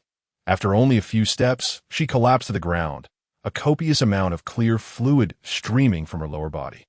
Her face, now even paler, reflected sheer terror as she surveyed her surroundings, utterly devoid of the strength to cry for help. Her waters had broken, and the child was likely premature. What to do? Qianxue watched in desperation, rushing forward, only to realize her hands passed through the woman's bodied eye. In that instant, she was jolted awake to the grim reality. She was merely a spectator, unable to intervene. Suddenly, the woman recalled something and shouted, "Help! My baby!" Her piercing cry attracted the attention of the matron, who observed coldly, snorted, and barked, "What are you screaming for?" before retreating back into the cave. The woman, in despair, let large tears fall to the ground. Hopelessness spreading through her eyes, she struggled to rise, inching toward the cave, seeking a clean spot to lie down. During this ordeal, sweat streamed down her pained face, mingling with her tears, blurring the lines between sorrow and suffering. After what felt like an eternity, as the sun dipped below the horizon, the man returned, rushing to the side of the despairing woman. He seized her hand tightly, yet felt utterly powerless upon seeing the man return. The matron hurried over, anxiously stating, "Wait outside. She will give birth soon." She shoved the man out and turned back, reprimanding, "Females emerging from the cave are meant solely for birthing, and if you cannot give birth, what use are you?" The woman managed a serene smile, caressing her belly, tears cascading onto the ground, deepening the smile upon her face. Time slipped away, and as the night deepened outside, she gave birth to a child that, from a moment of emergence, drew no breath. The matron, noticing the lifeless infant, let out a contemptuous huff, her face twisted with malice as she snatched the dead child from the woman and disappeared without a trace. Qianxue yearned to follow, but at that moment, Bai Qi grasped her arm, whispering, "Something is amiss." And no sooner had he spoken than the surroundings dissolved into oblivion, leaving Qianxue and Bai Qi in an empty, pitch-black cave. "Bai Qi, what do you think happened to that woman in the end?" Qianxue murmured, her brow furrowed, still ensnared in the haunting images of the recent scene, unable to extricate herself. She, too, had been rescued by Bai Qi, thus sharing a connection with the woman of the cave. Would she also be condemned to such a tragic fate? Were these visions meant to awaken her to a truth? Bai Qi, understanding her thoughts, recognized their similarities, yet vowed that such a dismal existence would never befall Qianxue as long as he was by her side. "Qianxue, I will never be like that man." The moment those words left his lips, Qianxue felt a wave of relief wash over her. Perhaps evasion was not the solution. If the day ever came, she would simply walk away. In truth, the woman likely had choices, but she chose to believe. She was timid. If harmed, she would retreat into her shell like a turtle. With this in mind, Qianxue stated resolutely, "Bai Qi, if you were to treat me as that man did, I would leave you and never return." While she understood the forest could be perilous, she still believed there might be a glimmer of hope. Yet the woman lying in the cave had been stripped of even that. Bai Qi tightened his grip on Qianxue's hand, their eyes locking as he declared, "That will never happen." Chapter 71. The colorful petals at that moment. A beam of light pierced the darkness of the cave, guiding the two forward. Bai Qi held Qianxue's hand tightly as they proceeded. However, they were unprepared for the sight that awaited them at the cave's end. A vivid mural, a lifelike depiction. The woman portrayed in the mural was unmistakably the same one from the illusion. Yet in this artwork, she was adorned not in animal hides, but in a splendid traditional Han dress, her hair adorned with a golden hairpin, her smile radiant. This refined lady stood in stark contrast to the desolate-eyed woman from a cave. One was a blossom in full bloom, while the other was steeped in despair. Could they truly be the same individual? Suddenly, Qianxue realized something. She was not the first to traverse this realm. The woman from the illusion had come before her. "Traveler, what transpired in your life? What became of you?" The more she pondered, the deeper she sank in her own thoughts, unable to surface. Meanwhile, Bai Qi noticed something peculiar at the center of the mural's brow and, driven by curiosity, wished to approach, but hesitated for fear of disrupting Qianxue. Finally, Bai Qi urged, "Qianxue, step back a few paces. I wish to see what lies there." His words piqued her interest. Previously, she had only noticed the woman's face and attire, not the details surrounding her. Upon hearing Bai Qi's suggestion, she immediately shifted her gaze to the center of the mural, where a colorful petal merged seamlessly with the figure, standing out vividly against the dark backdrop. Qianxue nodded in agreement and stepped back, allowing Bai Qi to advance. Yet the instant he touched the vibrant petal, a tremendous force propelled him backward, causing him to crash to the ground. "Bai Qi." Qianxue rushed to assist him, anxiously inspecting him. "Are you all right?" Seeing her concern, Bai Qi quickly reassured her. I'm fine. At that moment, a distant, ethereal voice echoed in Qianxue's mind, persistently calling. Come, come, come. As she lifted her gaze, the colorful petal shone brighter, dazzling and enchanting, compelling her to rise and approach. Bai Qi, intending to intervene, found himself obstructed by an inexplicable force, rendering him unable to reach her. This uncontrollable energy filled Bai Qi with urgency. He exerted all his strength to get closer to Qianxue, only to feel his body repelled, as though it were beyond his control. In that moment of desperation, Bai Qi gritted his teeth, revealing his claws, breaking free from the force's hold, just as Qianxue's hand made contact with the colorful petaled eye. In that instant, a spectrum of light surged into Qianxue's being, illuminating her from within. In the blink of an eye, the colorful petals on the stone wall vanished, leaving a single petal etched deeply into her brow. After a brief moment, the vivid petal began to fade, ultimately disappearing from her forehead. As the petal vanished, the force that had hindered Bai Qi dissipated as well, causing him to stagger and crash against the stone wall, blood streaming from his head. Qianxue, startled by Bai Qi's collision with the wall, regained her composure and hurriedly helped him up, asking, "Are you okay?" Bai Qi shook his head gently, tenderly rubbing Qianxue's forehead. He indeed saw no signs of distress, which eased his worries. That moment, Bai Qi felt the stone wall begin to tremble. Without a moment's hesitation, he scooped up Qianxue and, disregarding the pressure on his head, followed the path etched in his memory to escape. Chapter 72. The Master Servant Oath. When Bai Qi reappeared in the female cave, cradling Qianxue, Xue Lu's face was one of astonishment, her eyes fixed on the pair, brows furrowed in deep concern. Yet, in an instant, Xue Lu masked her emotions, approaching Qianxue and asking, "Can you take me away from here?" Qianxue had always believed that the female cave was a place that should not exist. However, for someone like her, who relied on others to leave, it would be exceedingly difficult to take a woman away. Moreover, she pondered why Xue Lu wished to follow her. Xue Lu, perceiving the conflict and unease in Qianxue's gaze, quietly walked over to the motionless He Yun on the ground, giving him a kick and stating, "Take me out of the female cave." He Yun looked up at Xue Lu in terror, attempting to rise but was forcefully pinned down by her. Witnessing this scene, Bai Qi intervened, stopping Xue Lu from further tormenting He Yun, saying, "With your abilities, escaping from here should be effortless. I never anticipated such a female lurking in the depths of the cave. A white wolf is indeed a white wolf." After uttering this, Xue Lu contemplated for a moment, then fixed her gaze upon Qianxue, declaring, "I wish to enter into a master-servant oath with her." The master-servant oath?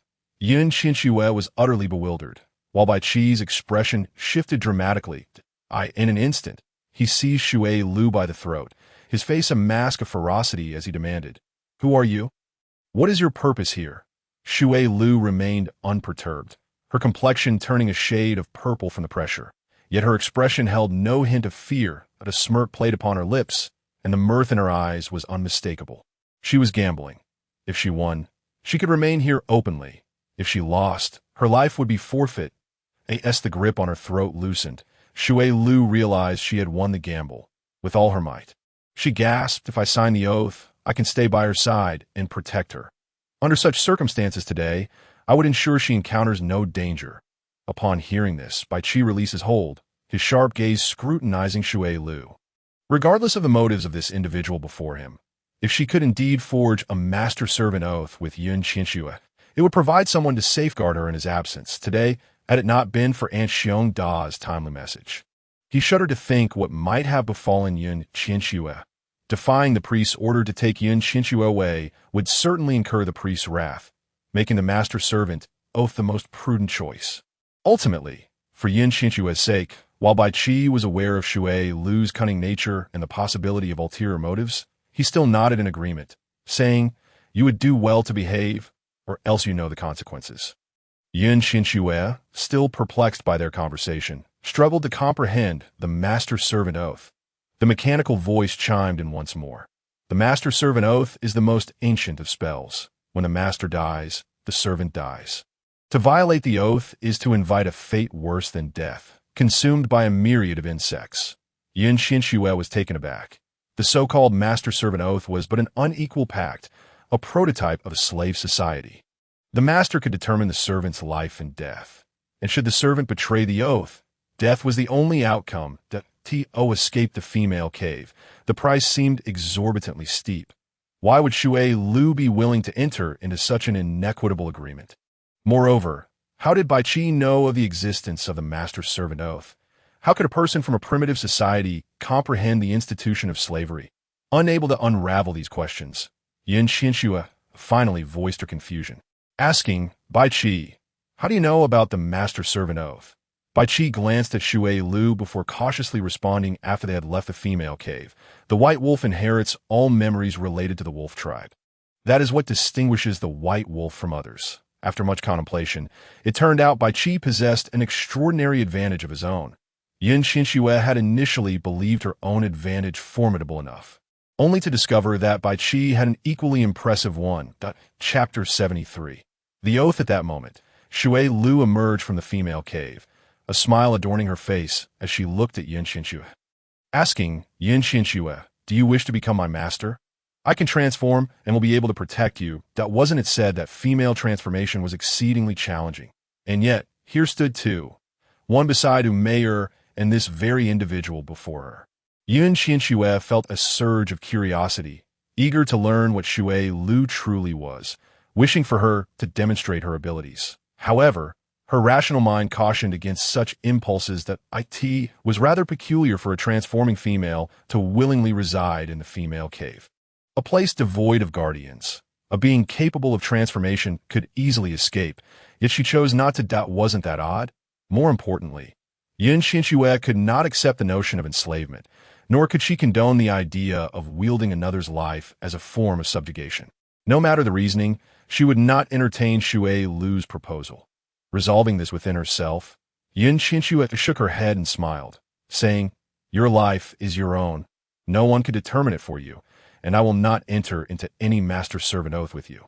Upon hearing this, Xue Lu regarded Qianxue with an impassive expression, yet her eyes deepened with complexity. The faint smile crept upon her lips before she lowered her gaze, lost in contemplation in Bai Qi's eyes.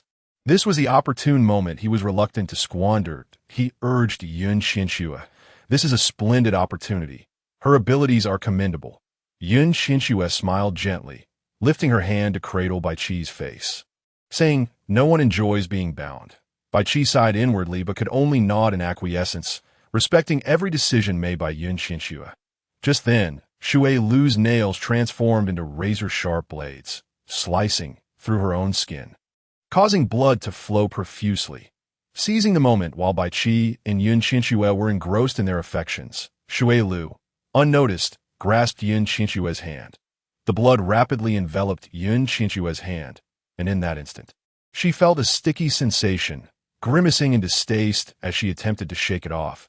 Yet Xue Lu held her hand tightly, murmuring incantations as a vibrant flower petal shimmered at the center of Qianxue's brow.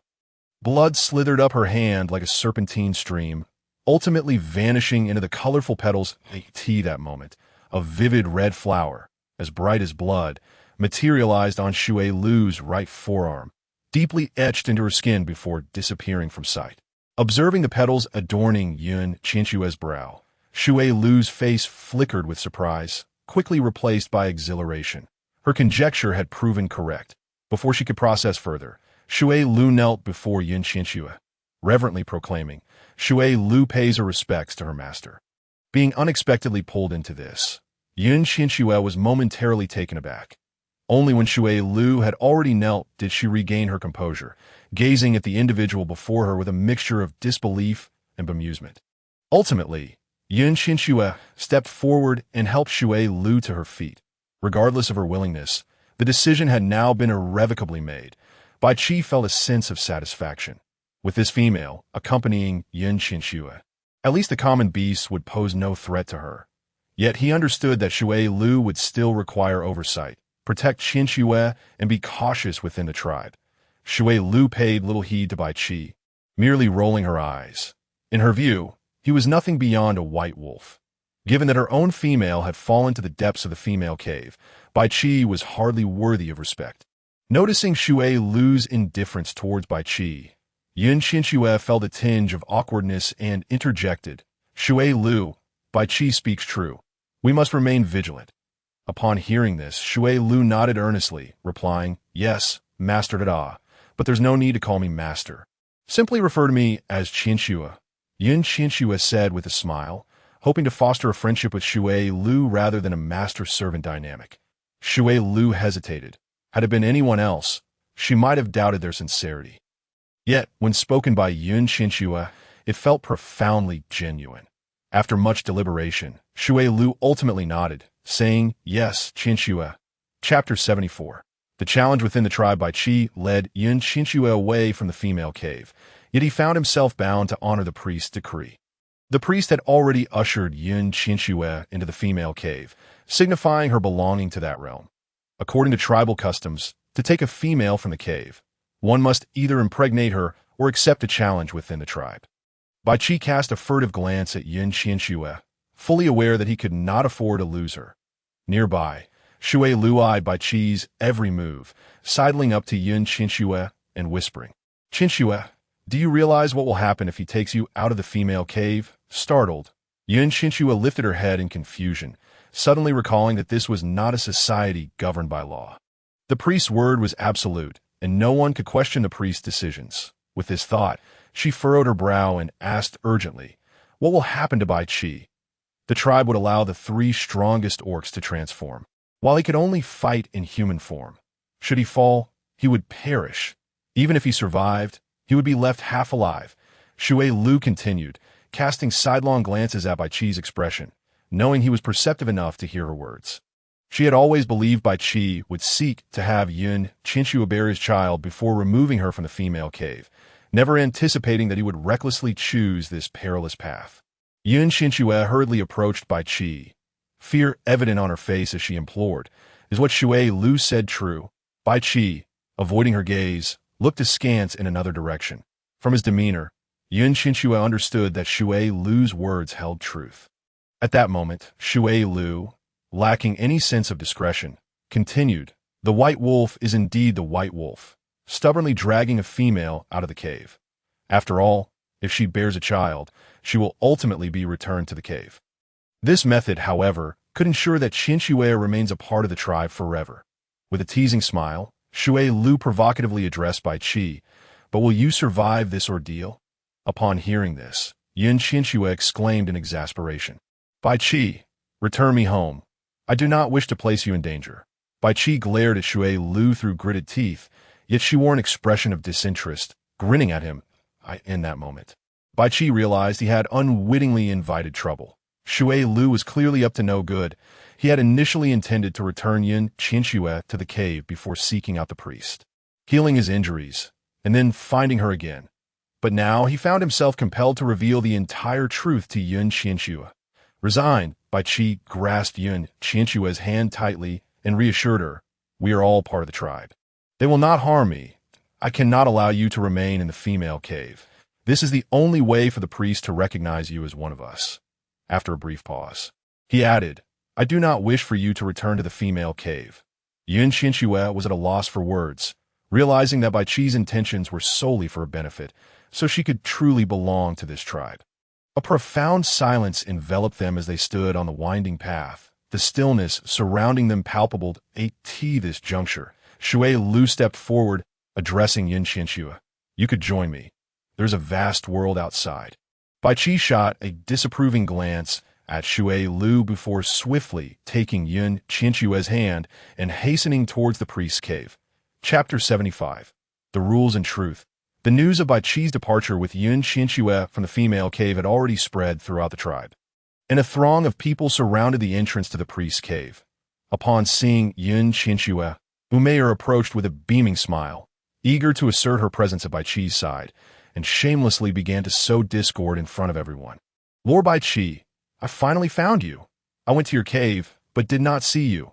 Instead, I encountered that female, and she almost caused Hu Qi's demise." The distortion of truth was egregious, leaving Qianxue at a loss for words. Yet the most disheartening part was that none of the onlookers spoke out against her. She believed that everyone in the tribe knew Hu Qi was a female capable of transformation. Yet no one dared to contradict the priest. The priest's indoctrination was so effective that no one would question any of her decisions. Bai Qi did not even glance at Hu Meier. Instead, addressing the priest with utmost respect, "Priest, I have brought Qianxue out of the female cave, and I shall abide by the tribe's rules." Upon hearing this, the crowd erupted into hushed murmurs. Although the white wolf was powerful, facing 3 opponents, especially in human form against transformed orcs, incited a fervor among the combative tribesmen. They were eager to witness the extent of their strength compared to Bai Qi. The priest's expression darkened, her eyes flashing with murderous intent as she fixed her gaze upon Yun Qianxue. If looks could kill, Yun Qianxue would have perished countless times. Yet, knowing Bai Qi's decision was beyond her control, she understood this rule had been passed down through generations in the tribe. Eventually, the priest nodded curtly, her face inscrutable as she proclaimed, "Select 3 of the fiercest orcs from the tribe." Yun Qianxue's fears materialized. She had initially thought the priest might show pity for Bai Qi, but it appeared she had been mistaken. In a vast clearing at the base of the mountain, Bai Qi stood at the center while 3 others flanked him, forming a triangle. Among the trio, Yun Qianxue recognized only Hui Shi, while the other 2 presented stark contrasts. One was the epitome of muscle, his physique bulging with power, while the other appeared sickly. Was this truly the tribe's most valiant orc? The priest observed coldly from the sidelines as Hu Meier watched with unrestrained excitement. At the tea that moment, the priest issued her command, and the 3 transformed, one into a gray wolf, another into a black wolf, and the last into a creature with a striking black and white coat reminiscent of a panda, though its eyes bore a ferocity that rendered it far from endearing.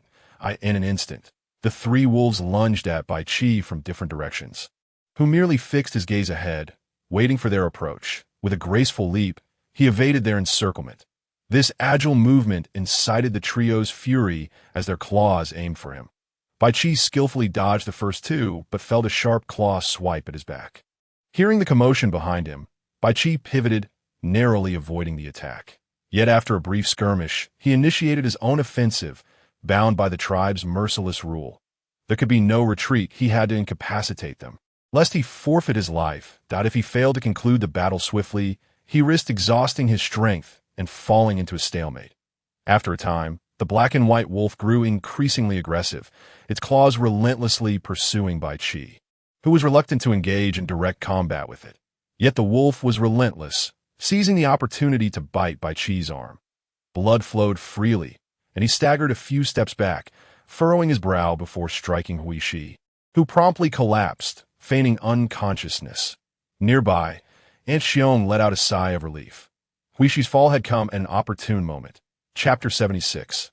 The assault with Hui Shi down, the black wolf, exhibiting almost human-like awareness, cast a glance at Hui Shi and rolled its eyes upon seeing the wolf lying there.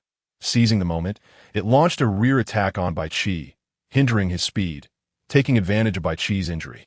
The black and white wolf targeted his calf, sinking its teeth into him, forcing Bai Qi to retreat a few steps. Once more, the claws descended upon Bai Qi's injured arm, striking the same spot. The wound deepened, and Yun Qianxue's heart clenched in anguish as she silently prayed, "Bai Qi, cast aside any reservations and unleash your true abilities." Having witnessed a horde of beasts attack Bai Qi before, she knew his agility and speed had far surpassed what she was witnessing now. If he were to channel the prowess he had displayed that day, she believed he would not suffer such grievous injuries. Yet, it seemed Bai Qi was currently reluctant to engage in a fierce fight with the 2. As Yun Qianxue observed Bai Qi's calf injury, he began to limp, blood streaming down his leg, and she instinctively covered her mouth in horror. Time dragged on, and the ground was awash with crimson.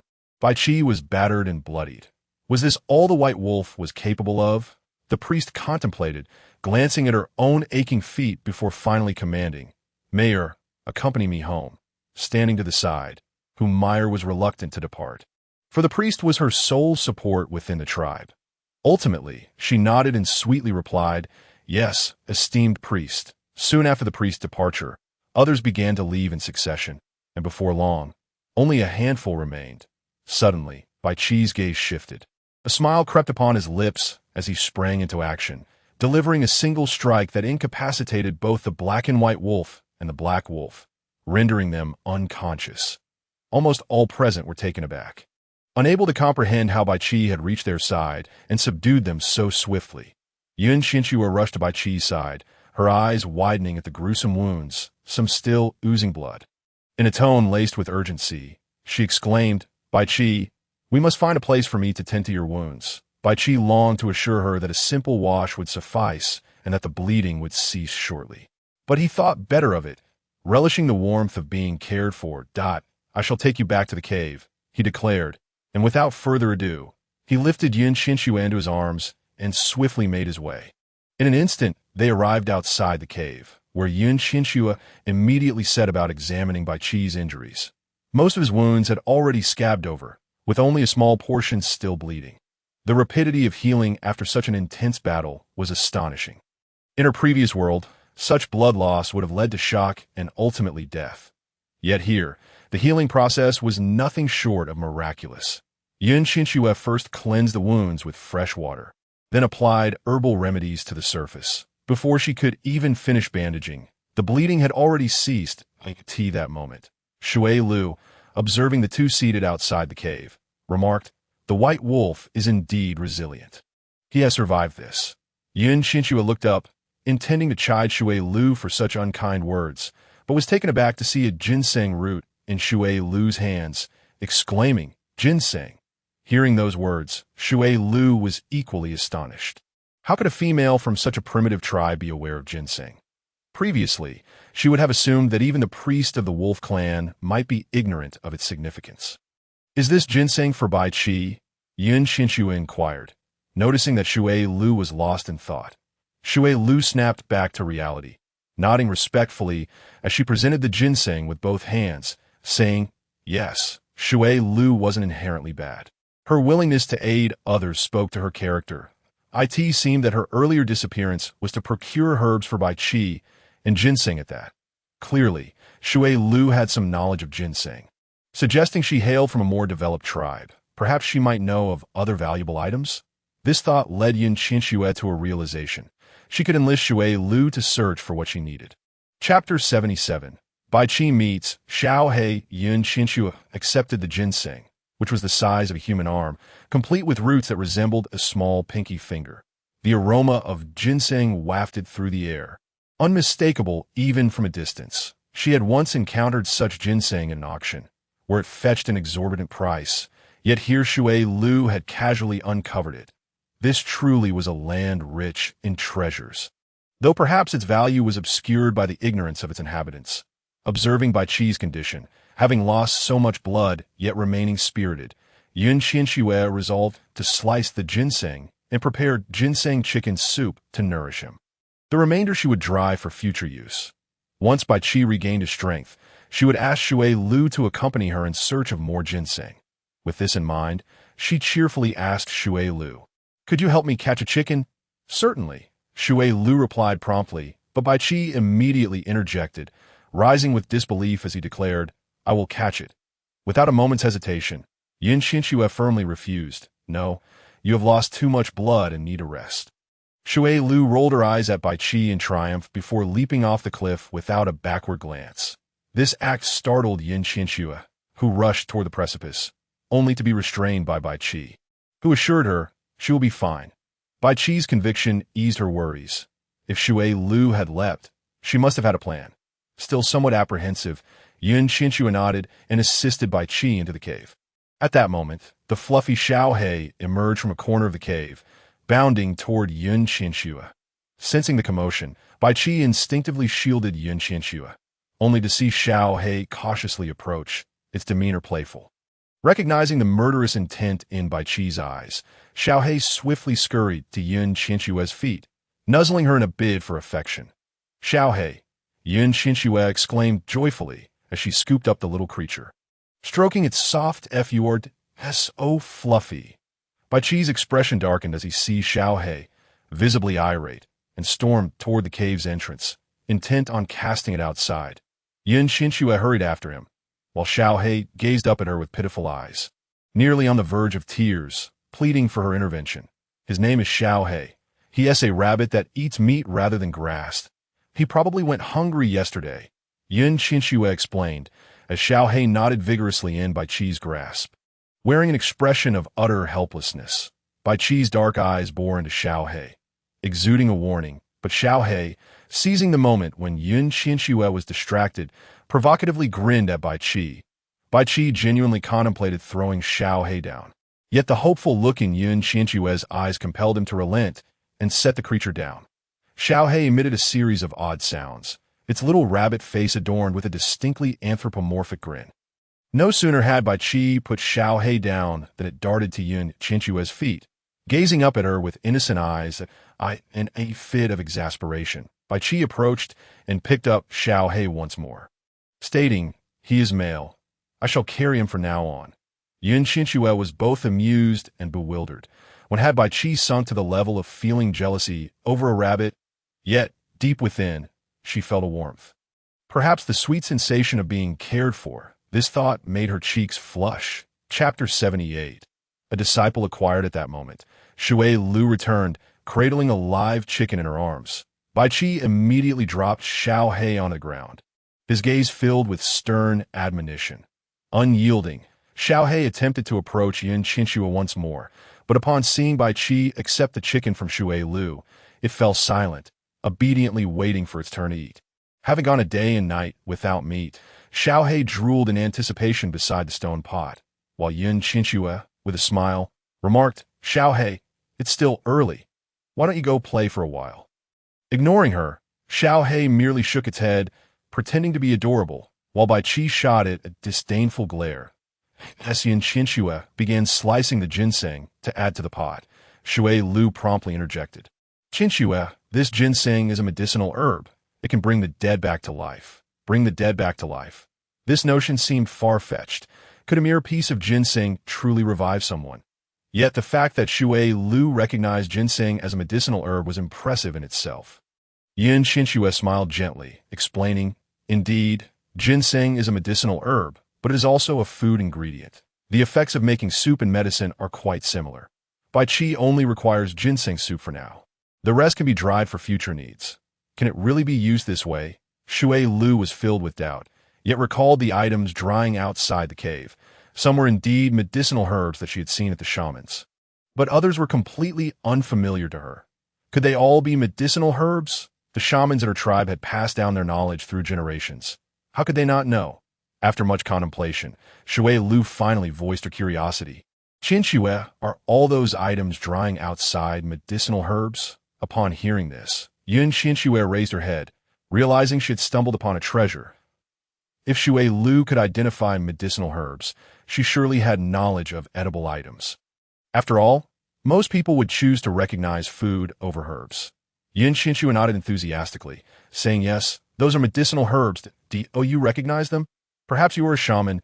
Upon hearing these words, Shui Lu let out a sigh. She truly yearned to become a shaman. Yet, the hierarchy within the tribe was rigid, and shamans were a lineage passed down through generations, leaving her with no opportunity. She could only learn in secret. Fearful of being discovered, Shui Lu's gaze dimmed, her fists clenched tightly. Qianxue noticed the pallor on Shui Lu's face and could not help but ask, "What is the matter? You are familiar with medicinal herbs, which shows your earnest desire to learn. If you are willing, I can teach you to become a shaman." As soon as she uttered these words, both Qianxue and Bai Qi stared incredulously at Qianxue, as though she were a creature of the extraordinary. Qianxue, being the more direct one, leaped onto Qianxue's lap, extending a hand to feel her forehead. Observing Qianxue's actions, Bai Qi acted without hesitation, swiftly lifting Qianxue off Qianxue and throwing him to the ground in a fit of anger. When Shui Lu finally processed Qianxue's declaration, disbelief etched across her face. She excitedly inquired, "Is that true? Can you really teach me? But I am not a member of the wolf clan." The astonishment on their faces was palpable. Qianxue understood that shamans held a revered status within this community, akin to that of priests. However, she wished to convey to them that as time progressed, the population would inevitably increase, necessitating a greater number of healers, ultimately leading to a more systematic cultivation of medical practitioners. In the current primitive production methods, the number of orcs and females determine the strength of the tribe, making both females and shamans exceedingly important. After some contemplation, Qianxue finally remarked, "In truth, the strength of a tribe is dictated by its population. The more shamans, the better, hence they need to be nurtured." Shui Lu was taken aback. Every shaman within the tribes was a rare existence, typically raised from childhood by established shamans. Those deemed the most intelligent were selected by various factions. Yet Qianxue suggested that shamans could be cultivated. What could that possibly mean? Observing the myriad of expressions flitting across Shui Lu's face, Qianxue sensed her confusion, compounded by a growing curiosity. Ultimately, Qianxue stated, "If you do not speak, I shall consider you my apprentice, and you must study diligently from now on." "Yes, Qianxue," Shui Lu replied without a moment's hesitation. Chapter 79. The Search for Cotton after Shui Lu's agreement. Qianxue took advantage of the moment when everyone was distracted to secretly rub her hands together, clearing her throat before solemnly stating, "By the way, Shui Lu, aside from foraging for herbs, there is another matter of utmost importance." Upon hearing this, Shui Lu immediately perked up, attentively responding, "Qianxue, please tell me. I will certainly comply." The ease with which these individuals could be persuaded left Qianxue feeling somewhat bashful, her cheeks flushed with embarrassment. Nevertheless, she resolved to devote herself to teaching Shui Lu thoroughly in the future. "Are you familiar with cotton, sticky soil, rice, and wheat?" Qianxue articulated all the matters she deemed essential to address at present.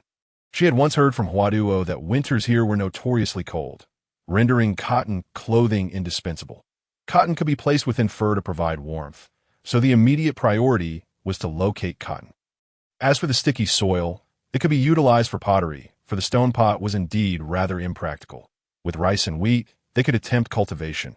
Regardless of the success of the endeavor, taking this step was advantageous. During her time in the Wolf Clan, Shui Lu had already observed that this tribe relied primarily on hunting for sustenance, without any food storage. Yet today, she had seen the cellar before the cave, and the items that Qianxue sought would not exist within the Wolf Clan. Shui Lu nodded and said, "I am familiar, but both rice and wheat are exceptionally precious and not easily gathered. Even if planted, they are not guaranteed to thrive." Indeed, conversing with someone knowledgeable about these matters was exceedingly pleasant, revealing that the outside world had already commenced agricultural practices that, in contrast, this place felt remarkably backward. Qianxue sighed and declared, "With seeds, there exists the opportunity for successful cultivation. Optimization occurs through natural selection. It is not an instantaneous process." Shui Lu listened with a look of perplexity, shaking her head in confusion as she queried, "Qianxue, what do you mean?" "Take your time. There's no rush," Qianxue suggested thoughtfully. Shui Lu nodded, asking, "I have seen cotton, rice, and wheat, but what exactly is sticky soil?"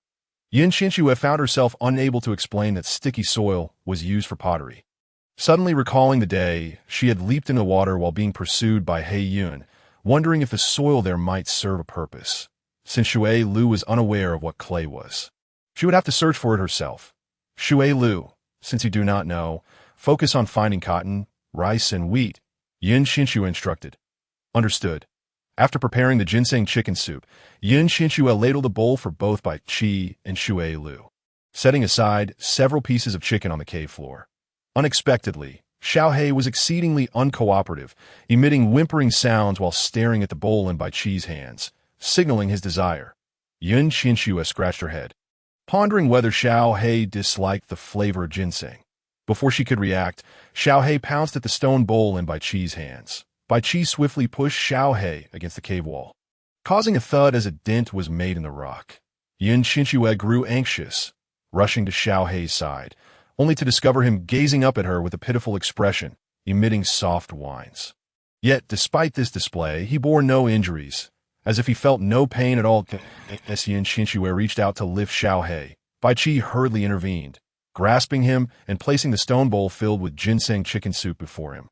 Upon seeing the contents of the bowl, Xiaohe immediately ceased his act of feigned innocence. He blew on the soup and began to eat eagerly. This scene left Qianxue dumbfounded, Could it be that Qianxue had become sentient? Desiring to drink soup from a bowl? Bai Qi, do you truly believe Qianxue is merely a small white rabbit? It appears rather unlikely. Qianxue voiced her suspicions aloud. Qianxue, sensing the shift in attention, raised his head warily, casting a concerned glance at Bai Qi, wearing a sycophantic smile, as if fearing that Bai Qi might expose him. Bai Qi rolled his eyes at Qianxue, sensing that the creature meant no harm towards Qianxue. With that in mind, he decided to let her keep Qianxue close. Contemplating this, Bai Qi replied, "He is simply a clever little fellow." Qianxue let out a sigh of relief, his smile widening, appearing even more endearing. Chapter 80. Transformation into a wolf. Once everyone had finished their meal, the sun was nearly setting. Considering that Shui Lu had no place to rest, Qianxue posed the question. "Where will you be sleeping, Shui Lu?" Bai Qi shot a warning glare at Shui Lu, his face filled with hostility. Shui Lu, confronted with Bai Qi's expression, offered an awkward smile, fully aware that if she mentioned staying in the cave, Bai Qi would undoubtedly devise a means to take her life. Acknowledging this, Shui Lu stood up, a sheepish grin on her face, and said, "Qianxue, do not worry about me. I shall not sleep here." That of course you cannot sleep here.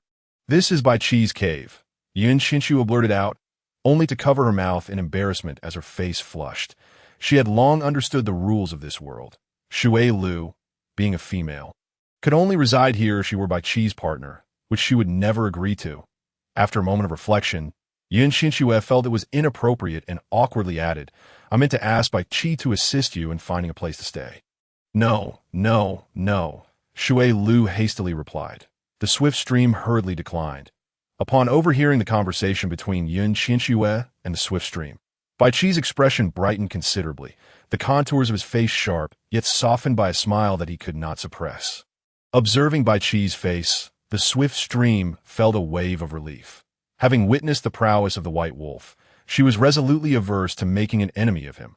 Most importantly, although she possessed the ability to beastify, she remained a female, and Bai Qi's demeanor towards her felt akin to vying for Qianxue's affection. As a female, her predicament was indeed challenging. The well-fed Qianxue stretched languidly nearby, contemplating finding a corner to curl up and sleep, but was met with Bai Qi's piercing gaze. Instantly, Qianxue perked up his tail, nervously stealing glances at Bai Qi, and quietly made his way outside the cave, where he found a rabbit pen and pitifully nestled himself within it. Qianxue lay on the stone bed, with Bai Qi staring foolishly for quite some time until he heard her steady breathing. He stealthily approached and perched at the edge of the bed, gazing at Qianxue. Qianxue, fluffy and adorable, was cherished by Qianxue, who loved to cradle him. If he were to transform into a diminutive and fluffy version of Qianxue, would Qianxue embrace him as well? Contemplating this, Bai Qi morphed into a fluffy white wolf, continuously minimizing his size until he became exceedingly tiny. Delighted with his transformed appearance, he leaped onto the stone bed. Lying beside Qianxue, he had no intention of waking her. Yet the startled Qianxue, already alarmed in the female cave, sprang upright.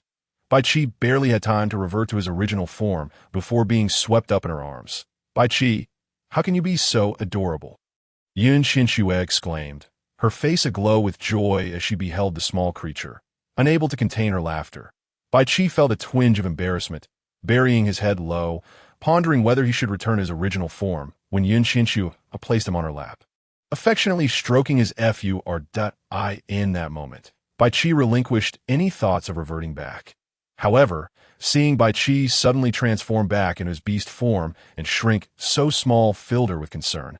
Fearing that Bai Qi had sustained injuries from the confrontation with the trio from Huishi. With anxiety, she inquired Bai Qi, "Are you all right? You weren't hurt by those three from Huishi, were you?" As she spoke, she anxiously searched for wounds in his fluffy body, sighing deeply.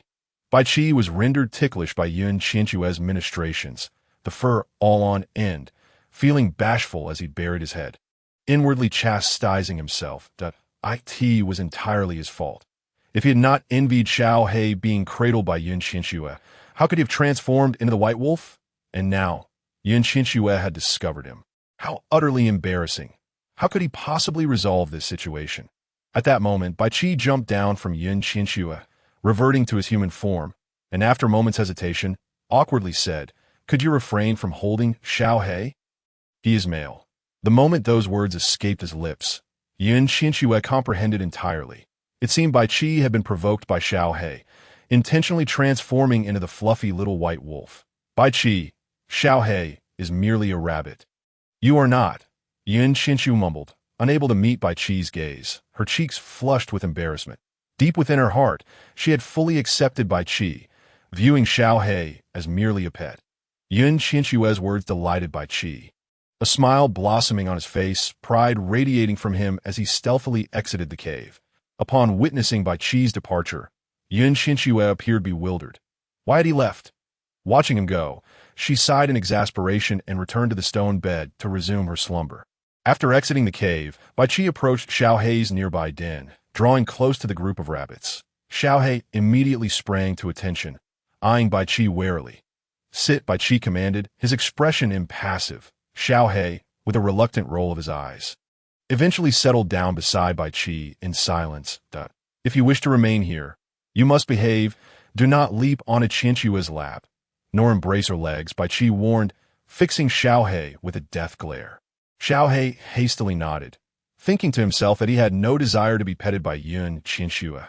Yet, in Bai Qi's words, it seemed he had become an unwilling participant in such affections.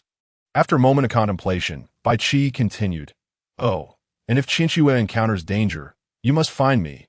Understood?" Bai Qi spoke earnestly. Xiaohei could only nod in silent agreement, resigned to the terms laid before him. Chapter 81. The subtle conspiracy. When Qianxue awoke from her slumber, Bai Qi was already gone. Outside the cave, only the bubbling chicken soup remained. The stone pot had been moved outside, and beside it stood Xiaohei, who was salivating profusely. "Good morning, Xiaohei," Qianxue greeted enthusiastically, but Xiaohei merely turned to glance at her before resting his head back on the pot, unblinking, as though fearing the soup might vanish if he looked away. What was most astonishing was that Xiaohei, as a rabbit, was audaciously wielding the chopsticks she had crafted, stirring the soup with his paws, a sight reminiscent of a rabbit diligently brewing broth. Suddenly, Xiaohei's ears perked up, and he swiftly tossed the chopsticks into the pot, retreating to the side with an air of nonchalance, resembling a genuine rabbit. Qianxue, astounded by Xiaohei's swift actions, was still in disbelief when a figure approached from afar. Upon closer inspection, she realized it was Hua Duo. "Hua Duo, you've arrived!" Qianxue exclaimed with excitement. Observing Hua Duo's slightly fuller figure, she remarked, "You seem to be gaining weight. Are you about to give birth?" Hua Duo shyly nodded, tenderly caressing her belly, exuding a maternal glow. "Qianxue, I envy you so much," she said, placing a basket filled with fruits favored by females on the ground. Qianxue, perplexed, asked, "What is it that you envy about me?" "I envy that you can truly become a part of the tribe." "Unlike me," Hua Duo replied, her face shadowed with melancholy, causing Qianxue to sigh in response. Could it be that a mere battle fought by Bai Qi would elevate her to the status of a tribe member? Hua Duo was undoubtedly simplifying matters far too much. The members of the tribe were inherently exclusive, particularly the shaman, who would do anything to protect their own lives. How could they possibly allow her to join? To genuinely integrate into the tribe, the most effective means was to instill an understanding among all members that tribes would evolve into markets, which would subsequently develop into cities, and ultimately into a dynasty. Yet achieving such awareness amongst those still entrenched in a primitive society would prove exceedingly challenging. Qianxue felt a throbbing headache at the thought, particularly concerning the shaman, whose inexplicable animosity towards her was baffling. "Qianxue, I heard there is a small river in the forest below, where colorful beads have appeared. Aunt Xiong and the others are going. Will you join them?" Hua Duo asked nervously, her head lowered, hands fidgeting, shaking her head involuntarily. Although the invitation originated from Hua Duo, her entire demeanor suggested a reluctance to have her accompany them to the forest. It was evident that the invitation was fraught with issues. The forest below was a forbidden area, and the forest adjacent to it was even more so. Bai Qi had left the cave, undoubtedly to hunt. Thus, without the protection of a beast man, Aunt Qianxue would never permit a female to venture into the forest, let alone near the river. Qianxue sighed, grasped Hua Duo's hand, and led her back into the cave, signaling to Qianxue to guard the entrance. The astute Qianxue immediately took his position at the cave's mouth. Once inside, Qianxue turned to Hua Duo and asked, "Is someone bullying you? Do they wish for you to take me to the river?" Hua Duo lowered her head in a pitiful manner, contemplating for a long while before finally nodding, saying, "It was Qianxue who wanted me to take you to the river." Upon finishing her words, Hua Duo lifted her gaze to meet Qianxue's, gripping her hand tightly and shaking her head vigorously, insisting, "You must not go. You cannot trust Qianxue's ulterior motives. Rest assured, I want to go." Qianxue promptly replied. She was not foolish. It was no secret that Qianxue and Umayyar had long harbored disdain for her, knowing full well it was a ploy on Qianxue's part. There was no way she would willingly walk into a trap. However, if she refrained from going, she could only speculate how they would treat Hua Duo. After some contemplation, Qianxue finally asked Hua Duo, "Have you thought about what you will do after having children?" As these words escaped her lips, Flower fell into a profound contemplation, having pondered countless times on how to convey her feelings to Qianxue. She wished to remain by Huixi's side to care for her child, yet she wondered if Huixi would be willing, or if the priest would permit it. Each time such thoughts crossed her mind, she recoiled from further contemplation, yearning only to quietly savor this fleeting moment. The pallor on Flower's face deepened, and she fixated silently on the ground. Qianxue sighed, unsure of what words might suffice.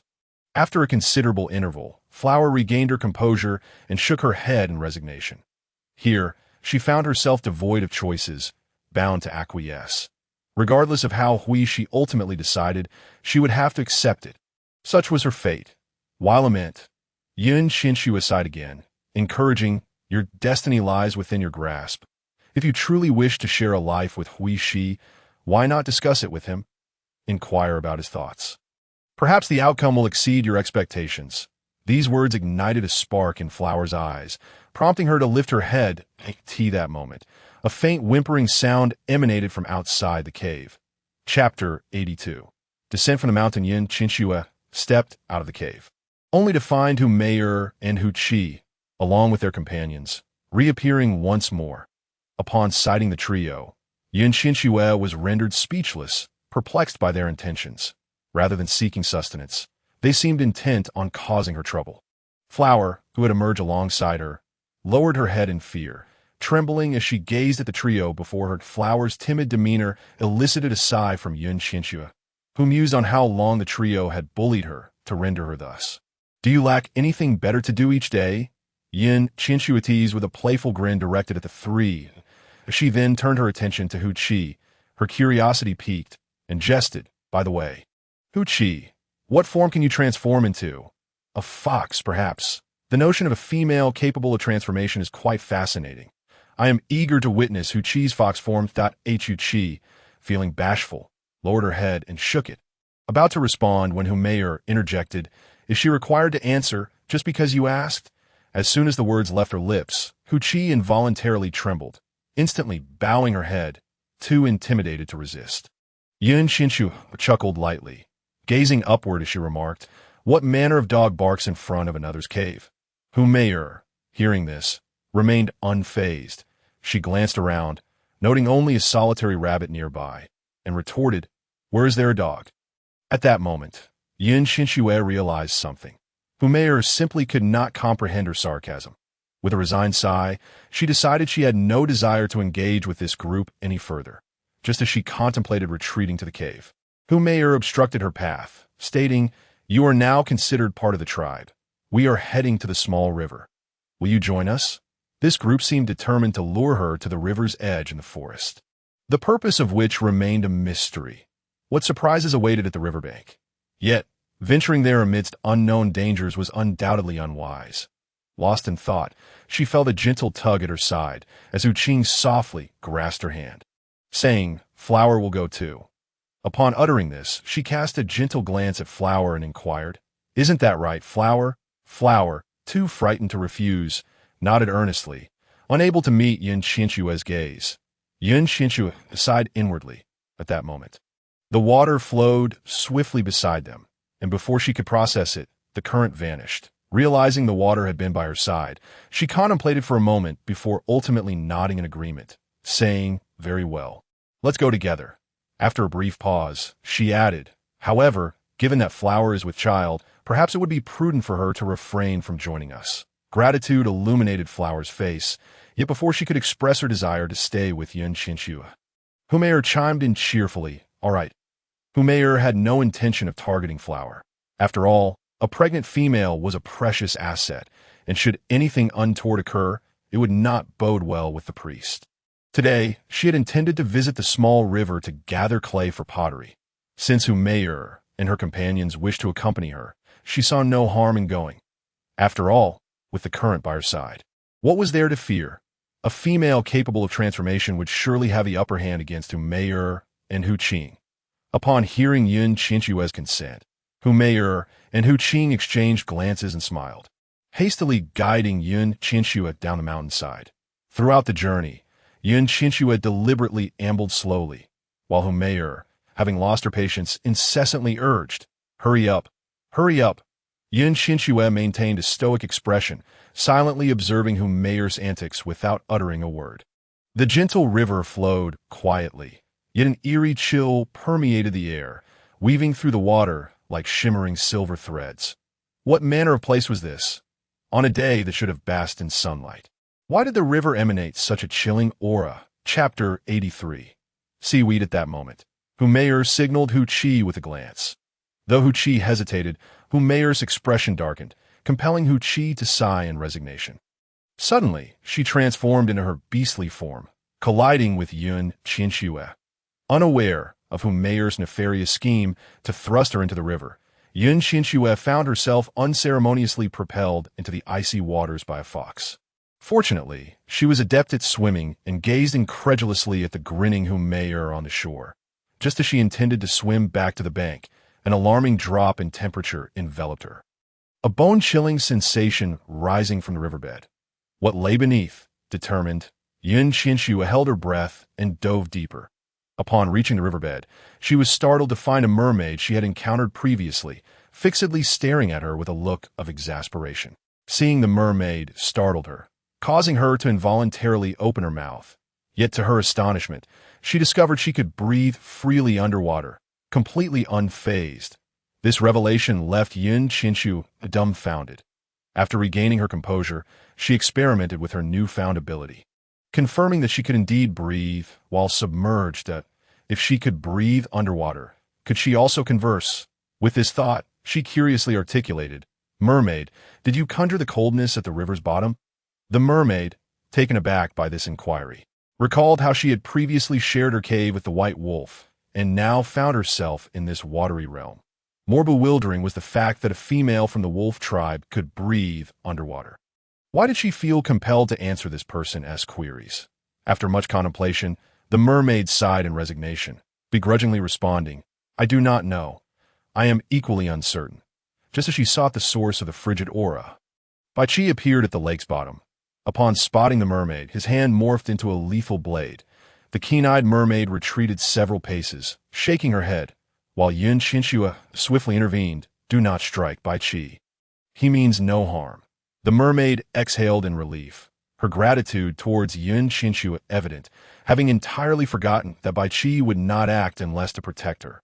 Qianxue's ability to breathe underwater, coupled with her capacity for speech, momentarily distracted Bai Qi, but he quickly regained focus, grasping Qianxue's hand and propelling them towards the surface. Upon reaching the shore, the current rushed forward, exhaling a sigh of relief as it anxiously assessed Qianxue. Visibly relaxing, "Qianxue, I fear water," the current murmured, lowering its head in embarrassment. "Fear water? What form do you take?" Suddenly, a thought flashed through Qianxue's mind. Could it be that you are a bird?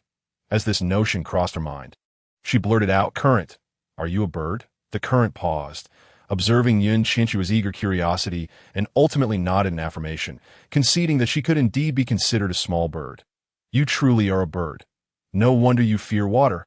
Qianxue replied with a smile, glancing around only to realize that Humayr and Hu Qing had vanished, I could appeared they had intended to push her into the water, leaving her to drown, thus absolving themselves of any responsibility. This blatant ploy lacked any subtlety or finesse. I could that moment. The mermaid approached the shore cautiously, locking eyes with Bai Qi as she spoke. If you have no further business, I shall take my leave.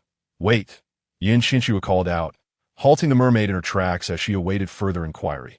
Could you guide me to the source of the coldness? Gazing at Qianxue's eager expression, the mermaid discreetly glanced at Bai Qi, who ultimately nodded in agreement, saying, "Thank you." The mermaid shook her head immediately, her face a mask of terror, repeatedly exclaiming, No, by the way, mermaid, what is your name? Haizeo. I am Qianxue. He is Bai Qi, and that one is Xue Lu. Qianxue introduced enthusiastically, yet Haizeo had no desire to approach the white wolf, wishing only to flee swiftly. Chapter 84. The Mysterious Waterfall. Xue Lu, fearful of water, could only rely on Qianxue and Bai Qi to dive into the depths. However, Bai Qi remained somewhat apprehensive, worried that Qianxue might not truly be able to survive underwater. After a moment's contemplation, he inquired, "Qianxue, are you prepared?" Qianxue nodded, but recalling Xue Lu's fear of water, she asked Bai Qi, as a wolf, how can you thrive in the water? It is a gift from the heavens. Indeed, it was remarkable that, despite not being a mermaid, he was endowed with the ability to survive in aquatic realms, a true blessing from above. Following the mermaid and tracing the chilling aura upwards, they swam without knowing how long it had been until a colossal waterfall loomed before them, the coldness more pronounced than ever. Bai Qi gazed at the chilling mist emanating from behind the waterfall, a sense of unease washing over him. Meanwhile, the exuberant Qianxue sighed, saying, "Qianxue, let me enter first to investigate.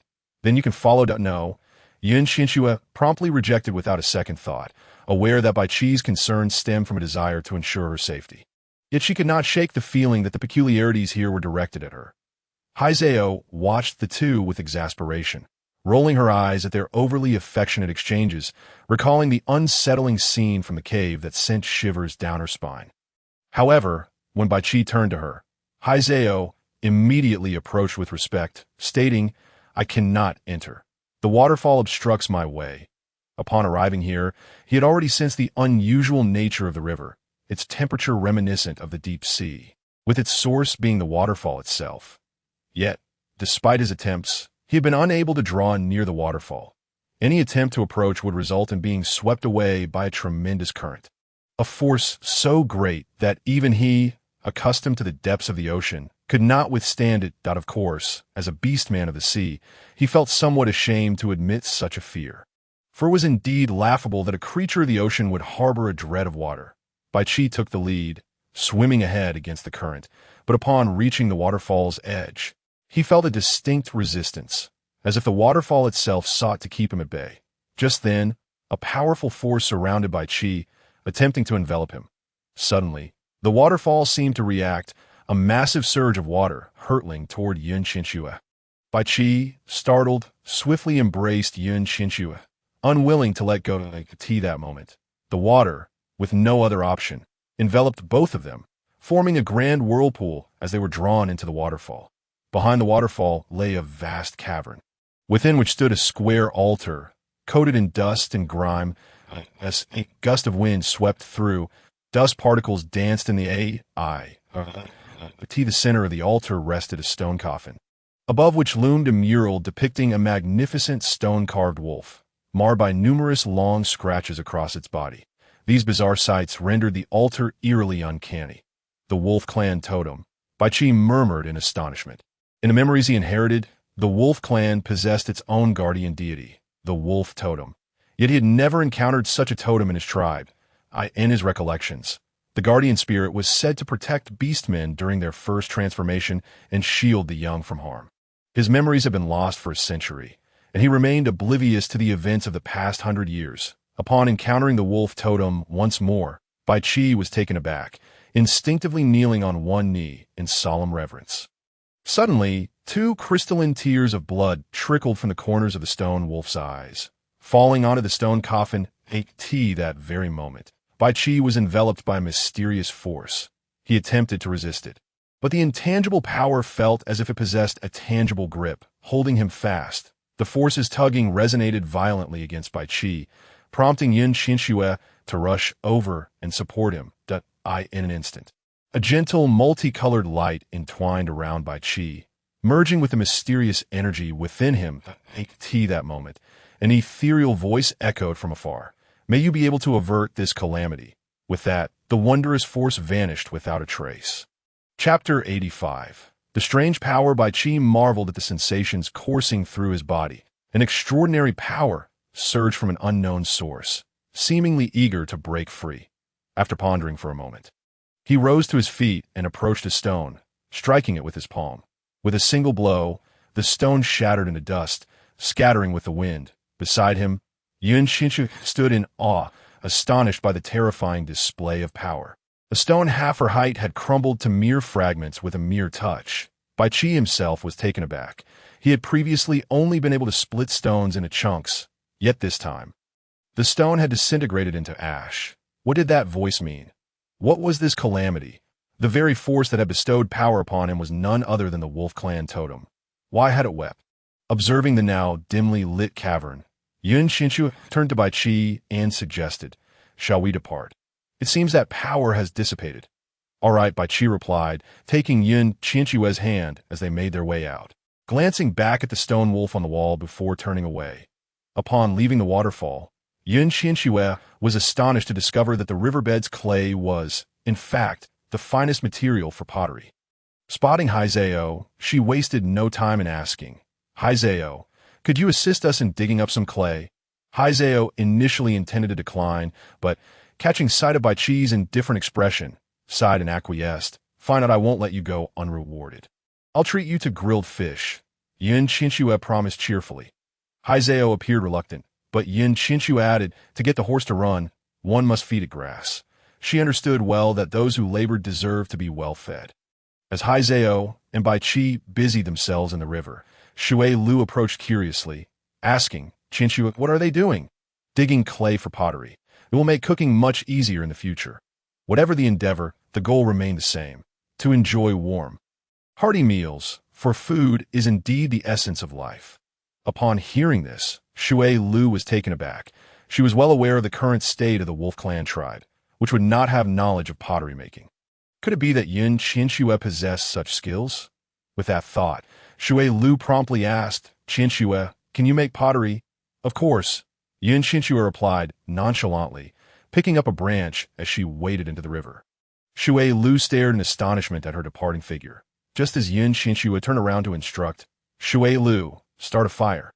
Catching fish with nothing more than a branch was an endeavor she had never attempted before. And Qianxue felt a surge of excitement, mixed with self-doubt. Her surprise. Her eyes seemed to possess a piercing clarity, enabling her to see through the water's surface and spot the swimming fish below. Before she could ponder further, she swiftly plunged, spearing a fish onto the branch in an instant. It dawned on her then that her speed and strength had undergone a remarkable transformation. She was increasingly becoming one with this world. After catching several fish and cleaning them, she found that Shui Lu had already kindled a fire. Qianxue skewered the fish on the branch to roast, and soon the delightful aroma wafted through the air. Suddenly, she recalled that she had not brought any salt. Turning to Shui Lu to say, "Shui Lu, could you fetch some salt from the cave?" At that moment, two individuals covered in mud emerged, fortuitously overhearing her words. Haizeo immediately piped up, "I have salt." Upon concluding his words, he promptly washed the soil from his hands and, seemingly from nowhere, procured a small amount of salt. Bai Qi, noticing the fish hanging from the branches, recalled how the people of his tribe would rather starve than consume them, for the sharp spines within could be lethal. Thus, when Qianxue cheerfully announced that the fish was already roasted, Bai Qi remained in a daze, watching as the other two indulged in their meal. The pair ate for quite some time without any apparent consequences, leading him to speculate that perhaps this creature was indeed edible, merely misunderstood by his tribe. Observing Bai Qi holding the fish yet hesitating to partake, Qianxue naturally took the fish from his grasp, meticulously removing each spine. Once she had skillfully extracted the bones, She presented the spine-free fish back to Bai Qi, gently advising him, "This way, you shall not suffer injury from the spines." Bai Qi accepted the deboned fish from Qianxue's hands, took a bite, and found it remarkably delectable, distinctly different from roasted meat. Watching Bai Qi savor his meal with evident satisfaction, Qianxue smiled brightly and remarked, "Fish soup is also quite delicious. However, we should first focus on crafting pottery." Chapter 86. Indiscriminate Teaching. Shui Lu, upon hearing that Qianxue genuinely intended to instruct the wolf tribe in pottery making, felt a twinge of astonishment that I in such a backward tribe, even with the presence of a white wolf. Could they truly safeguard the pottery once created? More critically, if other tribes were to learn of Qianxue's existence and her pottery-making skills, could Bai Qi truly protect her? A lone warrior might prevail. But what of the multitude? Contemplating this, Shui Lu couldn't help but feel anxious about Qianxue's future and sighed, saying, "Qianxue, pottery is an object of envy. There exists a tribe named Tao, precisely because they have mastered the art of pottery, which affords them an abundance of food and animal hides." After speaking, he observed Qianxue, unfazed, leisurely enjoying her fish, and continued, "If others discover that you possess the skill to create pottery, what might they do?" Upon hearing Shui Lu's words, Qianxue suddenly found her fish less appetizing. What manner of place was this, where even a humble piece of pottery could draw covetous gazes? After a prolonged moment of thought, she finally lifted her gaze to Shui Lu and inquired, "What if everyone could make pottery? Would it still hold any allure?" As soon as she finished speaking, Shui Lu's eyes widened, for she could comprehend each word, yet the entirety of her statement eluded her understanding. After carefully pondering Qianxue's implication, he asked, "Qianxue, do you mean to say you wish to share the pottery-making techniques with the wolf tribe? But they place you in the female cave. Would you still be willing to teach them how to articulate this?" Qianxue pondered. Perhaps that saying held some truth. Love for the house extends to its crow. Perhaps these individuals were not inherently wicked. They merely resisted change. She believed that one day they would come to accept her. In truth, pottery making was not overly complicated, and items like jars, cups, and pots were everyday necessities. If everyone could create them, would there be a need to abduct her? With a smile, Qianxue nodded earnestly at Shui Lu, declaring, "Indeed, I am willing to teach anyone who is eager to learn, including you and Hai Zhao." The moment those words escaped her lips, Hai Zhao looked up, utterly astonished. After all, today marked only their second encounter, and she was willing to instruct him. Everyone was taken aback, save for Bai Qi, who remained composed, continuing to enjoy his fish. Bai Qi understood Qianxue's character and was confident she would keep her promise, after finishing an entire fish without sustaining any injuries from the spines. Bai Qi emulated Qianxue's actions, carefully extracting the fish spines one by one and offering them to her. Qianxue accepted the spines from Bai Qi's hands, beaming with joy as she meticulously examined them, then advised, "As long as you're cautious when eating fish, you shall be just fine. Moreover, this is a delightful source of sustenance. One can catch fish even in winter." Bai Qi, affectionate, playfully pinched Qianxue's nose, his lips curving into a silly grin that left Shui Lu and Hai Zhao utterly dumbfounded. With their mouths full of dog food, Shui Lu sighed, yet her resolve to diligently follow Qianxue only strengthened. Convinced she could become an exceptional shaman, Qianxue approached a pile of clay, considering her options, ultimately deciding it was safer to return to the open space outside the cave, as the forest at night was perilous. In that clearing, a suitable environment for firing pottery was readily available. She would first test the open-air campfire method for firing. If successful, she could later devise a kiln for dedicated firing purposes. With this thought in mind, Qianxue turned to Hai Zhao with a smile, stating, "We are heading back. Once the firing is complete, I shall bring it to your cave." Qianxue's smile left Hai Zhao momentarily speechless, unsure of how to respond, until he finally nodded, a foolish grin spreading across his face. This expression drew a sharp glance from Bai Qi, and suddenly, the atmosphere turned chilly, more daunting than an attack by wild beasts. Hai Zhao involuntarily shivered, swallowed nervously, and retreated a few steps, stammering, "No need, really." While he declined, he couldn't help but glance at Bai Qi, relieved to see Bai Qi's visage appeared somewhat more amiable. Encountering this white wolf and his companion, he felt utterly pitiable. Chapter 87. Fractured bones. When Bai Qi and Qianxue appeared, carrying the clay, her expression turned exceedingly grim. She had not anticipated that such a deep river would fail to drown Qianxue. Moreover, the sight of her being in Bai Qi's company irked her greatly. Mayer, look, that insufferable female is once again trying to entice Lord Bai Qi. Initially engaged in playful banter with other beastmen, whom Mayer abruptly turned upon seeing Bai Qi and Qianxue, her displeasure evident as she approached, calling sweetly, "Lord Bai Qi."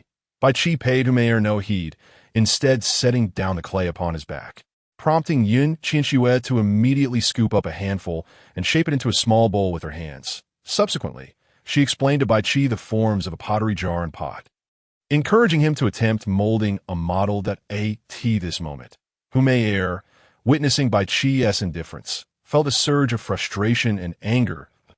In a fit of rage, she snatched the bowl freshly molded by Qianxue and hurled it at her face. The still damp clay instantly transformed Qianxue into a mud doll, her visage smeared with dirt. Mayer's actions thoroughly infuriated Bai Qi. Her previous manipulation of Hu Qi to harm Qianxue and now causing her to fall into the river had crossed a line. Regardless of the circumstances, Mayer had breached his threshold of tolerance. With hands caked in mud, he forcefully grasped Mayer's shoulder. A sharp crack resonated as her bones yielded, rendering her arms incapable of lifting. Noticing Bai Qi's unwillingness to relent, Qianxue quickly grasped his hand resting on Mayer's shoulder, pleading, "Stop, Bai Qi. She is a female of the fox tribe. If you continue to harm her, you may lose your hands." Bai Qi glowered menacingly, his gaze fierce as if he were a ravenous demon, frightening Mayer into a stupor, compelling her to nod vacantly. Bai Qi's wrath left Hu Qi in shock, and as he regained his senses, he hurriedly rescued Mayer from Bai Qi's grip, supporting her as they departed. Witnessing this scene, others stood petrified, silently observing from the sidelines. Bai Qi tenderly retrieved a soft animal hide, gently wiping the dirt from Qianxue's face. The contrast between this gentle Bai Qi and the bloodthirsty figure from moments prior was stark, as if they were two entirely different beings. Once the dirt was cleared, Qianxue smiled brightly at Bai Qi, stating, "All clean. Let us continue molding." In a short span, several finely shaped pottery pieces lay before them. Upon inspecting Bai Qi's creations, Qianxue was taken aback. Without any tools, he had managed to craft a medium-sized pottery jar using only his hands. At that moment, Hong Yi and Hui Shi descended from the mountain.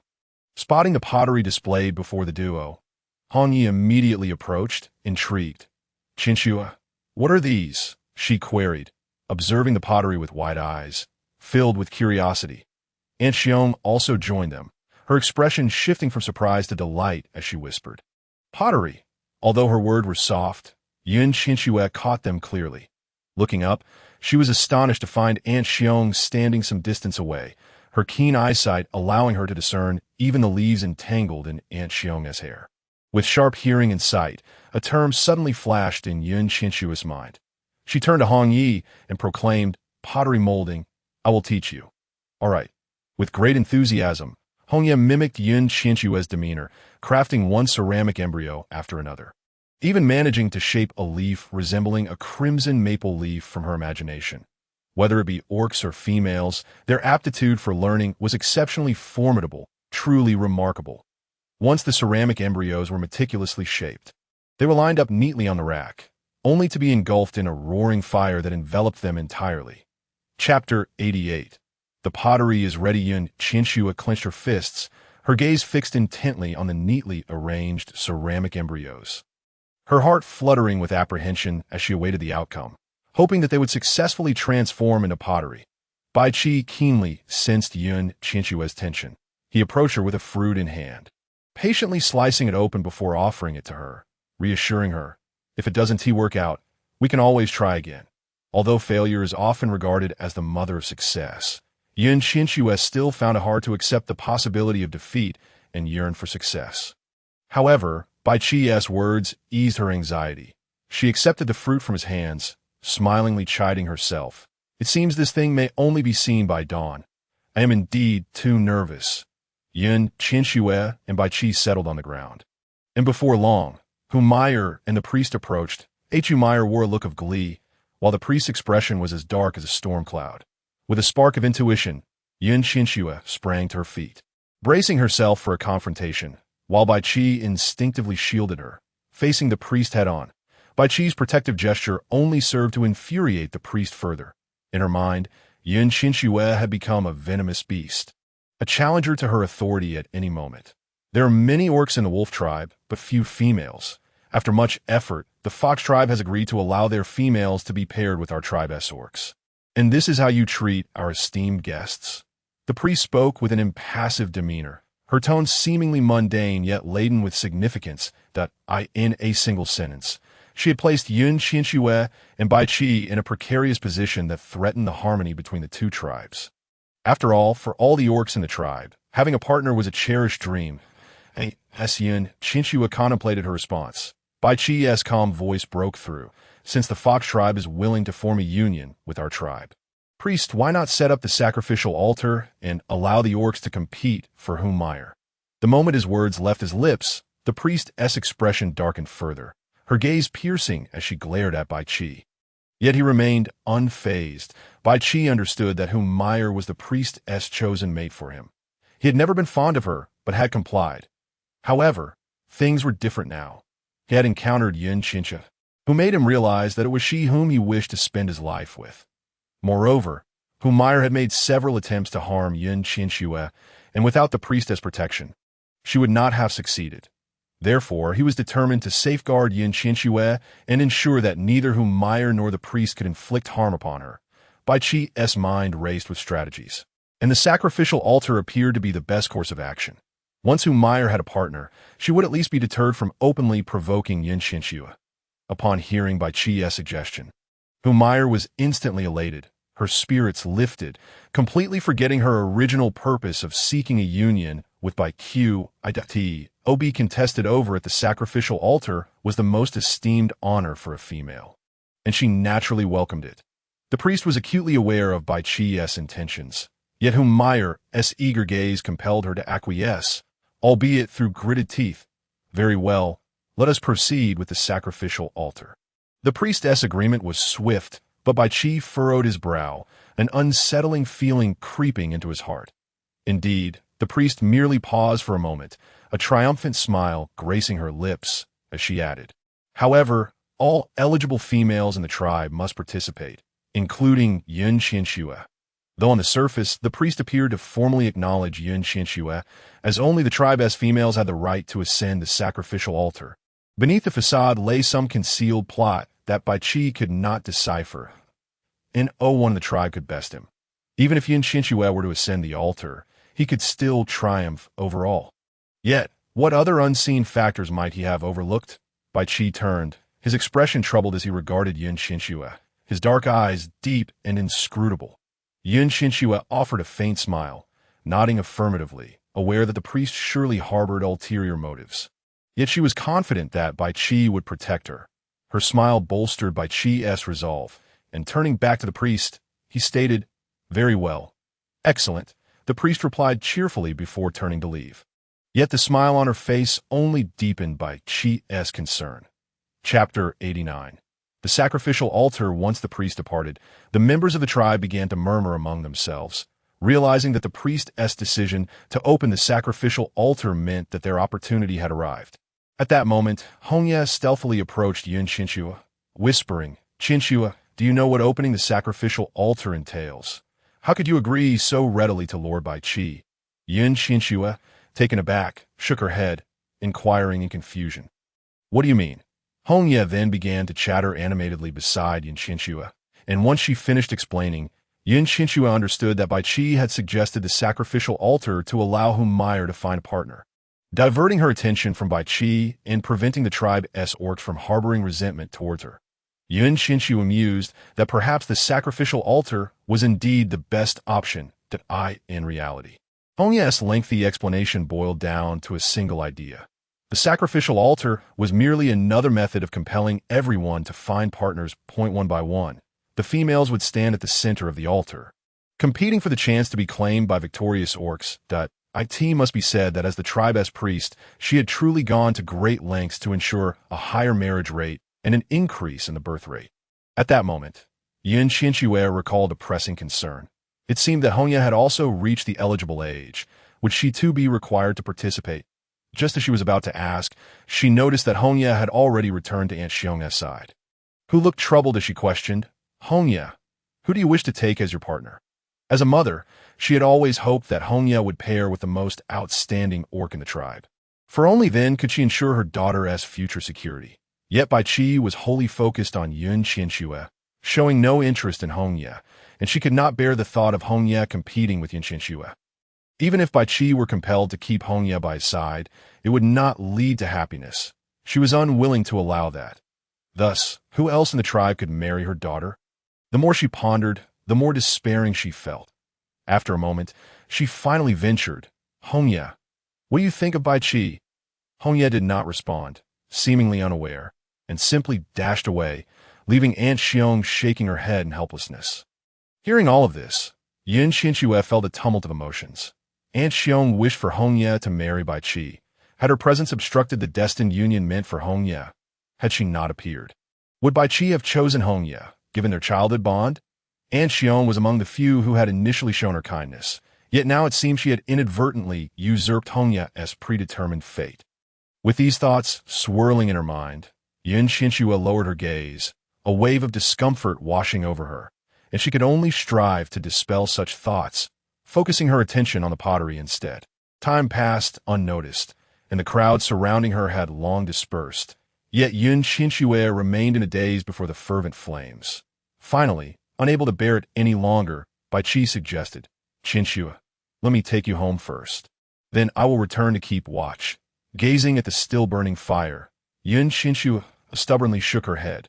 Her mind was a whirlwind, and she truly did not wish to return to the cave, only desiring a moment of quietude. Ultimately, Bai Qi could not persuade her and remained by her side. As Qianxue stared into the flames where the pottery lay, she gradually found her eyelids growing heavy and soon drifted into slumber. Bai Qi looked at the sleeping Qianxue beside him, his expression one of adoration, a smile gracing his face. Chapter 90. Hui she had been lingering around Qianxue and Bai Qi, having grown up alongside Bai Qi and believing he understood him well. However, in recent days, Hui felt increasingly distant from Bai Qi, as if for the sake of Qianxue, Bai Qi had transformed into someone entirely different from the boy he once remembered. After much contemplation, Hui, who had not yet left, finally approached Bai Qi and sat down beside him, sighing as he asked, "Is it truly worth it to go to such lengths for Qianxue and the priest?" This statement plunged Bai Qi into contemplation. He was at a loss as to how to respond to Hui, for he could not divulge the multitude of places he had visited over the past year. A foreboding sensation gripped him. Should they continue along the path the priest desired, the tribe would soon face annihilation. Females were scarce within the tribe, while orcs were abundant, and during the harsh winter, it was predominantly females and children who succumbed. Particularly in the past couple of years, many pregnant females had not survived. It was either the females perishing or the children. Whichever the case, the tribe's population dwindled. And if this trend persisted, it was conceivable that this tribe would eventually cease to exist. The food discovered by Qianxue was something he had sampled without issue, and it was sufficient to satiate hunger with minimal consumption. Yet the priest insisted it was inedible. If those provisions could indeed be stored until winter, how many lives could be saved? Yet, it seemed the priest was either oblivious to this or perhaps unwilling to acknowledge it. Each winter, despite the females in the tribe not being adequately fed, food was sent to the Fox clan in hopes of exchanging it for one or two females. However, those few females were choosy, treating the orcs of the tribe with disdain, while the number of pregnant females was non-existent. Last winter, several females had starved to death. For days, he pondered a particular question. Had it not been for Qianxue, he might have chosen to rebel. He truly did not wish to witness his kin perish in the winter. With that thought, Bai Qi lifted his gaze, fixing a resolute stare upon Hui, affirming, "Hui, Trust Qianxue. She will ensure that no one in the tribe perishes this winter.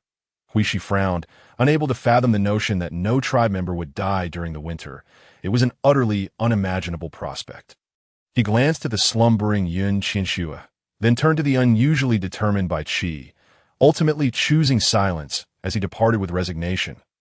As the sun ascended, its golden rays illuminated Yun Qianxue's face, causing her to squint as she opened her eyes.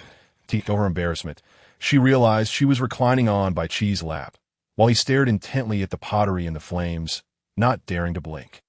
The roaring fire had burned throughout the night. Awakening, she noted that the flames had not extinguished. Bai Qi resembled a child yearning for candy, mischievously showcasing his efforts before Yun Qianxue. She looked up, captivated by his clear yet unfathomable eyes. Unconsciously, she swallowed hard, feeling an overwhelming sense of embarrassment, and promptly leaped off his lap. Approaching the still-firing pottery, she exclaimed anxiously, "Bai Qi, come quickly and extinguish the fire." She attempted to divert her embarrassment by focusing on the pottery. Yun Qianxue found herself at a loss.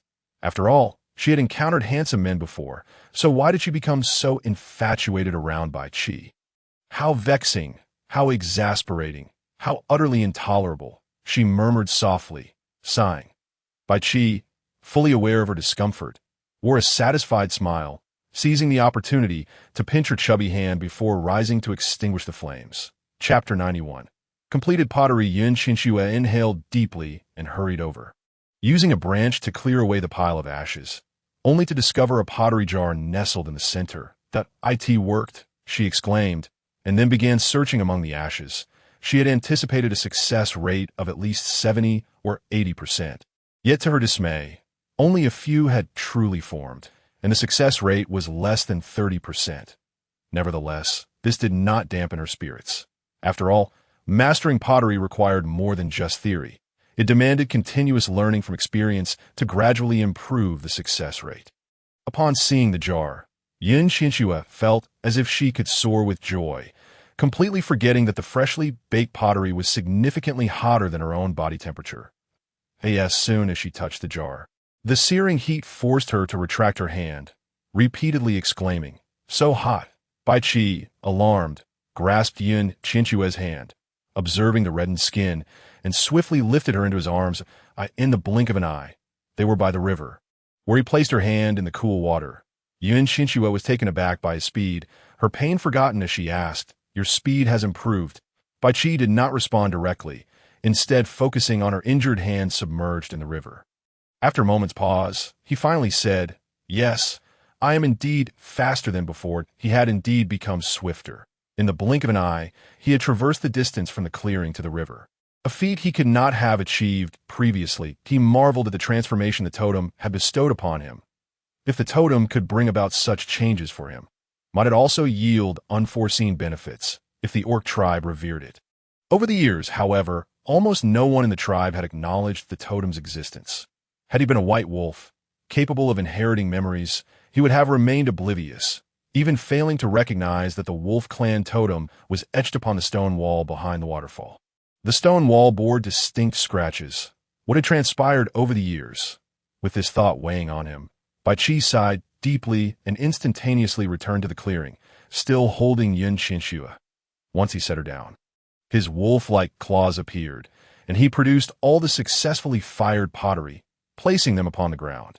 Yun Qianxue, having learned to be astute, gazed contentedly at the several completed jars, leaning in to inspect them closely. Confirming there were no visible cracks, these vessels should all be usable. She mused inwardly, contemplating transporting the pottery back to the cave. Suddenly, it struck her that Little Black, who remained in the cave without food, might be starving to— "Oh no, Little Black hasn't eaten all day yesterday. Will he be okay?" she exclaimed. Bai Qi wished to inform Yun Qianxue that Little Black was not a pet and could fend for himself. However, after some consideration, he decided against it. Perhaps one day, Little Black would willingly reveal his true form to Yun Qianxue. After all, having one less competitor was preferable to having one more. Eventually, Bai Qi, maintaining a stoic expression, remarked, "Yes, we should check on Little Black." To Yun Qianxue's ears, his words sounded somewhat odd, But observing Bai Qi's serious demeanor, she dismissed her suspicions. Bai Qi carefully placed the jars into the carrying basket and, taking Qianxue's hand, made their way up the mountain. Upon reaching the cave entrance, Little Black bounded out from the rabbit enclosure, brimming with excitement. As Little Black approached Qianxue, he was met with Bai Qi's piercing glare, leaving him no choice but to awkwardly stand aside, whimpering pathetically at Qianxue. Upon noticing the pitiful Little Black, Qianxue intended to pick him up, but Bai Qi handed the basket to her and stepped forward to scoop up Little Black. Warning, if you dare let Qianxue hold you, I will throw you into the fire. Little Black's fluffy white fur bristled in fear, and he shivered, casting a furtive glance at Qianxue before ultimately curling up in Bai Qi's embrace. Though his whimper was soft, Qianxue clearly heard it, realizing that Little Black was a rabbit terrified of fire and could comprehend Bai Qi's threats. Chapter 92. Aunt Bear's visit after Bai Qi set out to hunt. Qianxue began testing the pottery she had crafted using water. Thankfully, only one of the jars leaked, while the others held up well. What thrilled her most was that she had indeed made a pottery pot, which was far superior to a stone pot when it came to heat retention. Gazing at her handmade creations, she felt a profound sense of accomplishment before she could share her joy with others. Aunt Bear arrived at her cave. Upon seeing the pottery jars on the table, her face lit up with astonishment and admiration. "Are these pottery?" she inquired.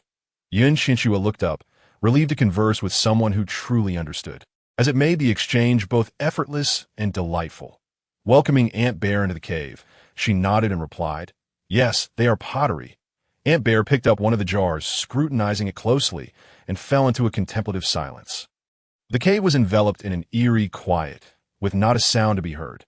Finally, Aunt Bear broke the stillness, saying, "Qianxue, you should not be here." These words left Qianxue bewildered. If she should not be here, then where ought she to be? Aunt Bear's statement was perplexing. Confused and utterly at a loss, she listened as Aunt Bear continued, "You possess the skill of pottery making, and as a female, you would be regarded as a revered guest in any tribe."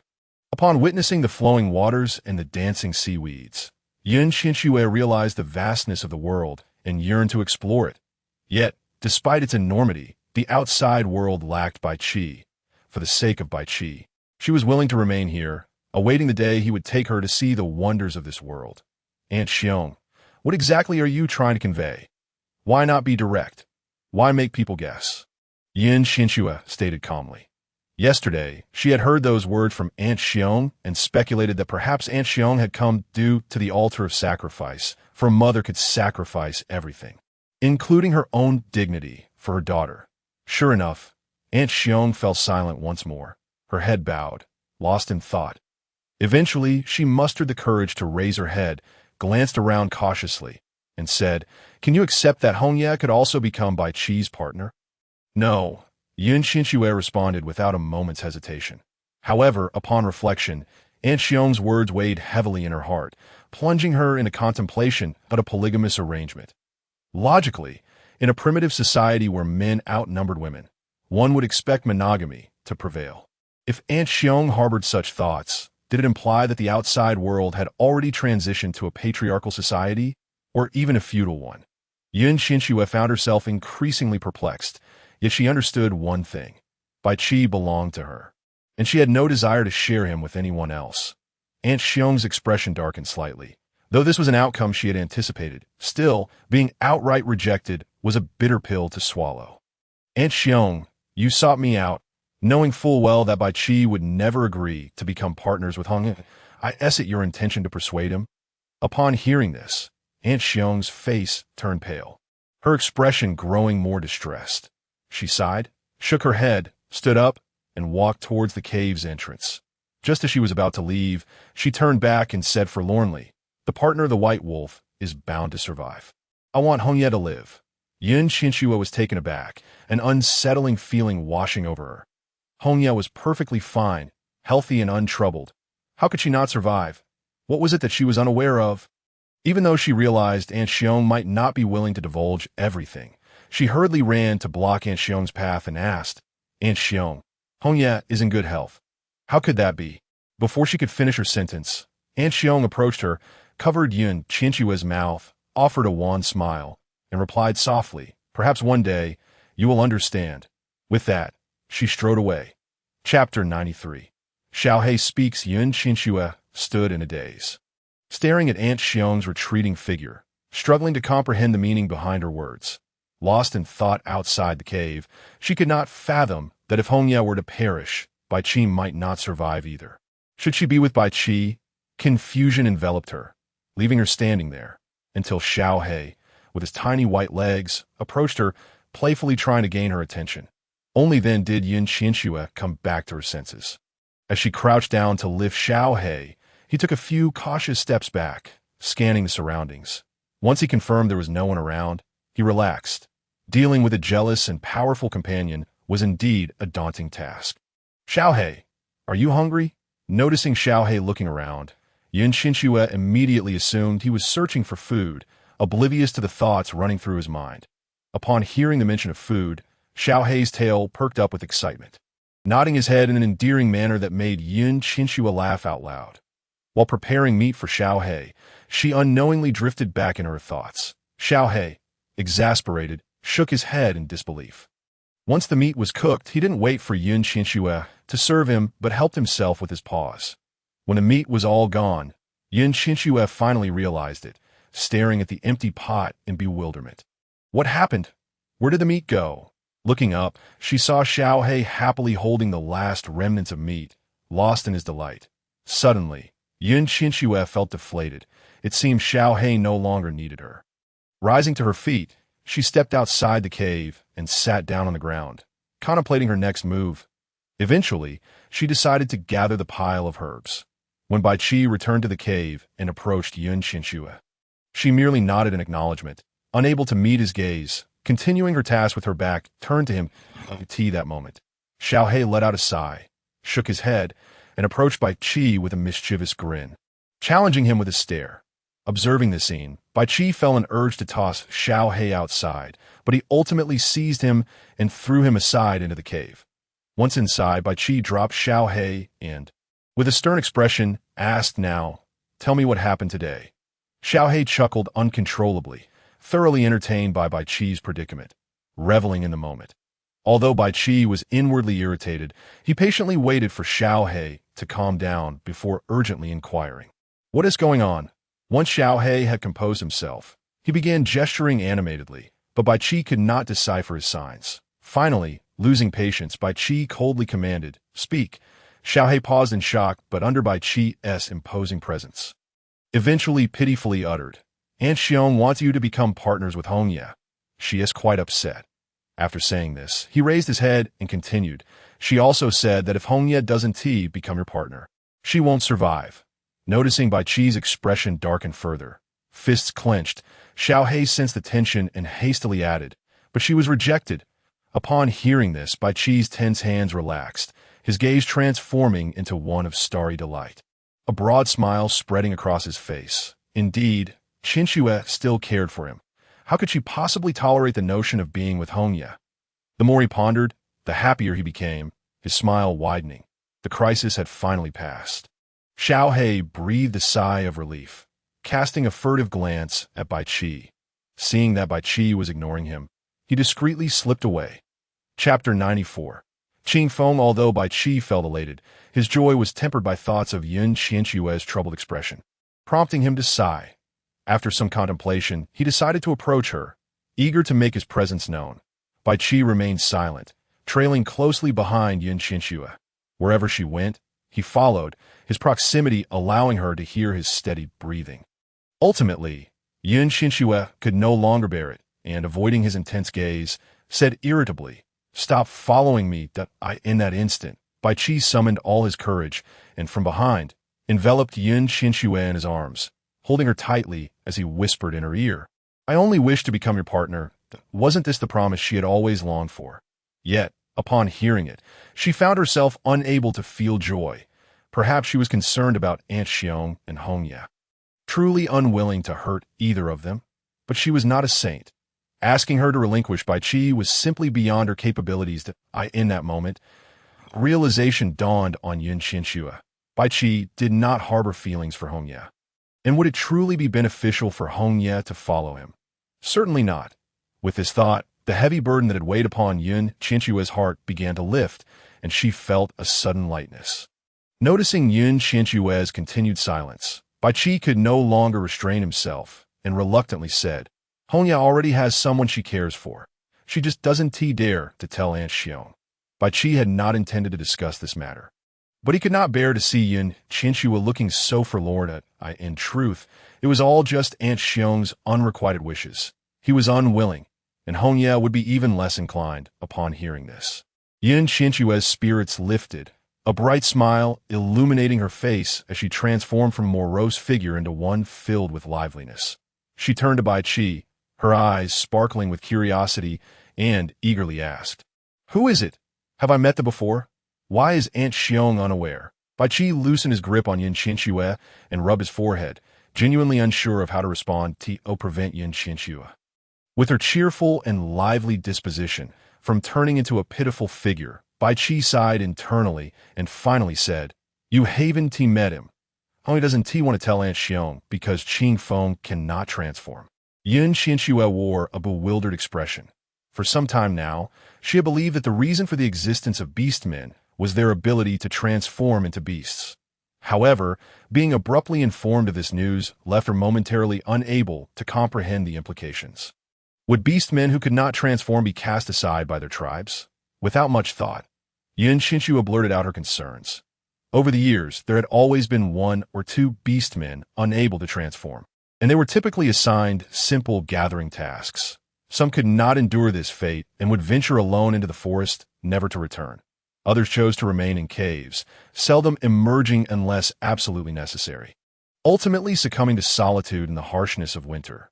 Thus, regardless of the circumstances, it was a pitiable existence for beastmen. Aunt Xiong would never permit Hongya and Qing Feng to become mates. Bai Qi had known this all along. Therefore, upon witnessing Hongya and Qing Feng together, he instinctively chose to conceal his thoughts. The priest's willingness to unveil the altar meant that Hongya and Qing Feng could not possibly be together, as many other beastmen within the tribe also harbored affections for Hongya. And Qing Feng's inability to transform would leave him at a disadvantage against those rivals. How could he convey this to Qianxue? Chapter 95. Beastmen who cannot transform. Bai Qi shook his head, a troubled expression crossing his face, and Qianxue had already deduced much of the situation. It was likely that those beastmen who could not transform led arduous lives, and Aunt Xiong would certainly not allow Hongya to marry one of them. Yet, what truly distinguished beastmen? What could cause them to be unable to transform? After much contemplation, Qianxue could not arrive at an answer and ultimately asked, Why can't beastmen transform? Snapping back to reality, Bai Qi shook his head and bluntly replied, I do not know that moment. He paused before continuing. Tomorrow marks the day when the priest will unveil the altar. With this statement, Bai Qi let out a long sigh, his gaze becoming profound as he fixed his eyes on Qianxue, perhaps envisioning a future where he could openly claim her as his own. Lost in daydreams, an unexpected visitor approached along the winding path. Upon seeing the newcomer, Qianxue furrowed her brows. It was the Sea King. What could he possibly want? Huishi, burdened with thoughts, approached, glanced at Qianxue, then at Bai Qi, sighed, and finally spoke. Can we find somewhere to talk?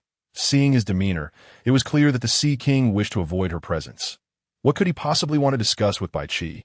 Qianxue contemplated giving the two some privacy, as she was quite aware of her surroundings. Regardless of where they were, as long as she desired to listen, she would certainly hear them. Bai Qi, however, showed no inclination to exclude Qianxue, immediately taking the initiative to respond. What's wrong? Qianxue is not a stranger. There's no need to hide anything from her. Bai Qi's demeanor brought immense joy to Qianxue, who smiled brightly and prepared to step aside. Yet Bai Qi, quick to act, grasped her arm and said, There's no one here. Huishi looked around, then at Qianxue, seeing that the area was devoid of others. He finally spoke in a hushed tone. What will happen to Qing Feng if he cannot transform? It seemed that this elder brother was quite competent, aware of the situation between Hongya and Qing Feng, yet unsure how to resolve it, prompting him to seek counsel from his close friend. Having grown up together, Bai Qi understood Huishi's thoughts all too well and asked, What do you wish to do? You win over Hongya. and I will win over Qianxue. This. Qianxue maintained a stoic expression, but inwardly rolled her eyes. Was this person out of his mind? Such a poor strategy. Moreover, on what grounds? Huishi should not even participate in such a matchmaking event, as Huaduo was already with child. Truly, the Sea King was indeed the Sea King. Qianxue found herself silently critiquing him. Just as she prepared to refuse, Bai Qi waved his hand, firmly stating, "No, Qianxue can only be mine, I know, but just for now." Bai Qi's reluctance only made Huishi anxious, leading him to fervently explain. Before Bai Qi could be swayed, Qianxue interjected, "Have you considered whether Qing Feng and Hongye would be willing to accept your good intentions?" Her words left Huishi momentarily stunned. He had never contemplated this aspect. Believing only that his actions were in Hongye's best interest and the optimal solution to the problem, had he never considered whether Qing Feng and Hongye would consent? At this realization, Qianxue began to understand. Perhaps Anxiong merely hoped for someone to protect Hongye indefinitely, like Huishi and Bai Qi, yet every individual must eventually grow up, mustn't they? Regardless of the outcome tomorrow, she believed Qing Feng would find his own way. If he could only stand by and watch Hongye become paired with another, that person would not be worthy. Chapter 96. The new bee-skin skirt. Qianxue's words struck like a stone, shattering Huishi's steadfast beliefs. Perhaps he had been misguided in his self-righteous attempts to assist Hongye, which were not what Qing Feng and Hongye desired. What more could he do? Perhaps nothing at all. He would wait until tomorrow to see what transpired. Huishi cast a thoughtful glance at Qianxue, sighed deeply, and furrowed his brow. Without further ado, he departed without bidding farewell to the two. Qianxue observed Huishi's retreating figure, feeling that the Sea King genuinely cared for his sister, but hoping he would not let Huaduo down. However, the beliefs established since childhood would likely require much time to alter. After all, females in the den could also become mates. She watched Huishi disappear into the distance. Bai Qi pondered for a moment before speaking. Qianxue. The tribe has few females, and the other beastmen will certainly not sympathize with Qing Feng, nor will they relinquish the opportunity to mate with Hongye. Upon hearing this, Qianxue was momentarily taken aback, then began to reflect on whether she had been overly self-righteous, judging the inhabitants of this place by her own standards. She sank into a deep sea of self-reproach, and after a prolonged silence, she finally asked, "Bai Qi, what will happen to Hongye? If the one who wins her heart is not someone she desires, must she then endure such a life?" Bai Qi did not know how to respond to this inquiry. Ultimately, he could only nod, lost in thought. What kind of tribe could have a female like Qianxue? She seemed to harbor no prejudice against beastmen who could not transform to it. Is crucial to understand that in this realm, the inability to transform equated to a life of loneliness and despair. The more he pondered, the more Bai Qi secretly gazed into Qianxue's eyes, seeking understanding. Yet he ultimately dismissed such thoughts with a self-deprecating smile. What did it matter to him? What he desired was a future with Qianxue. The past was behind him, and there was no need to delve into it. Perhaps one day, Qianxue would be inclined to share everything with him, including her past with the tribe. That night, as Qianxue slept, she remained in a state of hazy confusion, the 5 color petals at her forehead emanating a translucent glow, shimmering brilliantly within the cave. Yet, when Bai Qi, sleeping beside her, opened his eyes alertly, that radiant light vanished as if it had never existed. When Qianxue, exhausted, finally rose, Bai Qi had already prepared everything. A pristine white bee-skin skirt lay neatly on the stone bed. Since arriving at the tribe, she had come to realize just how precious pure white bee skin was. Most bee skins were shades of gray, black, or brown, and the snow-white skirt drew attention wherever she went. In truth, Bai Qi had later procured several new bee skin skirts for her, yet the pure white one had always remained singular. This time, for the grand matchmaking event at the altar, Bai Qi had somehow found another piece of pure white bee skin. Clearly, he regarded this matchmaking event with utmost seriousness. However, she did not quite understand why she, a mere token, needed to dress so beautifully. Yet, women possess an innate inability to resist beautiful things, without a second thought. Qianxue happily donned the new bee-skin skirt and braided her hair into a lovely plait.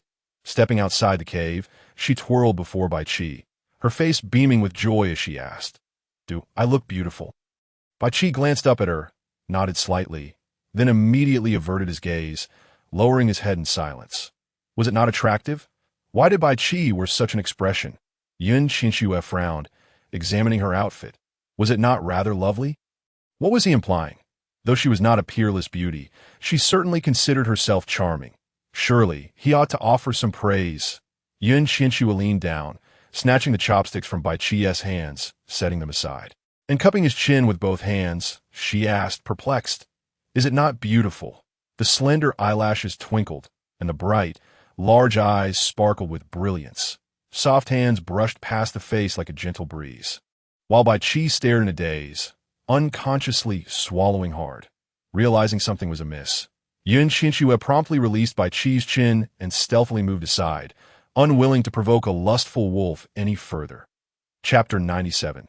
Struggle on the altar. The two silently consumed 2 sweet potatoes. After which Qianxue followed Bai Qi towards the sacrificial altar. She had initially assumed that Bai Qi's cave was located at the summit of this mountain, but to her surprise, a narrow and steep path led to the peak. Upon reaching the summit, they discovered a vast, barren expanse devoid of any vegetation, yet filled with a peculiar scent. The aroma resembled that of water plants left to soak for too long, mingled with a hint of decay.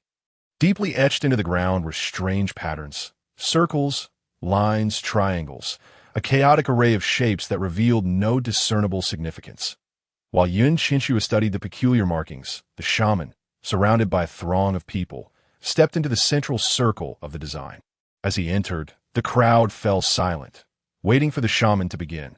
Adorned with 3 vibrant feathers atop his head, the shaman stood at the center of the design and began to dance gracefully to his own rhythm. Like a specter, he twisted his somewhat rotund form, and in that moment, a gust of wind swept through, revealing a shadowy wolf standing in the center of the patterns. Yet, the wolf appeared listless, aged, as if it had exhausted all its strength, desperately striving to remain upright. With a mournful glance at the shaman, the wolf's claws swiped at him, only to pass through the shaman's body to eye. In that instant, the despairing wolf howled at the sky. But alas, no one could hear. Qianxue watched in astonishment, her mouth agape, fixated on the wolf's shadow. At that moment, she and the wolf locked eyes. Noticing Qianxue's unusual expression, the wolf offered her a friendly smile and stood motionless in the center of the design. Qianxue was taken aback by the scene, eager to share it with Bai Qi beside her, only to realize that, apart from her, no one else seemed capable of perceiving the wolf's shadow. After a considerable time, the shaman finally halted, and Qianxue recognized how few females there were in the tribe. Indeed, rarity is precious. This is an immutable truth. Han Yi, Qing, a Qing, a Lu, and a few others she barely recalled, along with 2 Fox clan auxiliaries, Hu Mei and Hu Qi. The indistinct figures stood upon the altar, and it wasn't long before the altar was stained with blood. Such struggles always demand a sacrifice of blood. Qianxue had little interest in the brawls for mates, and remained fixated on the wolf's shadow. The wolf, too, noticed her gaze, and continued to stare at her unwaveringly. A Qing and a Lu glanced at Hui Shi before stepping onto the altar. But Hui Shi remained motionless, ultimately leaving a Qing and a Lu to their fate with a victorious orc. When it was Qing's turn to ascend the altar, He Yun eagerly approached, his gaze fixed on her without blinking. Qianxue observed the scar left on He Yun's neck by the bone knife she had wielded, a vivid reminder of a severed artery. Suddenly, she recalled how, during He Yun's attempt to harm her, Qing had intervened on her behalf. Later, Hu Mei arrived, with Qing further sowing discord. Such matters had not crossed her mind before, but now it seemed evident that Qing had been behind them all along. She wondered what grievance she had unwittingly caused Qing, who seemed intent on finding fault at every turn. In an instant, a line of orcs crowded onto the altar, proving that beautiful women were universally sought after. It was then that she noticed the large design undergoing a peculiar transformation, splitting into 4 sections, yet the others appeared oblivious, still huddled together. Could it be that only she could perceive the change in the patterns? Filled with doubt, she looked up, only to find the wolf's shadow also gazing at her, as if it understood her thoughts. and it nodded in acknowledgement. Chapter 98. Hong Ye's Qing Feng. The orcs jostled together. Yet before any conflict could arise, Qing stepped down from the altar and approached Bai Qi under the scrutiny of the crowd. Her eyes glimmered with adoration as she gazed at Bai Qi, then glanced at Qianxue before boldly declaring, "Lord Bai Qi, I wish to bear your child." This proclamation left Qianxue momentarily stunned, but upon regaining her composure, she could not help but admire Qing's audacious pursuit of her desires. However, it quickly dawned on her why Qing had targeted her. Evidently, she could not tolerate the presence of a rival, fearing that Qianxue might influence Bai Qi and sought to eliminate her instead. Without a moment's hesitation, Bai Qi curtly replied, "I do not require that. You can have me by your side, bearing your children. It need not be a matter of partnership," she persisted. Qianxue's expression soured. Her countenance darkened at the prospect of yet another vying for Bai Qi's affection. Her hands clenched tightly, wishing to strike Qing away. Frustration welled within her, and in her anger, she emanated a radiant, multicolored glow. The wolf's shadow observed the colorful luminescence with surprise, then fixed its gaze upon Qianxue, seemingly attempting to peer into her very soul. Bai Qi remained undeterred, his expression unchanged as he flatly stated, "There is no need." Turning away, he distanced himself from the altar. Qing's face flushed a shade of deep red and green, her embarrassment palpable as she stood awkwardly, wishing for a hole to swallow her whole.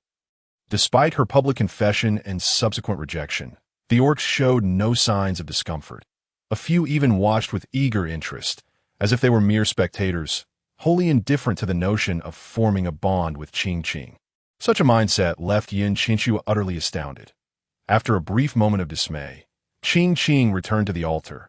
With her reappearance, the crowd snapped back to attention, brimming with renewed confidence. Ultimately, Qing was claimed by an orc whom Qianxue barely recognized. While the defeated He Yun glared resentfully at the victor, yet felt powerless to intervene. When Hong Yi ascended the altar, her face was ashen. All morning, she had searched for Qing Feng's presence, yet she had seen no sign of him.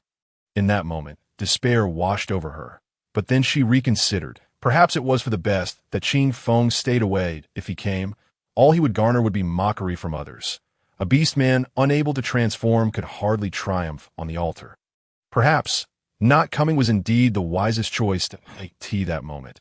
A familiar figure squeezed through the throng, and upon seeing him, Qing's face brightened with joy, an overwhelming sense of happiness washing over her. Yet those standing on the altar regarded the newcomer with disdain. One audacious soul boldly exclaimed, "Qing Feng, you worthless fool, you dare to come to the altar?" At those words, Qing's expression darkened, and she yearned to descend and take Qing Feng away. However, she knew she could not unless Qing Feng won her from the altar. Had Qing Feng truly come, Qianxue turned her head and beheld a slender, scholarly-looking young man striding towards her. To her surprise, Hong Ye seemed to have a preference for this type, perhaps weary of the rugged men and drawn instead to the delicate, scholarly figure. With just a glance, Qianxue was immediately captivated by the object in Qing Feng's hand. She found herself gazing upon the most primitive of bows and arrows. The sharp arrowheads gleamed with a polished brilliance, appearing extraordinarily lethal at first glance. Their shape resembled the bones of a colossal beast, somewhat akin to her own bone dagger. With this newfound weaponry, Qianxue felt that those who had underestimated Qing Feng were in for a rude awakening. However, even with a bow and arrows in hand, engaging in close combat remained a pressing concern in Chapter 99. The insidious fur, the original plan for a one-on-one duel, where the victor would advance to the next round, a rather equitable arrangement, was disrupted. The priest, unable to perceive the situation and unable to communicate with the wolf shadow, transformed the event into a chaotic melee among numerous beastmen. This chaos indeed provided Qing Feng with an opportunity. The other participants scarcely regarded him, as they were preoccupied with battling one another. As the conflict escalated, some beastmen morphed into wolves, viciously sinking their teeth into the thighs of those unable to transform in time, resulting in a scene filled with biting beasts and wolves.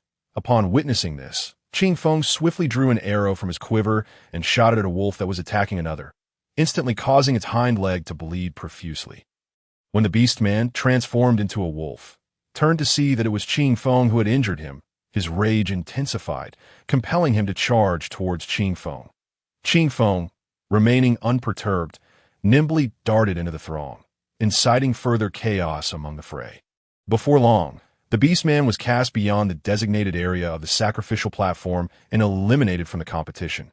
Seizing another opportunity, Qianxue loosed several more arrows, each aimed at the hindquarters to take that moment.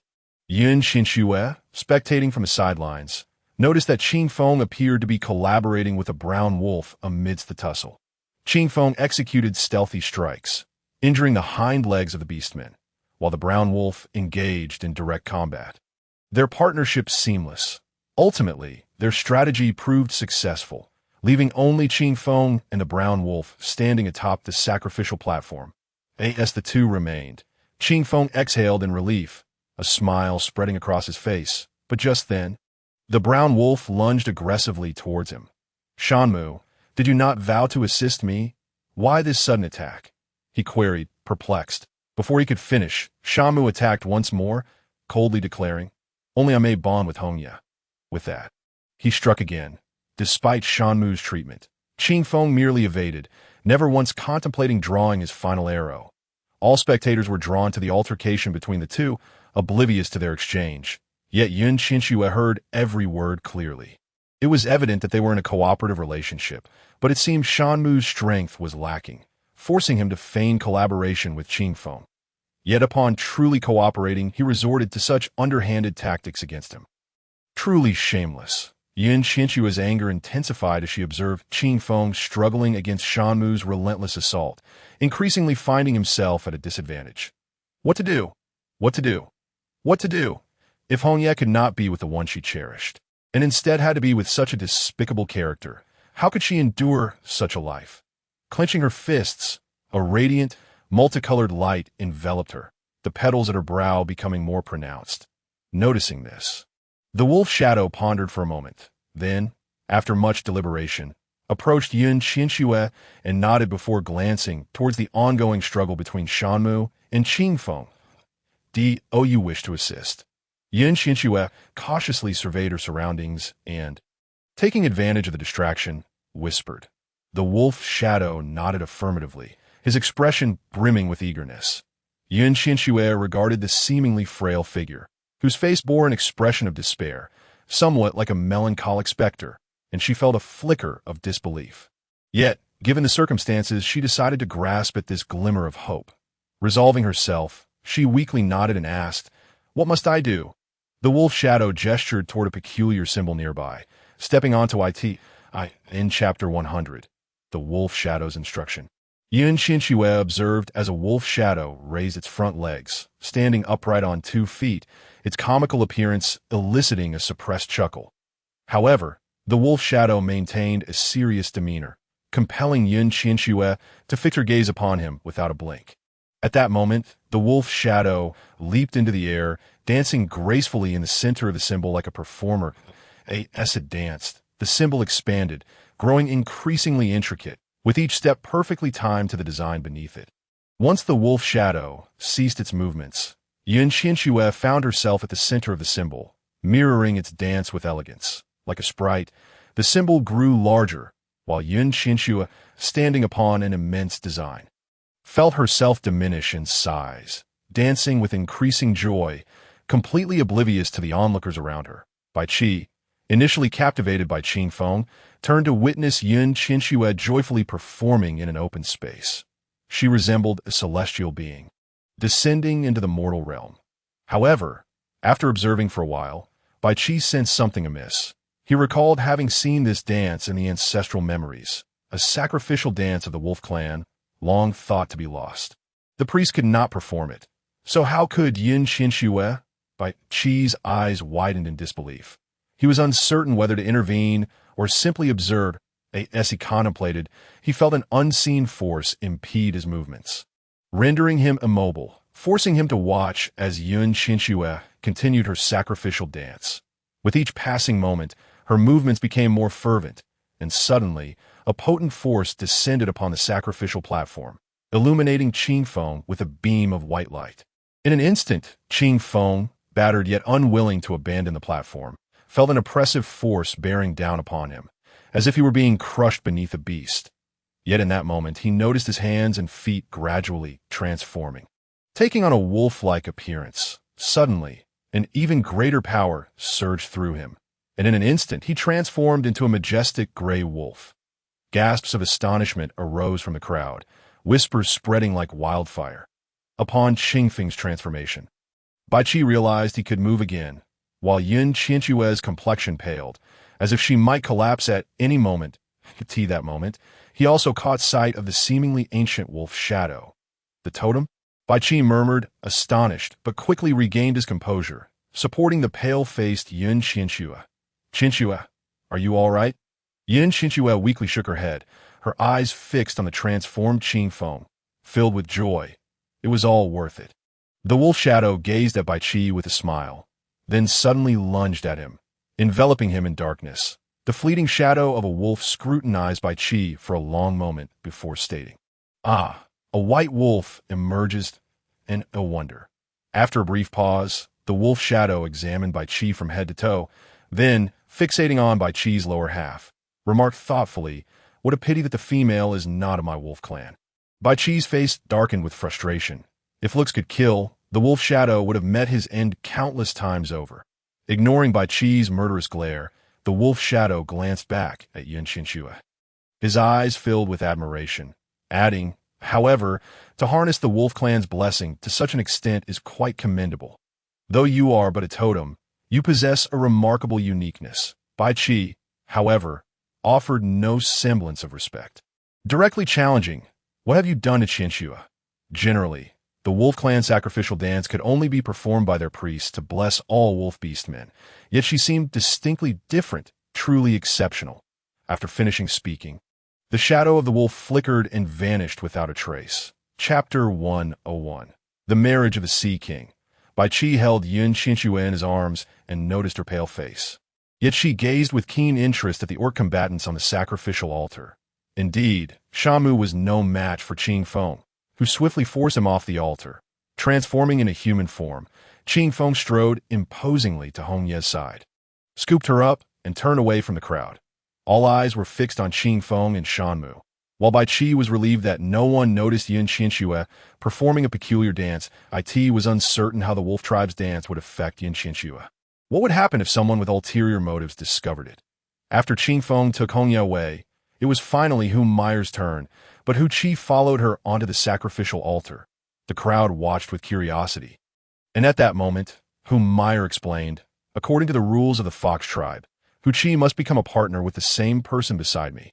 Upon hearing this, the eyes of all the orcs sparkled with excitement. It was an excellent opportunity to possess two females. Qianxue was taken aback. Hu Qi was likely sent by the Fox tribe to protect Hu Meyer. Thus, this strange rule was presumably designed to prevent Hu Meyer from being bullied, regardless of whom she chose to be with. But why would the author of such a peculiar policy believe that Hu Meyer and Hu Qi would never come into conflict? What if Hu Qi became a hindrance to Hu Meyer? Such reasoning was truly incomprehensible, considering the formidable jealousy among women. The outcome of the crowd's fervor was a chaotic rush onto the sacrificial altar, where people jostled against one another. Huishi glanced at the throng and ultimately stepped forward onto the altar. Upon seeing Huishi, Qianxue felt increasingly that the flower was not worth it. This flower was still pregnant with the Sea King's child. Yet unexpectedly, the Sea King was preparing to marry another woman. Not just one, but two. What sort of person was this? At this thought, Qianxue sighed helplessly and shook her head. Without Bai Qi's presence, this group of individuals was no match for Huishi. Soon, the stench of blood filled the altar, drenched in the blood of the orcs. Ultimately, Huishi claimed victory over Hu Meyer and Hu Qi, yet he did not glance at either of them. Instead, he descended from the altar with an expressionless demeanor. As for the last contender, Qianxue, the vast sacrificial altar was devoid of any other orcs, save for Bai Qi.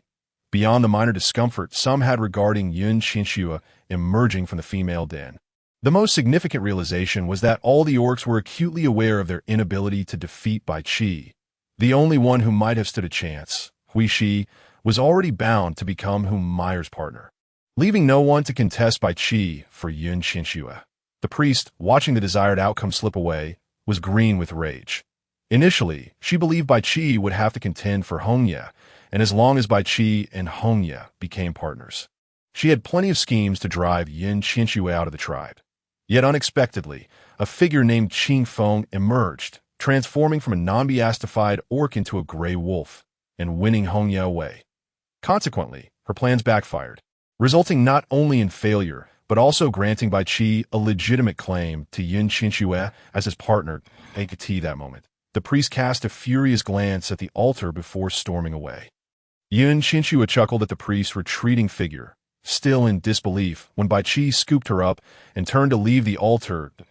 In the blink of an eye, they returned to the cave.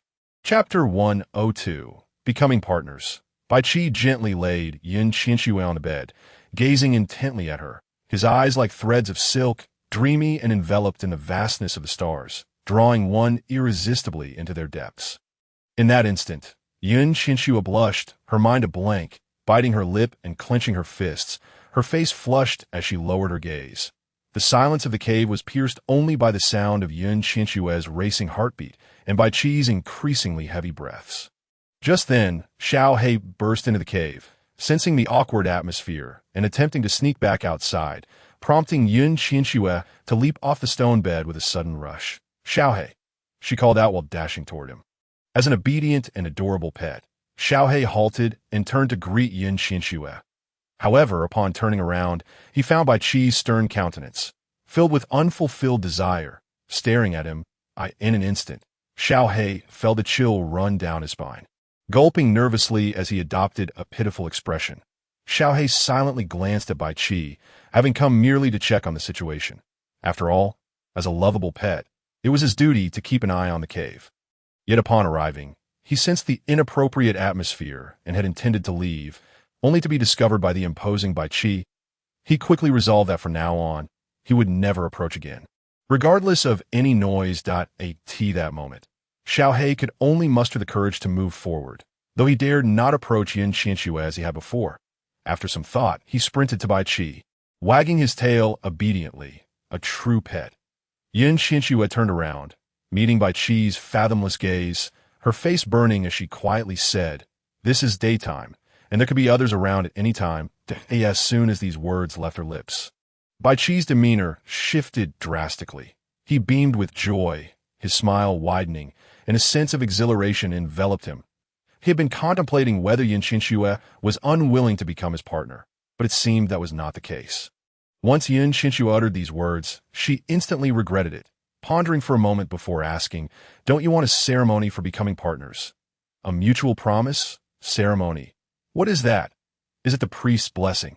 If we haven't been on the sacrificial altar, we could receive a blessing from the priest, but being on the altar signifies the acknowledgement of the totem." Observing Bai Qi's bewildered expression, Qianxue quickly understood. Perhaps there truly was no concept of a wedding ceremony in this place. Indeed, Bai Qi continued, "We have already become partners on the sacrificial altar." Now it made sense. Qianxue realized that simply being on the altar meant everyone acknowledged her as Bai Qi's partner. This was why Bai Qi had insisted on having the priest open the sacrificial altar. That it was all because Bai Qi wanted to ensure that she would not be wronged and that everyone in the tribe, including the priest, recognized her as Bai Qi's wife. Knowing all this, Qianxue felt deeply moved. How could she continue to demand more from a man who had silently done so much for her? Not caring that Qianxue was still present and disregarding any notion of shyness, she leaped into Bai Qi's arms, embracing him tightly. Listening to the steady rhythm of Bai Qi's heartbeat was a source of comfort. Perhaps this was trust. She completely believed in the man before her. Qianxue, fully aware of the situation, tiptoed quietly toward the exit. Chapter 103. Wedding Vows. Suddenly, Qianxue rushed toward him, leaving Bai Qi momentarily stunned, unsure of where to place his hands. After a prolonged pause, he finally embraced Qianxue, his lips curling into a smile, overflowing with happiness, while a fire within him became impossible to suppress. After holding her for what felt like an eternity, Qianxue released Bai Qi, gazing earnestly into his eyes, and spoke each word with conviction. I, Qianxue, willingly marry Bai Qi as my husband. From this day forth, we shall support each other through poverty or wealth. In good times and bad, in sickness and health, I pledge my loyalty to you. After her declaration, Qianxue fell silent, and at that moment, Bai Qi echoed her words with equal sincerity. From this day forth, we shall support each other through poverty or wealth, in good times and bad, in sickness and health. I pledge my loyalty to you. Qianxue was immensely satisfied, her face adorned with a delicate blush. The present Bai Qi was now her husband. Regardless of what the future held, she vowed to stand by Bai Qi through thick and thin. As she regained her composure, Qianxue began to marvel at Bai Qi's remarkable memory. Despite her lengthy discourse, he was able to recite her words verbatim, without a single mistake. Bai Qi glanced around before scooping Qianxue into his arms and making his way toward a cave. At the innermost part of the cave lay a narrow path, barely wide enough for a single person to pass through. Setting Qianxue down, Bai Qi crawled ahead, with Qianxue following closely behind. The constricted tunnel became increasingly claustrophobic as they ventured deeper, until suddenly, a beam of light illuminated the narrow passage. Upon stepping out of the tunnel, Qianxue was taken aback to behold a lush green meadow, at the center of which stood a quaint bamboo house. In a place where everyone resided in caves, how could there be a bamboo dwelling? Qianxue rushed toward the bamboo house, pushed open the door, and was greeted by the refreshing scent of bamboo tea. To her astonishment, the interior was furnished with bamboo tables. Tea that moment, Bai Qi entered behind her, observing the joy on Qianxue's face, a proud smile gracing his lips. How did this bamboo house come to be? Qianxue inquired, her face alight with wonder as she surveyed her surroundings. I have traveled to places where such bamboo houses are cherished, and I thought you would surely appreciate one as well. So I made it, Bai Qi replied. Delightful, delightful, delightful, Qianxue responded cheerfully, her entire being radiating happiness. Everything in the bamboo house appeared pleasing to her. In truth, this grassy expanse was far more suitable for living than the cave. Yet with winter approaching, the bamboo house lacked warmth, making it quite chilly. There are furs. I hope we can find cotton soon to better endure the cold days ahead. Tea that moment, Bai Qi's gaze fell upon the outline of Qianxue's alluring figure beneath the white furs, and he stole a furtive glance at the newly crafted bamboo bed. His heart racing with anticipation, he glanced at the still suspended sun and sighed softly, muttering, "Why does the sun linger today?" Though his words were uttered quietly, they were entirely audible to the already perceptive Qianxue, instantly diminishing her interest in exploring the bamboo house further. With her face flushed, she turned away, shyly fixing her gaze on Bai Qi. Seeing Qianxue's bashful demeanor, Bai Qi's imagination ran wild, and he naturally assumed that she had tacitly agreed to his unspoken desires. With a heart full of joy, he stepped closer to her. Taking her hands in his warmth from their clasped hands ignited his eagerness. He could no longer contain himself and softly inquired, "Qianxue?" His eyes darted toward the bamboo bed. Qianxue, her head bowed and cheeks aflame, avoided Bai Qi's gaze, biting her lip and gently nodding in response. Receiving her affirmative answer, Bai Qi let out a sigh of relief and swiftly carried Qianxue toward the bamboo bed. In an instant, the bamboo house was enveloped in the warmth of spring, infused with the essence of their union. Chapter 104. The difficult birth. It was unclear how much time had passed when Bai Qi, having indulged to his heart's content, finally released Qianxue. The exhausted Qianxue slowly succumbed to slumber. Eventually, the aroma of meat wafted through her dreams, rousing her from sleep. Struggling to sit up with her soft, languid body, she found Bai Qi hastily offering her a bowl of meat soup. "Qianxue, here, try this. What else would you like?" "I shall prepare it for you," he said eagerly. Qianxue rolled her eyes at him, recalling how he had playfully tormented her the day prior, resolving that such indulgence should be avoided in the future.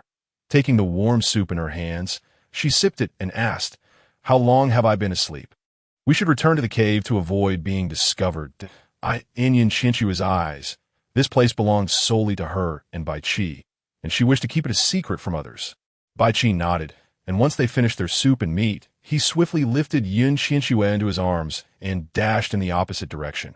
After quite a while, they finally emerged outside the cave. Bai Qi, besides that narrow path, are there other routes? Qianxue asked curiously, as Bai Qi had not taken her through the cramped passage this time. Indeed, that route is quite distant. For a female, it would require at least a full day and night to traverse. Bai Qi replied, "A day and night? That is excessively far. We traverse the small path in mere moments, yet it takes so long from another direction." Qianxue pondered the journey's distance when suddenly, Anxiong and Hongya hurried toward them, their faces etched with urgency. Upon spotting Qianxue, Anxiong sighed in relief, grasping her hand as they hurried down the mountain. Qianxue, bewildered by their haste, asked Anxiong, "Hongya, what is the matter?" "The child within Hua Dai cannot be born. The shaman is helpless and intends to abandon her in the forest to fend for herself," Anxiong exclaimed, her face a mask of distress. At this revelation, Qianxue quickly gathered some medicinal herbs from the cave that might prove useful, tossing in some ginseng before following the two women down the mountain. As they hurried, Qianxue suddenly recalled that her skills in medicine were likely unknown to anyone. Why then had Anxiong come to seek her out? "Anxiong, how did you know I possess medical knowledge?" she inquired. "Your herbs were drying outside the cave," Anxiong replied, her urgency overriding her decorum. She recognized that Qianxue could be Hua Dai's last hope.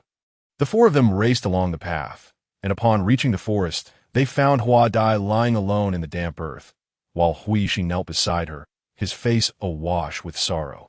Upon seeing Qianxue, Huishi rushed over, grasping her arm with anticipation. "Please, save Hua Dai. I can only do my utmost." Qianxue sighed, hastily kneeling before Hua Dai. She first placed ginseng slices into Hua Dai's mouth, reassuring her, "Do not worry. I am here. You must trust me." Hua Dai, already tortured to the brink of collapse, nodded weakly, sweat beading on her brow as she uttered, "Save my child. The mother's heart holds her offspring above all else." Willing to sacrifice her life to save her daughter, Qianxue sighed, contemplating the absurdity of risking her life for the sake of this creature's birth. Chapter 105. The delivery. Qianxue steadied herself, instructing Huishi to carry Hua Dai to a dry patch of earth for a swift examination. The fetal position was incorrect. The cervix was nearly fully dilated, and while the first birth tended to take longer, it was now imperative to reposition the fetus. The rapid assessment eased Qianxue's heart. After all, these people were unable to manage the situation, yet it posed no significant challenge for her. Soon, she adjusted the position of the child to present head first, then took Hua Dai's hand, offering comfort. "Rest for a moment. It is indeed slow during the first birth. The child will come soon." Under Qianxue's soothing words, Hua Dai's anxiety gradually subsided, and she even managed to smile at Qianxue. Before long, Qianxue successfully delivered a small beast child. The moment she heard the baby's cries, Hua Dai wept joyfully, overwhelmed with emotion. She had feared she would perish there, yet miraculously, she had survived that moment. A cascade of memories flashed through Hua Dai's mind, revealing her true identity. She realized she did not belong here. Her arrival had been a beautiful mistake. She cradled her child. Perhaps it was time for her to regain her strength. Huishi approached, tightly clasping Hua Dai's hand. "Thank you, Hua Dai," he said earnestly. Hua Dai cast a fleeting glance at Huishi, breaking free from his grip, and turned to Qianxue, asking, "Qianxue, may I see the child?" "Of course," Qianxue replied, immediately bringing the swaddled child to Hua Dai's side, helping her sit up and placing the infant in her arms. The child's rosy cheeks and clear, watery eyes captivated Hua Dai, leaving her momentarily spellbound. Suddenly, the weakened Hua Dai grasped Qianxue's hand, imploring, "Qianxue, please take this child in." "What do you mean?" Qianxue thought, astonished. The child's mother was still alive, and the father was nearby. The child was not an orphan in need of a refuge. Qianxue was filled with confusion, while Huishi's expression grew somewhat awkward. Ultimately, it was Anxiong who approached, offering words of comfort. "Hua Duo, you may entrust the child to me. I shall take good care of her." In that moment, Hua Duo cast a derisive glance at Anxiong, offering a self-deprecating smile, her gaze towards Qianxue becoming increasingly imploring. Qianxue, in a moment of impulsiveness, deemed it most crucial to console Hua Duo, and without further thought, nodded affirmatively, saying, "Very well, I shall look after the child on your behalf." Upon hearing Qianxue's promise, Hua Duo's expression turned bitter as she gazed at the child cradled in Qianxue's arms. Feeling a bittersweet sense of reluctance and deep sorrow at that moment, Qianxue shifted her tone, reflecting for a moment before continuing. "Hua Duo, the child needs you. No one can replace a mother." Hua Duo looked down at the infant in her arms. Speaking tenderly, "Qianxue, not everyone can be like you, able to make by qi disregard the customs of the tribe and the mockery of others to take a female from the den as a partner."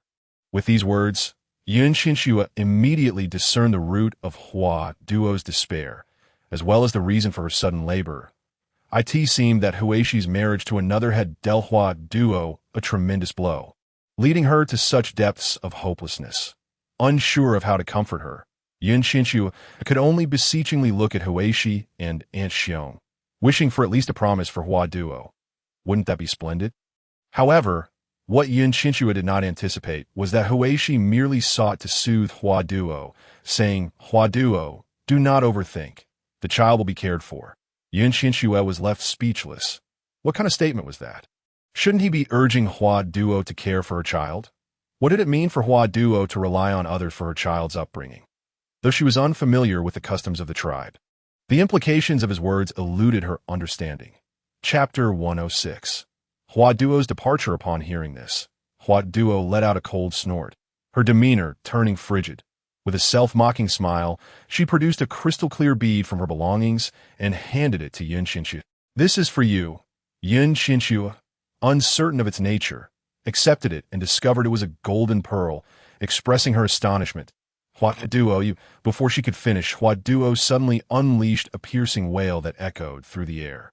Bai Qi, reacting swiftly, covered Qianxue's ears with his hands. Moments later, 4 orc figures clad in animal skins approached from all directions, kneeling respectfully before them, to Qianxue's surprise.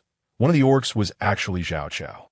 Upon seeing the 4 figures, Hua Duo closed her mouth, summoning all her strength to rise. She glanced at the child in her arms, holding her tightly, kissing the baby's forehead, and declared, "Child, your mother will come for you." Qianxue regarded the infant with astonishment, his brow furrowing as his gaze grew murky and dim. Hua Duo, with a face full of reluctance, clung tightly to the child, her expression laden with sorrow. Tears fell onto the infant, transforming into blood-red droplets that emitted an eerie glow. After what felt like an eternity, Hua Duo ultimately placed the child into Qianxue's arms, saying, "Qianxue, I must return home, but the child cannot accompany me." As soon as the words left her lips, her previously dim eyes sparkled with brightness. Grasping the child's chubby little hand, she added, "One day, I shall bring you to my side." At this moment, Qianxue found herself at a loss for words. She believed the child needed its mother. Yet how could a mother willingly abandon her child unless compelled by dire circumstances? Glancing anxiously at Huixi, she discerned a hint of reluctance in his eyes. Yet now, Hua Duo had already resolved to leave her child behind, and Huixi remained silent. A sigh escaped Qianxue's lips. She yearned for a miracle, for Huixi to express his deep affection and persuade Hua Duo to stay, and for Hua Duo to willingly remain. But upon reflection, the likelihood of such an event was exceedingly slim, especially considering Huixi had recently taken 2 wives. Why would he ever wish to keep Hua Duo? The nature of the Sea King was unchangeable. In the end, Hua Duo concealed the vivid red bead within the child's animal skin wrap, then wiped the sorrowful expression from her face before telling Qianxue, "Qianxue, once I gain control over everything, I will come for the child, and for you." After a brief pause, she cast a sidelong glance at Bai Qi and continued, "In our tribe, females are highly valued. By then, you may take several orc partners if you desire." Hua Duo's gaze was provocative as she fixed her eyes on Bai Qi. In an instant, Bai Qi's expression darkened as he stepped closer to Qianxue. Gripping her hand tightly, Qianxue understood that Hua Duo's words were deliberately aimed at Bai Qi, perhaps out of fear of being mistreated. How could she refuse such goodwill? With that thought in mind, Qianxue smiled warmly at Bai Qi, saying, Hua Duo, I appreciate your welcome. Bai Qi has been quite kind to me. Qianxue, I genuinely mean it. I welcome you on behalf of the tribe. With that, she turned to leave with Zhao Chao and the others, departing without so much as a farewell to Huishi. Chapter 107. The wet nurse. Once Hua Duo had departed, Qianxue turned around, stealing a glance at Huishi, who appeared forlorn, staring vacantly at Hua Duo's retreating figure. Bai Qi observed Huishi, contemplating before encouraging. Shouldn't you go after her? Huishi merely offered a resigned smile, sighing. What right do I have to confine her here? I already have a partner, and the priest would not permit me to keep Hua Duo by my side. If Hua Duo were to stay, she would only be cast back into the DE, and in that case, I would prefer her departure. Upon hearing this, Qianxue felt an unsettling chill. Perhaps the Sea King still harbored feelings for Hua Duo, but his overwhelming concerns led him to take Mayor as a partner. Within the tribe, Huishi rationally chose the former over the latter, namely, the priest and the leader. All that remained was to hope that Hua Duo's future would be smooth and secure.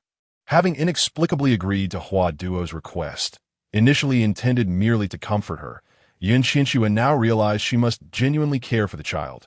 Suddenly, it dawned on her that newborns required milk, and with Hua Duo gone, who would nourish the infant? At that moment, a pair of bright eyes blinked adorably in her embrace, quietly sucking on its own fingers without fussing or crying. What a darling little boy, Qianxue thought, her maternal instincts igniting as she smiled broadly. She turned to Bai Qi, asking Bai Qi, with Hua Duo gone and no breast milk available, are there any females in the tribe who have just given birth? Perhaps they could nurse the child? Upon hearing her question, Bai Qi looked utterly bewildered, staring at Qianxue in confusion. He couldn't grasp the meaning behind her words, yet he understood one thing. Qianxue was indicating that the child was hungry and needed sustenance. That was simple enough to resolve. With that thought, Bai Qi turned and vanished from sight, only to return moments later, carrying a brown, coconut-like round object. He twisted the mysterious orb open with both hands, revealing a pure white liquid nestled inside. He then brought the object to the child's lips. Just as Qianxue was about to decline, the little boy surprised her by eagerly gulping down the liquid. Qianxue was left astounded. What sort of place was this? Why did the child not require milk, but rather consume this peculiar substance? After pondering for a moment, she dipped her finger into the white liquid and tasted it, instantly realizing why these people use this to feed their children. The flavor was remarkably similar to that of milk, a truly astonishing discovery, as it grew on trees like coconuts. What was even more remarkable was that newborns could drink it directly, without choking. One could not deny that surviving in this world was undeniably challenging. Bai Qi, do all these little ones grow up eating this fruit? Qianxue inquired sincerely, her curiosity evident. When the mother is present, she feeds that. If the mother is passed, then the child consumes the milk fruit. That I grew up on milk fruit until I could eat meat paste and eventually transform into a beast. Bai Qi replied simply, and Qianxue instantly understood. Without advanced medical technology, childbirth is akin to walking through the gates of death. One misstep could cost a life. Thus, such a creation emerged, allowing those unfortunate children born without mothers to survive. This also attests to the fairness of the Creator, who, regardless of circumstances, desires that every child born has a glimmer of hope for survival.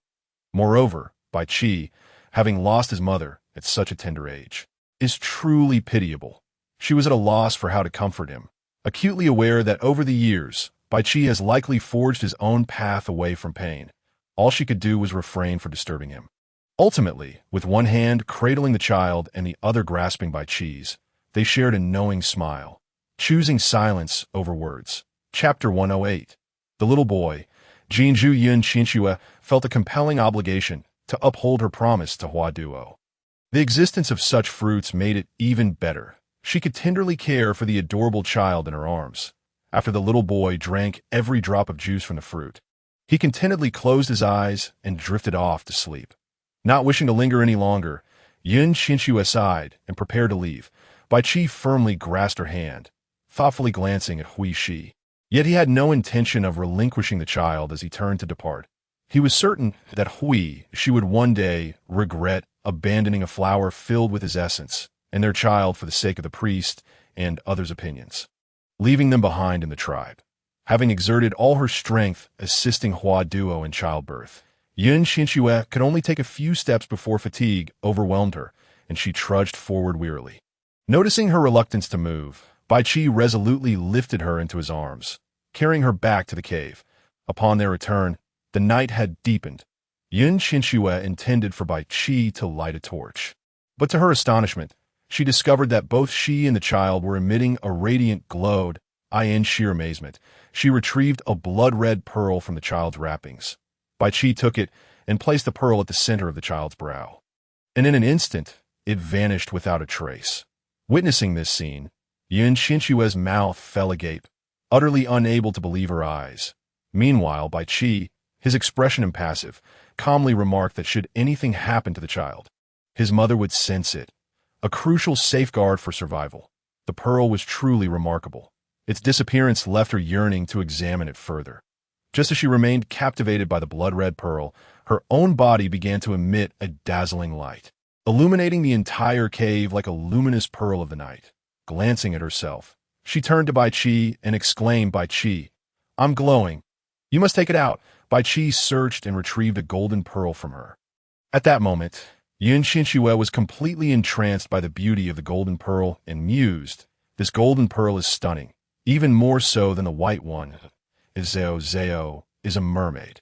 Then could Hua Duo also be one?"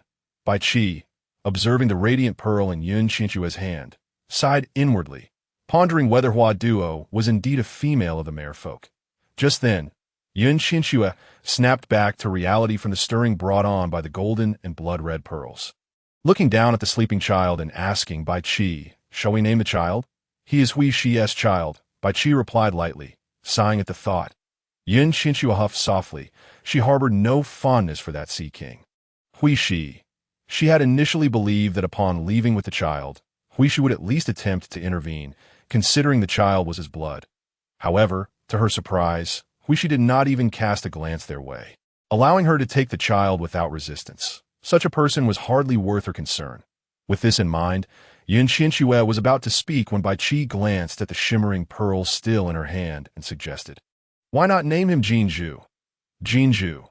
That name seems rather casual, almost feminine, yet is quite fitting and melodious, she pondered, ultimately nodding and addressing the child in her embrace.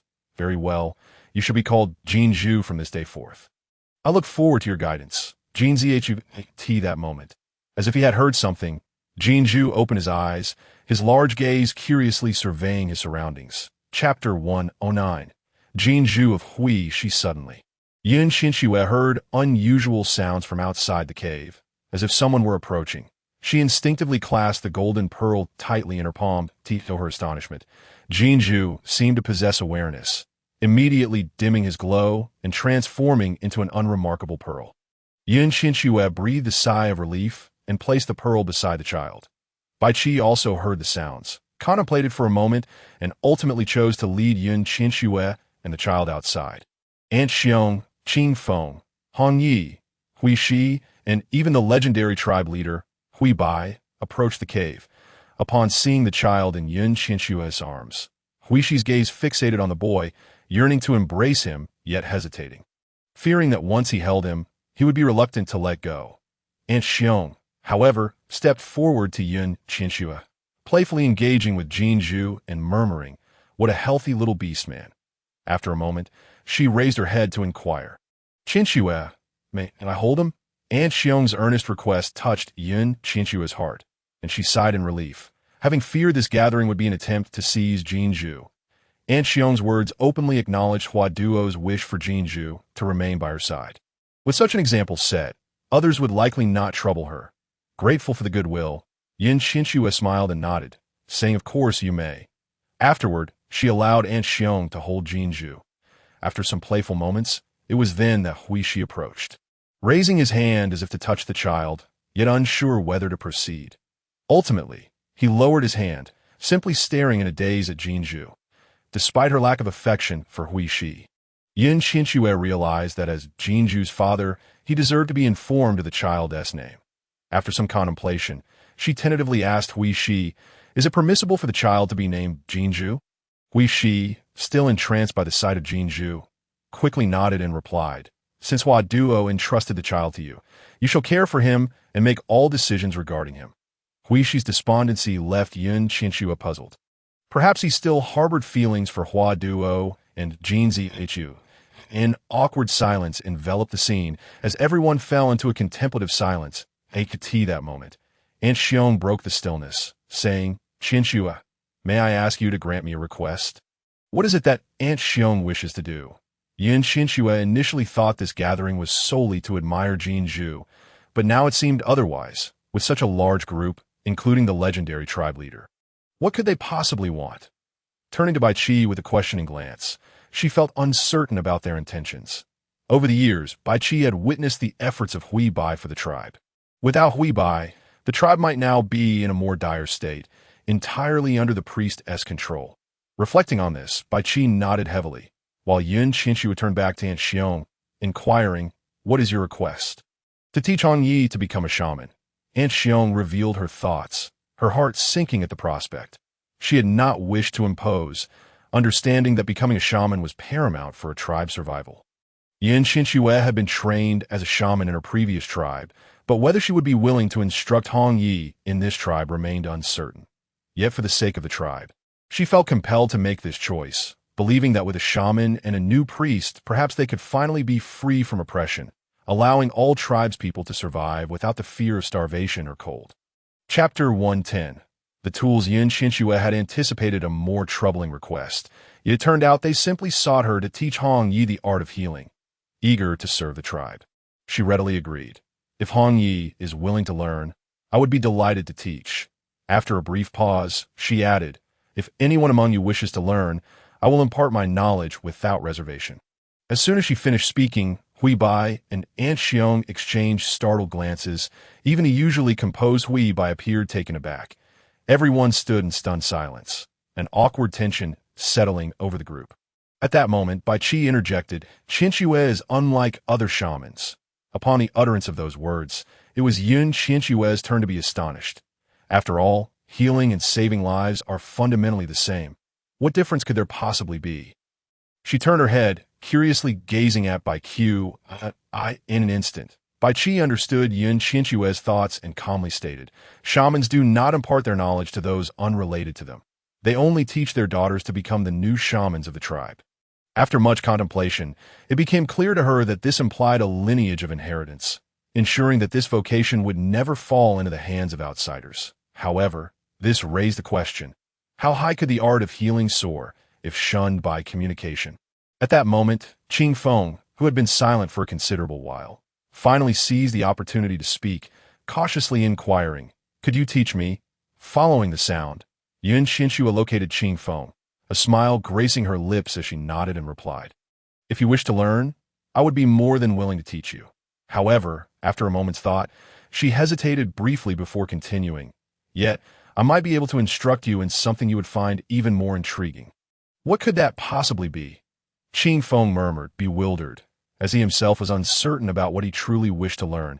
How could anyone possibly understand him better than he understood himself? With a slight smile, Qianxue confidently declared, "Tools. For one capable of crafting primitive bows and arrows, there would undoubtedly be a greater interest in exploring other tools. IT merely required a spark of inspiration, and Qing Feng would surely be able to devise even more suitable instruments, thereby enhancing productivity. After all, she aspired to develop agriculture, animal husbandry, and aquaculture." Upon hearing this, Qing Feng found himself even more perplexed. He was entirely unaware of the meaning behind Qianxue's mention of tools, his expression one of utter confusion. She explained, "Tools are akin to the bow and arrow you wield, aiding individuals in their tasks." Observing the still, puzzled expressions on everyone's faces, Qianxue continued her explanation. "For instance, if we were to cultivate food in the future, we would require farming tools, tools for sowing, enabling us to accomplish our tasks with greater ease. In times of war, we would also need tools to aid in combat, much like your bow and arrow, capable of striking from a distance, preventing any foes from drawing near. These are also referred to as weapons. Upon hearing this description, Qingfeng's interest was piqued. Previously, when he could not transform into a beast, he delighted in crafting innovative items that ensured his survival. Now that he had gained the ability to transform, his fascination with novelty only grew, as it allowed him to achieve even more. "I am willing," he asserted, "but first, I need to learn to read. With books, even if I am not present, knowledge can be passed down." He felt that teaching everyone to read was of paramount importance. With this thought, Qianxue felt a surge of motivation as she proclaimed, "Regardless of what we learn, literacy is essential. With written language, we can create books, ensuring knowledge is passed on, allowing everyone the opportunity to learn." At that moment, Qianxue suddenly recalled something and exchanged a knowing glance with Huibai. Instantly, Huibai lowered his head, surveying their surroundings, then glanced at Bai Qi before finally directing his gaze toward the spittle-flying Qianxue. Nodding solemnly at Qianxue, with a sigh of relief, Qianxue hurriedly made her way back to her cave. After a brief interval, Qianxue returned to the entrance of the cave, carefully producing a tattered piece of animal hide from her person. Qianxue looked on with curiosity as Qianxue gingerly handed the hide to her. "What is this?" Qianxue inquired, perplexed, as she accepted the hide and unfurled it, only to discover it was a book, a handwritten version of the compendium of Materia Medica. The neat, small characters were meticulously inscribed, instantly captivating Qianxue's interest. How could such a thing possibly exist in a primitive society? She stared in bewilderment at her surroundings, beginning to question whether everything she saw was merely an illusion. Feeling the pinch of her own skin, the sudden pain jolted her back to reality, confirming she was indeed a living being. "Qianxue, where did this come from?" Qianxue's face radiated excitement, seeing that Qianxue could comprehend the inherited knowledge. Qianxue also wore an expression of exhilaration as she eagerly replied, "It has been passed down through generations, but no one has been able to decipher it. This inheritance implies that someone who once traversed here possessed knowledge of the compendium of Materia Medica. And that person must have been a physician." The neat, small characters were written in traditional Chinese, suggesting that they originated from an ancient time. Yet the whereabouts of that individual remained a mystery, although from different eras. They were both travelers of time, and meeting would be quite fortuitous, without a moment's thought. Qianxue directly asked, "Where's the person who left this behind?" Qianxue hesitated, ultimately shaking her head. The expression on her face led Qianxue to conclude that the individual had likely passed away, and she refrained from probing further. Subsequently, Qianxue addressed the group with a calm demeanor. "I will teach you to recognize characters, so that in the future you can all understand these texts." Among those eager to learn, Hongye displayed the most fervor, rushing forward with a face alight with excitement, exclaiming, "Really?" "Naturally, for in order to master the healing arts, one must first learn to read. This is the foundation of all knowledge," Qianxue explained.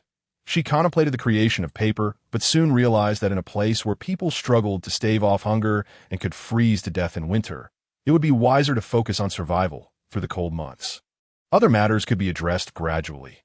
Utilizing the knowledge within her mind, Qianxue spent considerable time devising a plan for teaching the group, concluding that compulsory education should commence with the most basic phonetics. The cave, while warm in winter and cool in summer, lacked windows and proper ventilation, and she pondered whether the stone beds covered in animal hides would provide warmth during the winter. The presence of an open flame within the cave was also a safety concern. After much reflection, Qianxue determined that the optimal solution would be to fire bricks for constructing houses. Since pottery could already be crafted outdoors, it stood to reason that the methods for firing bricks and pottery would be similar. However, she would need to research indoor kiln construction to enhance the success rate of firing. While an individual's strength is limited, the potential of a collective is boundless. Qianxue contemplated for an extended period before finally addressing the group. "Would you like to reside in houses that are warm in winter and cool in summer?" Upon hearing this, even Huibai became animated, breaking his silence to inquire, "Can you build houses?" In truth, Hui Bai had visited other tribes and seen the type of houses Qianxue had described. Warm in winter, cool in summer, with sunlight streaming in during the day. A stark contrast to the cave.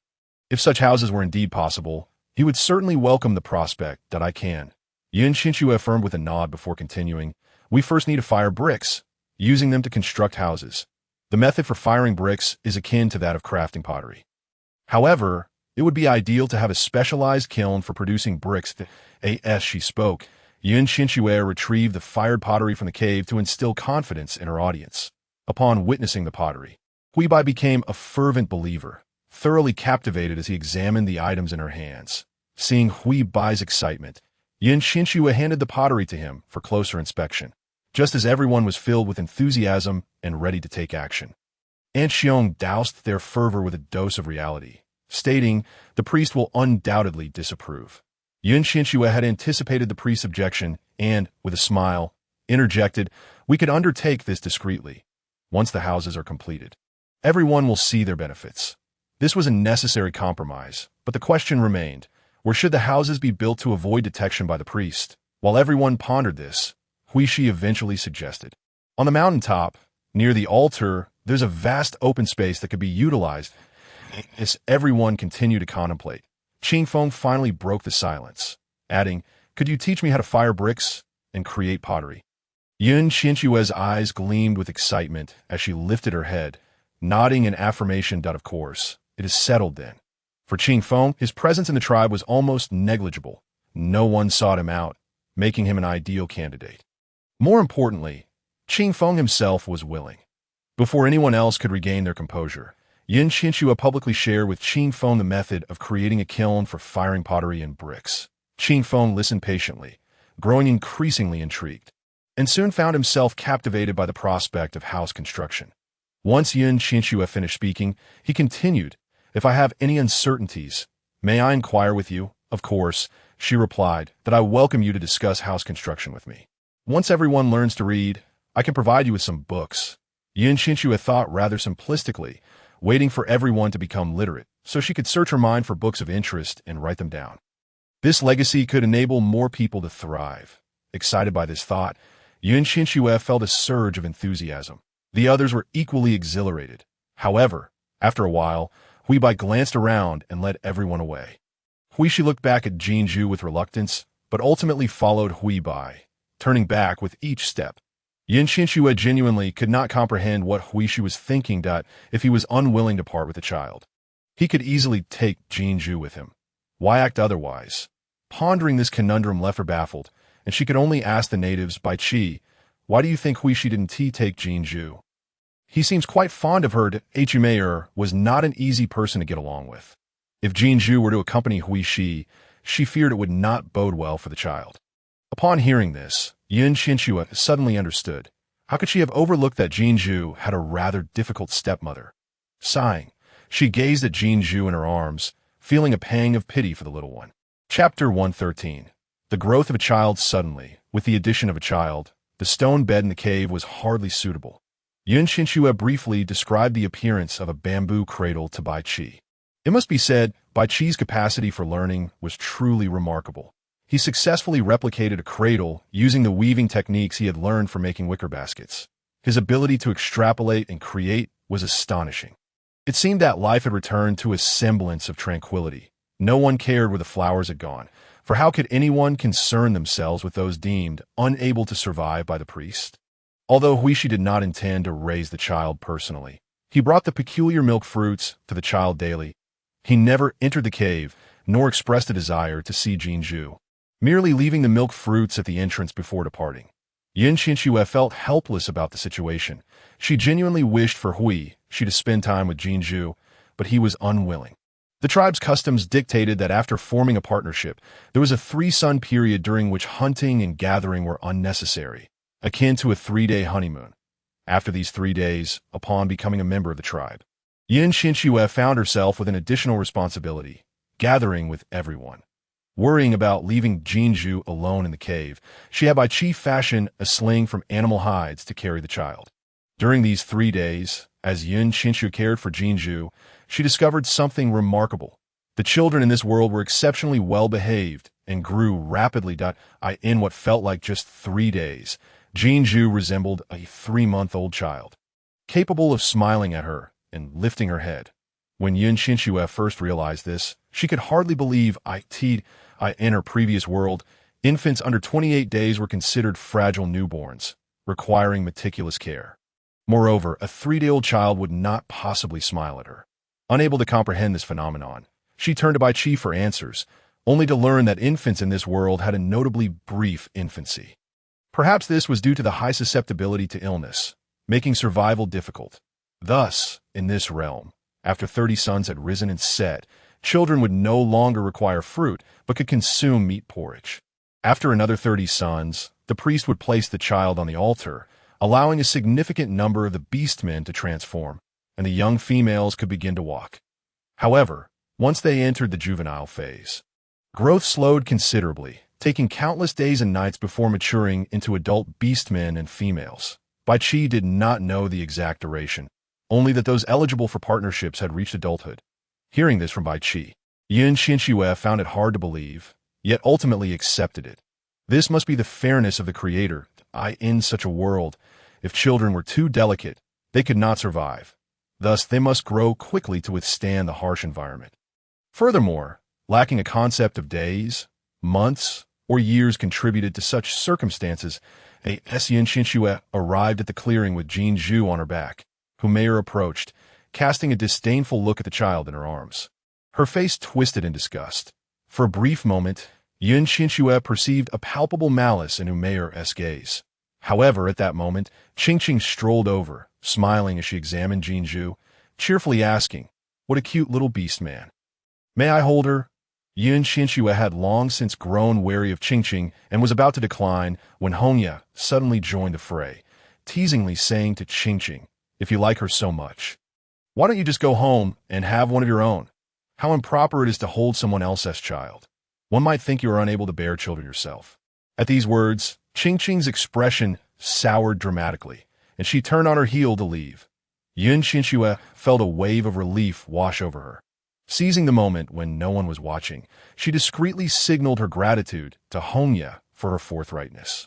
Hongya proudly lifted her chin, resembling a victorious rooster, and Qianxue stifled a smile, choosing to remain silent. Chapter 114.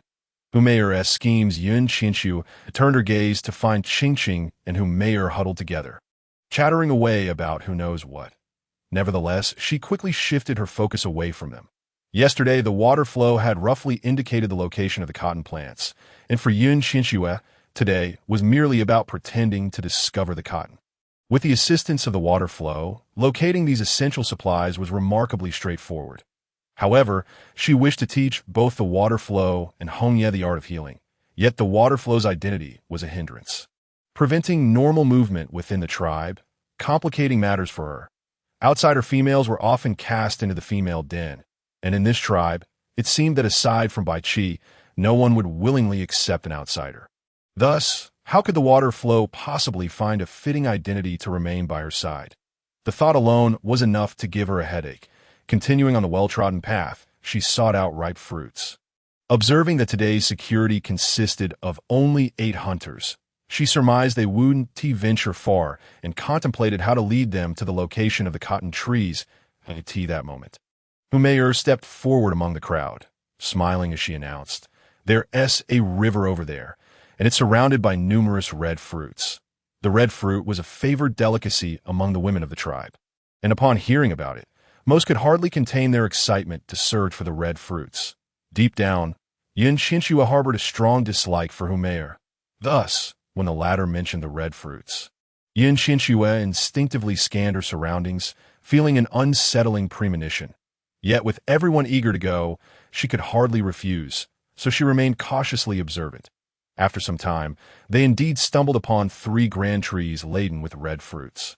Upon seeing these fruits, Qianxue felt a sense of relief. It appeared there was no ulterior motive, merely a desire to share the red fruits with everyone. Mayer did not join the others in gathering red fruits. Instead, she approached Aunt Xiong and said, "Aunt Xiong, there is another red fruit tree over there." Hearing about the additional tree, Aunt Xiong became somewhat excited, but noticing that the current fruits had yet to be harvested, she hesitated and replied, "Let us wait until everyone has picked the red fruits before we go." Without a moment's thought, Humayr suggested, "Why don't some of us stay here to gather red fruits while I go with Yin Qianxue to pick those over there?" As soon as the words were spoken, Yin Qianxue instantly sensed a conspiracy. Indeed, Humayr revealed her true colors. Given Humayr's straightforward intellect, Yin Qianxue surmised that this scheme might very well transform into a more overt plot. And the idea of Hu Qi attempting to drown her in the lake hardly qualified as a mere conspiracy, of course. Considering Humayr's caliber, she was easily seen through by Aunt Xiong. Aunt Xiong gestured to Yin Qianxue, and at that moment, she happened to catch a glimpse of the water flowing past. After a moment of contemplation, Yin Qianxue nodded towards Aunt Xiong, eager to observe what amusing antics Humayr might concoct next. With Yin Qianxue's assent, Aunt Xiong could only address Humayr, saying, "Very well, you and Qianxue shall proceed together, but do exercise caution." And no sooner had she spoken than Humayr eagerly interjected, "Then let Shurtu protect us." Aunt Xiong glanced at Shurtu with concern, and just as she was about to refuse, she noticed Yin Qianxue nodding. Thus, Aunt Xiong reluctantly acquiesced. Chapter 115. The clash of dark clouds with this arrangement. Humayr was elated, her face alight with a smile, as if she had already assured the success of her scheme. Beside her, Yin Qianxue also felt a sense of amusement, relishing the opportunity to tease Humayr, all while the latter remained blissfully unaware that it was delightful to indulge in a bit of fu and at Humayr, and Qingqing then led Yin Qianxue forward. But after a considerable distance, they found themselves straying further into the wilderness, completely disconnected from the main group. Upon realizing this, Yin Qianxue halted, unwilling to venture too far away, as the variables were simply too numerous and unpredictable. Noticing her stop, Humayr and Qingqing also came to a halt, turning to Yin Qianxue with smiles, inquiring, "What's wrong? Have you sensed something amiss?" Not moving on, Yin Qianxue gazed at them in silence, finding Humayr rather amusing, her lack of cunning juxtaposed against an endless imagination of intrigue. With this thought, Yin Qianxue let out a cold snort, asking, "What? Are you planning to take action against me?" "Indeed, not only your life, but also what you hold dear," Humayr retorted fiercely, and in an instant, the beast man beside her transformed into a wolf, as expected. This was yet another crude confrontation devoid of any tactical finesse. However, before the water could emerge from the shadows, dark clouds suddenly surged forth from a corner. Yin Qianxue furrowed her brows, her heart tightening. With Shurtu as a beast man and Hu Qi, the water might still have a fighting chance. Yet the addition of Black Cloud altered the dynamics, leaving her with the choice to either flee or confront the risk head-on. For a wise hero shuns immediate peril. The appearance of Black Cloud only made Qingqing smile even brighter, but when Black Cloud positioned himself beside Yin Qianxue, Qingqing's smile faded, her expression turning sour. Humayr's countenance also shifted slightly as she exchanged a glance with Qingqing, who then approached Black Cloud, casting flirtatious glances and cheerfully asking, "Black Cloud, what's the matter?" Witnessing this scene, Yin Qianxue felt her worldview shatter. What was she witnessing? Qingqing was flirting with another beastman right in front of her partner. It appeared that the beastman named Shurtu was indeed Qingqing's current companion. The shocking spectacle unfolded before her, leaving her in disbelief. Yin Qianxue quickly turned her gaze to Shitu's expression, only to find him stoically observing his partner's flirtations with another beastman. Suddenly, Black Cloud, filled with disdain, shoved Qingqing away, losing her balance. She tumbled to the ground at that moment. Yin Qianxue exhaled in relief, thankful that Black Cloud was not swayed by Qingqing's charms.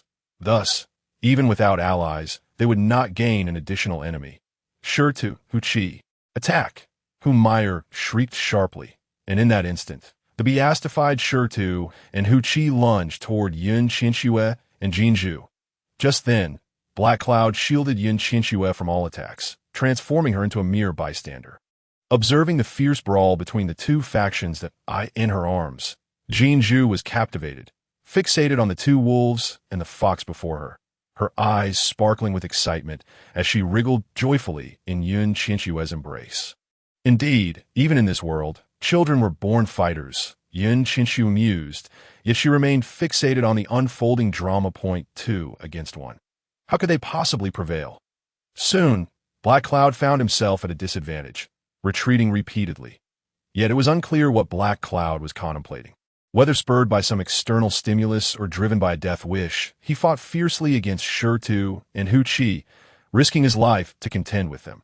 After a prolonged struggle, Shi and Hu Qi were forced to retreat, dragging the unwilling Hu Meyer and Qianxue along with them. Chapter 116. The forest on the other side, once only Yun Qianxue and Jin Zhu remained. Black Cloud reverted to his human form. Albeit battered and bruised, surveying the unfamiliar surroundings, Yun Qianxue glanced at the injured Black Cloud and sighed helplessly. She then crouched down to examine the bleeding wounds on his body. Fortunately, aside from a serious injury to a major blood vessel, the rest were merely superficial wounds, most of which were scratches. Black Cloud, do you not have feelings for Qianxue? Yun Qianxue asked candidly, her expression fixed on him. Black Cloud merely shot her a glance, rolled his eyes, and collapsed onto the ground, refusing to respond. That moment, water emerged from an unknown source, prompting Yun Qianxue to rise swiftly and instruct. Come, water flow. I shall teach you how to apply pressure to stop the bleeding and how to bandage. Yes, Qianxue came to reply. Superficial wounds did not require elaborate treatment. Applying pressure and bandaging were straightforward tasks. After providing water flow with simple explanations, he adeptly began to bind the wounds with beast hide. Observing, Yun Qianxue elaborated. Most wounds will cease to bleed after applying pressure, though some major blood vessels will require stitching. 8s for stitching, we will need needles and thread. Once we locate silver needles and thread, I will instruct you further. Black Cloud's injuries were not grave, and soon the bleeding subsided, much to Waterflow's astonishment. Previously, in such situations, they would have had to wait for the wounds to heal on their own, a process that could take too long, often leading to death. Yet in such a short span of time, the bleeding had stopped. Waterflow, without hesitation, kicked the seemingly lifeless Black Cloud, exclaiming, "If you're not dead, get up." Hardly had the words left her lips when Black Cloud, summoning his last bit of strength, unsteadily rose to his feet, casting a timid glance at Waterflow. Yun Qianxue couldn't help but chuckle at the sight. Indeed, a creature often tamed by another, wild beasts subdued by monsters. Just moments ago, Black Cloud had displayed an indifferent demeanor toward her, but before Waterflow, he appeared as meek as a little rabbit, silent and compliant, hardly resembling the same individual. Yun Qianxue laughed, then turned to inspect their surroundings, asking, "Waterflow, where are we?" Waterflow immediately began scanning the area, his brow furrowed in concentration. When he noticed the change in Waterflow's expression, Yun Qianxue's smile faded. She understood they might be lost. Sure enough, after a prolonged search, Waterflow, still unconvinced, finally said, "Qianxue, I don't think I've been this way before." After speaking, he turned to Black Cloud with a fierce glare, demanding, "Have you ever been to this place?" Black Cloud scrutinized the surroundings carefully, suddenly realizing that Hu Meyer had unwittingly led them to an uncharted territory. After much contemplation, Black Cloud could only shake his head, admitting, "I have never been here either." Upon hearing this, Yun Qianxue felt utterly speechless. It was one thing for her and Waterflow not to have ventured here, but how could Black Cloud, clearly a native of this region, claim to have never been here? Sensing the gravity of the situation, Yun Qianxue bluntly inquired, "Is there any place that the shaman forbids you from entering?" The other side of the forest came the ominous reply. The heavy clouds responded with a weighty silence, subsequently bowing their heads and cautiously surveying their surroundings. That moment, unexpectedly, a tiger emerged seemingly out of nowhere, its piercing eyes fixated on the three individuals, as if ready to pounce at any instant. Chapter 117. The Tiger Clan Beastman. Hu Qi the tiger remained vigilant, scrutinizing Yun Qianxue and the nearby Shui Lu with a predatory gaze. The possessive glint in its eyes sent a chill down Yun Qianxue's spine, prompting her to furtively scan the area for potential escape routes. He Yun was injured, Shui Lu's combat prowess remained uncertain. And she was also burdened with a small child. Regardless of how she contemplated the situation, the wisest course of action was to avoid any confrontation with the tiger and flee swiftly. However, it appeared that the tiger had no intention of letting them go, circling around them in a menacing manner. In her growing anxiety, Qianxue managed a sheepish smile, attempting to explain, "We did not intend to intrude here. We merely lost our way." The moment her words left her lips, the tiger underwent a startling transformation, shifting from a fearsome beast into a distinctly humanoid beastman. The tiger beastman was well-defined, devoid of any excess flesh. But its sharp, eagle-like eyes locked onto her, causing Qianxue considerable discomfort. Remembering the laws of this world, she instinctively tightened her grip on the golden orb she held, ever prepared to flee. Suddenly, the tiger beastman grinned, slowly articulating, "When did the wolf clan produce such a beautiful female? It seems I have never encountered you before." Qianxue chose to ignore the beastman before her, instinctively taking a few steps back. This movement, however, only served to heighten the beastman's interest in her.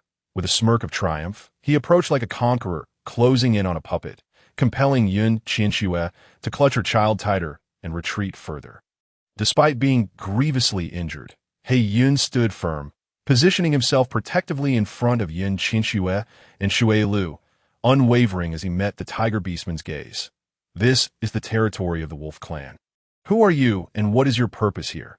Yun managed to say, struggling against his pain. The tiger beastman dismissed Yun with an amused laugh. "You underestimate yourself, fool. The wolf clan? Merely a swarm of ants. Easily crushed."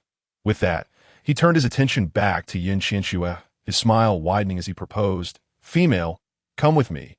Leave the wolf clan, and I assure you an abundance of fruit to feast upon." Qianxue pondered the implications of his words. If the wolf clan could be so easily destroyed, what emboldened him to make such claims? Contemplating deeply, she concluded that perhaps this was merely the beastman's way of flirting. Eventually, she chose to respond nonchalantly, "No need. I have a partner." To her words, the tiger beastman's expression darkened, taken aback by the rejection from a female of the supposedly inferior wolf clan. However, after a moment's reflection, he considered that perhaps this female was simply unaware of the better life that awaited her outside. With narrowed eyes, the tiger beastman smiled and said, "You should know that our clan has an abundance of food, and no female will ever freeze to death in winter." Qianxue's heart sank as her mind raced. This tiger beastman seemed to possess extensive knowledge about the wolf clan and their plight. Were his previous words truly a reflection of his genuine feelings? "I am Huchi, little female.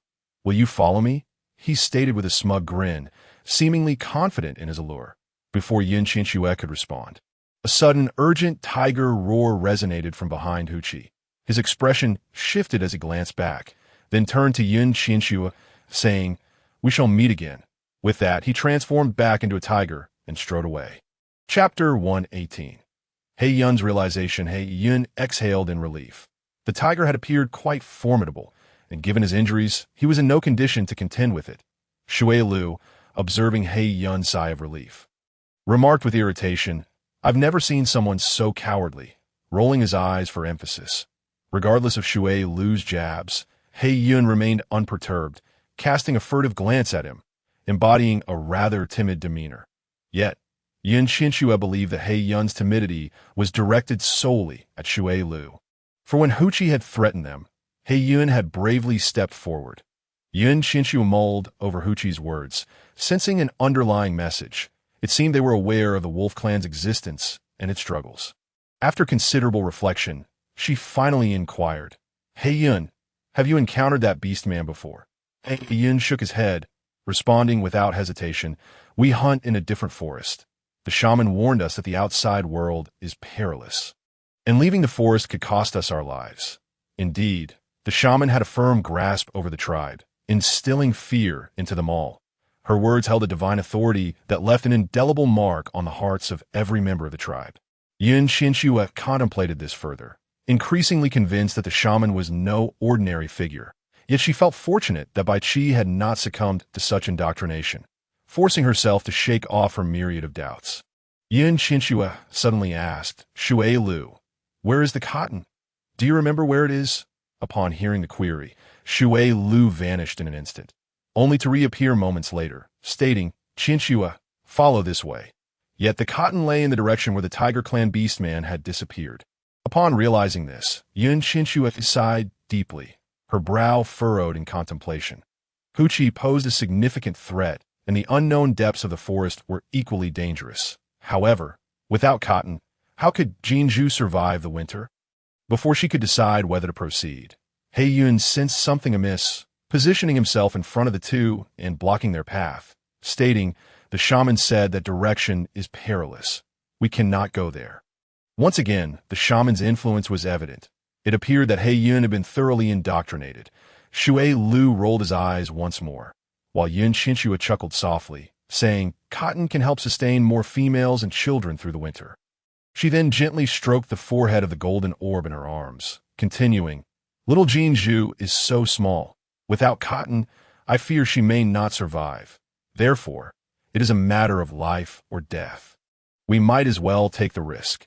He Yun stood frozen, having never considered such dilemmas. Raised within the confines of the tribe, he had always believed that the shaman's words were to be obeyed without question. Yet now he found himself questioning whether her words were indeed correct, whether they could truly allow the tribe to endure the harsh conditions they faced. It became increasingly clear to him that he had been gravely mistaken. Regretting deeply the actions he had taken against Yin Qianxue in the past, finally, he sighed heavily, lowering his head as he addressed her. I am sorry. I should not have listened to the shaman's words. I nearly harmed you. Yin Qianxue, not one to assume a saintly role, decided to accept his heartfelt apology, recognizing that it was better to resolve conflicts than to harbor grudges. With this in mind, she nodded with a smile, replying, today, you saved me. Let us consider the past settled. Indeed, He Yun nodded, the weight on his heart lifting. Suddenly, a gust of wind swept by, and He Yun noticed something dart past him. When he regained his bearings, he saw Bai Qi gripping Yin Qianxue tightly, worry etched across his face. Chapter 119. Breaking the taboo. Upon seeing Yin Qianxue, Bai Qi scrutinized her from head to toe. And only when he confirmed her safety did he breathe a sigh of relief. His unexpected arrival provided Yin Qianxue with an added layer of assurance in her quest for cotton. Yet, a wave of confusion washed over her. She could not fathom how Bai Qi had found her in this place. After a moment's contemplation, she decided to voice her thoughts, asking, Bai Qi, how did you find your way here? Bai Qi, not intending to conceal anything, took hold of Yin Qianxue, removed the burden from her back, and slung it onto himself before straightening her right arm as soon as her arm was extended. Yin Qianxue noticed an intricate wolf shape vividly emerging on her pale skin, almost as if it were carved into her flesh. I never noticed this before. Yin Qianxue exclaimed in astonishment, her delight palpable.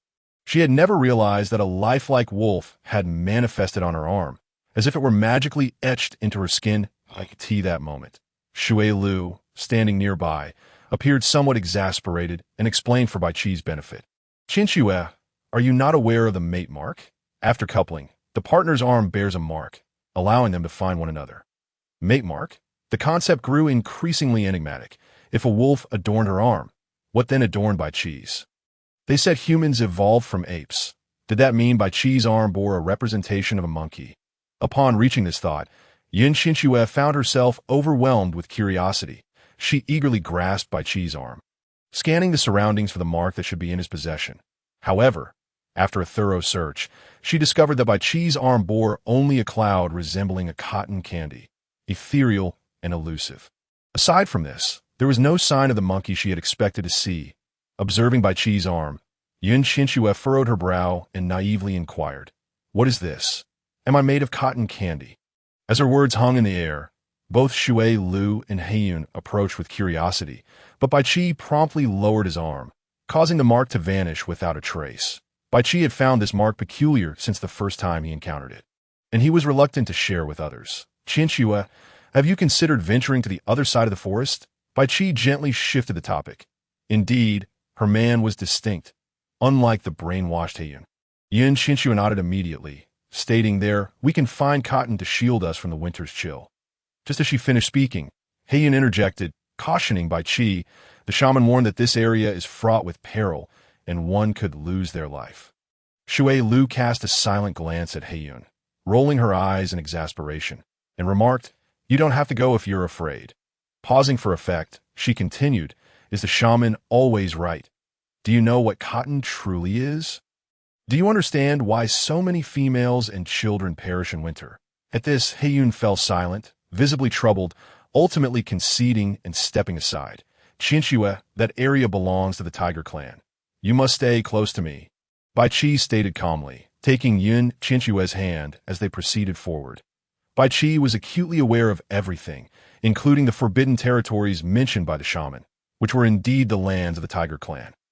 In contrast, Heiyun and his companions, brainwashed by the shaman, remained woefully ignorant. Yun Qianxue sighed and reflected for a moment before saying, "Heiyun, sometimes the dangers spoken of by others may not be as threatening as they appear. Not everything others say is true.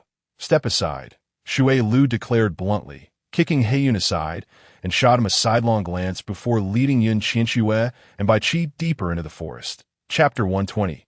Cotton. Heiyun stood there, watching as Bai Qi and the others grew increasingly distant. Eventually, he cautiously took the most difficult step and followed after them. Hearing the footsteps behind her, Yun Qianxue felt relieved. It seemed the brainwashing was not entirely successful.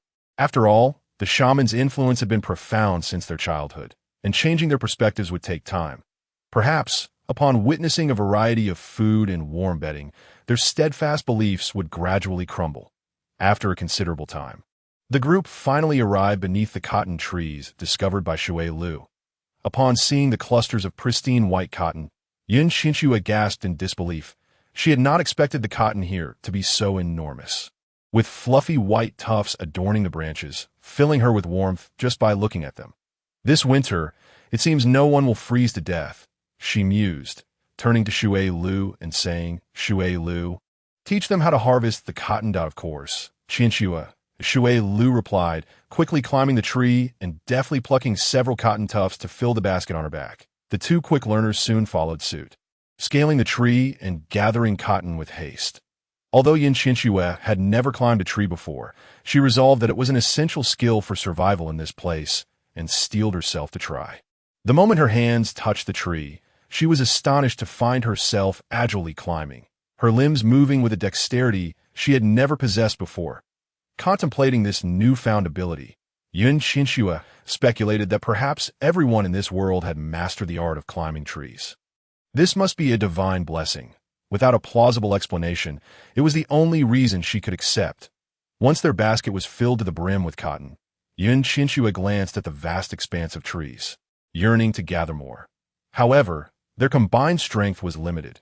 If others were willing to join the harvest, this winter would be free from fear of freezing. With this thought in mind, Yun Qianxue proposed, "What if we invite Aunt Xiong and the others to help us gather this cotton?"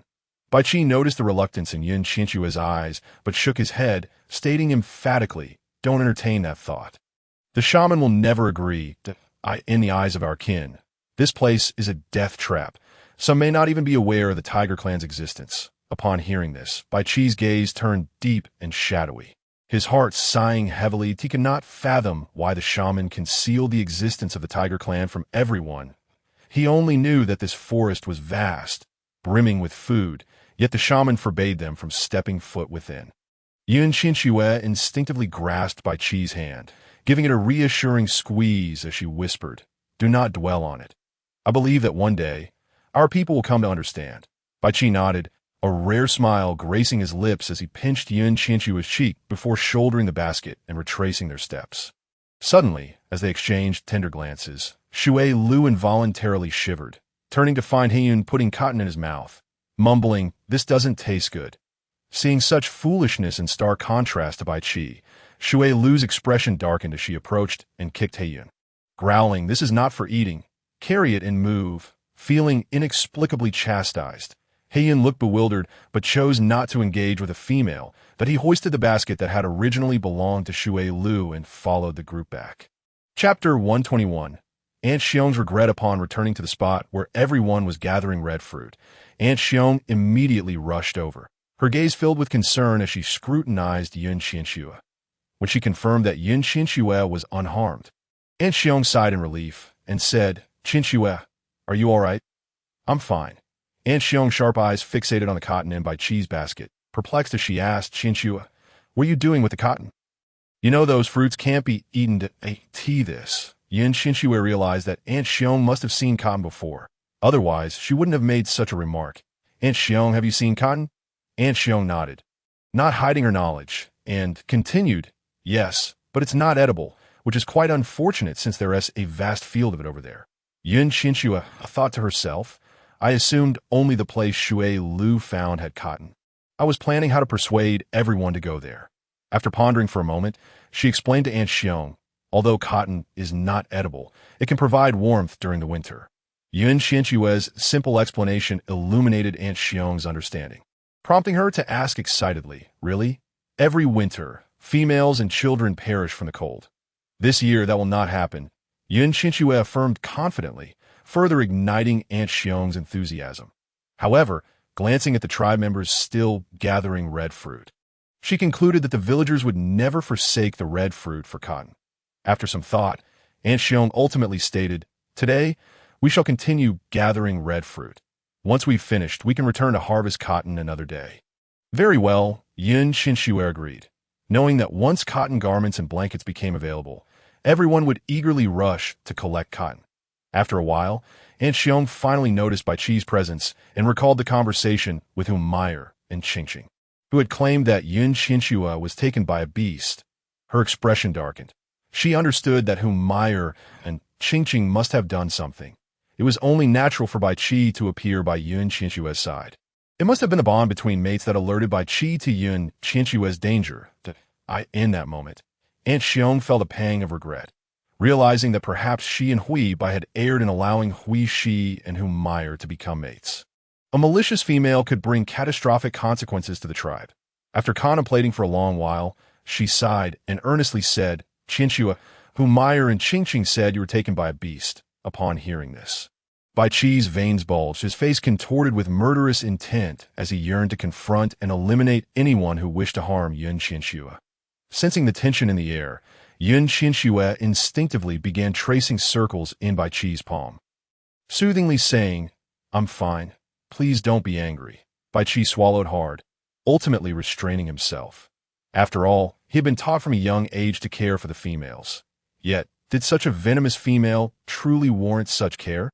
Qianxue, observing Meyer and Qianxue who were stealing glances at her, smiled and remarked to Aunt Xiong, "Let them say whatever they wish. However, can someone like Meyer truly become a companion for Hui Shi?" Upon finishing her statement, Qianxue deliberately paused, sighed, and continued, "Hui Shi is indeed pitiable, as are the flowers, and even Jinzhu, who is equally unfortunate." As she spoke, Qianxue gently stroked Jinzhu's forehead. I could see that moment. Jinzhu seemed to understand Qianxue's words, letting out a compliant howl. Aunt Xiong, witnessing this scene, felt a pang of sorrow in her heart. Chapter 122. The Roll of Cotton Upon Returning to the Cave. Qianxue carefully laid down the sleeping Jinzhu, then retrieved several soft, tanned animal skins. 2 pieces of animal hide enveloped the cotton at their center, stitched together with a bone needle, thus creating a fur blanket. Regrettably, Qianxue's manual dexterity was rather lacking.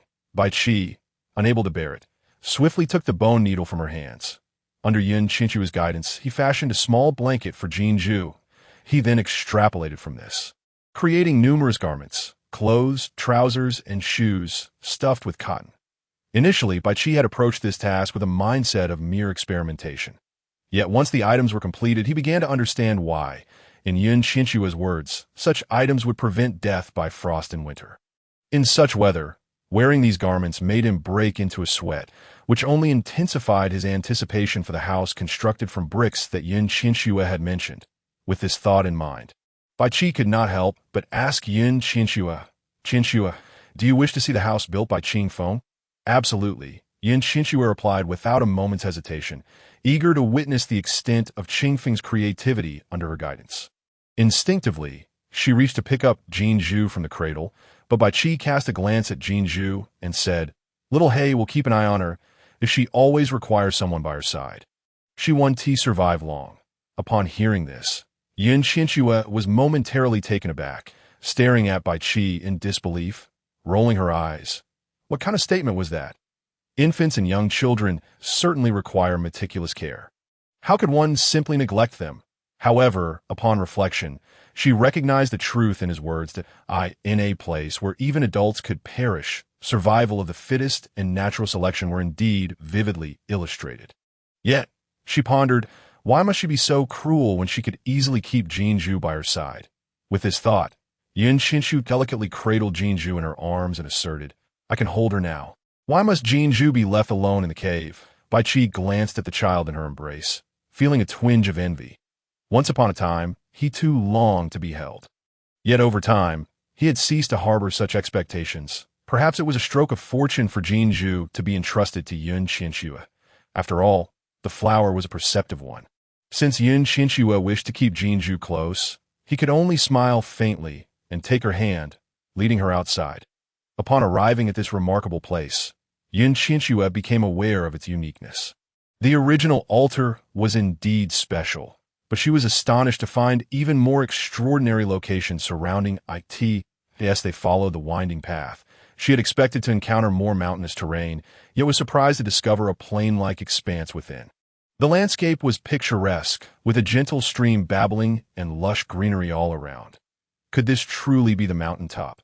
Qianxue found it hard to believe, sensing an uncanny aura, as if everything had formed naturally, yet bore an unmistakable human touch. Upon hearing a noise, Qingfeng emerged to greet them. To Qianxue's astonishment, she noticed Hui Shi and Hui by following closely behind him. Qianxue, come quickly and take a look at these things, Qingfeng exclaimed, his face alight with excitement as he pulled Qianxue along. Bai Qi narrowed his eyes, his expression darkening as he yanked Qingfeng's hand away, glaring ominously. Qingfeng stepped back awkwardly, chuckling nervously as he stole glances at Qianxue. Flustered, Qianxue offered a modest smile and followed Qingfeng forward. Chapter 123. The brick kiln. Upon seeing the ground strewn with brick molds, Qianxue felt a surge of joy. However, upon spotting the already dried and successfully fired bricks, she was left astonished. This was utterly incomprehensible. Such a phenomenon was simply impossible. The transformation of clay into brick molds and then into bricks typically required months of drying and several days, if not more, of firing. How could such finished products emerge in such a short span of time? As these thoughts raced through her mind, the mechanical voice suddenly returned. The soil of the misty forest does not require drying before firing. How remarkable! The misty forest was indeed a wondrous artifact of cheating. Yet this was for the best. With such speed, she would undoubtedly be able to reside in a warm house before winter arrived. Looking to the side, she noticed that Qingfeng had ingeniously constructed a brick kiln. She recalled merely sharing the concept and construction methods of a brick kiln that had flashed through her mind. And Qingfeng had brought it to life based on her words. Qingfeng, you are truly incredible, Qianxue exclaimed, both astonished and sincere. Her words stirred a hint of jealousy in Bai Qi, who sourly remarked, what of it, Qianxue? If you desire, I can build one for you as well. Upon hearing this, Qingfeng felt his head buzz. He had never imagined that the once divine Bai Qi would harbor envy towards him. This realization brought a smile to Qingfeng's face. However, Bai Qi's expression darkened significantly, his narrowed eyes fixated on Qingfeng with evident displeasure. In that moment, Qingfeng sensed a chilling aura directed at him, feeling that any further words might result in a beating from Bai Qi. Ultimately, it was Qianxue who played the peacemaker, smiling gently as she grasped Bai Qi's hand and whispered, in my heart, you are the most remarkable, in every way. As soon as she finished speaking, Bai Qi nodded in satisfaction, lifting his hand to affectionately touch Qianxue's nose, and then fell silent. Qingfeng, I will ask Bai Qi to draw a blueprint on the stone wall.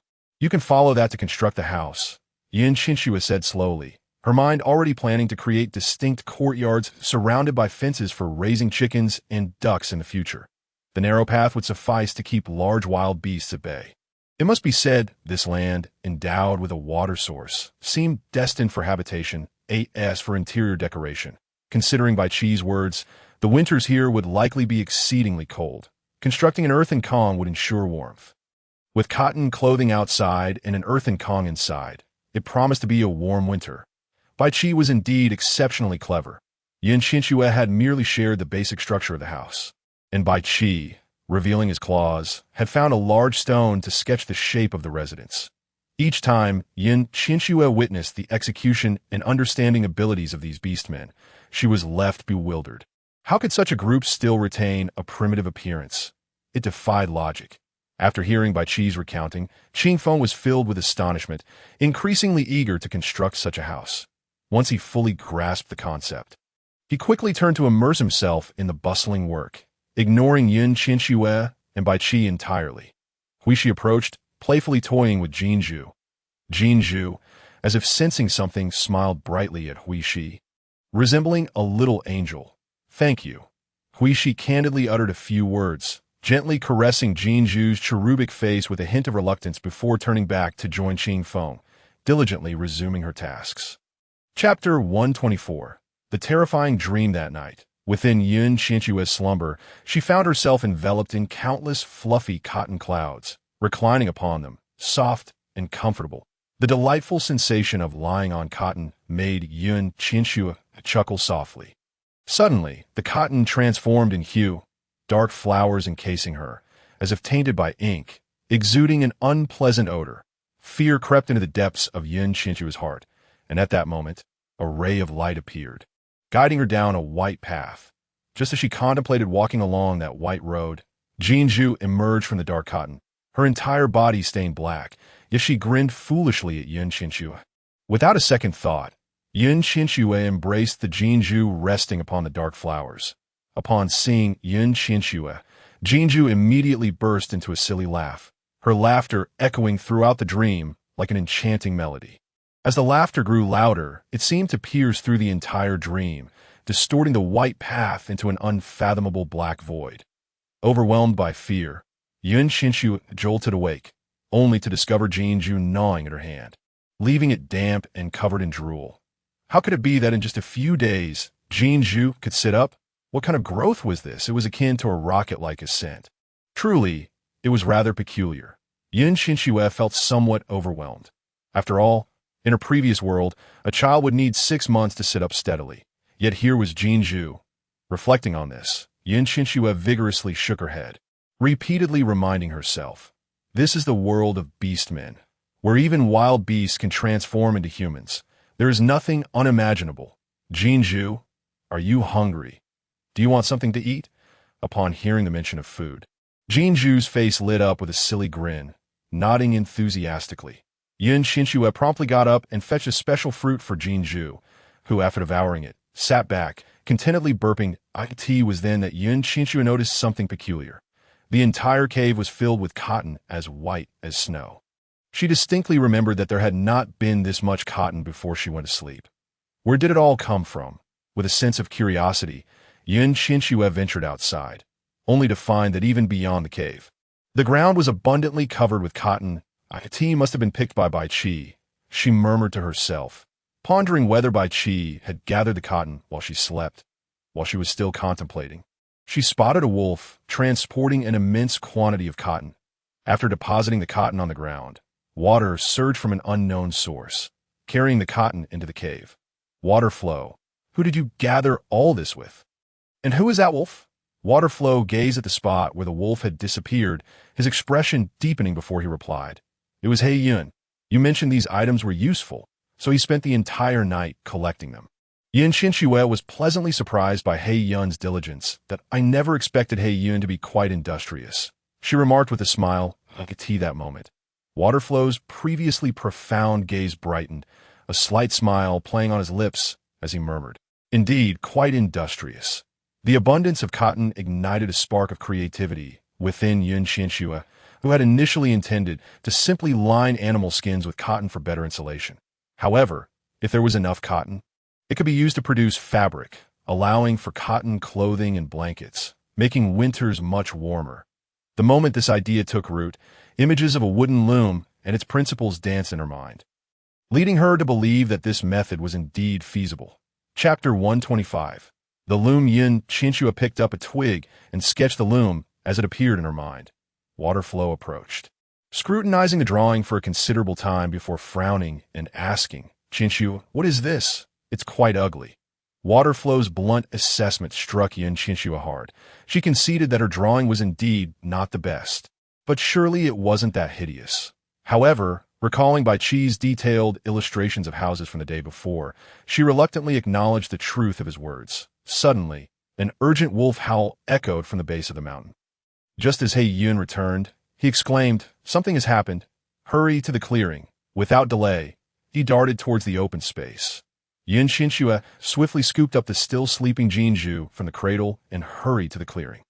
It was imperative to note that at this hour, Bai Qi and the other strong beastmen were out hunting, leaving only a few beastmen behind to guard the tribe's safety.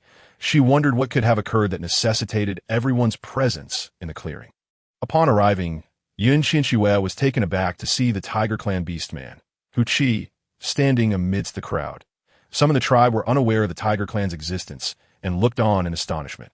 However, the priest maintained an air of composure, intently observing the unexpected visitor, revealing an intimate familiarity with the Wolf Clan's neighbor.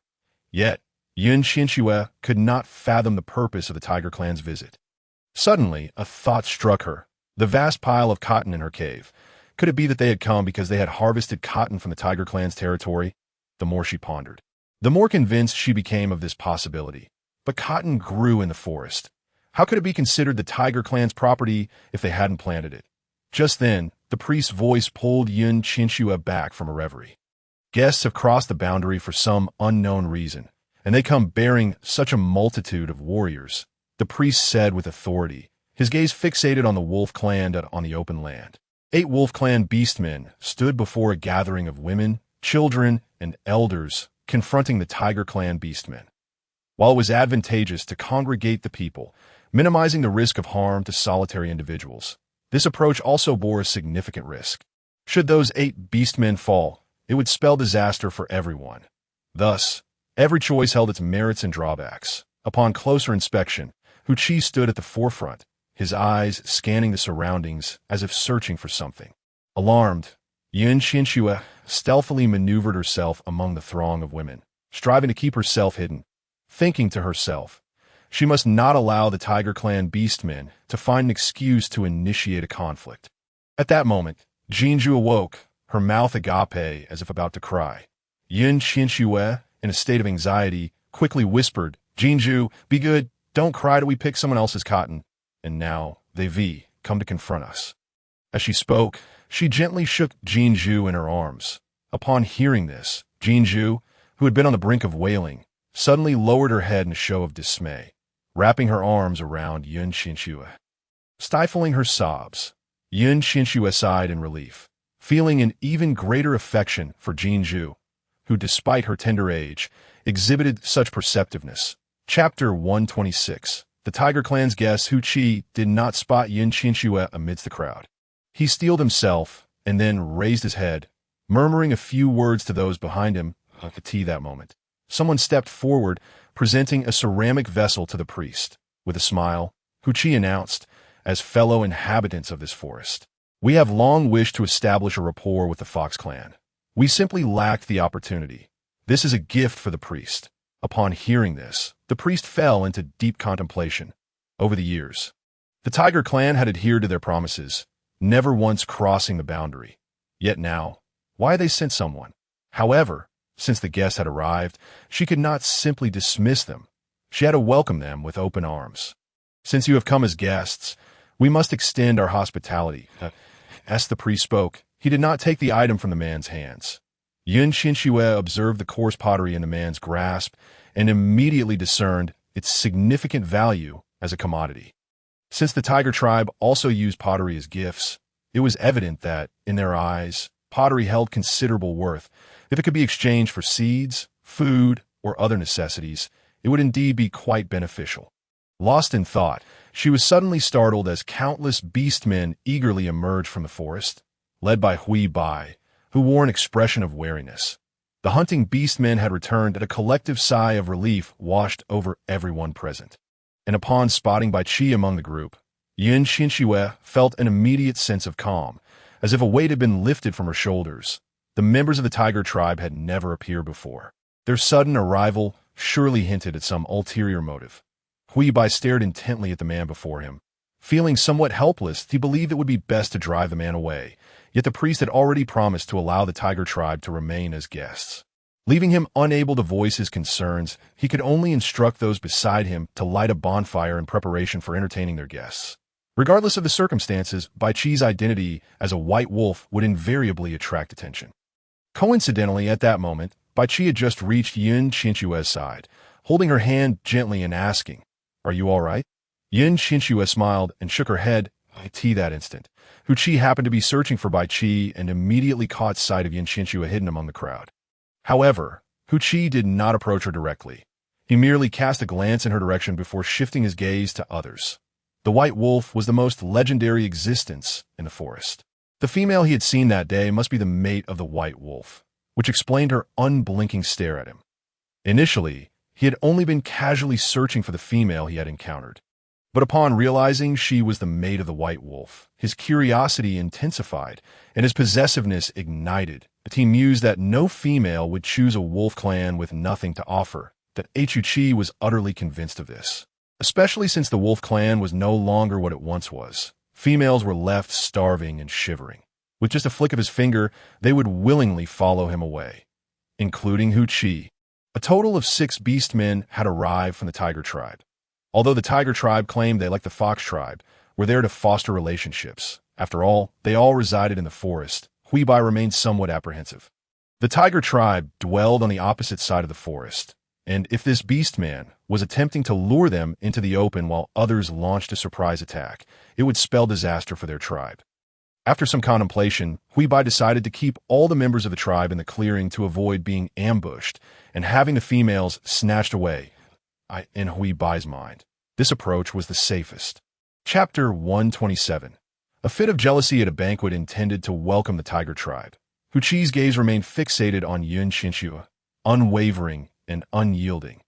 Baiqi, sensing this, felt an overwhelming sense of displeasure and began to stew in his thoughts. Why must that infuriating beast man keep his eyes glued to Qianxue?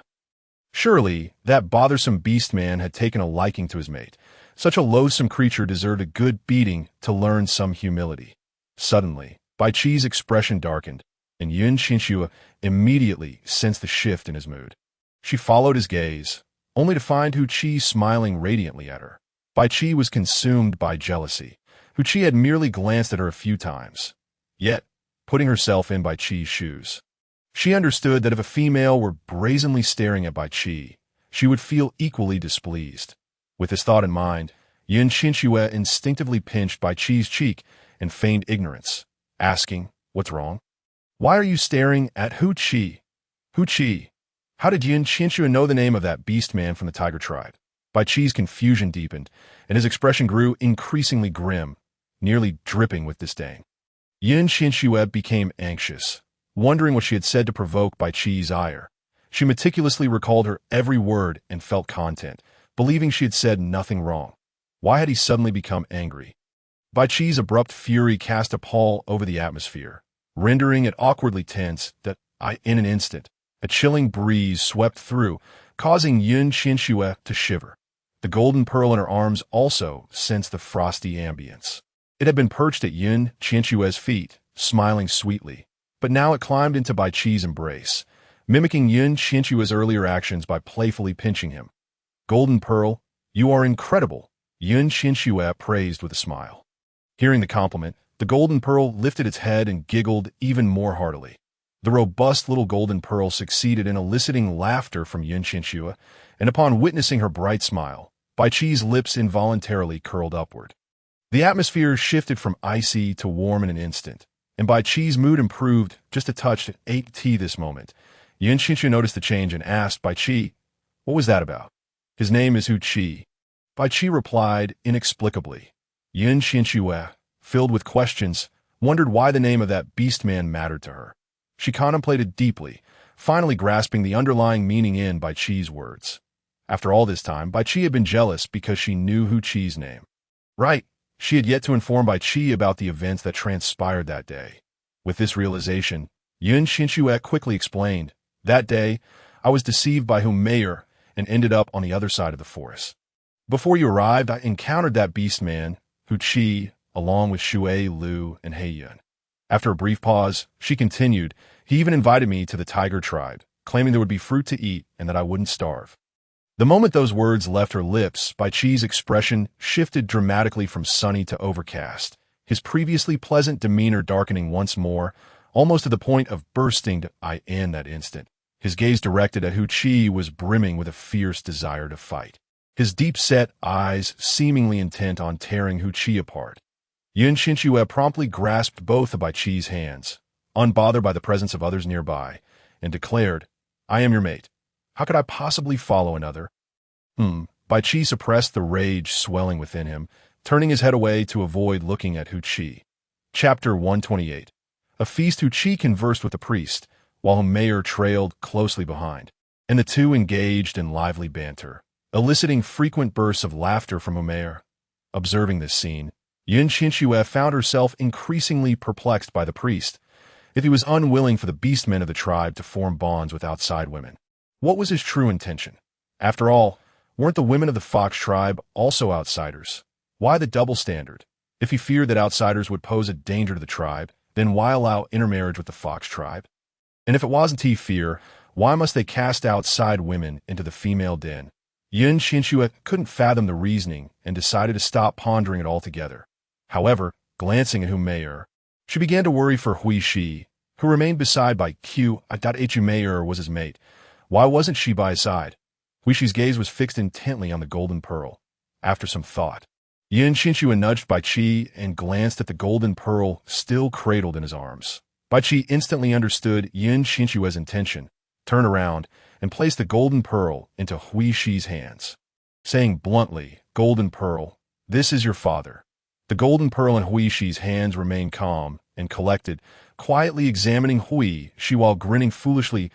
In that moment, the golden pearl, like a little angel, smoothed over Hui Shi's heartache, filling the emptiness with its lively smile. Suddenly, the golden pearl began to murmur, "Daddy, daddy, daddy." Hearing those words, Qianxue was astonished. The golden pearl could speak. Although it sounded like a parrot mimicking words, its clarity brought immense joy. Hui Shi was left in disbelief, his face radiating with a smile that rose from the depths of his heart as he eagerly responded, I am. Bai Qi looked on with envy, watching the golden pearl with Hui Shi, his face adorned with an affectionate smile that he then pondered, glancing at Qianxue's belly, wondering when they might have a child of their own. Time passed, and Hu Qi and Mayor appeared to be getting along splendidly, engaged in cheerful chatter, while the priest showed signs of weariness, stifling yawns. Ultimately, the priest could no longer contain himself and said to Hu Qi, "I'm feeling a bit unwell. I think I'll take my leave for now. Please excuse my departure." The priest nodded, then, with a hint of concern, addressed to Mayor, saying, "Take good care of the guests from the tiger tribe." "Yes, priest," she replied. Once the priest departed, Bai Qi could no longer contain himself. He had always been averse to such gatherings, and now, with the priest gone, he lost interest in remaining. Holding Qianxue's hand, he turned and said, "Qianxue, let us return." "All right." Qianxue nodded, eager to retrieve the golden pearl from Hui Shi's arms. Unexpectedly, the golden pearl pushed Qianxue's hand away, firmly clutching Hui Shi's head with both hands, pressing her cheek against Hui Shi's, with a resolute expression that suggested she had no intention of letting go. Qianxue's eyes widened in disbelief. The child she had nurtured for so many days was now clinging to someone else. She felt a wave of frustration and a strong urge to cry. Observing Qianxue's tearful demeanor, Bai Qi promptly reassured her. The parents of the wolf tribe possess a unique scent that naturally draws their young ones close. Upon hearing this, Qianxue sighed, realizing it meant that the golden pearl would likely not leave Hui Shi's side that night. Just the thought of it made her melancholy. Chapter 129. Hui Shi and the golden pearl. Qianxue rolled her eyes in exasperation, hastily devising a plan to pry the golden pearl away from Hui Shi. She had no desire for the child to remain attached to that moment, She completely overlooked the fact that Huishi was indeed the Golden Pearl's father.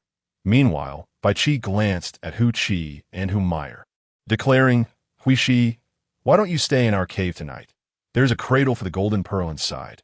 Qianxue immediately wished to refuse, but seeing the Golden Pearl grinning happily against Huishi, her face alight with uncontainable joy, she reluctantly nodded in agreement. It was perfectly natural for the Golden Pearl to be fond of Huishi, her father.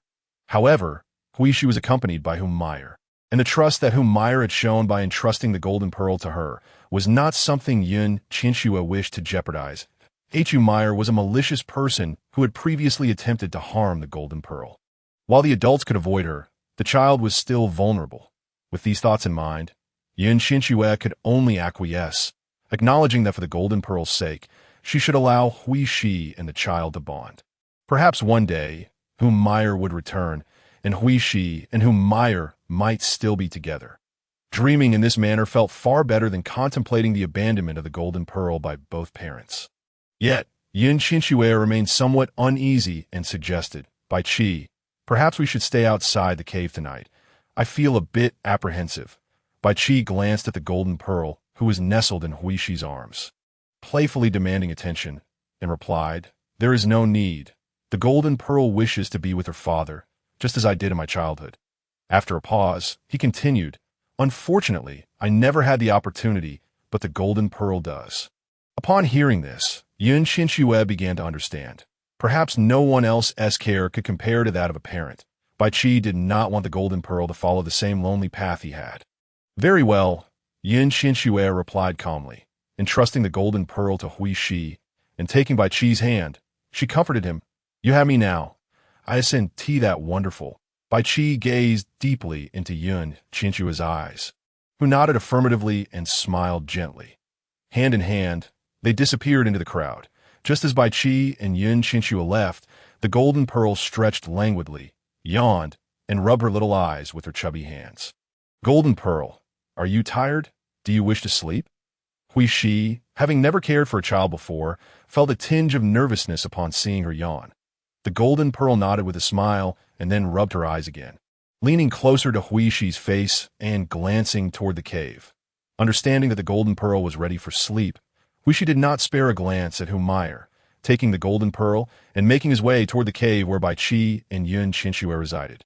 Upon witnessing Bai Qi escorting Qianxue away, Hu Qi briefly contemplated pursuing them.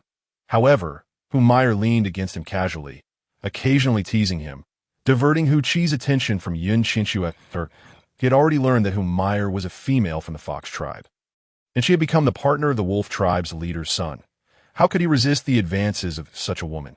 As he and Hu Meyer engaged in flirtation, he thought to himself, "Perhaps tonight may yield unexpected delights."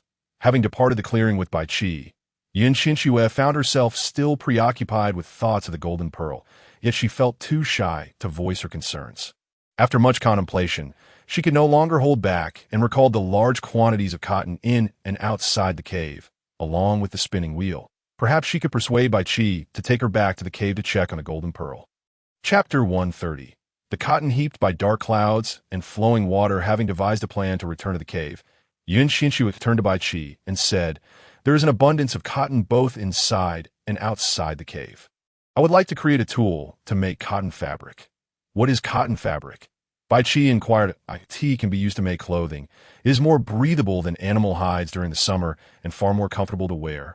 Qianxue explained slowly. Initially, she had intended to gather materials the following morning, but now she yearned to see the Golden Pearl, and so she sought this excuse. Bai Qi, with an unreasoning trust in Qianxue, immediately agreed. "Very well. Let us return to the cave." Qianxue leaped for joy, but upon arriving outside the cave, she was taken aback by the sight before her. The area was piled high with cotton, and Heiyun and Shuelu were tirelessly continuing their work.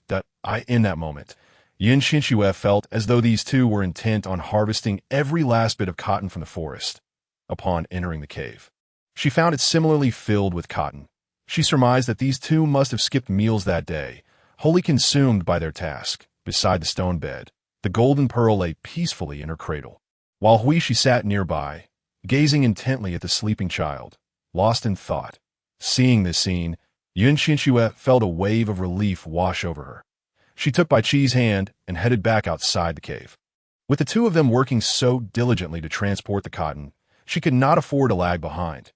That night, she hoped Bai Qi would be able to construct the spinning wheel.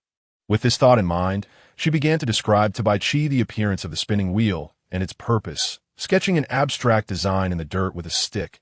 Bai Qi listened in silence. And once she finished, he asked, "When do you need it?" "The sooner, the better that we should make one first. With this enormous pile of cotton, one will certainly not suffice." After a pause, Qianxue added, "Once you've crafted the spinning wheel and produced something, there will undoubtedly be those willing to learn." "Understood," Bai Qi replied. Ever the man of action, he picked up Qianxue and declared, "No need to enter the forest. There is a place nearby with towering trees." In an instant, he transported them to a lush forest, revealing his claws and effortlessly cutting down a large tree. Following Qianxue's instructions, he began to craft the components piece by piece. After only a few parts had been made, Qianxue's keen ears detected footsteps approaching from a distance. Bai Qi, having also heard the noise, swiftly carried Qianxue up a massive ancient tree. They held their breath, and with sharp eyes, Qianxue discerned that the newcomers were none other than Mayer and Hu Qi. Believing the pair might be conspiring against the tribe, Qianxue was shocked to see them engaging in a rather dramatic display on the grass. Her mouth agape, she stared in disbelief as the air filled with sensuality. And Mayer's moans echoed from the ground below. This was truly an uproar. They had barely even met, and already Mayer was entangled with Hu Qi. Bai Qi quickly covered Qianxue's eyes, closing his own, yet the sound surrounding them only intensified his desire.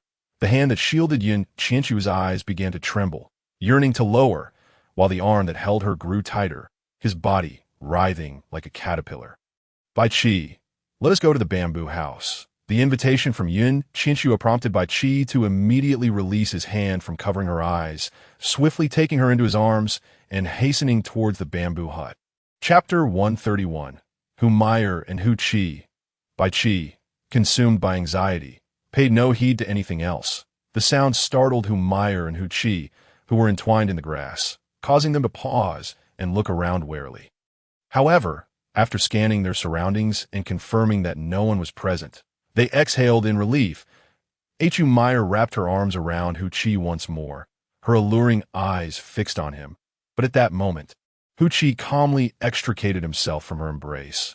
Lacking any enthusiasm, "Let's return to the cave to rest," he stated nonchalantly, hastily putting on his clothes. His words left no room for refusal, compelling Mayer to rise reluctantly. Stomping her foot in frustration and cursing the source of the unexpected noise, back at the bamboo hut, Bai Qi and Qianxue spent a night filled with wonder. Completely drained, Qianxue had no desire to rise, wishing to linger in bed. Yet the warm sunlight streamed in through the window, bathing her in warmth, prompting her to prop herself up and stand. Recalling the previous night, she remembered the torment of searching everywhere without catching sight of Bai Qi. Once upright, she stepped outside the bamboo hut to find Bai Qi industriously at work, bare-chested. His sun-kissed skin glistened alluringly under the sun. In that moment, Qianxue was entranced, unconsciously swallowing hard. He was undeniably a captivating figure, and she felt an overwhelming urge to leap into his arms. Realizing that her thoughts had turned rather risque, she vigorously shook her head and averted her gaze. Beside Bai Qi, the loom had taken on a preliminary shape, still in need of further refinement. This revelation only deepened Qianxue's admiration for Bai Qi, who, after all the toil, still had the energy to work on the loom through the night.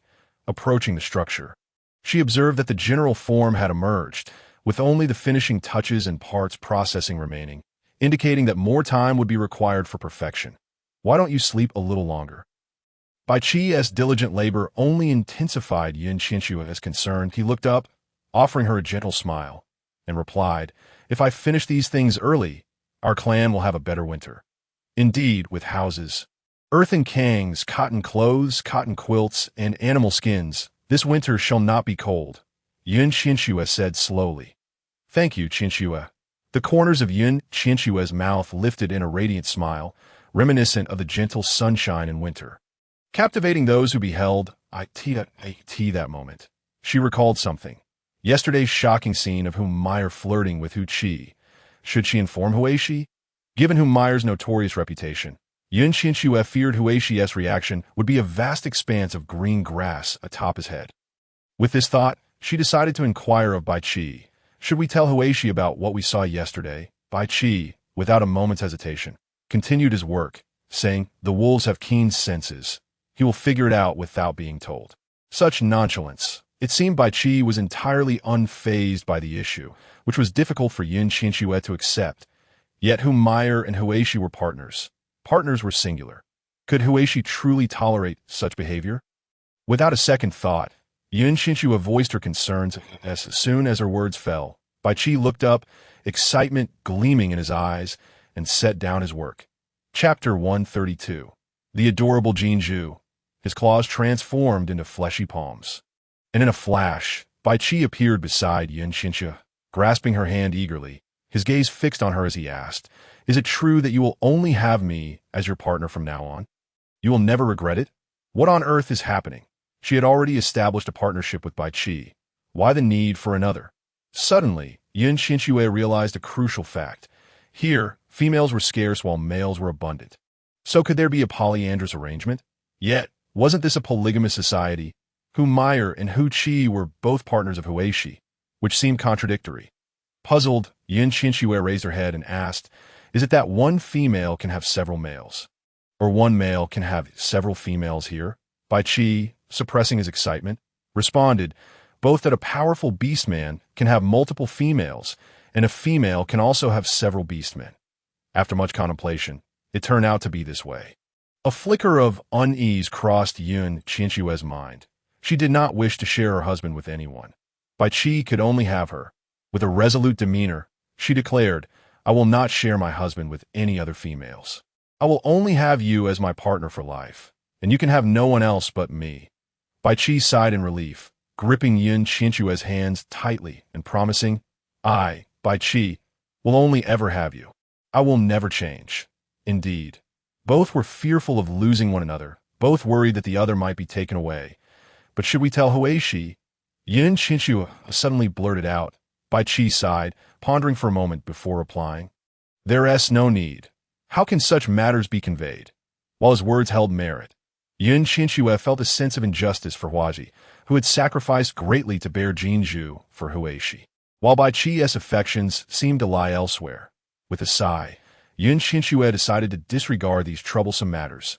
Focusing on cotton processing was far more suited to her. "Qianxue," she exclaimed, recalling that Qianxue was still with Huishi. And her worries resurfaced. How would Huishi care for the child? Bai Qi sighed beside her, believing Qianxue was overthinking. With Huishi around, there was no cause for alarm regarding Qianxue. Nonetheless, since Qianxue was concerned, they would return to check on her. Bai Qi scooped Qianxue into his arms and dashed toward the cave. Upon arrival, Qianxue discovered Qianxue giggling and clinging to Huishi while drinking milk fruit, wearing a blissful expression. Witnessing this scene, she felt a chill in her heart, realizing her cherished child had been taken away. Just then, Qianxue spotted Qianxue, drooling and beaming as she lunged toward her, which eased Qianxue's heart slightly. Qianxue took Qianxue from Huishi's arms, pinching the child's chubby cheeks, and said with a hint of longing, "Qianxue, do you still remember me? I thought you had forgotten me." Qianxue nestled her face against Qianxue's, nuzzling her, and wrapped her chubby arms around Qianxue's neck, smiling like an angel. This smile was as refreshing as a gentle spring breeze, instantly lifting Qianxue's spirits. "You re back," Huishi remarked, and upon hearing his voice, Qianxue immediately turned and resumed her perch on Huishi. Chapter 133. A dramatic turn of events. Qianxue now comprehended that the bond between Huishi and Qianxue was unbreakable. Qianxue's innate affection for Huishi was likely something Huaji had never considered. Understanding this, she could only sigh, feeling immensely frustrated at this moment. Bai Qi approached and whispered comfortingly, "Let us have our own little beast man. Perhaps a sweet female. I think a little female would be delightful." Hearing this, Qianxue's face flushed crimson, bewildered as to why Bai Qi would voice such sentiments in front of everyone. Huishi was still present. Discussing such matters felt quite awkward. Yet Huishi showed no sign of embarrassment, responding, Bai Qi's child will certainly be a valiant beast man. Qianxue sighed internally, utterly speechless, and had no desire to continue conversing with these two who could derail any conversation. At that moment, Shui Lu, the industrious little bee, carried a large bundle of cotton into the cave. Spotting the unfamiliar Huishi, she hesitated, intending to leave, but was halted by Huishi's inquiry. "Who are you?" "This is Bai Qi's cave." "How dare you enter?" At that moment, He Yun entered, glancing at the silent Shui Lu and casually remarked, "I seek a partner among the females." Qianxue's curiosity was immediately piqued. What had she just heard? Black Cloud wished to pursue water flow, and her mouth fell agape, her eyes sparkling with the light of gossip. Clearly, Gray Creek was skeptical of this revelation. I could see that moment. Bai Qi stepped forward and explained. "Her name is Water Flow, and we are all unaware of her origins." After a brief pause, he continued with conviction, "Though her identity remains a mystery, you need not worry. She will not harm anyone within the tribe. Perhaps one day, she may choose to share her story with us." Upon uttering these words, Bai Qi's gaze deepened, filled with an inquisitive intensity as he looked at Water Flow, unabashedly. Water Flow met Bai Qi's gaze. And aside from her enigmatic identity, she felt no guilt. Hearing Bai Qi's assured response was far more persuasive than Black Cloud's words, leading Gray Creek to cease his inquiries. Meanwhile, Qianxue became increasingly gossipy. Shifting her focus from the cotton to the interaction between Black Cloud and Water Flow, she eagerly approached, a mischievous smile on her face, and inquired, "Water Flow, what about you and Black Cloud?" Without waiting for a reply, she burst into laughter. Water Flow said nothing. She merely walked away in annoyance, kicking Black Cloud lightly and rolling her eyes dramatically, thereafter ignoring everyone as she began to organize the cotton. Black Cloud was accustomed to Water Flow's demeanor.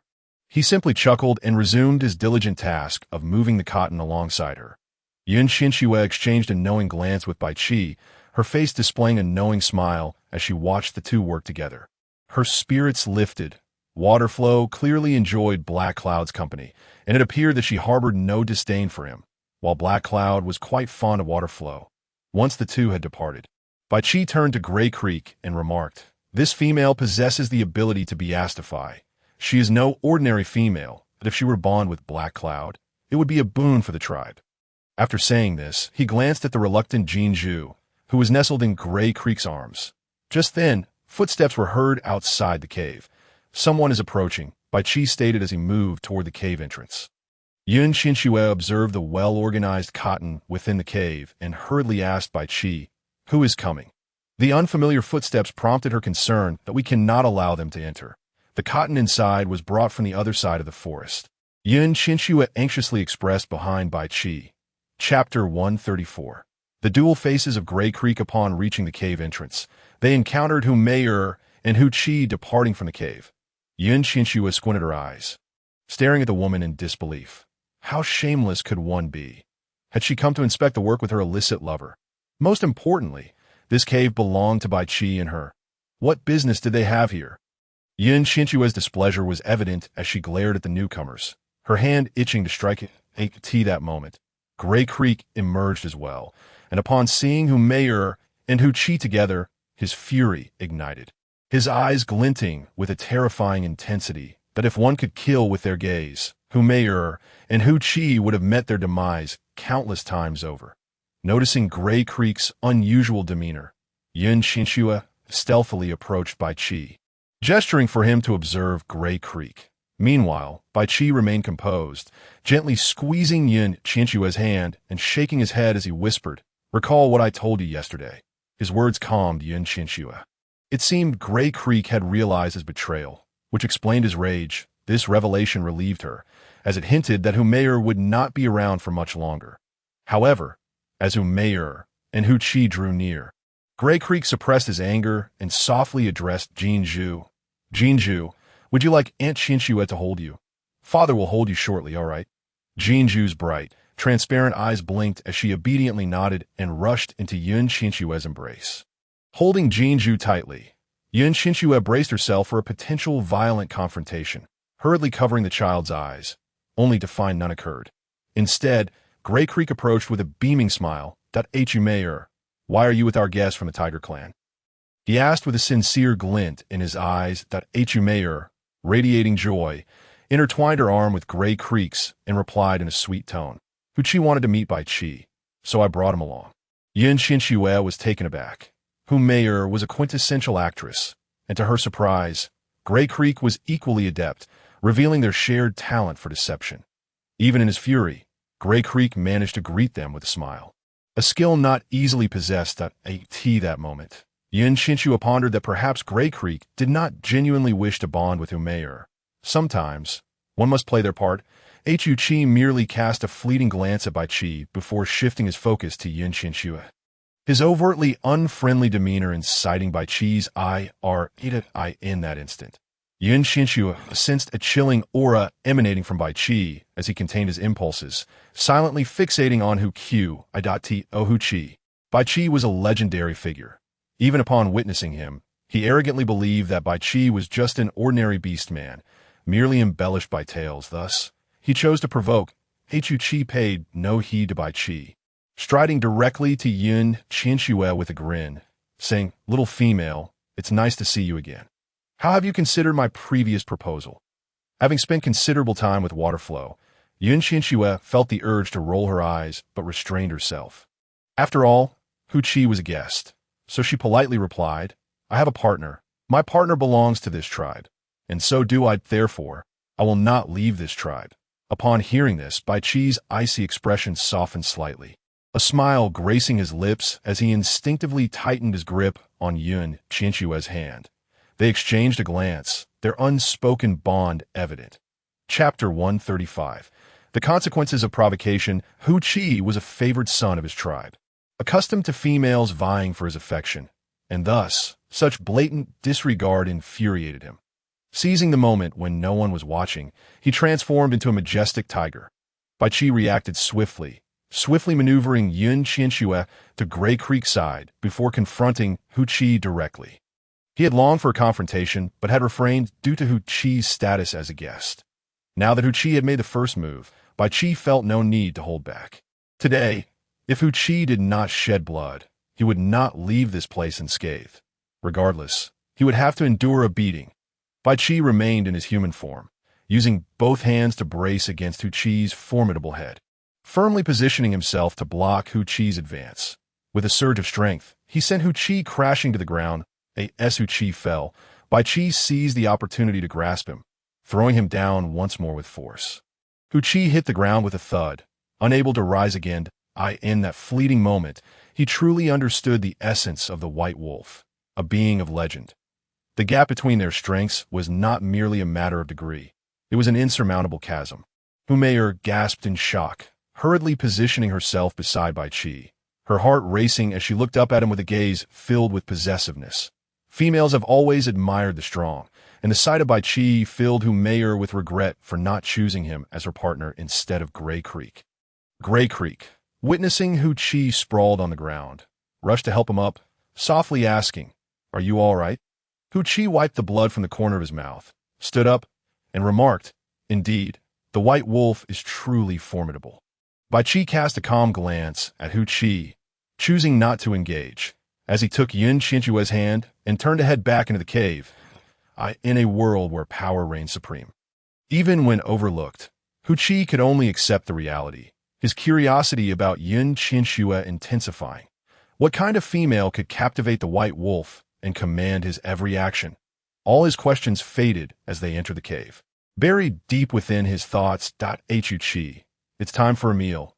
Let's go together," he said. Hui Shi shattered the original tranquility, smiling as he spoke, thus providing Hu Qi with an opportunity to retreat gracefully. Hu Qi glanced up at Hui Shi, nodded with a smile, and followed him out of Bai Qi's cave. Upon returning to the cave, Bai Qi instructed Qianxue to remain inside while he transported a substantial amount of raw materials back, commencing the process of crafting. The loom was indeed a formidable challenge to construct, requiring the fabrication of numerous intricate components. Initially believing it to be a daunting task, without precision instruments, Bai Qi's nimble and sharp claws soon proved otherwise, effortlessly creating each small part. Due to the presence of the Tiger clan, the priest feared a potential ambush and thus insisted that most of the beastmen, including Bai Qi, remain within the tribe. Consequently, this provided Bai Qi with ample time to manufacture the loom. Meanwhile, after receiving a beating, Hu Qi became more subdued, quietly spending his days with Hui Shi without causing any further disturbances. However, Hu Mei'er had become a source of exasperation for Yun Qianxue. Since that day, she had taken to loitering outside the cave that belonged to her and Bai Qi. Chapter 136. The logic of Hu Mei'er. Yun Qianxue found herself utterly perplexed by Hu Mei'er's reasoning. In her mind, the bond of companionship was a sacred commitment, whereas Hu Mei'er seemed to regard it as a mere game, one that could be easily regretted. Ever since that day, Hu Mei'er had made it her mission to ingratiate herself with Bai Qi, seeking to engage him in conversation. The frustrating part was that Bai Qi rarely emerged from the cave, leaving Yun Qianxue with no choice but to face Hu Mei'er whenever she ventured out. Thus, Hu Mei'er's only companions became Yun Qianxue and Jinzhu. Despite this, Hu Mei'er remained unabashedly persistent, showing up daily without fail. Yun Qianxue had grown weary of encountering Hu Mei'er each time she saw her. She felt a surge of frustration and, losing her patience, bluntly stated, "Your partner is Hui Shi. How can you come to the cave to find Bai Qi every day without shame?" Hu Mei'er showed no signs of embarrassment. Instead, she smiled and replied, "I am willing, as long as Bai Qi is also willing to. It has nothing to do with you." What kind of reasoning was this? Yun Qianxue had no inclination to argue with Hu Mei'er. She merely wished to expel her, but how does one rid themselves of someone so shameless? After some contemplation, Yun Qianxue resolutely declared, "Bai Qi is mine, that do not harbor any thoughts of taking him from me. I will not allow him to bond with another woman." Upon hearing this, Hu Mei'er erupted into laughter, as if she had just heard the most amusing joke, retorting, "How could Bai Qi possibly have only you as a partner?" This remark incensed Yun Qianxue. In a fit of rage, shouted, "Get lost!" and stormed back into the cave. Once inside and having calmed down, Yun Qianxue realized that her concern for Bai Qi had only intensified. It seemed he had nestled himself firmly in her heart. With a sigh, she sat quietly, feeling a deep-seated fear that Hu Mei'er's words might come to fruition. After a while, as her emotions settled, she began to accept the situation. She did not wish to lose him, yet the choice was not hers to make. Perhaps she should trust Bai Qi. Observing Bai Qi, who was meticulously crafting, she quietly approached him. Noticing her presence, Bai Qi looked up and firmly stated, "I will only ever have you as my partner, now and forever." The sudden declaration of affection left Yun Qianxue momentarily speechless. When she finally lifted her gaze, a smile broke across her face, and she nodded in affirmation. Bai Qi returned her smile and began assembling the loom according to her designs. As the loom materialized before her, Yun Qianxue inspected it closely, eager to engage with it. Just then, He Yun and Shui Lu entered the cave, their arms and baskets filled with copious amounts of cotton. Upon entering, He Yun was immediately captivated by the loom laid out on the ground. As he reached out to touch it, Shui Lu swiftly kicked him away, admonishing, "Be careful not to break it. How could it be so easily damaged?" He Yun chuckled, entirely unperturbed, continuing to scrutinize the contraption. Shui Lu, meanwhile, rolled her eyes, clearly on the verge of delivering another kick. Yun Qianxue observed their dynamic with amusement and called out to He Yun, "Come see. This device could transform cotton into fabric." At her words, Shui Lu's eyes widened in disbelief, and she hurried over to join He Yun in examining the loom, both wearing expressions of astonishment. Chapter 137. Qing Feng and He Yun after a prolonged examination. Shui Lu finally spoke. "Qianxue, the fabric trade is controlled by several core factions on the Beastman continent, and it can be exchanged for vast quantities of food that we must ensure someone is guarding this. It cannot be stolen." Yun Qianxue lifted her head, contemplating the world of beastmen and its core factions, eager to learn more. However, given the current circumstances in the tribe, she realized it might not matter much. After much deliberation, she ultimately refrained from asking, perhaps hoping that one day she would learn the truth. This material can be produced in abundance. I can teach you, she offered. Shui Lu looked up at Yun Qianxue. Her eyes filled with confusion. Why would Yun Qianxue, an outsider, be willing to teach her something so vital for sustaining a tribe? Was it merely due to the bond of servitude? Lost in thought, Shui Lu lowered her gaze, pondering for a long time before finally bowing her head in silence. At that moment, Yun Qianxue understood everything and smiled, saying, "The development of society requires dissemination. When everyone masters this skill, they can survive and thrive."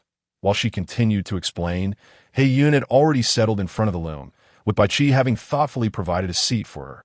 Yun Qianxue shared the methods for processing cotton that had flashed through her mind, transforming cotton into thread, and ultimately into fabric, a complex and intricate process.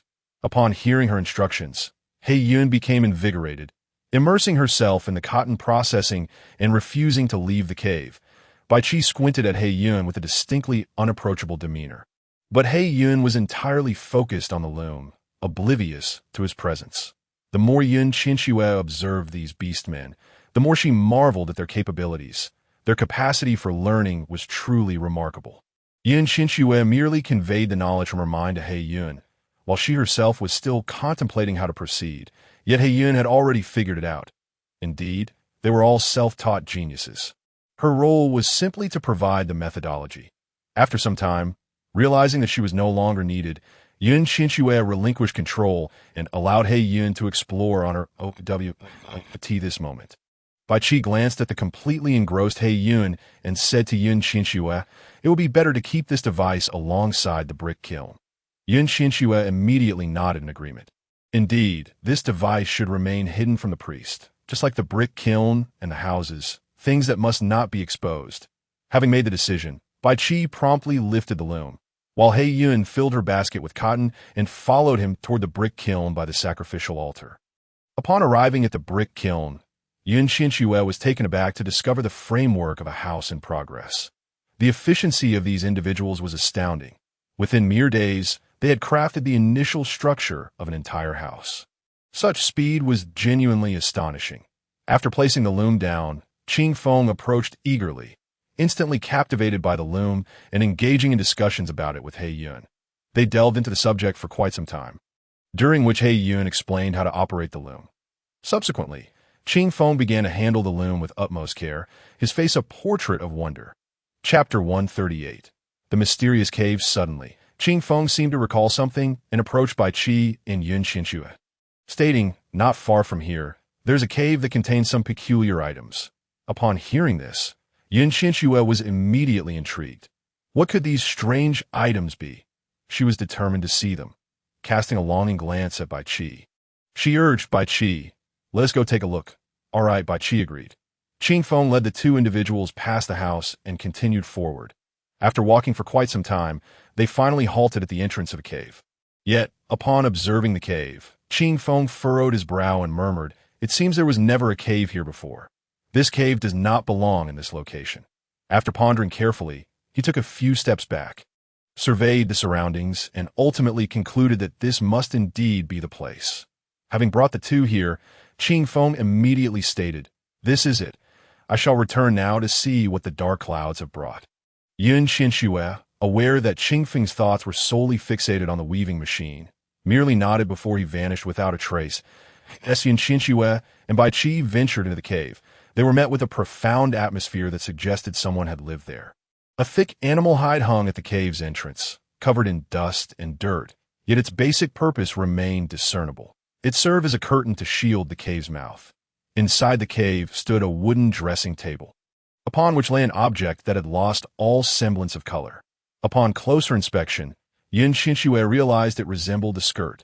Beside the skirt was a wooden box, its surface coated in dust, rendering it unrecognizable. It was evident that someone had resided in this place for a considerable time.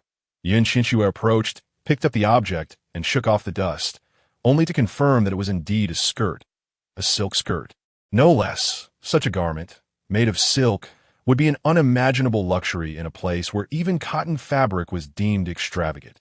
When Yun Qianxue opened the box, she was astounded to find a set of silver needles within. At that moment, she realized these items must have belonged to a predecessor who had traversed time. However, as a physician, she pondered why such crucial instruments were not carried on one's person, but instead left behind. Filled with questions, Qianxue grasped the silver needles in her hand, determined to put them to use rather than let them languish here. Continuing deeper into the cave, after traversing several twists and turns, they stumbled upon a wooden writing desk. The desk was shrouded in layers of dust, yet clearly etched upon it were several large traditional characters. Baizhu, I hate you. Each stroke seemed painstakingly engraved, as though the writer had poured all their strength into it. Qianxue tilted her head, intrigued and bewildered. What had transpired in the life of this time-traveling predecessor? Who was this Baizhu? What despair must have compelled someone to carve such words? With a sigh, she surveyed the surroundings once more, finding nothing else of interest, and pressed onward. After walking a bit further, they discovered a vast space containing only a broken wooden bed and several splintered stumps. The bed was split in two, covered with dust, obscuring its original form. Suddenly, a fierce headache struck Qianxue, causing her body to tremble uncontrollably. She staggered back a few steps, her complexion turning pale. Baiqi, sensing something was amiss, quickly supported Qianxue, asking with concern, Qianxue, what is wrong? At that moment, Baiqi's presence intensified Qianxue's headache, and she widened her eyes in terror, gripping his hand tightly. Before her eyes, it seemed as though a gigantic serpent's tail had shattered the wooden bed, toppled the stumps, and caused a white wolf to collapse onto the ground. In that instant, a wave of heartache and dread flooded Qianxue's senses. She felt as though the very sky were collapsing, tears streaming down her face uncontrollably as she trembled violently. Baiqi, sensing her distress, furrowed his brow and quickly regained his composure, holding Qianxue tightly as he softly whispered in her ear, It's all right, I am here. Do not be afraid. As he spoke, Qianxue gradually returned to reality, yet she continued to gaze at Baiqi in fear, tears cascading down her cheeks as she struggled to articulate her thoughts. Ultimately, she simply clung to him and began to weep. Gradually, Qianxue calmed down, but the images of the serpent's tail and the white wolf lingered. Where had the predecessor's memories vanished? Why were there no remnants of their existence? After settling into silence, she found herself filled with uncertainty and sighed deeply. Baiqi, aside from you, does this world still harbor white wolves? She inquired slowly. Baiqi paused, momentarily taken aback, then responded, Yes, long ago. However, I do not know why that white wolf left the tribe or where it went. Had she witnessed that very white wolf? Qianxue glanced around, the unsettling experience making the silver needles in her possession feel less significant. All she desired was to leave this place swiftly. Without needing her to voice it, a mere glance was enough for Baiqi to scoop Qianxue into his arms, and with a swift movement, they exited the cave. Before departing, Qianxue turned back to take one last look, catching a glimpse of a strange shadow flitting by, seemingly vanishing in an instant. Rubbing her eyes, she was taken aback to find the cave had seemingly disappeared. How could the cave simply vanish? Baiqi, wait! Qianxue called out, and Baiqi immediately halted, asking, What is it? Qianxue, her voice tinged with fear, exclaimed, It seems the cave has vanished. As she spoke, she touched the silver needles in her arms. Perplexed that while the cave had disappeared, the needles remained with her. How could such a terrifying occurrence unfold? Baiqi turned to look behind him and confirmed that indeed, there was nothing but emptiness where the cave had been. What place did we just visit? He pondered, glancing at the silver needles in Qianxue's arms, his expression revealing his skepticism as he scanned their surroundings, ultimately conceding that the cave was nowhere to be found. Baiqi looked back and calmly stated, Perhaps someone wished for us to see these things. After a brief pause, he added, Maybe one day that person will reveal themselves. In truth, Baiqi harbored many doubts. But he understood that the individual who had shown them these visions held no malicious intent. After all, possessing such power, taking their lives would be a trivial matter. Qianxue contemplated this and nodded in agreement. She understood that Baiqi was correct. Perhaps this individual did not intend for them to meet, but rather sought to convey a message through the cave. Chapter 140.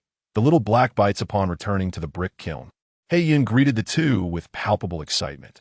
Qianxue, come and see if this is right. Without waiting for Qianxue to comprehend, Yun's hands were already busily adjusting and manipulating the weaving machine with remarkable speed. The astonishing pace made Qianxue feel as though Yun were a spider spirit, possessing countless appendages to operate the machine in no time at all. Under Yun's incredible velocity, Qianxue began to discern the nascent form of fabric. Suddenly, a realization struck her. Her cotton had not yet been processed into thread, meaning Yun and the others had been transforming the cotton into yarn as well. The speed of these individuals filled Qianxue with a profound sense of defeat. Although she sighed, a genuine joy welled up within her. With cotton fabric at hand, other necessities would surely follow. While everyone was absorbed in the workings of the weaving machine, Bai Qi suddenly furrowed his brow. Musing, someone has breached the forbidden ground. In an instant, he turned, scooping Qianxue into his arms and returning to the cave. After setting her down, he addressed the lethargic little black creature basking in the sun, saying, "You keep Qianxue safe. I will investigate." Little Black glanced at Bai Qi with a disinterested expression, pouted, and reluctantly nodded. Satisfied with Little Black's agreement, Bai Qi vanished without a trace, leaving Qianxue bewildered. Had she just heard Bai Qi conversing with Little Black? Was he truly asking Little Black to protect her? Was this a jest? Shouldn't it be the other way around? A rabbit safeguarding an adult? Pondering this, Qianxue approached Little Black, crouched down, and asked softly, "Little Black, did I just hear Bai Qi say for you to protect me?" Qianxue lowered his head, a look of profound contemplation on his face. Yet, when he raised his head again, he displayed an innocuous countenance, appearing to be an utterly ordinary rabbit. After a moment of waiting, Qianxue remained engrossed in his own play, prompting Qianxue to sigh and murmur to herself, "I actually thought Qianxue could speak. Perhaps I was overthinking." Just as she pondered this, in an instant, several beastmen unexpectedly emerged from the shadows, encircling Qianxue. "Come with us," the leader of the beastmen shouted at Qianxue, exhibiting no courtesy whatsoever. With keen eyes, Qianxue glanced over and recognized that the leader was one of the beastmen who had accompanied Hu Qi. Clearly, they had come specifically to abduct her. However, she could not fathom their true intentions behind this abduction. At that moment, the leading beastman noticed Qianxue's expression remained devoid of fear, momentarily taken aback. Yet he quickly regained his composure and menacingly warned, "I advise you to come along willingly. Otherwise, I shall resort to violence." Upon hearing this, Qianxue snapped back to reality, only to see Qianxue, whom she regarded as obedient, suddenly appear from an unknown direction and bite the beastman on the leg. "Qianxue!" Qianxue exclaimed in surprise. Filled with concern, her little rabbit was no match for a tiger. Was it not courting disaster? As she pondered this, to her astonishment, Qianxue refused to release his grip. Before she could react, the beastman collapsed to the ground, bloodied and howling in agony. The remaining beastmen were taken aback, staring at Qianxue in terror. Qianxue, too, stood in shock, awestruck by Qianxue's remarkable fighting prowess. Just then, Shui Lu appeared out of nowhere before the beastmen, a sly smile on her face, and warned, "Leave, or you shall all perish." Although the beastmen were initially intimidated by Qianxue's ferocity, they quickly regained their composure. Seeing Shui Lu, a female, speak such bold words, they erupted into laughter, showing no signs of trepidation. They perceived the leader's injury as a blunder, never having anticipated that a rabbit could bite. As long as they transformed into tigers, both Qianxue and Shui Lu would be swiftly vanquished. Thus they exchanged glances, and in an instant, several tigers emerged, standing imposingly. Meanwhile, Shui Lu exhibited no signs of panic. She drew a bone knife and advanced. Qianxue, too, unsheathed his claws, lazily fixating on the tigers, letting out a cold snort before charging forward. Qianxue then witnessed the agile figure of a little white rabbit darting among the tigers, expertly coordinating with Shui Lu to bite their legs, hindering their movements in a short while. The battle concluded unexpectedly. The tigers lay defeated on the ground, gasping for breath, their eyes filled with fear as they stared at the rabbit and Qianxue Lu. The tigers had succumbed to a mere female and a rabbit. Victorious, Qianxue Lu approached and whispered in Qianxue's ear, "Qianxue, the tiger clan has entered the wolf clan's forbidden area. The shaman has summoned all the beastmen in the tribe to the open ground to encircle them." She then glanced at the fallen tiger clan beastmen, contemplating, and finally remarked, "I wonder if the tiger clan's intentions are to capture you, or if it pertains to the forbidden area, that is capturing you a means to restrain Bai Qi?" Qianxue Lu expressed all her doubts and boldly shared her speculations, leaving Qianxue deep in thought. The tiger clan had entered the tribe's forbidden area. What could they possibly want? Qianxue approached the leader of the beastmen, signaling Qianxue Lu to bind him. "Shall we tie him up?" "Yes," Qianxue Lu nodded, preparing the beastman for Qianxue's command. After contemplating for a moment, Qianxue squatted down and fixed her gaze on the beastman's eyes, asking each word deliberately. "What is the purpose of your actions?" The beastman regarded Qianxue with disdain, clamping his mouth shut, remaining utterly silent. Seeing the tiger clan beastman treat Qianxue this way, Qianxue Lu, incensed, seized the beastman's hand and forcefully twisted it, breaking his wrist. A loud scream echoed throughout the area, and the beastman crumpled to the ground, utterly defeated. Even so, he did not utter a single word. Such a fierce lady. Qianxue increasingly admired Qianxue Lu, whose level of ferocity was simply off the charts. Observing the beastman, Qianxue picked up a blade of grass and whispered to Qianxue Lu.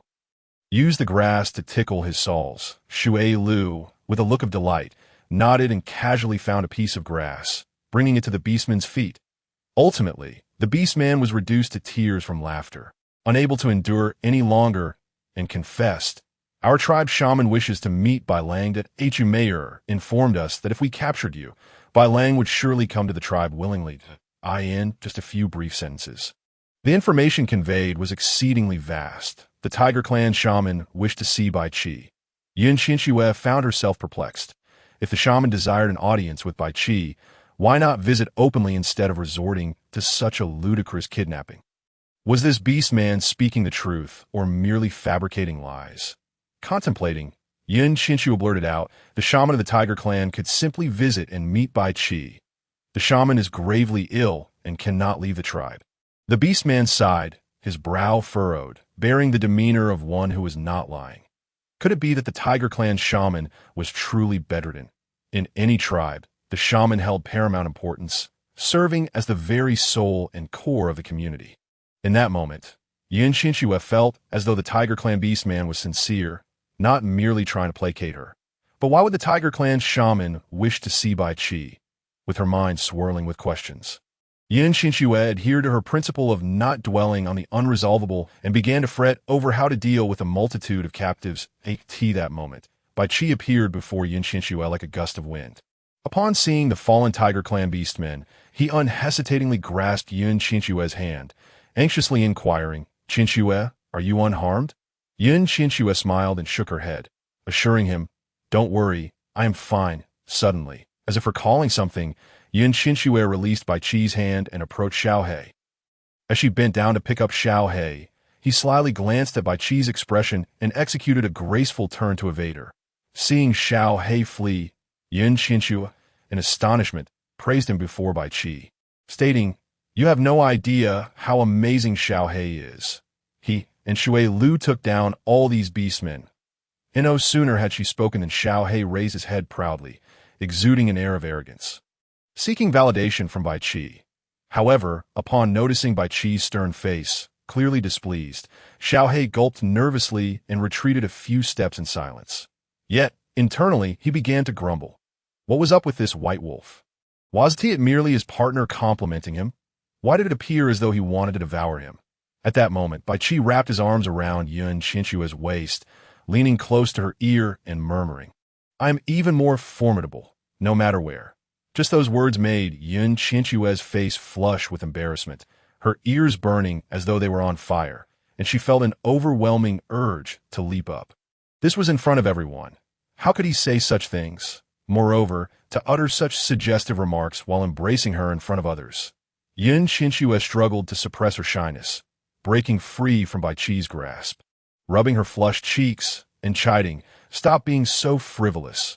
Bai Qi smirked mischievously, replying with utmost seriousness, "Qianxue, what are you thinking? I mean, I can take on this entire group by myself." Qianxue huffed in annoyance, rolling her eyes in exasperation. Previously, she thought Bai Qi was rather innocent, but ever since they became partners, he seemed to have transformed into a seasoned flirt, casually expressing thoughts that exceeded her wildest expectations. She truly wondered where Bai Qi had learned such words. "What should we do about the claim that the Tiger Clan shaman wants to see you?" Qianxue promptly redirected the conversation back on track. Chapter 143, Boundless Strength. Bai Qi's expression instantly turned serious as he lowered his head, lost in contemplation. After a long pause, he spoke. "The Tiger Clan beastmen have trespassed into the forbidden grounds of the Wolf Clan. The priest will undoubtedly seek retribution. However, the priest had yet to disclose to anyone how he intended to deal with the Tiger Clan beastmen. Perhaps the priest harbored his own thoughts on the matter. And for now, there was nothing to be done but wait." Bai Qi's words echoed Qianxue's own thoughts, yet she found the priest's reasoning rather peculiar, leaving her to wonder how he would handle the Tiger Clan beastmen. There was a lingering fear that he might relish in causing trouble. With this in mind, Qianxue sighed, glancing at the group of Tiger Clan beastmen sprawled on the ground, and inquired, "Bai Qi, should we leave those individuals to the priest?" "No need. Someone must go to relay the message," Bai Qi replied, shaking his head. With a somber demeanor, he approached a Tiger Clan beastman whose arm had been broken by the rushing water. Crouching down, Bai Qi forcefully broke the beastman's other arm, growling fiercely, "Tell every member of the Tiger Clan that anyone who dares to lay a finger on my partner shall suffer far worse than mere broken limbs." At that moment, Qianxue felt an overwhelming admiration for Bai Qi, her lips curling into a smitten smile as she gazed at him intently. Qianxue, observing the flirtation between the two, felt a wave of exasperation wash over him. He found their antics intolerably glaring and wished he could simply swat them both into silence. Just as this thought crossed his mind, he felt Bai Qi's piercing glare directed at him, sending a chill down his spine and prompting him to sneeze. Instantly, he transformed his expression into one of innocence, adopting the demeanor expected of a harmless rabbit. Despite his outward appearance, he inwardly lamented, "What can I do? I can't fight back, so I must endure." Shui Lu, ever the doer, upon hearing Bai Qi's words and noticing the Tiger Clan beastman's exhaustion, strode over and effortlessly lifted the incapacitated beastman. The other Tiger Clan beastmen were startled, scrambling to their feet, their faces etched with fear as they stared at Shui Lu, as if she were a ferocious predator rather than a mere female. Like the others, Qianxue was taken aback by Shui Lu's strength. The beastman she lifted weighed at least 150 to 160 pounds, yet she hoisted him with a single hand. "Follow me down the mountain," Shui Lu commanded, and without a moment's hesitation, the Tiger Clan beastmen complied, unwilling to be carried like a burden by a female. Such a humiliating fate was unthinkable to them. After a while, once Shui Lu had escorted everyone down the mountain, she tossed the beastman aside and simply said, "Get lost." Without looking back, she returned to the mountain and addressed Qianxue. "Qianxue, I've disposed of those individuals." Upon hearing her voice, Qianxue rushed forward, her face alight with joy as she grasped Shui Lu's hands, grinning widely. "Shui Lu, you are incredible. Your strength is astonishing." The unexpected compliment left Shui Lu feeling bashful. Her cheeks flushed as she lowered her gaze, letting out a silly chuckle. Throughout her life, no one had ever praised her as openly as Qianxue did now. It was the first time she had received such unreserved admiration. At that moment, Bai Qi approached with an expression of displeasure, prompting Qianxue to release Shui Lu's hands and grasp Bai Qi's instead. Though her thoughts lingered, "How petty! He won't even allow a woman to be touched." Despite these musings, her heart fluttered with delight, perhaps relishing this sense of being cared for. Chapter 144, The Priest's Decision. Shui Lu, like Qianxue, could not bear the sight of Bai Qi and Qianxue's affectionate display. Yet upon glancing around, she noticed the absence of He Yuan that moment. A sense of emptiness washed over Shui Lu, and after a brief contemplation, she finally asked, "Qianxue, where is He Yuan?" upon hearing this. Qianxue's face lit up with curiosity as she raised her head, her bright, water-like eyes fixating on Shui Lu. Shui Lu, do you need He Yun for something? This question left Shui Lu momentarily speechless. Indeed, did she need He Yun for anything?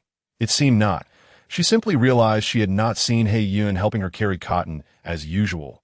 Moreover, when she felt down, a kick from her would never provoke He Yun's ire. Perhaps only He Yun would tolerate her scolding, wearing a smile all the while. Observing Shui Lu lost in thought, Qianxue turned her head and caught Bai Qi's gaze upon her. She smiled and fell silent.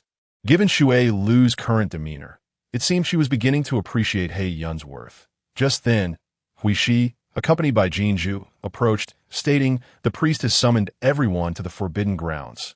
Upon hearing this, Bai Qi's expression darkened. Utterly perplexed as he pondered, what does the priest intend to do? Bai Qi, I have a feeling the priest wishes to cast those Tiger Clan beastmen into the forbidden grounds. Hui Shi bluntly expressed his thoughts. As a member of the White Wolf clan, Bai Qi had previously ventured into the forbidden grounds. Thus he understood it to be a place shrouded in mist and mystery, a fact lost on others.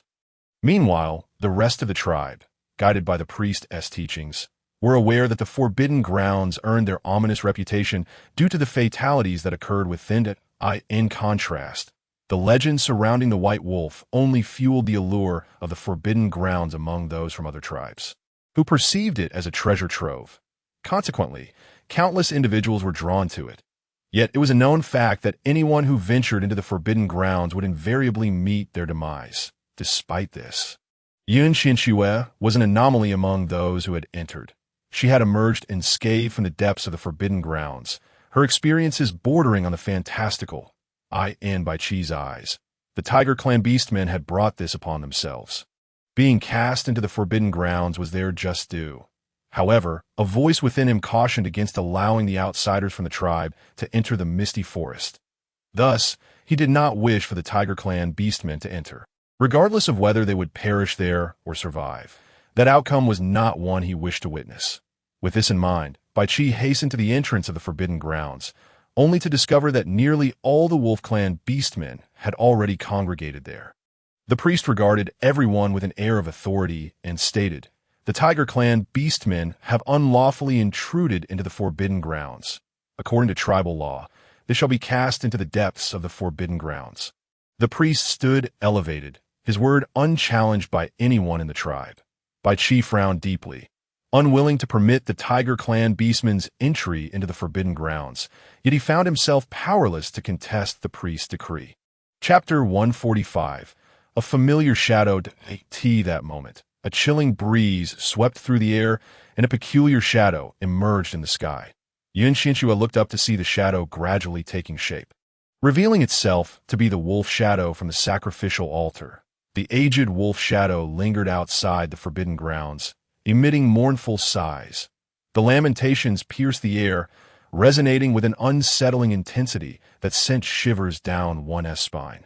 Suddenly, the wolf shadow's sorrow intensified, and its mournful cries echoed through the heavens, amplifying the discomfort in Qianxue's heart, compelling her to take several steps back, her gaze fixed in terror upon the wolf shadow. Bai Qi noticed her distress, supporting Qianxue as he furrowed his brow, anxiously asking, Qianxue, what troubles you? Did you not see the wolf shadow on the sacrificial altar? It is weeping pitifully, Qianxue replied, increasingly pained as she gazed fearfully at the circling wolf shadow, leaning against Bai Qi for comfort. Throughout the entire tribe, not only Bai Qi but everyone else was oblivious to its presence. Bai Qi, concerned for Qianxue, looked up at the clear sky, his brow furrowed in confusion. Why was it that he could see the wolf shadow last time, yet now he could not? And why was it that Qianxue could see it so clearly? Qianxue, does it wish for you to do something? Bai Qi's inquiry prompted Qianxue to muster the strength to lift her head, her eyes locked onto the sorrowful wolf shadow as she whispered, Do not be sad. What is the matter? Do you need my help? Astonishingly, within the entire Wolf Clan tribe, no one could perceive its existence, not even the so-called priest. Yet this female, whose origins were unknown, could see it. Why was this so? As Qianxue consoled Wolf Shadow, the sorrow of Wolf Shadow was soothed, and he approached her from the skies, asking, "Do you truly wish to assist me?" All eyes were fixed on the orc of the Tiger Clan. Yet only the observant Huishi noticed the peculiarities between Qianxue and Bai Qi. Embracing the golden pearl, Huishi approached Bai Qi and inquired with concern, "What troubles Qianxue?" At that moment, Wolf Shadow also caught sight of the golden pearl in Huishi's hands and flew towards it. Sensing something amiss, Qianxue, despite the pain in her heart, positioned herself protectively in front of Huishi, confronting Wolf Shadow. "What do you intend to do?" As Wolf Shadow was about to penetrate Qianxue's defenses, he halted, his gaze scrutinizing her, and remarked, "I merely wish to see clearly. This child's mother is not of the Wolf clan, and I am most curious." Qianxue exhaled in relief, glancing around to find no one paying her any heed, and then addressed Wolf Shadow. "Let us return to the matter at hand. I can offer you my assistance." Upon hearing this, Wolf Shadow fell silent, lowering his head to gaze at the ground before looking at Bai Qi. Bai Qi was the sole white wolf in the tribe, and given the animosity the females held towards white wolves, there would undoubtedly be dangers directed at him. He grappled with the decision of whether to allow Bai Qi to face such peril. Yet, only Bai Qi's partner could perceive him, and perhaps Bai Qi's partner was the key to breaking the curse. After a long contemplation, Wolf Shadow finally asked, "Are you truly willing to help me? Even if there are risks involved?" Qianxue lifted her head to meet Wolf Shadow's gaze, her apprehension evident. The nature of danger was uncontrollable. As someone who felt utterly powerless, could she genuinely aid another? Ultimately, it seemed she would have to rely on Bai Qi. While she could endure danger herself, she would never wish to place Bai Qi in jeopardy. After much deliberation, she resolved not to assist. However, this decision only heightened her anxiety, causing her head to spin, her legs to tremble, and her complexion to pale, as if she might collapse at any moment. Chapter 146. Re-entering the Forbidden Realm, Bai Qi suddenly perceived that something was amiss with Qianxue and quickly supported her. Asking Qianxue what is wrong, Qianxue shook her head, silently repeating in her heart, "I must help. Please stop hurting." This thought brought her some comfort, and she pressed her fingers against her temples, murmuring, "It seems I must assist him. Otherwise, I will be in excruciating pain all over." As soon as she uttered these words, her discomfort vanished without a trace, though she could not make decisions on behalf of Bai Qi. Bai Qi, without a moment's hesitation, declared, "I will accompany you. I have been to the misty forest." Upon hearing Bai Qi's words, Wolf Shadow, hovering in the sky, breathed a sigh of relief, thinking, "Thank goodness, this female has a white wolf by her side. Without a white wolf, she would likely perish the moment she entered." Qianxue gazed at Bai Qi with gratitude and guilt, nodding slightly and letting out a sigh, as an instinct warned her that the Forbidden Realm undoubtedly harbored unspeakable secrets. The priest had commanded that the orc of the Tiger Clan be cast inside, and afterward, she departed. The onlookers gradually dispersed as well. Huishi, clutching the golden pearl, waited until everyone had left before asking Qianxue and Bai Qi, "Are you two planning to go in?" From their earlier conversation, he had gathered their intentions, yet he found it hard to believe, for the priest had stated that entering the Forbidden Realm was a one-way ticket to death, with no one knowing what lay within. Qianxue cast an apologetic glance at Bai Qi, lowering her head like a tea that moment. Bai Qi grasped Qianxue's hand, gently reassuring her, "You are my partner. We should face danger together." Bai Qi's words offered some solace to the guilt-ridden Qianxue, prompting her to smile, albeit a smile that was more akin to a grimace than joy, yet caused Bai Qi's spirits to lift. "I will accompany you both," Huishi declared without hesitation upon learning of their decision.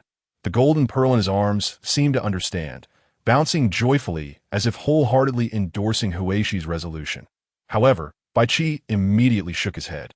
Refusing, "Huishi, you cannot enter. The golden pearl needs your care," to dissuade Bai Qi from his thoughts. He continued, "Both Qianxue and I have been inside and survived.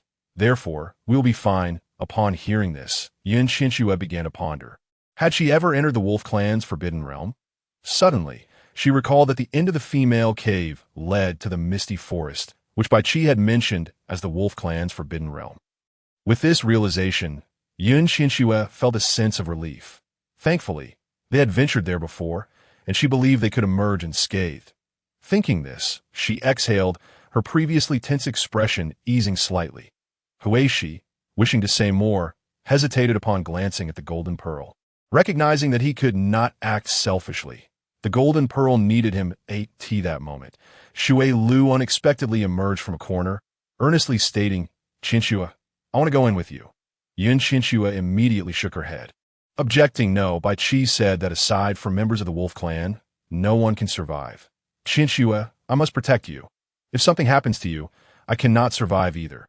After a brief pause, he continued, "Qianxue, please let me go in with you." Chapter 147.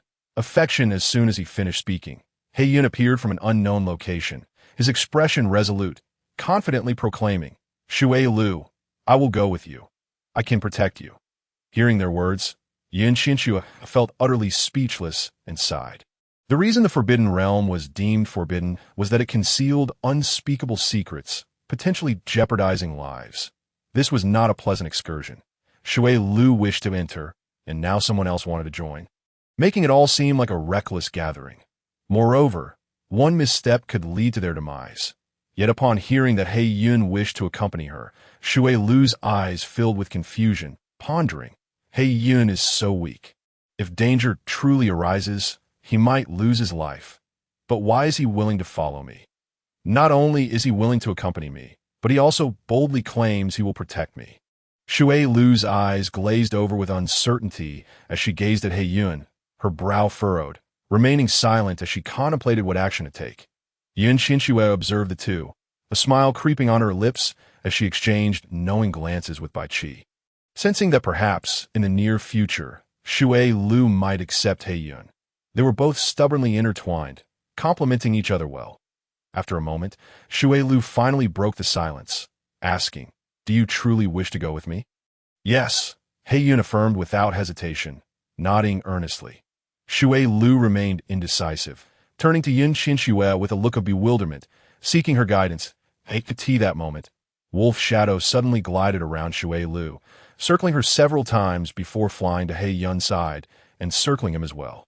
After a while, he addressed Qianxue, saying, "Let them become partners.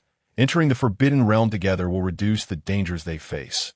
Qianxue lifted her gaze, utterly speechless, staring at Wolf Shadow with furrowed brows.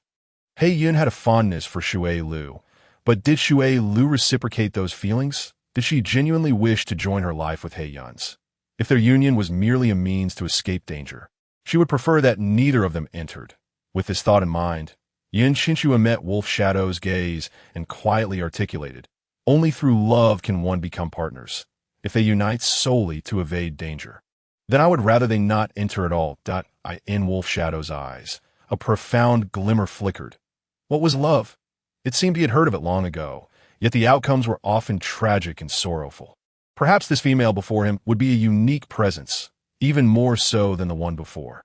Shui Lu approached Qianxue, who appeared to be conversing with the air, and asked with concern, "Qianxue, who are you speaking to?"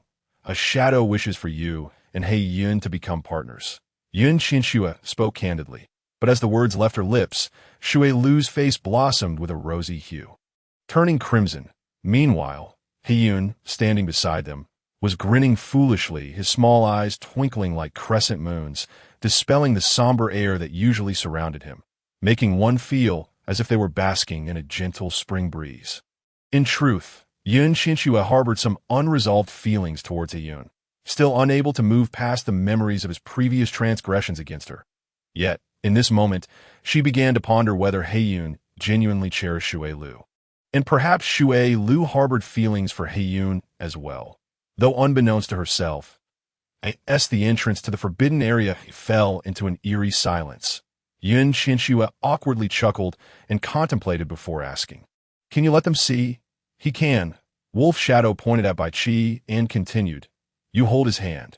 Qianxue grasped Bai Qi's hand tightly, and in that instant, her vision brightened as Bai Qi beheld the floating wolf shadow in the sky. Chapter 148. The union. Upon witnessing Wolf Shadow once more, Bai Qi was far less astonished than before, his demeanor considerably calmer, shifting his focus to the reason behind Wolf Shadow's desire for Qianxue to enter the forbidden area. After all, Qianxue was not of the wolf tribe. Logically, she should never set foot within. Yet it appeared to be the opposite. Wolf Shadow genuinely wished for Qianxue to enter the forbidden area. What could his motives possibly be?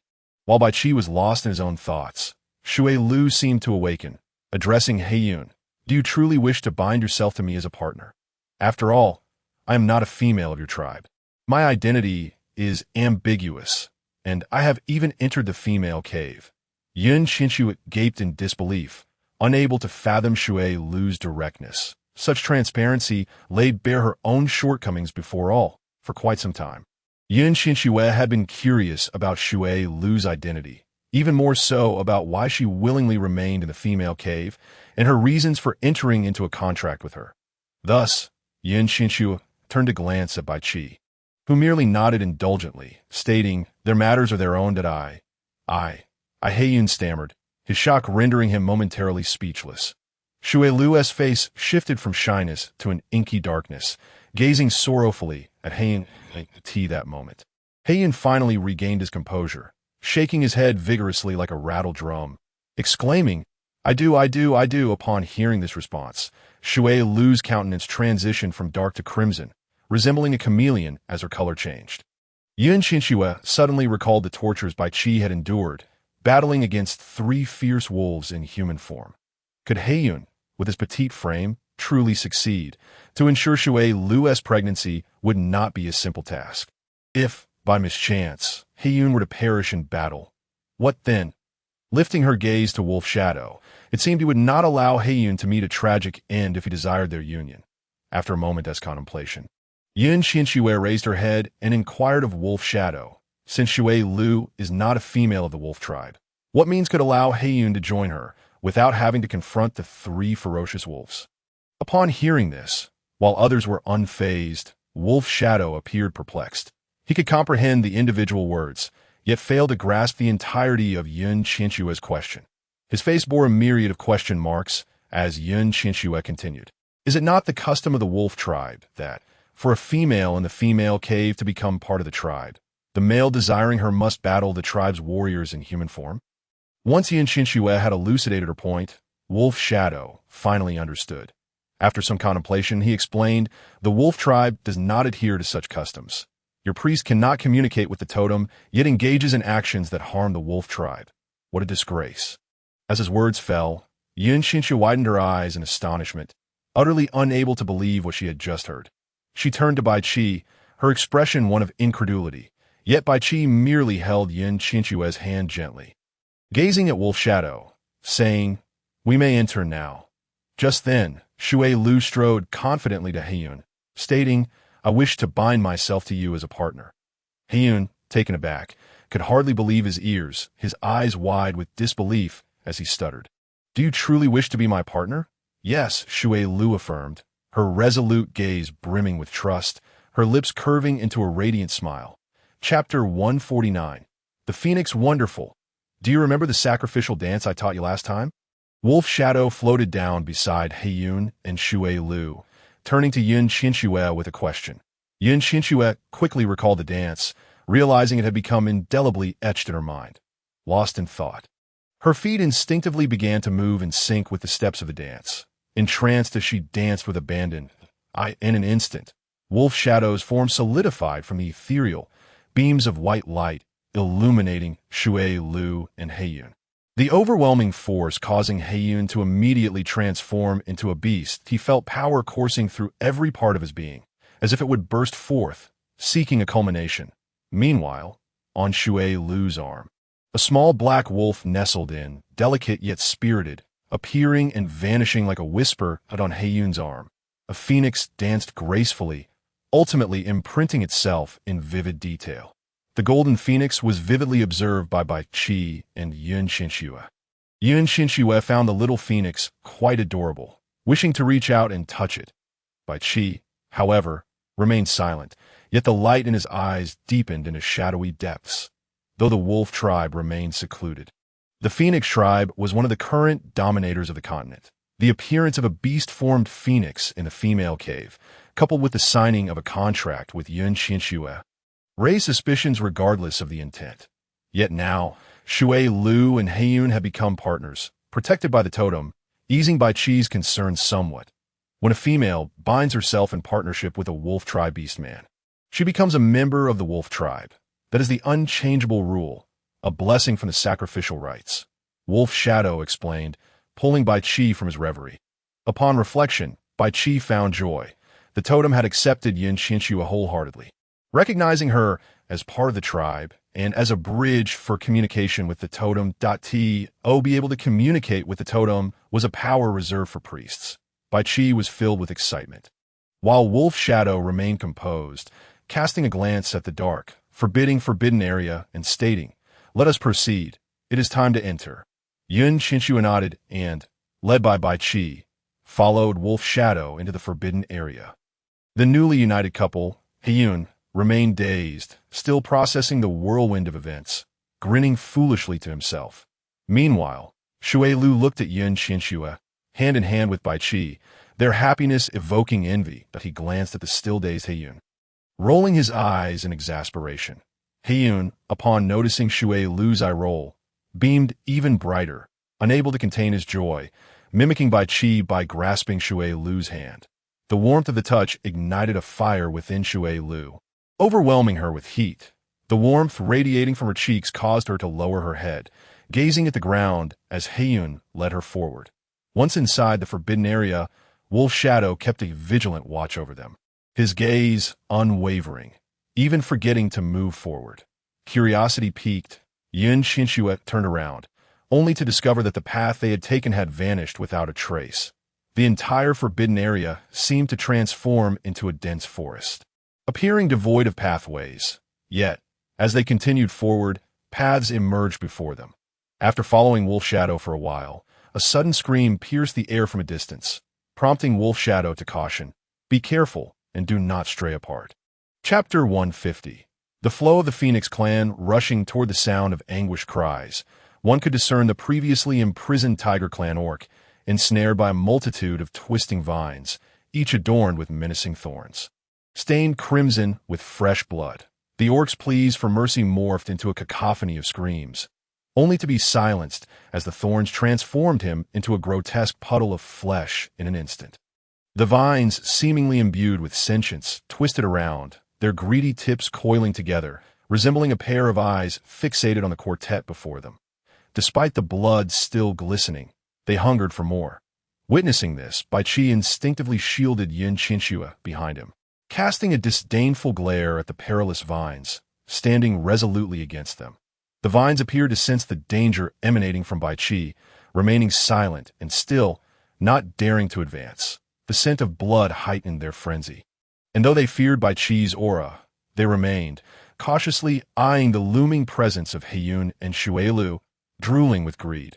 When Qianxue spotted what resembled a Hadazi among the vines, she was taken aback. Her perception of this world irrevocably altered once more. Be careful, Bai Chi warned, his gaze fixed on the threatening vines as he addressed those behind him. Suddenly, a dense fog enveloped them, causing the group to disperse unknowingly. While the vines seized the opportunity to ensnare Heiyun and Shui that moment, Shui Lu transformed into a resplendent phoenix, flames erupting from her beak, instantly igniting the encroaching vines into a sea of fire. As the flames receded, the once vibrant vines lay charred and desiccated, blackened remnants of their former selves, while in the distance, untouched vines flourished with verdant life, rendering the fire merely a superficial remedy. Nonetheless, this act granted them a moment to breathe, thwarting the vines' assault. Just when they anticipated a renewed attack from the vines, to their astonishment, the vines inexplicably retreated, leaving behind a mass of darkened debris. In the stillness of the forest, no one inquired about Shui Lu. They merely remained vigilant, wary of the vine's potential resurgence. Shui Lu felt compelled to offer an explanation, her heart racing with unease. After much contemplation, she finally lowered her head and confessed, "I can transform into a phoenix." Upon uttering this, Shui Lu found herself at a loss for words, fearing that her concealment would erode Qianxue's trust. After a prolonged silence, she glanced up only to find everyone preoccupied with their thoughts. Seemingly oblivious to her lineage. "I am of the Phoenix clan," Shuelu reiterated, her voice heavy with the weight of reluctance, every pore of her being resisting the admission. Upon hearing this, Qianxue emerged from a reverie. Realizing the significance of Shuelio's revelation, Shuelu was an outsider, a female not of the wolf clan, which implied the possibility of her belonging to another tribe. The thought of what race she could belong to eluded Qianxue. Baffled by Shuelio's insistence on clarifying this matter, Shuelu, this revelation was paramount, akin to a confession of betrayal. In that moment, Qianxue grasped Shuelio's sentiment, and after a brief reflection, she responded gently, "You are Shuelu, currently Heiyun's companion, a female of our tribe." Qianxue's words struck like a sharp blade, alleviating Shuelio's burdensome worries, allowing her to exhale in relief. Chapter 151. The peculiar fragrance with a newfound sense of ease. Shuelu smiled, nodding as she stepped beyond her earlier apprehensions. A confident smile graced her features as she approached the still bewildered Heiyun, rolling her eyes playfully. "Let us go." Heiyun, the lovable simpleton, merely chuckled and followed her lead. Although the vines had vanished, the pervasive mist surrounding them thickened, enveloping the group. After some time, Bai Qi and Qianxue realized that they had lost contact with Heiyun and Shuelu, while the spectral wolf that had hovered above them had disappeared without a trace. "Shuelu! Heiyun!" Qianxue called out, her voice echoing in vain as no one responded. That moment, she was struck with a sudden realization as she felt Bai Qi's hand transform into a green, snake-like creature, flicking its crimson tongue toward her, intent on biting her. Overwhelmed by fear, she instinctively released his hand. As she did, a sense of disorientation washed over her. It became evident that she had indeed been holding Bai Qi's hand, and the snake must have been a mere illusion. Yet, when she regained her bearings, Bai Qi had vanished, leaving her alone amidst the oppressive mist. "Bai Qi," she called out cautiously, yet no reply came. A wave of panic surged within her as she inhaled deeply. Striving to calm herself, standing silently in the midst of the fog. Suddenly, the swirling mist dissipated in an instant, and as she focused her gaze around, all she found was a desolate forest, utterly devoid of Bai Qi and the others. In that moment, the realization struck her. The hand she had released was not a serpent, but Bai Qi's. Now, she was separated from him, and he, along with their companions, had vanished, surveying the barren surroundings. Qianxue began to deliberate. Should she remain here or press forward? Just then, a deliciously sweet aroma wafted through the air, reminiscent of peaches, oranges, and perhaps even apples, mingling in an intoxicating blend that was utterly irresistible. The emlang of fragrances seemed to beckon her closer. After much contemplation, she found herself drawn to the peculiar scent, cautiously scanning her surroundings as she followed its alluring trail. Time slipped away as she traversed through the trees, which remained unchanged, a monotonous expanse of trunks and leaves. Before long, the scent intensified, yet the scenery showed no signs of alteration. Suddenly, the fruity aroma morphed into a robust, masculine scent, Bai Qi's unique essence. This fragrance clouded Qianxue's senses, luring her into a reverie of a sprawling orchard, where Bai Qi stood affectionately by her side. That moment, the white wolf mark on her hand flared to life, a fiery sensation jolting her back to reality. The pain sharpened her focus, dispelling the haze from her mind, leaving her frozen in place, unable to take another step forward. Battling her rising terror, Qianxue retreated a few steps, collapsing onto the ground, gasping for breath in her fear. Chapter 152. Banlan Jen. Before her lay a steep cliff, devoid of any barriers. A single misstep would spell her doom. The wolf mark had spared her from peril. Taking a deep breath to steady her racing heart, she waited until her trembling subsided before rising to her feet. Surveying her surroundings, she found herself on a barren stretch of land, the inky soil devoid of trees or verdant grass. Not even a hint of murky swamp in sight. "Where has that strange fragrance gone?" Qianxue murmured, closing her eyes to rely on her sense of smell in search of its source. The once potent aroma had vanished without a trace, leaving no remnants behind. Yet a faint scent lingered in the air, one she could still perceive. It seemed to envelop her, refusing to dissipate, but all that surrounded her was emptiness. Following the elusive fragrance, she crouched down, her fingers brushing against the ground, and suddenly she felt a slippery sensation emanating from the center of her palm. There truly is something here. Qianxue immediately tightened her grip on the object in her hand. Upon opening her eyes, she was startled to find a green, flowering plant twisting and writhing at the center of her palm. That moment, the clearing and the cliff vanished without a trace, replaced by towering trees and lush grass. After a prolonged struggle, she realized that everything she had experienced was merely an illusion. She had never truly left this place. The smooth sensation in her hand prompted Qianxue to lift the object she had clutched tightly.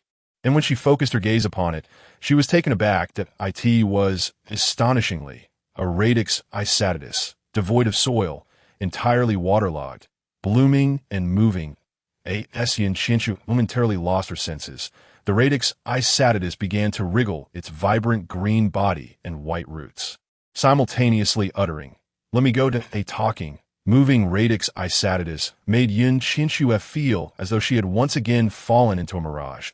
However, when she closed her eyes, took a deep breath, and opened them again, she was both delighted and astonished to discover that she truly was grasping a living radix isatitus. Radix isatitus, Qianxue murmured, raising the plant before her eyes in a daze. Upon witnessing the talking radix isatitus, she immediately recalled the legendary mountain spirits, realizing that what was once a mere myth was indeed a tangible reality in this world. After pondering for a while, she could not help but timidly inquire, "Are you a spirit?" "I'm a plant person, a plant person, a plant person," the radix isatitus retorted with indignation. Just then, a gust of wind swept by, transforming the radix isatitus into a girl of about 15 or 16.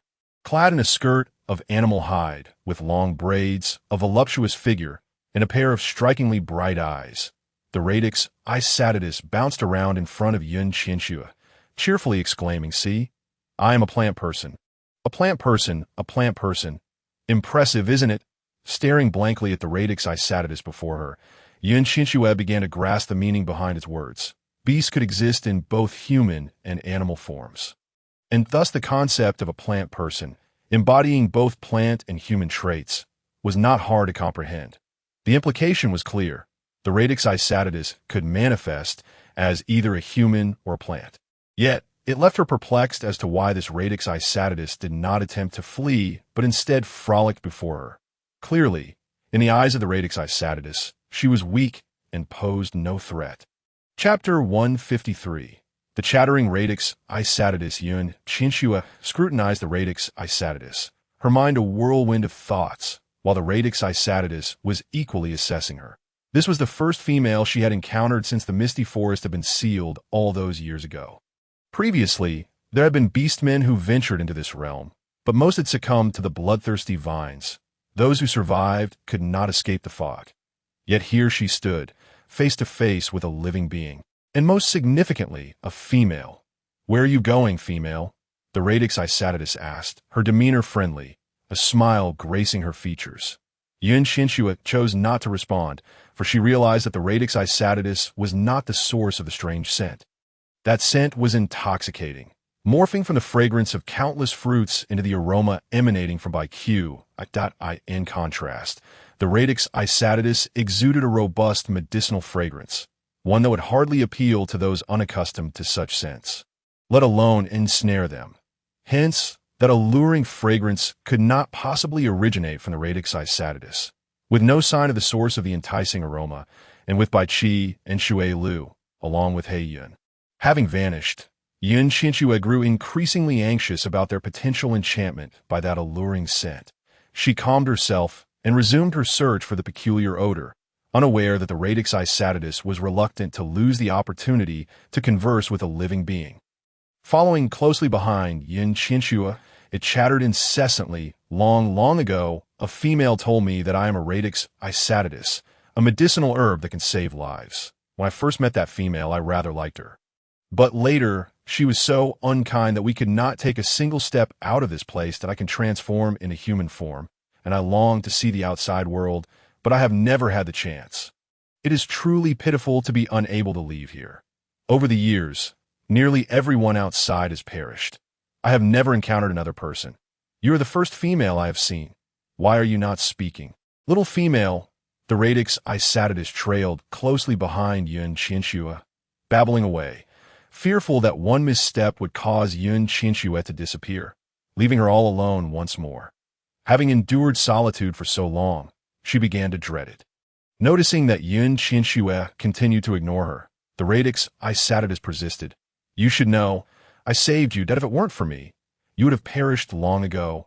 Upon hearing this, Qianxue's interest was piqued. She halted and turned to face the radix Qianxue, her gaze probing as she asked, How did you save me? The radix Qianxue fell silent, merely looking about with feigned innocence and charm. Hurry, there are many delicious things over there. I will pick some fruit for you. The radix Qianxue hopped about, delighted that Qianxue was engaging in conversation, yet she was also troubled. The formidable beings in this forest were not to be trifled with. And the group that had entered with this little female was under the control of those powerful entities. If the little female discovered this, would she not be consumed with the desire to investigate? If the little female met her demise, there would be no one left to converse with. The thought alone was enough to give her a headache. All she could do was remain by the little female's side and protect her. With this in mind, the radix Qianxue couldn't help but nod enthusiastically, as if she had come to a monumental conclusion. While the radix Qianxue was elated, Qianxue was less so. She understood that the source of her entrapment in an illusion was undoubtedly not the radix Qianxue.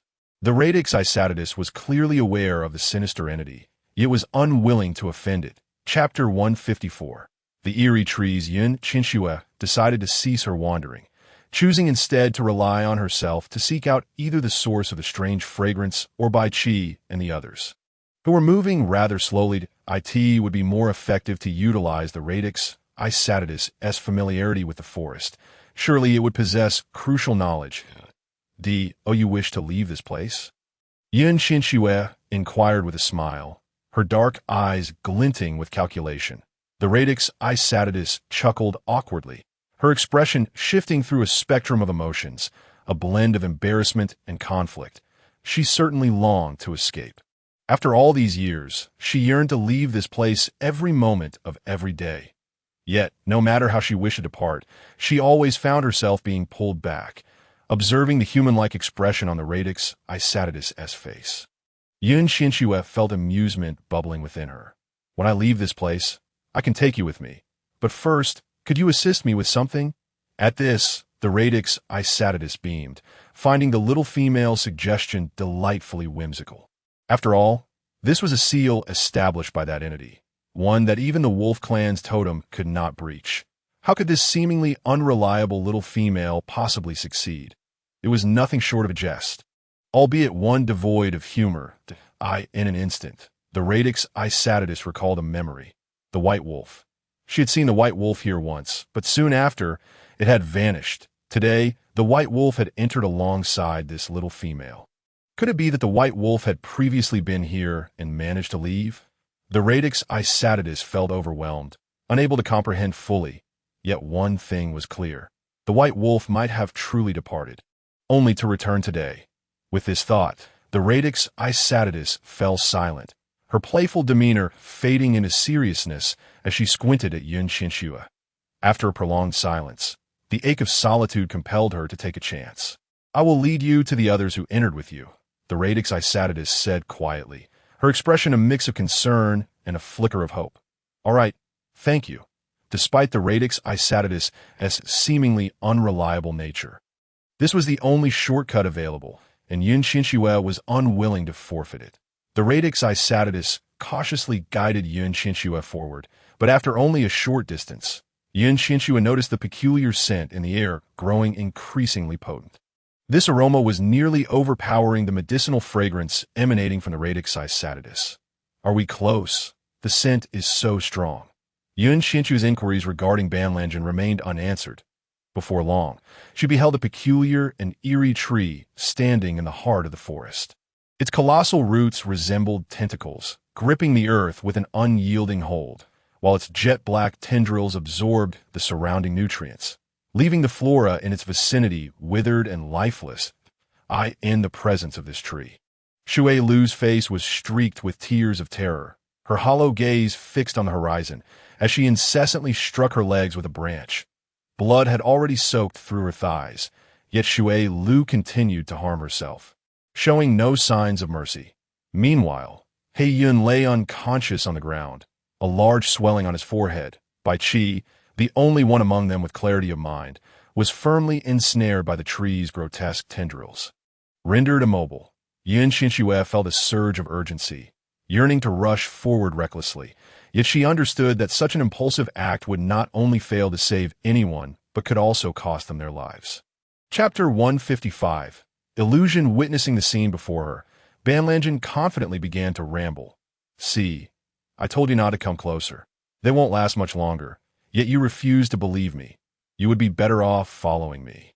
Yin Qianxue's expression darkened as she shot a glare at Banlangen, her anxiety mounting to eye in that fleeting moment. Her keen eyes detected a mist-like substance emanating from the monstrous tree, dispersing into the surroundings. Accompanied by an enigmatic fragrance, this white mist seemed to rise from the verdant core at the base of the tree. Would destroying the verdant core eliminate this strange scent? But how could she achieve such a feat? At that moment, the 5-colored petals at the center of her brow manifested, filling her with a profound sense of power. Acting impulsively, without a second thought to the tree's deadly roots that could easily claim her life, she seized a small twig and charged forward. This spectacle left Banlangen dumbfounded, her expression one of disbelief at the fearless female charging ahead, internally lamenting, "Oh no, soon there will be no one left to converse with me." Just then, the 5-colored petals on Yin Qianxue's brow became more pronounced, shimmering like crystals. The twig in her hand transformed into a sharp blade, severing the verdant core, which instantly fell away, leaving behind withered leaves. The tree emitted a piercing scream, and the surrounding mist began to dissipate, the beguiling fragrance fading gradually into nothingness. Shui Lu returned from her daze, furrowing her brow as she gazed at her bloodied thighs and the unconscious He Yun beside her. Calling out, He Yun, He Yun, Hey why you not to the sound of Shui Lu's voice. He Yun stirred, while Bai Qi shot an excited glance at Yin Qianxue, instantly transforming into a massive white wolf, uprooting the tree from its very foundation.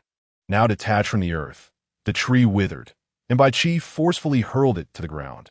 Shui Lu immediately transformed into her beast form, unleashing flames, igniting a fierce blaze in the heart of the forest. Having accomplished all this, Bai Qi swiftly grasped Yin Qianxue, scrutinizing her from head to toe.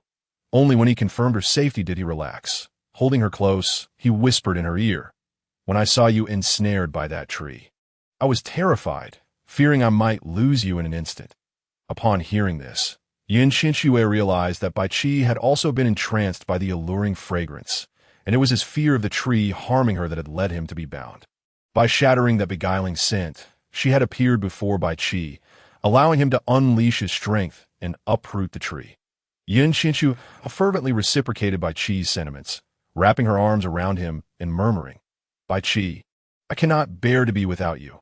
Awakening from his stupor, He Yun was now tending to Shui Lu's wounds, despite her repeated refusals to accept his help, which did not deter his fervent determination. Observing Shui Lu's bloodied legs, Yin Qianxue approached, contemplating for a moment before finally asking, "Shui Lu, what did you see in the illusion that tormented you so?" Shui Lu gazed forlornly at her legs, lifting her tearful eyes to meet Yin Qianxue's, murmuring, "Qianxue, should I not have followed you in? If I hadn't been here, would any of this have happened?" Chapter 156. The Green Tea Bitch. What a statement. Yin Qianxue cast a contemplative glance at Bai Qi, sensing that Shui Lu carried a story within her, perhaps one that had inflicted lifelong wounds upon her. Within the illusion, she must have witnessed something that rendered her so heartbroken.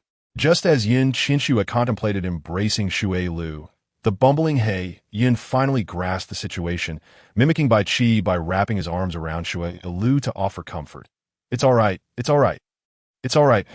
At that moment, Banlangen, who had been lurking in the shadows, emerged, drawing near to Yin Qianxue and whispering in her ear, "Do you wish to see what lies within the illusion?" before she could finish her sentence. Bai Qi waved his hand, sending Ban Lanjun flying to the ground with a thud. Ban Lanjun stared in disbelief at Bai Qi, pouting. She had initially chosen to be female, enchanted by the gentle demeanor of the male. Yet now, why had she been so unceremoniously dismissed? Unwilling to give up, Ban Lanjun straightened her hair, pouted, and hurriedly returned to Bai Qi and Yun Qianxue's side. Upon seeing Bai Qi, Ban Lanjun quickly formulated an expression of pitiful innocence. Her eyes brimming with unshed tears, exuding an air of delicate vulnerability. Why could such an expression be seen on Ban Lanjun's face? It was utterly unsettling. This portrayal of Ban Lanjun sent a shiver down Yun Qianxue's spine. Bai Qi, with the sharp gaze of an eagle, fixed his attention on Ban Lanjun, shielding Yun Qianxue behind him, his expression devoid of emotion as he contemplated how to extricate Yun Qianxue from this place. Ban Lanjun, he is my partner. You may dispense with that expression, Yun Qianxue said slowly, her tone devoid of any emotion. In an instant, Ban Lanjun's demeanor shifted, the pitiful guise vanishing as she cast a sidelong glance at Yun Qianxue. Akin to a child, eagerly inquiring, why does he not cherish me? Cherish, what a fitting term. Yun Qianxue yearned to inform Ban Lanjun that her previous demeanor was decidedly that of a green tea bitch. A straight male like Bai Qi would find such tactics ineffective. Perhaps such methods would be more effective with a sea king like Hui Shi. However, it seemed unkind to instruct a child in the ways of manipulation. It would be far better to guide her toward a proper worldview. After much contemplation, Yun Qianxue ultimately smiled and replied, because Bai Qi is my partner. Wait for someone to genuinely care for you, and perhaps you will understand. Ban Lanjun pondered for a long time, utterly perplexed, as if she had never grasped such a concept before. Finally, she nodded, but Yun Qianxue could easily discern Ban Lanjun's bewildered expression, her mind filled with questions. Qianxue, let us move forward. This place is unsafe, Bai Qi stated calmly, his gaze fixated on Yun Qianxue as he led her onward. Bai Qi felt an instinctive wariness toward the suddenly appearing strange female. Sensing something amiss, he believed it would be prudent to distance himself from her as quickly as possible. She has promised to accompany me out of this place, Ban Lanjun declared, unperturbed, her innocent gaze fixed on Bai Qi. Yun Qianxue promptly nodded, stating, Ban Lanjun is a plant person. She wishes to leave here with us. Very well. Bai Qi contemplated for a moment before finally acquiescing. He had already discerned that Ban Lanjun was a plant person. Yet he could not comprehend why she wished to accompany Yun Qianxue. Was her desire merely to escape the forbidden territory of the wolf tribe? He suspected there was more to it than met the eye. Chapter 157. The moon. Upon seeing Bai Qi's agreement, Yun Qianxue contemplated for a moment before asking, Ban Lanjun, do you have a name? It feels rather inappropriate to keep calling you Ban Lanjun. A name. She vaguely recalled that a female had given her one long ago, yet it had been so long that she could hardly remember it. Even if she did, she despised it and was unwilling to utter it. Ban Lanjun fell into deep thought, pondering for quite some time. Ultimately shaking her head, Ban Lanjun appeared utterly bewildered, prompting Yun Qianxue to smile and say, there are too many Bananjans in the world. You can choose a unique name for yourself, thus becoming a one-of-a-kind Ban Lanjun. A name of my own, Ban Lanjun contemplated deeply before replying. May I call myself Moon? The only light in the night, illuminating the pitch-black darkness. Upon hearing the name, Yun Qianxue momentarily lost her composure, but quickly regained her senses, smiling as she nodded and said, of course, your name is yours to decide. After speaking, Yun Qianxue followed Bai Qi forward, but after a brief contemplation, she turned back and said, hello, Yuliang. I am Yun Qianxue, and this is my partner Bai Qi. Over there are He Yun and Xue Lu. With a cheerful demeanor, Yun Qianxue introduced everyone beside her, while Yu Liang's gaze remained fixed on her eyes, seemingly trying to discern something from within. The unsettling sensation caused Yun Qianxue to feel somewhat uncomfortable. However, since she had promised to take Yu Liang away, she hesitated to express disdain for the probing gaze. Meanwhile, Bai Qi tightly grasped Yun Qianxue's hand, positioning himself protectively behind her, and pushed Yu Liang aside, stating bluntly, do not harbor any intentions towards Qianxue. Otherwise, I shall not be courteous. Bai Qi, please don't. Qianxue said cautiously. Offering an apologetic glance to Yu Liang, "I'm sorry. Bai Qi is just concerned for me." Yu Liang chuckled lightly, her smile reminiscent of a celestial being descending from the heavens, exuding an ethereal charm. Yet, her expression soon turned sinister, a malicious grin spreading across her face, as an ominous feeling crept into Qianxue's heart. She shook her head vigorously, feeling an involuntary sense of awkwardness beside them. Shui Lu, even after the illusion had dissipated, appeared utterly despondent, resembling a frostbitten eggplant devoid of spirit. Qianxue had already noticed that, for a fleeting moment, she had indeed been intrigued by Yu Liang's suggestion. If she could understand the knot that troubled Shui Lu's heart, perhaps she could provide the right remedy. Yet, to do so would infringe upon another's privacy, an act that felt profoundly disrespectful. Furthermore, there was no guarantee that Shui Lu would welcome the revelation of her inner turmoil. Thus, it seemed the only path forward was to allow Shui Lu to emerge on her own.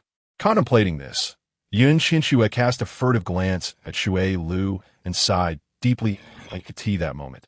Seizing an opportunity, Yu Liang approached once more, a sly smile adorning her face as she whispered, "I can show you her illusion.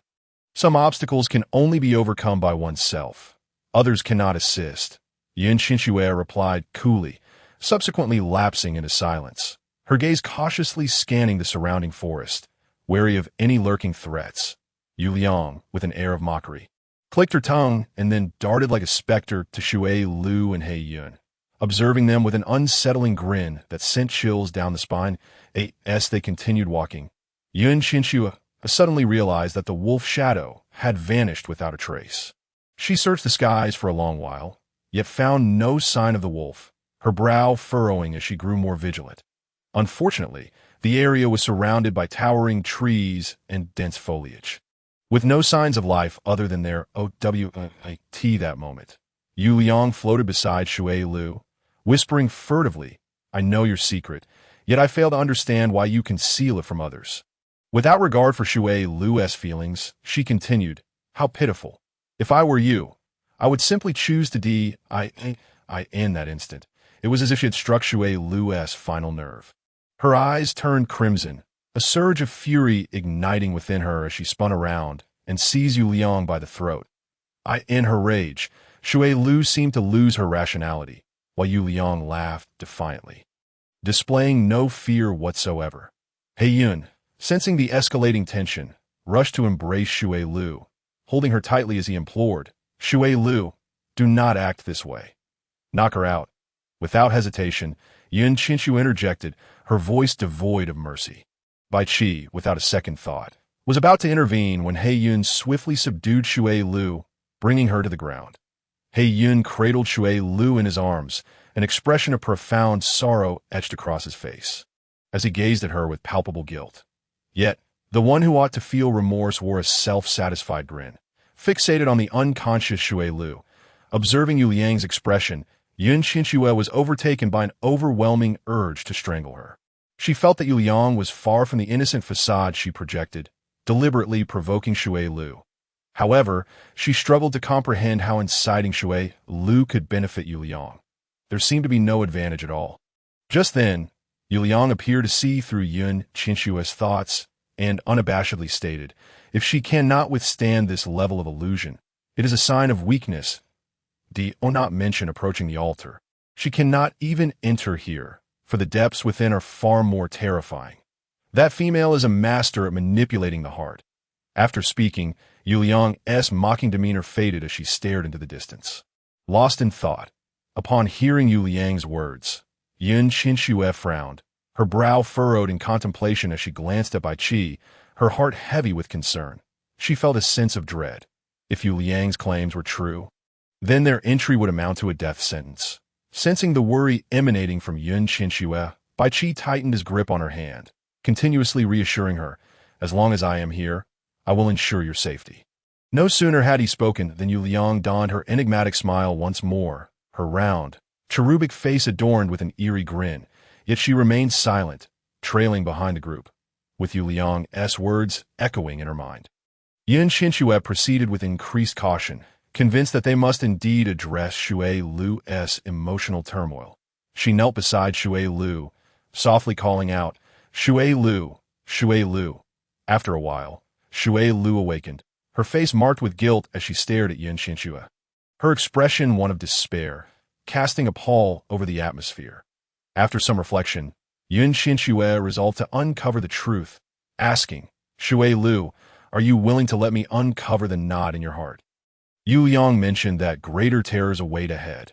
If we cannot resolve your inner conflict, we cannot proceed, as such burdens can lead to unseen demise.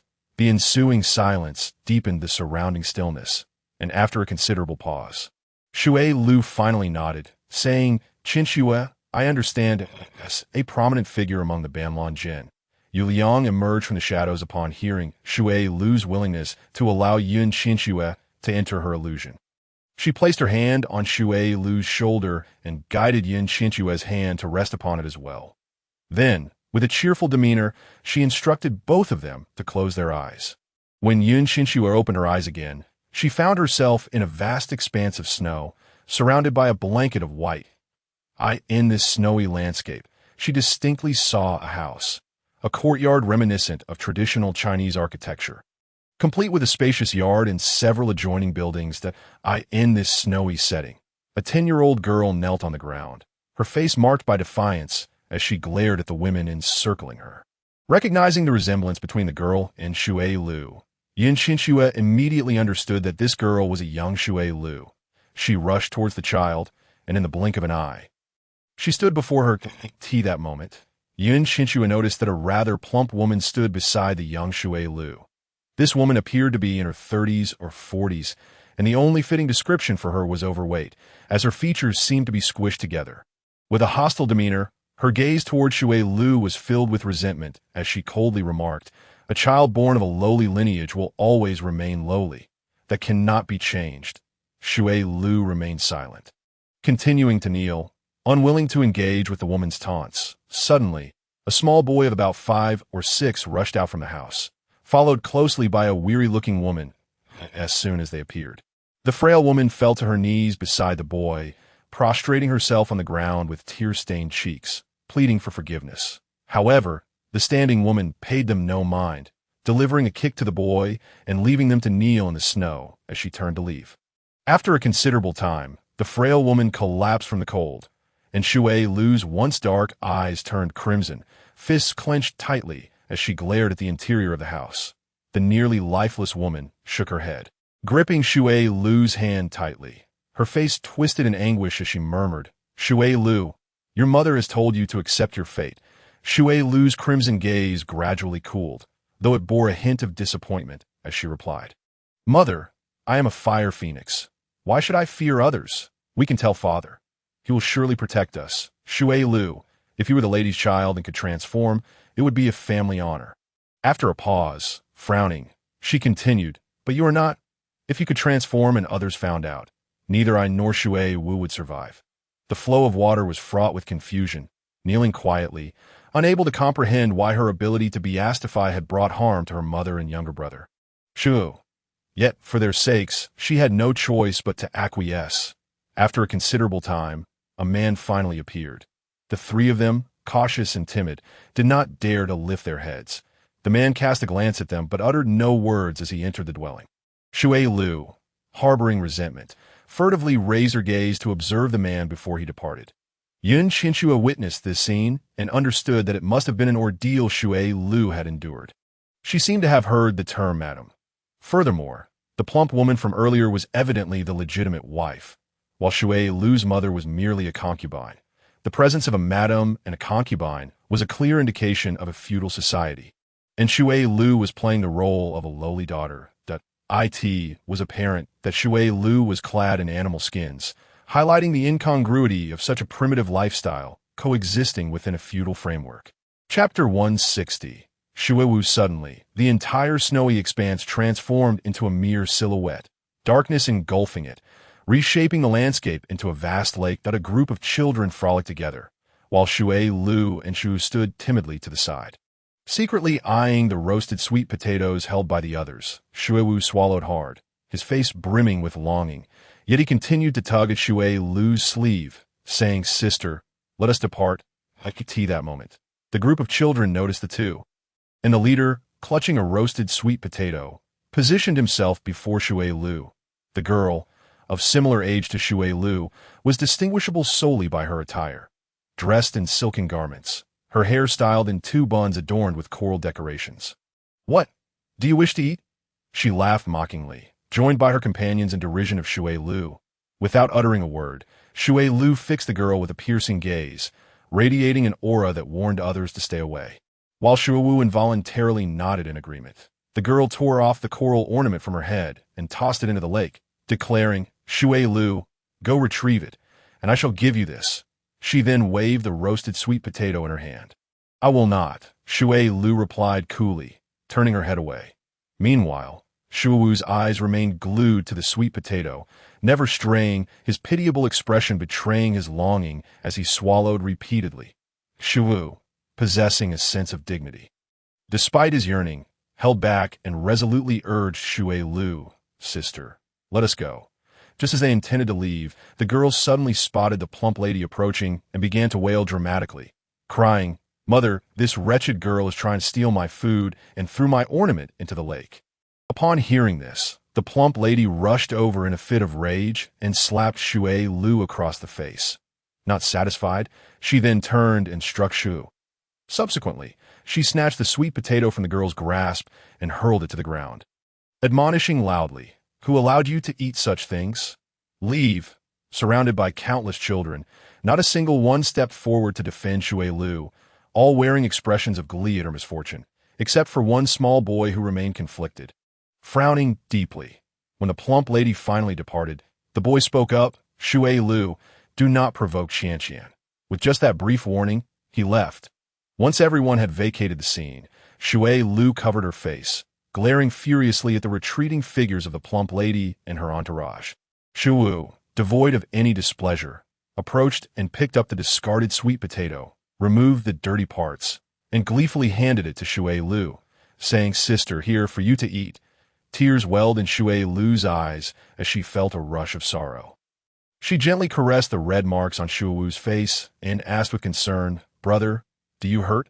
"It's nothing. With her little strength, I hardly feel a thing," Shui Wu replied cheerfully, lifting the sweet potato. "Let us take it back for Mother." Shui Lu's heart ached with bitterness, unable to alter the reality. Each day, the madam withheld their food, and they had subsisted on but one meal for 3 days. Shui, in the midst of his growth, was deprived of adequate nourishment.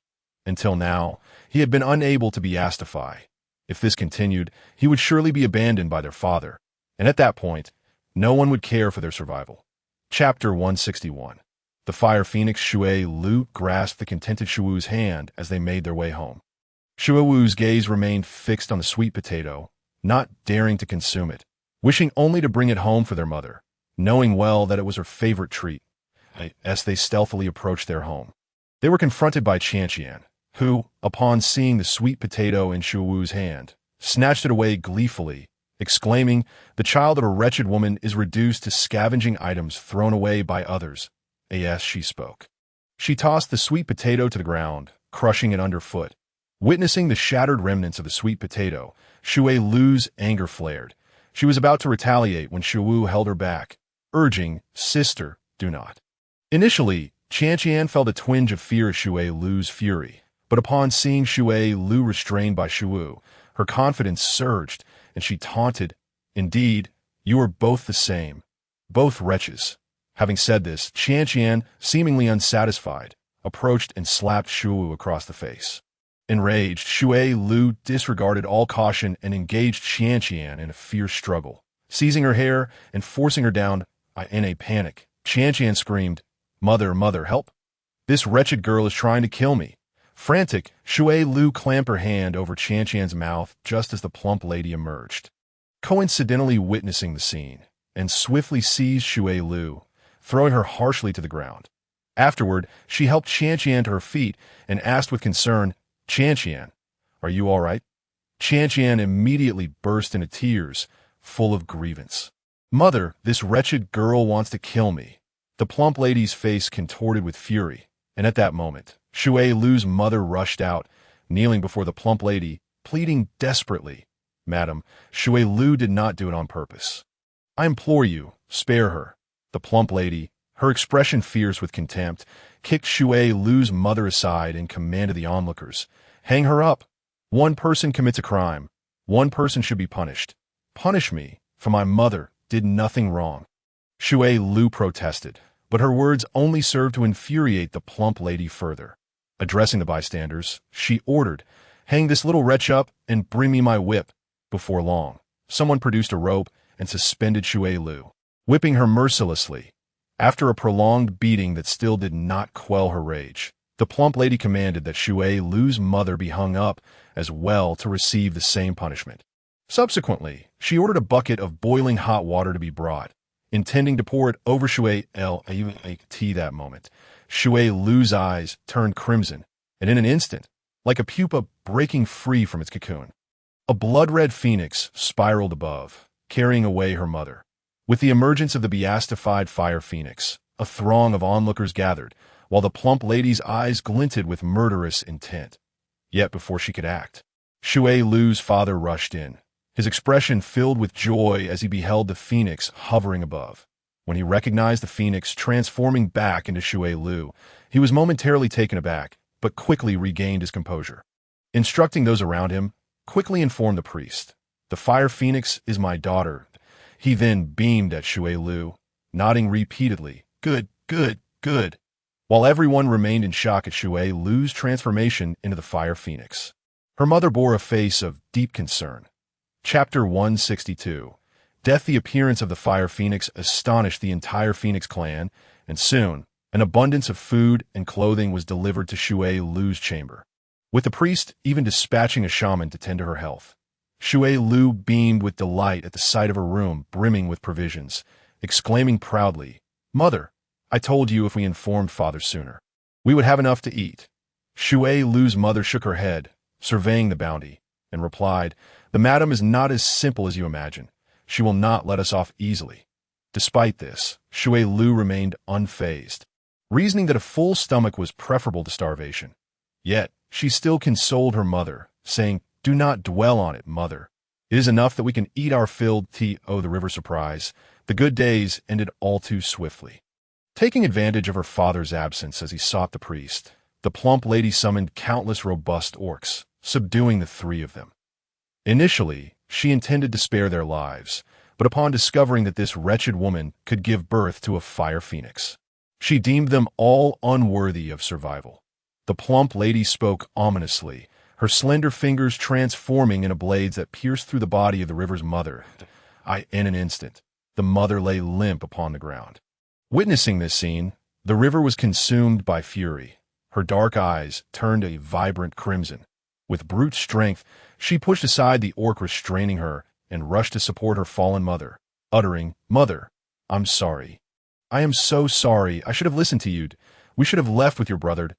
In that moment, vibrant life transformed into an unresponsive corpse. "Kill them," commanded the plump lady, and the surrounding orcs sprang into action once more. This time, the river harbored no desire to fight. She morphed into a fire phoenix, clutching the mist at her beak, throwing it on her back, and soared away. She flew for what felt like an eternity, until her body grew weak and limp, at which point she reverted to her human form, releasing the mist.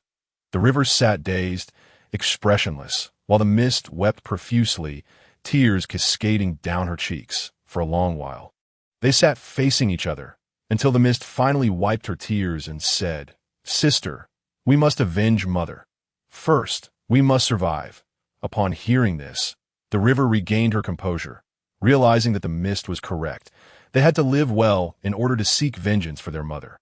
The two became wandering children, and unexpectedly, not long after, the priest of the Phoenix clan found them, cheerfully offering to take the river away. The fire phoenix was exceedingly rare. For a century, the river was the only one. Thus, when she expressed her desire to keep the mist by her side, the priest readily agreed to Tio the priest. The river was a fire phoenix, and the mist had the potential to be one as well. Whether taking one or two, it mattered not. After witnessing this, the river's world descended into darkness. In this pitch-black realm, She huddled in a corner, embracing herself, isolating everyone from her. Qianxue felt a surge of emotion. She had never imagined that the river had such a past. She had just experienced the river's despair, perhaps believing that she was responsible for her mother's death. If only she had not transformed. Her mother might still be alive. Yet in this world, how could there be so many possibilities? Chapter 163. The cave for the night. After much contemplation, Qianxue finally approached the river, who was ensconced in her dark world, saying, "At this moment, nothing I say can change what has happened. I merely wish to remind you of the purpose that drove you to enter the forbidden land at the cost of your life. As a fire phoenix, you are noble, yet you chose to follow me, to share life and death together, and I believe there exists something in your heart far more significant than your own life. For that purpose, I hope you can find the strength to persevere. Otherwise, you will never escape the illusions of this forbidden land. To perish here would mean losing everything to haha. Qianxue, how charming you are, able to comfort others in such a manner." Just as Qianxue finished speaking, a voice like the moon's suddenly mocked from within the illusion, its laughter echoing in her ears like an ominous melody. Ignoring the moon's taunts, Qianxue extended her hand amicably, asking, "Do you wish to leave this illusion with me?" At the moment the river reached out, the entire illusion shattered like glass. Upon opening her eyes, Baiqi immediately embraced Qianxue, concern etched on his face. "Qianxue, are you all right?" "I'm fine." Glancing around at the enveloping darkness, Qianxue understood Baiqi's anxiety.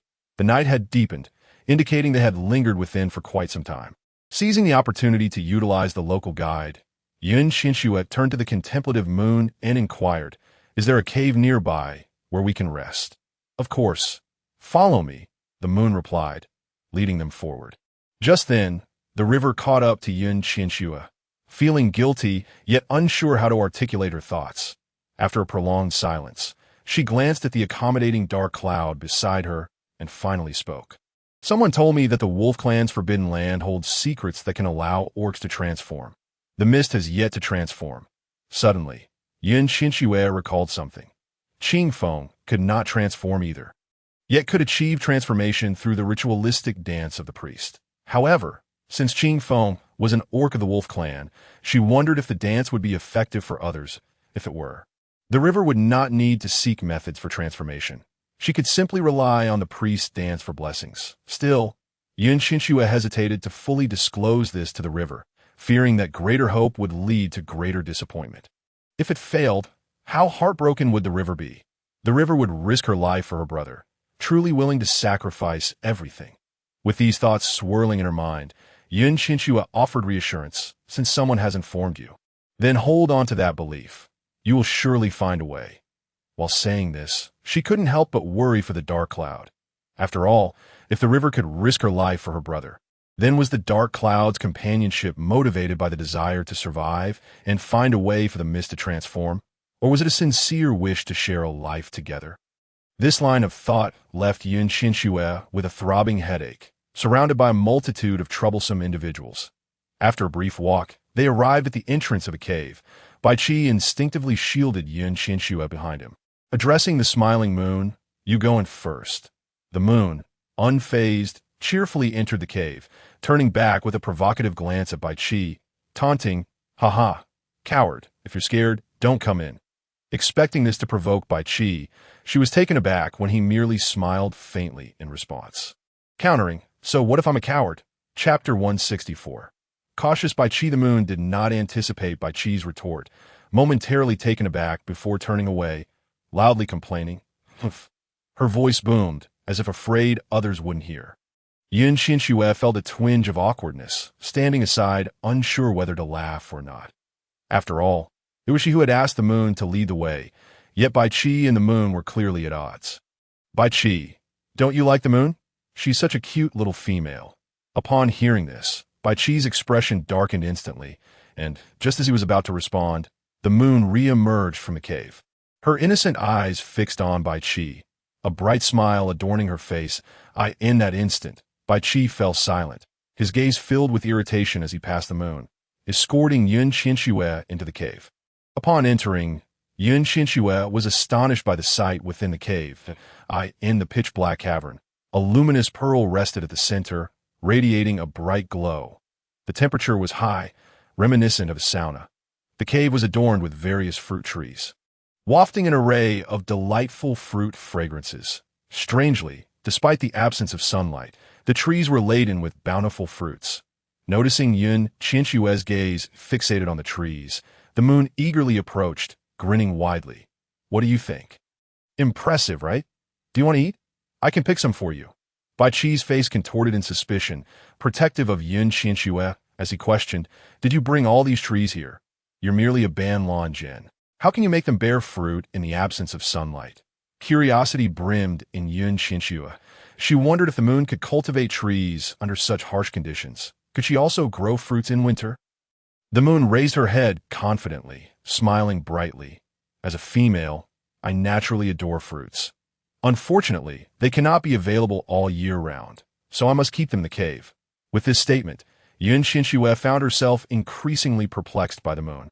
Who would transplant plants for such a reason? Fruits and meat.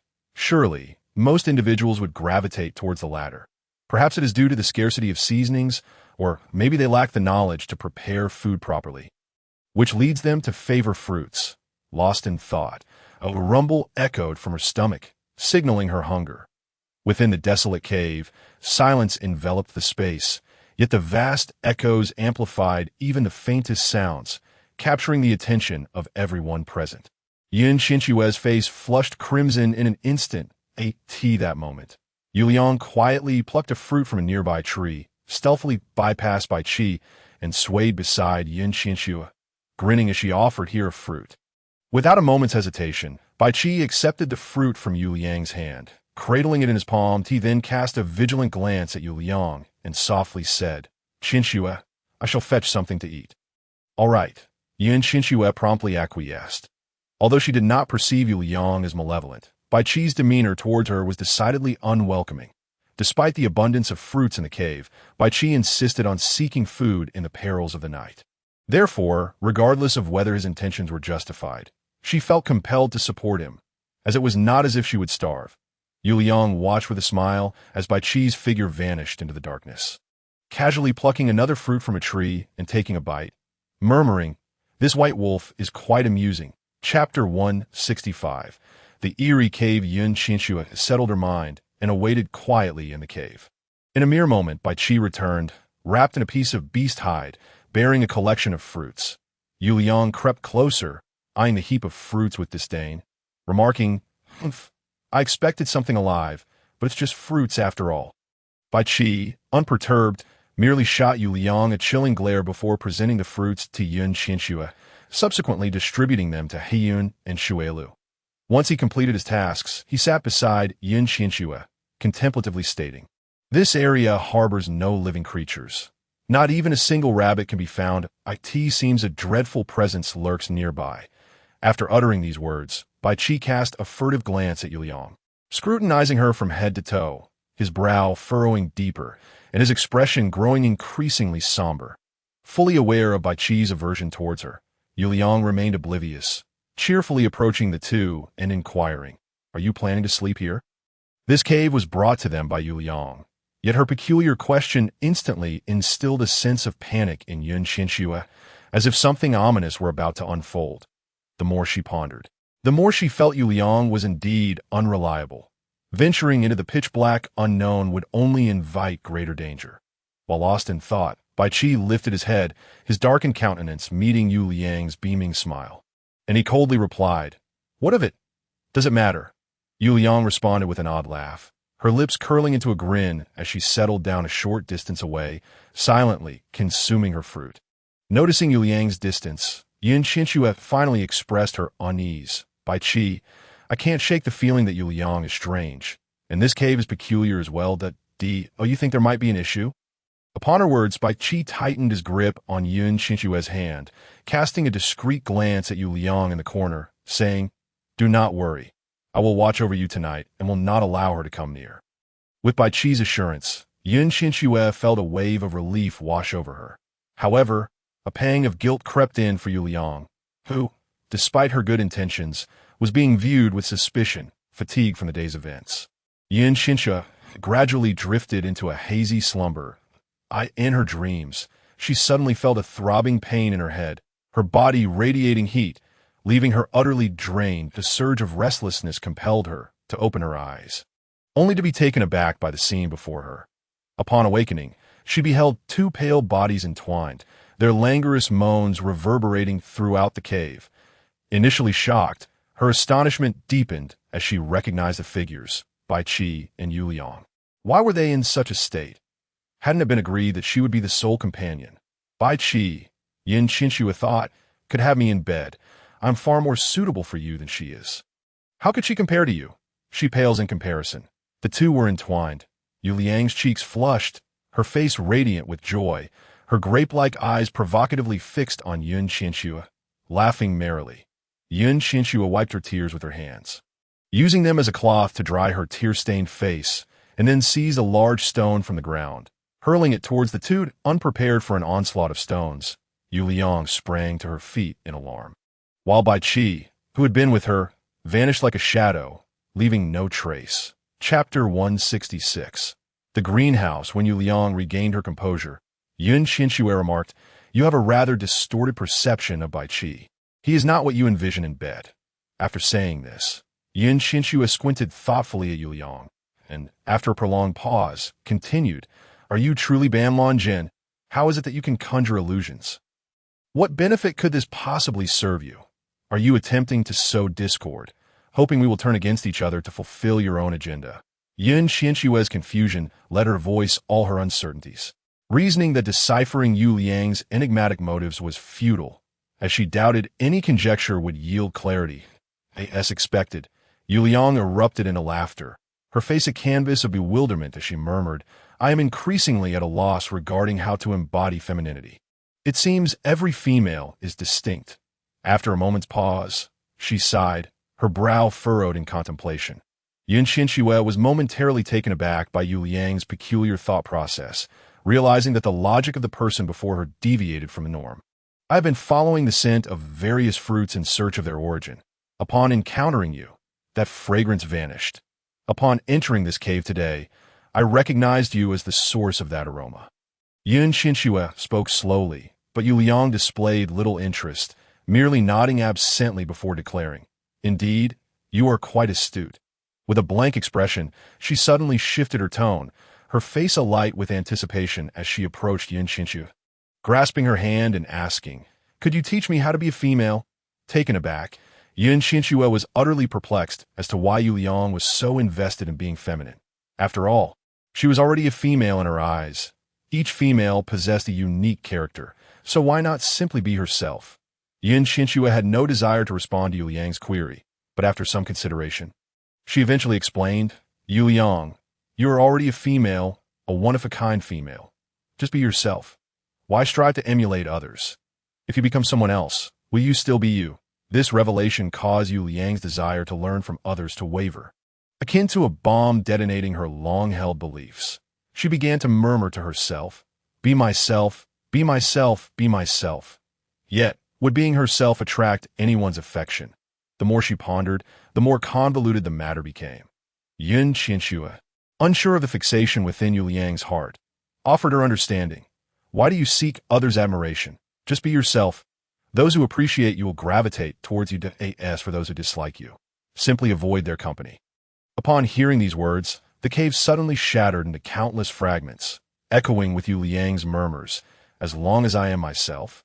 Is that enough? Am I truly a female?"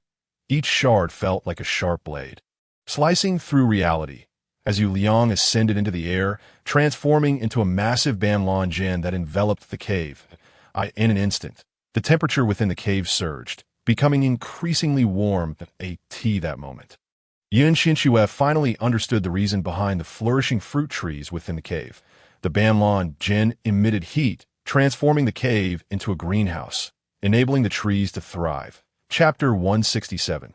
The red-clad moon. When Qianxue opened her eyes once more, she found herself comfortably reclined on Bai Qi's lap, his hand securely holding hers. Bai Qi's gaze was deep, unwavering as he scrutinized Yu Liang in the distance, his face etched with disdain, and contempt. Upon noticing Qianxue had awakened, he swiftly withdrew his gaze from Yu Liang, his expression softening as he turned to Qianxue, gently inquiring, "What troubles you?" Qianxue met Bai Qi's gaze, ultimately shaking her head. It was perhaps best to keep the sordid matter she had witnessed and the illusion involving Bai Qi and the moon to herself. Possessiveness clouded her vision, bringing tears to her eyes. Yet, in this way, she became even more convinced of Bai Qi's singularity in her heart. Bai Qi belonged to her, and she could not allow anyone else to take him away. Absolutely not. However, she resolved to place her faith in Bai Qi even more, vowing never to believe in such strange occurrences again. Suddenly, Qianxue detected an unusual scent, her entire body ablaze with heat.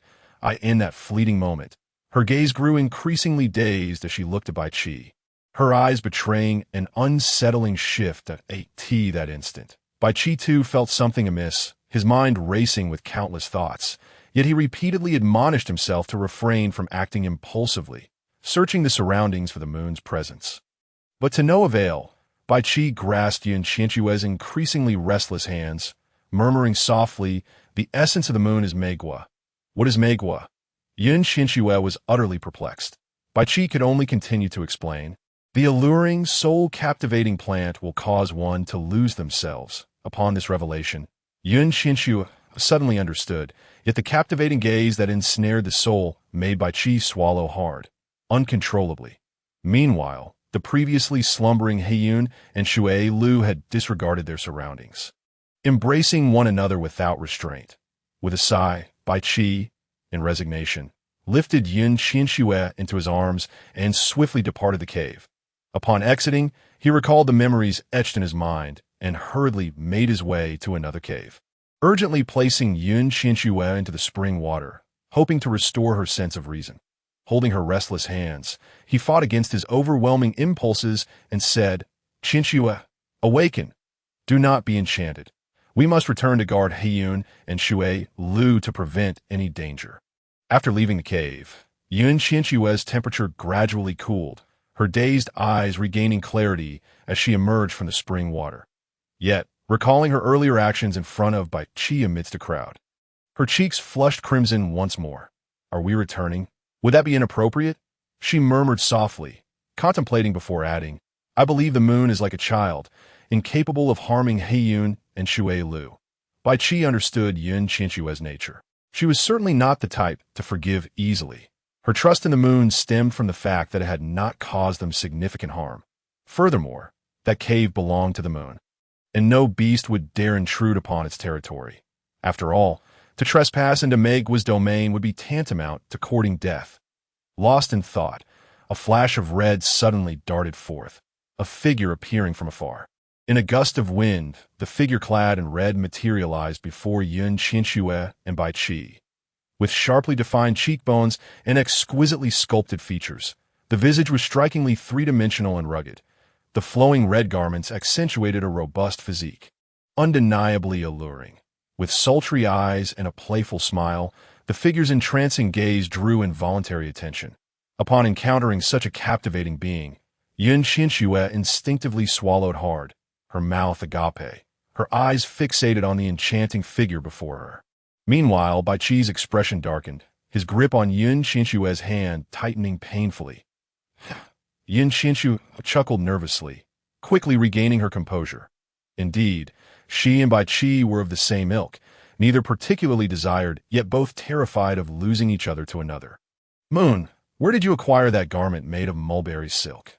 Qianxue deliberately shifted the topic, feigning nonchalance. The figure before her was undoubtedly the moon, though its features had transformed from delicate to resolute, the contours sharper yet still somewhat distinguishable. However, that aura remained unchanged. Curiosity piqued, she wondered about the origin of the attire. Logically, one would need to possess dyeing techniques to create such colors. The moon had been confined to the forbidden realm for many years. How could it possess such garments? The moon's sultry gaze shifted to one of confusion as it examined its clothes, pondering before finally responding. "Someone gifted this to me, claiming it suits me well." That moment, the moon suddenly appeared before Qianxue, swaying its face before her, exclaiming, "Qianxue, did you not notice I've transformed into a male? Huh, male. What does that mean? Qianxue raised her head, momentarily stunned. It was indeed somewhat different, but could one freely transition between genders? Once a plant person reaches maturity, they can choose to be male or female. This one is nearing adulthood, Bai Qi explained calmly, his eyes fixed on the moon with a growing sense of wariness. At that moment, Qianxue finally comprehended why Bai Qi had harbored disdain for the moon from the outset. It appeared Bai Qi had regarded the moon as a rival. Bai Qi understood that the moon could embody both genders, and rather than being averse to it, she feared the potential implications of their relationship.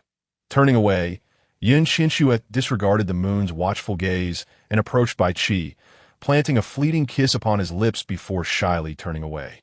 Her head bowed. Bai Qi stood in astonishment, never having anticipated that Qianxue would act so boldly in front of the moon. His heart swelled with sweetness. Perhaps his fear of loss had led him to overthink the situation. With this in mind, Bai Qi glared defiantly at the moon. Yet the moon paid him no mind, instead smiling at Qianxue and saying, "Qianxue, you allow me to be myself. I am uncertain whether I wish to be male or female, and I find myself quite confounded." Sighing, Qianxue reflected on how many had longed for the choice of gender. Yet when granted such a choice, would they too become perplexed, uncertain of their identity?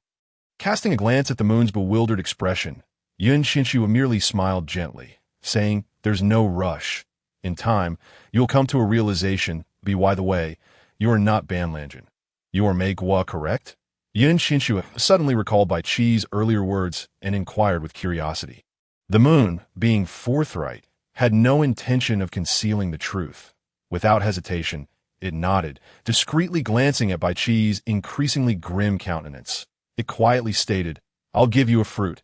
Consuming it will cause all males in the Beastman continent to become infatuated with you." At this, Bai Qi's fury ignited, veins bulging, his gaze darkening, and his demeanor becoming heavy with tension. Upon seeing the moon's triumphant expression, Bai Qi could no longer contain himself. With a swift motion, he struck the moon, sending it crashing against the cave's stone wall, where it lay prostrate. The moon, now diminished, transformed into its true form, a plant with golden leaves and fiery red fruit embedded within the stone wall of the cave. The moon raised a hand to touch its head, bewildered. Qianxue stood in shock, biting her lip, casting a sidelong glance at Bai Qi before turning away, saying, "No need. Such a delightful treasure is better kept for yourself." Bai Qi was nothing if not jealous. With only him to contend with, she found it overwhelming that if several more were to emerge, she would surely be driven to despair. The moon seemed intent on provoking Bai Qi, leaping in its true form to perch upon Qianxue's shoulder. Just as it opened its mouth to speak, Bai Qi seized the moon once more, tossing it to the ground. "Do not come near Qianxue. Keep your distance," Bai Qi growled menacingly, his expression stormy. Had they not been in the Forbidden Realm, it was likely Bai Qi would have fought the moon to a resolution. That moment, the moon radiated a shimmering light, instantly transforming into a female form, graceful and elegant, smiling as it said, "Is this more to your liking?" Bai Qi found himself at a loss for words, reluctant to continue the futile conversation with the moon. He perceived that the moon had utterly failed to grasp his intentions. However, he deemed it inappropriate to linger on this matter. It would be far better to return to Heiyun. With this thought in mind, Bai Qi disregarded the moon and swiftly scooped up Qianxue, making his way toward the cave where the moon resided. Upon arriving at the cave's entrance, he gently set Qianxue down. His keen sense of smell still detected the alluring fragrance of the charmed fruit emanating from within the cave. At this juncture, it was prudent not to venture inside. It seemed wise to wait a while longer. Yet, the changes within his body had not yet subsided, and he began to feel the intoxicating aroma of Qianxue beside him, stirring an urge to take a bite and consume her essence. Bai Qi forcefully quelled his burgeoning desires, fixating his gaze on the ground, striving to avoid looking at Qianxue, instinctively distancing himself from her. Before long, the moon arrived, observing Bai Qi's timid demeanor and his evident reluctance to approach Qianxue. A quick sniff confirmed that the enticing scent of the charmed fruit had not entirely dissipated. The white wolf, with its acute senses, displayed an expression that conveyed its heightened awareness. Suddenly, the moon resolved to give Bai Qi a taste of his own medicine. Recalling the incident where he had thrust her into the stone wall, with a cunning glint, the moon stealthily inched closer to Qianxue, deliberately encroaching upon her space while casting furtive glances at Bai Qi. The moment Bai Qi caught sight of this, he strode over purposefully, intending to shield Qianxue behind him. However, upon making contact with her, his hand recoiled as if struck by electricity, and the reactions within him intensified. The moon beamed with a triumphant smile, fully aware that she was provoking him for her amusement. Noticing Bai Qi's suddenly flushed face, Qianxue, puzzled, reached out to touch his forehead, oblivious to the peril this posed for him in that moment. Fortunately, just then, the aroma of the charm fruit within the cave began to fade, eventually vanishing entirely, allowing Bai Qi to breathe a sigh of relief. He took Qianxue's hand, shook his head, and reassured her. "I am fine, do not worry." Guarding the cave entrance, the following morning, He Yun and Shui Lu emerged from within. Shui Lu appeared vibrant and rosy, exuding an adorable charm, while He Yun offered an awkward smile to the gathered company, which was met with mutual understanding. Chapter 170. Discovery of rice. Having left the cave, Qianxue wandered aimlessly, for since the moment she had encountered the moon, the wolf shadow had vanished without a trace. She had entered this place because of the wolf shadow, and more so due to the heart-wrenching pain she felt. Yet, upon entering the forbidden land, the wolf shadow disappeared, and the pain had not resurfaced. Reflecting on this, Qianxue considered leaving. However, the thought of the moon's assertion that she could not depart lingered in her mind, along with her promise to take the moon away. With this in mind, Qianxue promptly raised her gaze and inquired, "Moon, what is it that binds you to this place?" Upon hearing her question, a flicker of hope shone in the moon's eyes, and she gazed at Qianxue with surprise. But her expression soon turned grave. After much internal conflict, the moon finally sighed and revealed, ahead lies a sacrificial altar that prevents the entities within the forbidden land from leaving. A sacrificial altar? What is it? Suddenly, Qianxue's heart raced intensely, as if she felt a calling from that very place. "Let us go and see," Qianxue exclaimed eagerly, her face alight with anticipation. The moon nodded and led the group forward. Along the way, Qianxue joyfully discovered that this place was indeed a treasure trove. Endless fields of golden rice stretched before her, untouched by human hands. Overcome with excitement, Qianxue dashed into the expanse, running for what felt like an eternity without encountering the end of the rice paddies. The wild rice flourished magnificently, a testament to the fertile soil, and it was evident that no creatures feasted upon it. Observing this bounty brought Qianxue immense joy. With such rice, no woman would perish in the winter. She contemplated gathering the entire harvest, but upon glancing at the four individuals who exchanged bewildered looks, she quickly realized they had likely never seen rice before and were unaware of the meaning of sustenance. Yet, what puzzled Qianxue was that Shui Lu, who hailed from the outside world, also appeared ignorant of rice. This seemed rather implausible to that moment. The four approached, and the moon, noticing Qianxue's beaming delight as she regarded the rice as a treasure, pouted and remarked, "That stuff is inedible. I would rather starve than consume it." Qianxue wanted to roll her eyes in disbelief. The moon's disdainful expression made it clear she would never touch rice, that it was likely that the moon either roasted the rice over a fire or swallowed it whole. "How do you eat it?" Qianxue asked, genuinely curious about the moon's method of food preparation. "I swallow it whole," came the moon's nonchalant reply. Upon hearing this, Qianxue felt an overwhelming urge to roll her eyes. Indeed, she had expected nothing less than raw consumption. How could one even consider eating it this way? Surely, the moon's rugged nature allowed her to do so, but any other female might choke, clutching a stalk of rice. Qianxue beamed with happiness and declared, "Once we leave this place, I will invite you to my home with Bai Qi for a meal. The cooked food is absolutely delectable, and just a small portion can fill you up." Pausing for a moment, her face radiated anticipation for the future as she continued with a smile. "With this, no female shall perish in the winter." To her words, Bai Qi was taken aback, his attitude toward the rice shifting to one of newfound seriousness. Could this peculiar substance truly sustain females? Had it not been for Qianxue's earnestness, he would have found it hard to believe. Chapter 171. A variety of foods, noticing the disbelief etched on everyone's faces. An overwhelming desire to prove herself surged within Qianxue. She turned resolutely to Shui Lu and asked, "Shui Lu, have you ever eaten rice?" The moment the word rice escaped her lips, Shui Lu's eyes widened with understanding. An excitement danced in his gaze as he eagerly asked, "Is this truly rice?" Indeed, conversing with someone who understood the value of such things was far more delightful.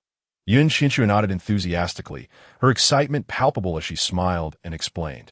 Processed, it becomes rice that in the Phoenix tribe. Rice was an immensely precious commodity, a privilege reserved for priests. There was a time when a priest bestowed some upon me. The flavor is unforgettable, Shui Lu reminisced. Scarcity rendered it precious. Cultivating rice was no simple feat, resulting in a yield that was unattainable for the common folk.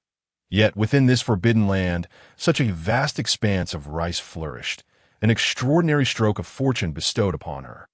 Qianxue longed to carry away this abundant harvest, but she realized that the pressing matters at hand were not merely the rice, but rather how to help the moon escape this place and locate the elusive wolf shadow. After some reflection, she decided to let it be. After all, the rice would remain here, and one day, she would be able to savor its delights. Ultimately, Qianxue turned back, casting lingering glances at the rice fields as she rejoined the group. Letting out a sigh, Bai Qi, sensing her melancholy, whispered words of comfort, "We will surely return." Qianxue lifted her head with renewed happiness, nodding vigorously. Indeed, Bai Qi understood her sentiments best, and in that instant, a radiant smile spread across her face. As they continued on their journey, Qianxue found herself at a loss for words to describe the wonders of the Forbidden Land. Filled with a it was undeniable that the Forbidden Land was a treasure trove, though its riches promised sustenance and survival. Once again, they encountered a vast expanse of land, this time adorned with flourishing fruit trees, stretching endlessly as far as the eye could see. The fruits, which the females in the tribes cherished as treasures, hung from every tree as if they were freely given. Overwhelmed with astonishment, Qianxue wasted no time. She dashed forward, eager to explore. After what felt like an eternity of running, she finally emerged from the orchard. Upon spotting an array of seasonal vegetables lining the paths, she found herself utterly speechless. If one were to build a home here, mere existence could be sustained without labor. What kind of treasure trove was this? Qianxue laughed joyfully, running and smiling, eager to discover if the end of the vegetable patch held yet more edible delights. The end of the vegetable patch. Qianxue halted in her tracks, and upon raising her gaze, she was filled with astonishment. The magnificent stone staircase loomed before her, each tier intricately carved with wolves of various forms, as though they were imprinted upon the steps. Vividly lifelike, the pinnacle of the staircase lay a colossal stone lotus, within which rested a dark object that resembled wood. Suddenly, the mournful howls of wolves echoed from afar, piercing Qianxue's heart with a sharp pang of trepidation. Chapter 172. The howl of wolves. Amidst the cacophony of wolf howls, there emerged a peculiar voice, repetitively uttering, "Come up, come up, come up." Ensnared by this unexpected call, Qianxue gazed at the seemingly suspended stairs, yearning to ascend step by step. That moment, a hand seized her firmly from behind. Turning her head, she found it was Bai Qi, who wore an expression of urgent concern. "Qianxue, this place is most strange. Are you all right?" he inquired. With a sigh, Qianxue surveyed her surroundings, clutching her chest as she asked, "Bai Qi, do you hear the howls and the mournful cries?" "No," Bai Qi replied, exhaling deeply, his brow furrowed with worry. From a moment they entered this realm, he had sensed something was amiss. The silence was profound, yet the whispers of the wind were unmistakable. Gradually, Qianxue's once rosy complexion faded to a pallid hue, as if she were burdened by an unseen weight. Thus, without hesitation, Bai Qi grasped Qianxue's arm, resolutely preventing her from advancing towards the sacrificial altar. His singular thought was that this eerie place should not be traversed by her. He was determined to protect his beloved companion, but a faint smile graced Qianxue's wan face, and in that instant, the bond mark on their hands blazed with a crimson glow, seeping like blood into their skin. Suddenly, a shadowy wolf figure emerged from an unknown source, swiftly declaring, "Destroy that coffin." Coffin? Upon hearing this, Qianxue immediately deduced that the wooden object nestled within the stone lotus was indeed a coffin. "Qianxue, stay here while I investigate," Bai Qi commanded. Yet before the wolf figure could intervene, an unseen force repelled Bai Qi as he attempted to ascend the staircase, forcefully pinning him to the ground in an instant. Blood gushed from his mouth. "Bai Qi, are you all right?" Qianxue cried, rushing to his side to support him. Bai Qi shook his head, struggling to rise. Transforming into his wolf form, he attempted to approach the coffin. However, with just a single step, he was met with an overwhelming pressure emanating from the coffin, akin to a demonic resonance that threatened to shatter his skull. Enduring the agony, his wolf claws reached for the coffin. But suddenly, a swarm of bizarre insects erupted from within, leaving his hand a mangled mess. Once more, an inexplicable force hurled him back to the ground. Despite the setbacks, Bai Qi refused to relent, just as he was about to rise again. The wolf figure floated over, warning, this place was deliberately set up for the wolf clan. The stronger the wolf, the more they will be suppressed here. Do not venture forth to your doom. Meanwhile, Shui, Lu, and He Yin also sensed the oppressive aura of the forbidden area. Yet Shui Lu remained undeterred, transforming into a phoenix and attempting to soar above with He Yun in tow. Unexpectedly, a multitude of colossal beasts materialized in the sky, targeting Shui Lu's wings, though Shui Lu initially held her ground. A sudden force bore down upon her, pressing her deeply into the earth. The moon, ever the onlooker, mockingly observed the chaos, taunting, "Whoever dares approach that lotus platform will be met with an array of assaults," leading to their demise. Chapter 173. The colorful radiance. The wolf figure nodded, exhaling a sigh of despair. What she says is indeed true.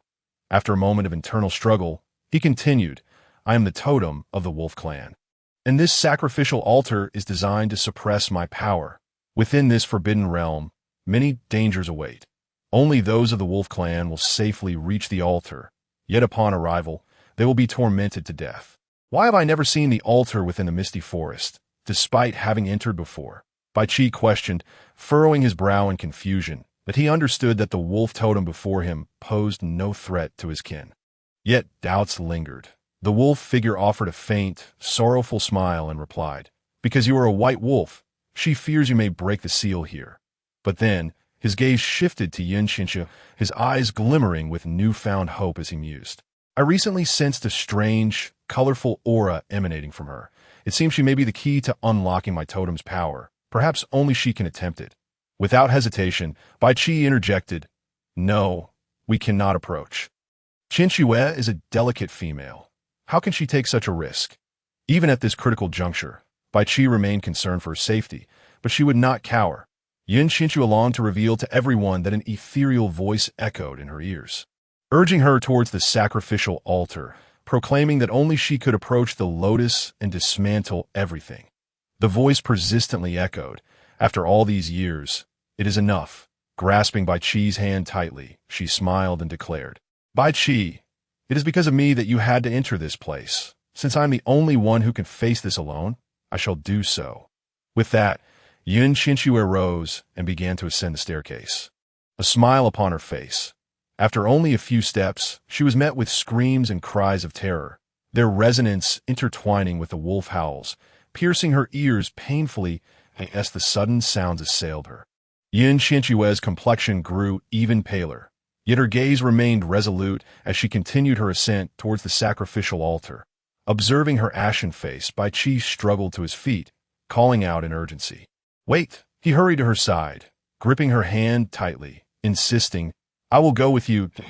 That moment, the cloud-like mark imprinted on Bai Qi's hand suddenly radiated with a dazzling spectrum of colors. Simultaneously, the colorful petals at the center of Qianxue's brow responded in kind, illuminating the space around them.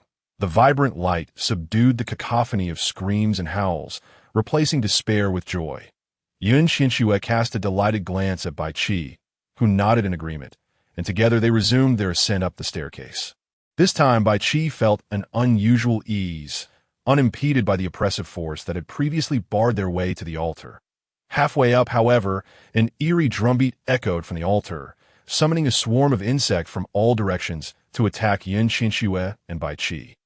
In that moment, the formidable force that had previously dissipated returned with a vengeance, creating a barrier that sought to thwart their advance. Chapter 174.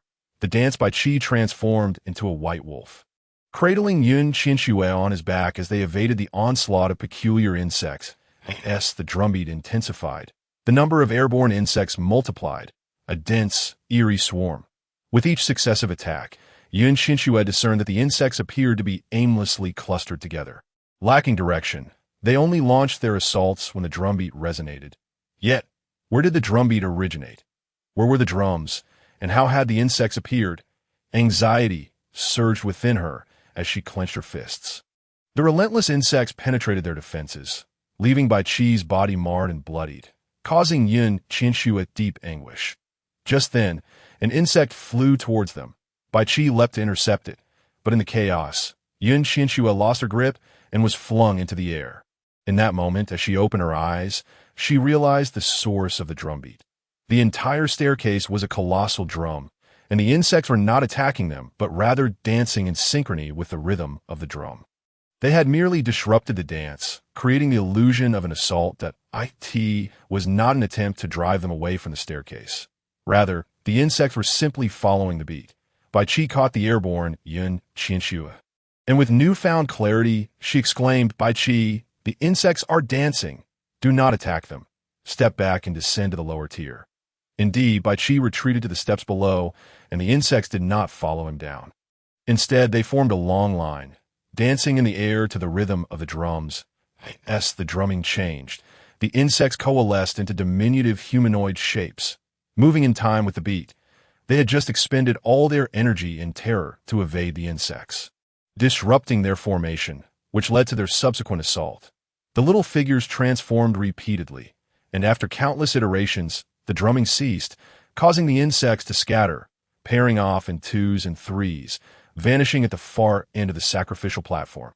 Leaving no trace behind, the dance continued, echoing the movements of the insect-formed little people upon the altar. Yun Qianxue pondered for a moment and resolved to give it a try. "I will dance." Bai Qi, without a second thought, replied directly, but as he prepared to step back up, Yun Qianxue immediately grasped his arm. After being bitten by the insects, Bai Qi's wounds began to ooze blood and pus. Although his regenerative abilities were formidable, it was indeed a sight to evoke sympathy. Since she now understood the insect's intentions and could clearly recall the dance steps, it was undoubtedly better for her to perform. With that thought, Yun Qianxue smiled at Bai Qi and said, "I remember every step. Trust me." The confidence that flickered in her eyes momentarily stunned Bai Qi. When he regained his composure, Yun Qianxue had already ascended to the step where the drums had previously sounded. In an instant, the drums beat once more, and the steps demonstrated by the insects replayed vividly in her mind as she began to dance. As she continued, the insects that had departed reappeared, causing Bai Qi's heart to race. Just as he contemplated intervening, he recalled Yun Qianxue's words and restrained himself. He needed to trust her judgment while remaining prepared to whisk her away at a moment's notice. At that moment, a surprising scene unfolded. The insects did not attack Yun Qianxue, but instead joined her in a synchronized dance, encircling her gracefully. Chapter 175. The Insects and the Gourd when the drumming ceased. The insects formed a large circle and gradually returned to the sacrificial platform, collectively lifting a gourd and producing a buzzing sound before Yun Qianxue. At this point, she felt no fear of the insects, only a hint of confusion. What could they possibly want with a gourd? After a moment's thought, she extended her hand, and indeed, the insects worked together to place the gourd into her palm before adorably entering it. Cradling the gourd, Yun Qianxue felt a slight sense of reassurance, though she could not comprehend why this gourd seemed to serve as a prison for the insects. Yet, if these insects had achieved freedom, why would they hand the gourd over to her? Unable to fathom their reasoning, she opened the gourd, and in an instant, a swarm of insects erupted from it, buzzing loudly. the multitude of insects hovered in the air, appearing almost sentient as they awaited her. Qianxue had a peculiar feeling that these insects possessed intelligence. They were not mere insects. With this thought in mind, she questioned the swarm. "Can you understand my words?" After a brief pause, she continued, "If you can comprehend, then fly to the center of my palm." Upon finishing, she opened her hand, awaiting their response. One insect, the leader, darted over with a swift motion, settling quietly in the center of her palm. After all this time, it seemed that the insects had indeed developed a degree of sentience and could understand her speech. Qianxue was astonished but also realized that wolves and tigers could transform into humans. So why not insects? However, could insects truly become human? Never mind, such ponderings were not her immediate concern. "Are you here to protect this sacrificial platform?" Qianxue inquired, but the insects flew about, darting hither and thither, and she could not decipher their responses, which seemed to perplex them greatly. At that moment, the colorful petals at her brow shimmered with vibrant hues. Bathed in this multicolored light, the insects returned to her palm.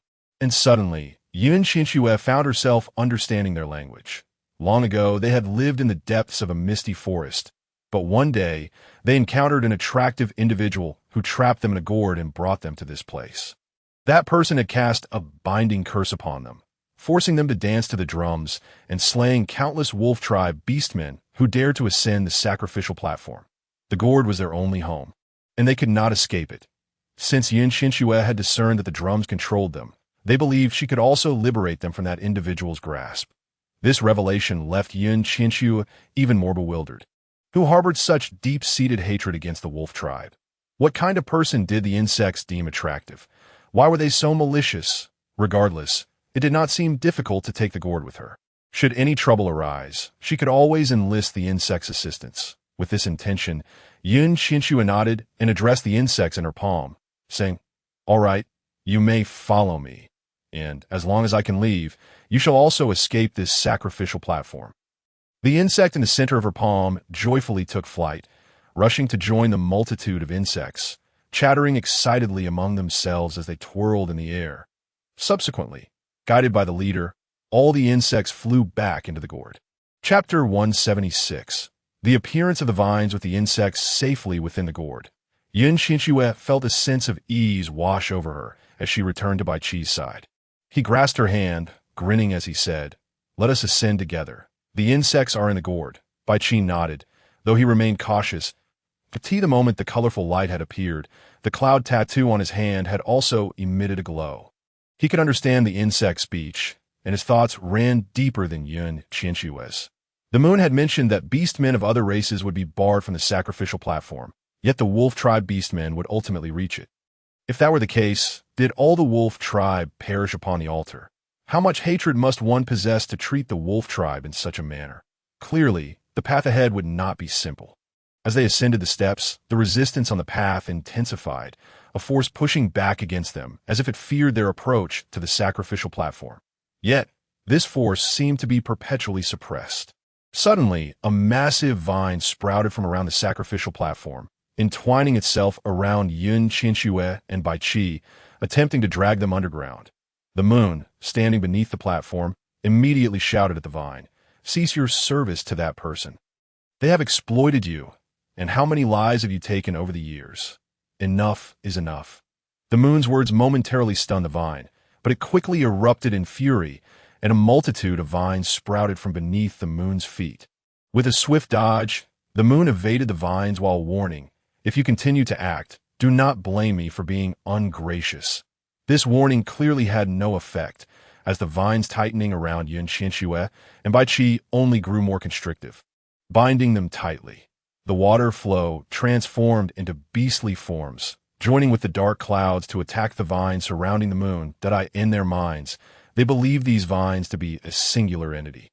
By subduing the vines in one area, the others would naturally release Qianxue and Bai Qi. In a fit of rage, Bai Qi tore through the vines with his beastly claws, freeing himself and immediately grasping a massive vine, yanking it from the ground. The intertwined vines continued to stretch, and as he pulled, more and more emerged. Some withered while others thrived, their green leaves fluttering in the wind. A green branch shot out from the vine, wrapping tightly around Qianxue's neck, causing her face to flush and a sensation of suffocation to loom over her. Just then, Qianxue emerged from nowhere, severing the green branch with its claws and rescuing Qianxue from the vine's grasp. "Stop! Only she can lift the curse that has plagued you for generations." Qianxue suddenly spoke, startling Qianxue, who had just regained her senses after being rescued, initially caught in the suffocating grip of the vines. She now stood in shock, her mouth agape, staring at Qianxue in disbelief. Her pet rabbit, Qianxue, had just spoken human words. Was this a symptom of her oxygen deprivation, causing her brain to malfunction? Still lost in thought, Bai Qi gently lifted her, his gaze fixating on the dark mark marring her snow-white neck. His teeth clenched in anger, a fierce desire to obliterate the vines coursed through him. Clenching his fists, he was poised to act when Qianxue interposed himself, standing before Bai Qi and imploring Bai Qi, "Do not be enraged. He too is a victim of circumstance, bound to this altar by a promise and a curse." Bai Qi gritted his teeth, trying to calm himself. Before he could respond, Qianxue, a look of bewilderment on her face, inquired, "Qianxue, is that you? The rabbit I raised?" Chapter 177. Brown Vines. Upon hearing Qianxue's words, Qianxue was struck with sudden realization, his eyes narrowing as he turned away, a hint of panic creeping in. This is bad, I've been exposed," he thought, forcing an awkward smile, utterly flustered in that moment. Ultimately, he managed a sheepish grin while stealing glances at Qianxue. Observing her shocked expression, he sighed, feeling a twinge of embarrassment, and earnestly nodded, saying, "Actually, I can speak." "Indeed, talking rabbit?" This notion prompted Qianxue to ponder whether Qianxue might be a rabbit beast man. Though he had no fondness for grass, the sense of discontent washed over her, feeling inexplicably deceived. Yet, she quickly reminded herself that without Qianxue's intervention, her life would have been forfeit. Ultimately, it was Qianxue who had saved her. This realization eased her heart slightly, her expression becoming a touch more serene. But wait, did Qianxue recognize those terrifying vines? What did his earlier words imply? As she contemplated this, the vines stealthily scrutinized the group. Their arrival had shattered the tranquility of this place, and any attempts to negotiate would only lead to death. With this thought, the vines unleashed all their tendrils, filling the air with a cacophony of bizarre, piercing screams. The shrill cries echoed incessantly, and Qianxue's face momentarily adopted a human-like expression of shock. He had not anticipated that his words would fail to sway the vines. They were evidently preparing to unleash their full fury upon them. In an instant, the vines erupted into action, countless brown tendrils springing forth, sharp thorns poised to ensnare them all. The earlier vines had been harmless, but now their barbs were fully manifested. It appeared that Qianxue's negotiations had failed to sway the vines. Meanwhile, Bai Qi reacted swiftly, leaping into action to scoop up Qianxue and leap aside. The sinister vines emerged from every crevice of the steps, attempting to ensnare everyone on the altar, seeking to bind them tightly to their grasp. No matter where Bai Qi jumped, the vines were relentless, deploying their branches in an effort to capture the two. Yet, regardless of the speed and multitude of the vines, Bai Qi's agility surpassed them, deftly evading their grasp and thwarting their plans. Though fear and dread coursed through her, Qianxue scrutinized the altar closely. If the insects could be controlled, then perhaps the vines were also under some form of control. But what governed the vines if the drums controlled the insects? Bai Qi maneuvered swiftly, ensuring that no harm befell Qianxue. But carrying her slowed his pace considerably. She understood that this was a battle of attrition. If Bai Qi continued to bear her away, exhaustion would inevitably take its toll, and none would escape this place. All would become sacrifices upon the altar.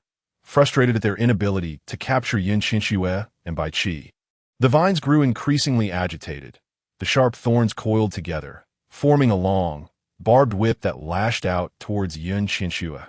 Chapter 178. Tender green sprouts nearby, Qianxue had just extricated himself from the vines. Upon witnessing the impending attack on Qianxue, he leaped into action, using his palm to intercept the whip meant for her. Relieved, Qianxue exhaled, only to notice a vivid green hue clinging to the otherwise brown vines. This splash of color was so striking that it was impossible to overlook. Despite the furious assault of the vines, the green hue had never come into contact with them.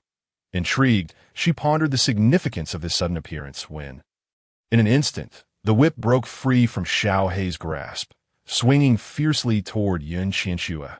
Caught off guard, she instinctively raised her hand to catch the whip, gripping it tightly to her astonishment, rather than injuring herself. She found herself able to hold the whip firmly in her grasp. Dumbfounded, she widened her eyes in disbelief. She had never been able to lift even 20 pounds of rice before. When had she become so powerful? Able to tear the vines apart with her bare hands?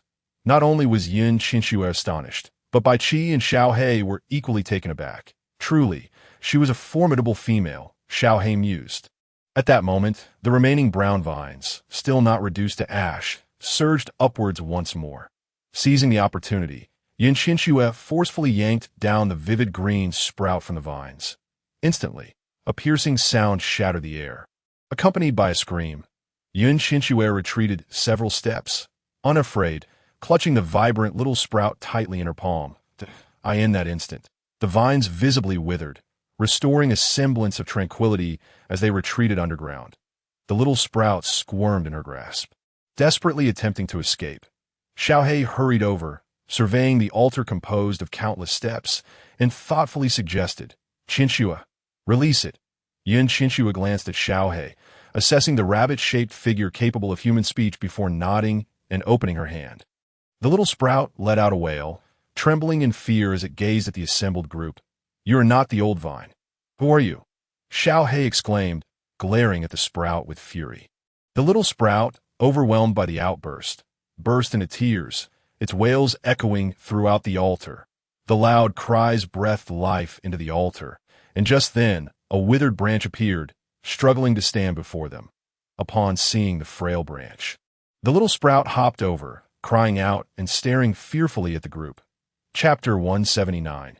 Green branches. The withered branch emitted a low, peculiar sound, prompting the little sprout to cease its crying and timidly stay close to the branch. "We meet again," the withered branch spoke slowly to A.T. that moment. Xiaohe nodded, his demeanor growing somber. "Your agreement with that person was to take form, was it not? Yet it seems she only granted you the ability to speak, not to transform." Upon hearing this, the withered branch drooped its limbs, sighing heavily as it surveyed those around it. After a long pause, it finally spoke. "The transformation of a plant into a sentient being is no simple feat. It requires the favor of the heavens. To gain sentience is already a divine blessing." As he spoke, casting a glance at the moon beside him, that individual was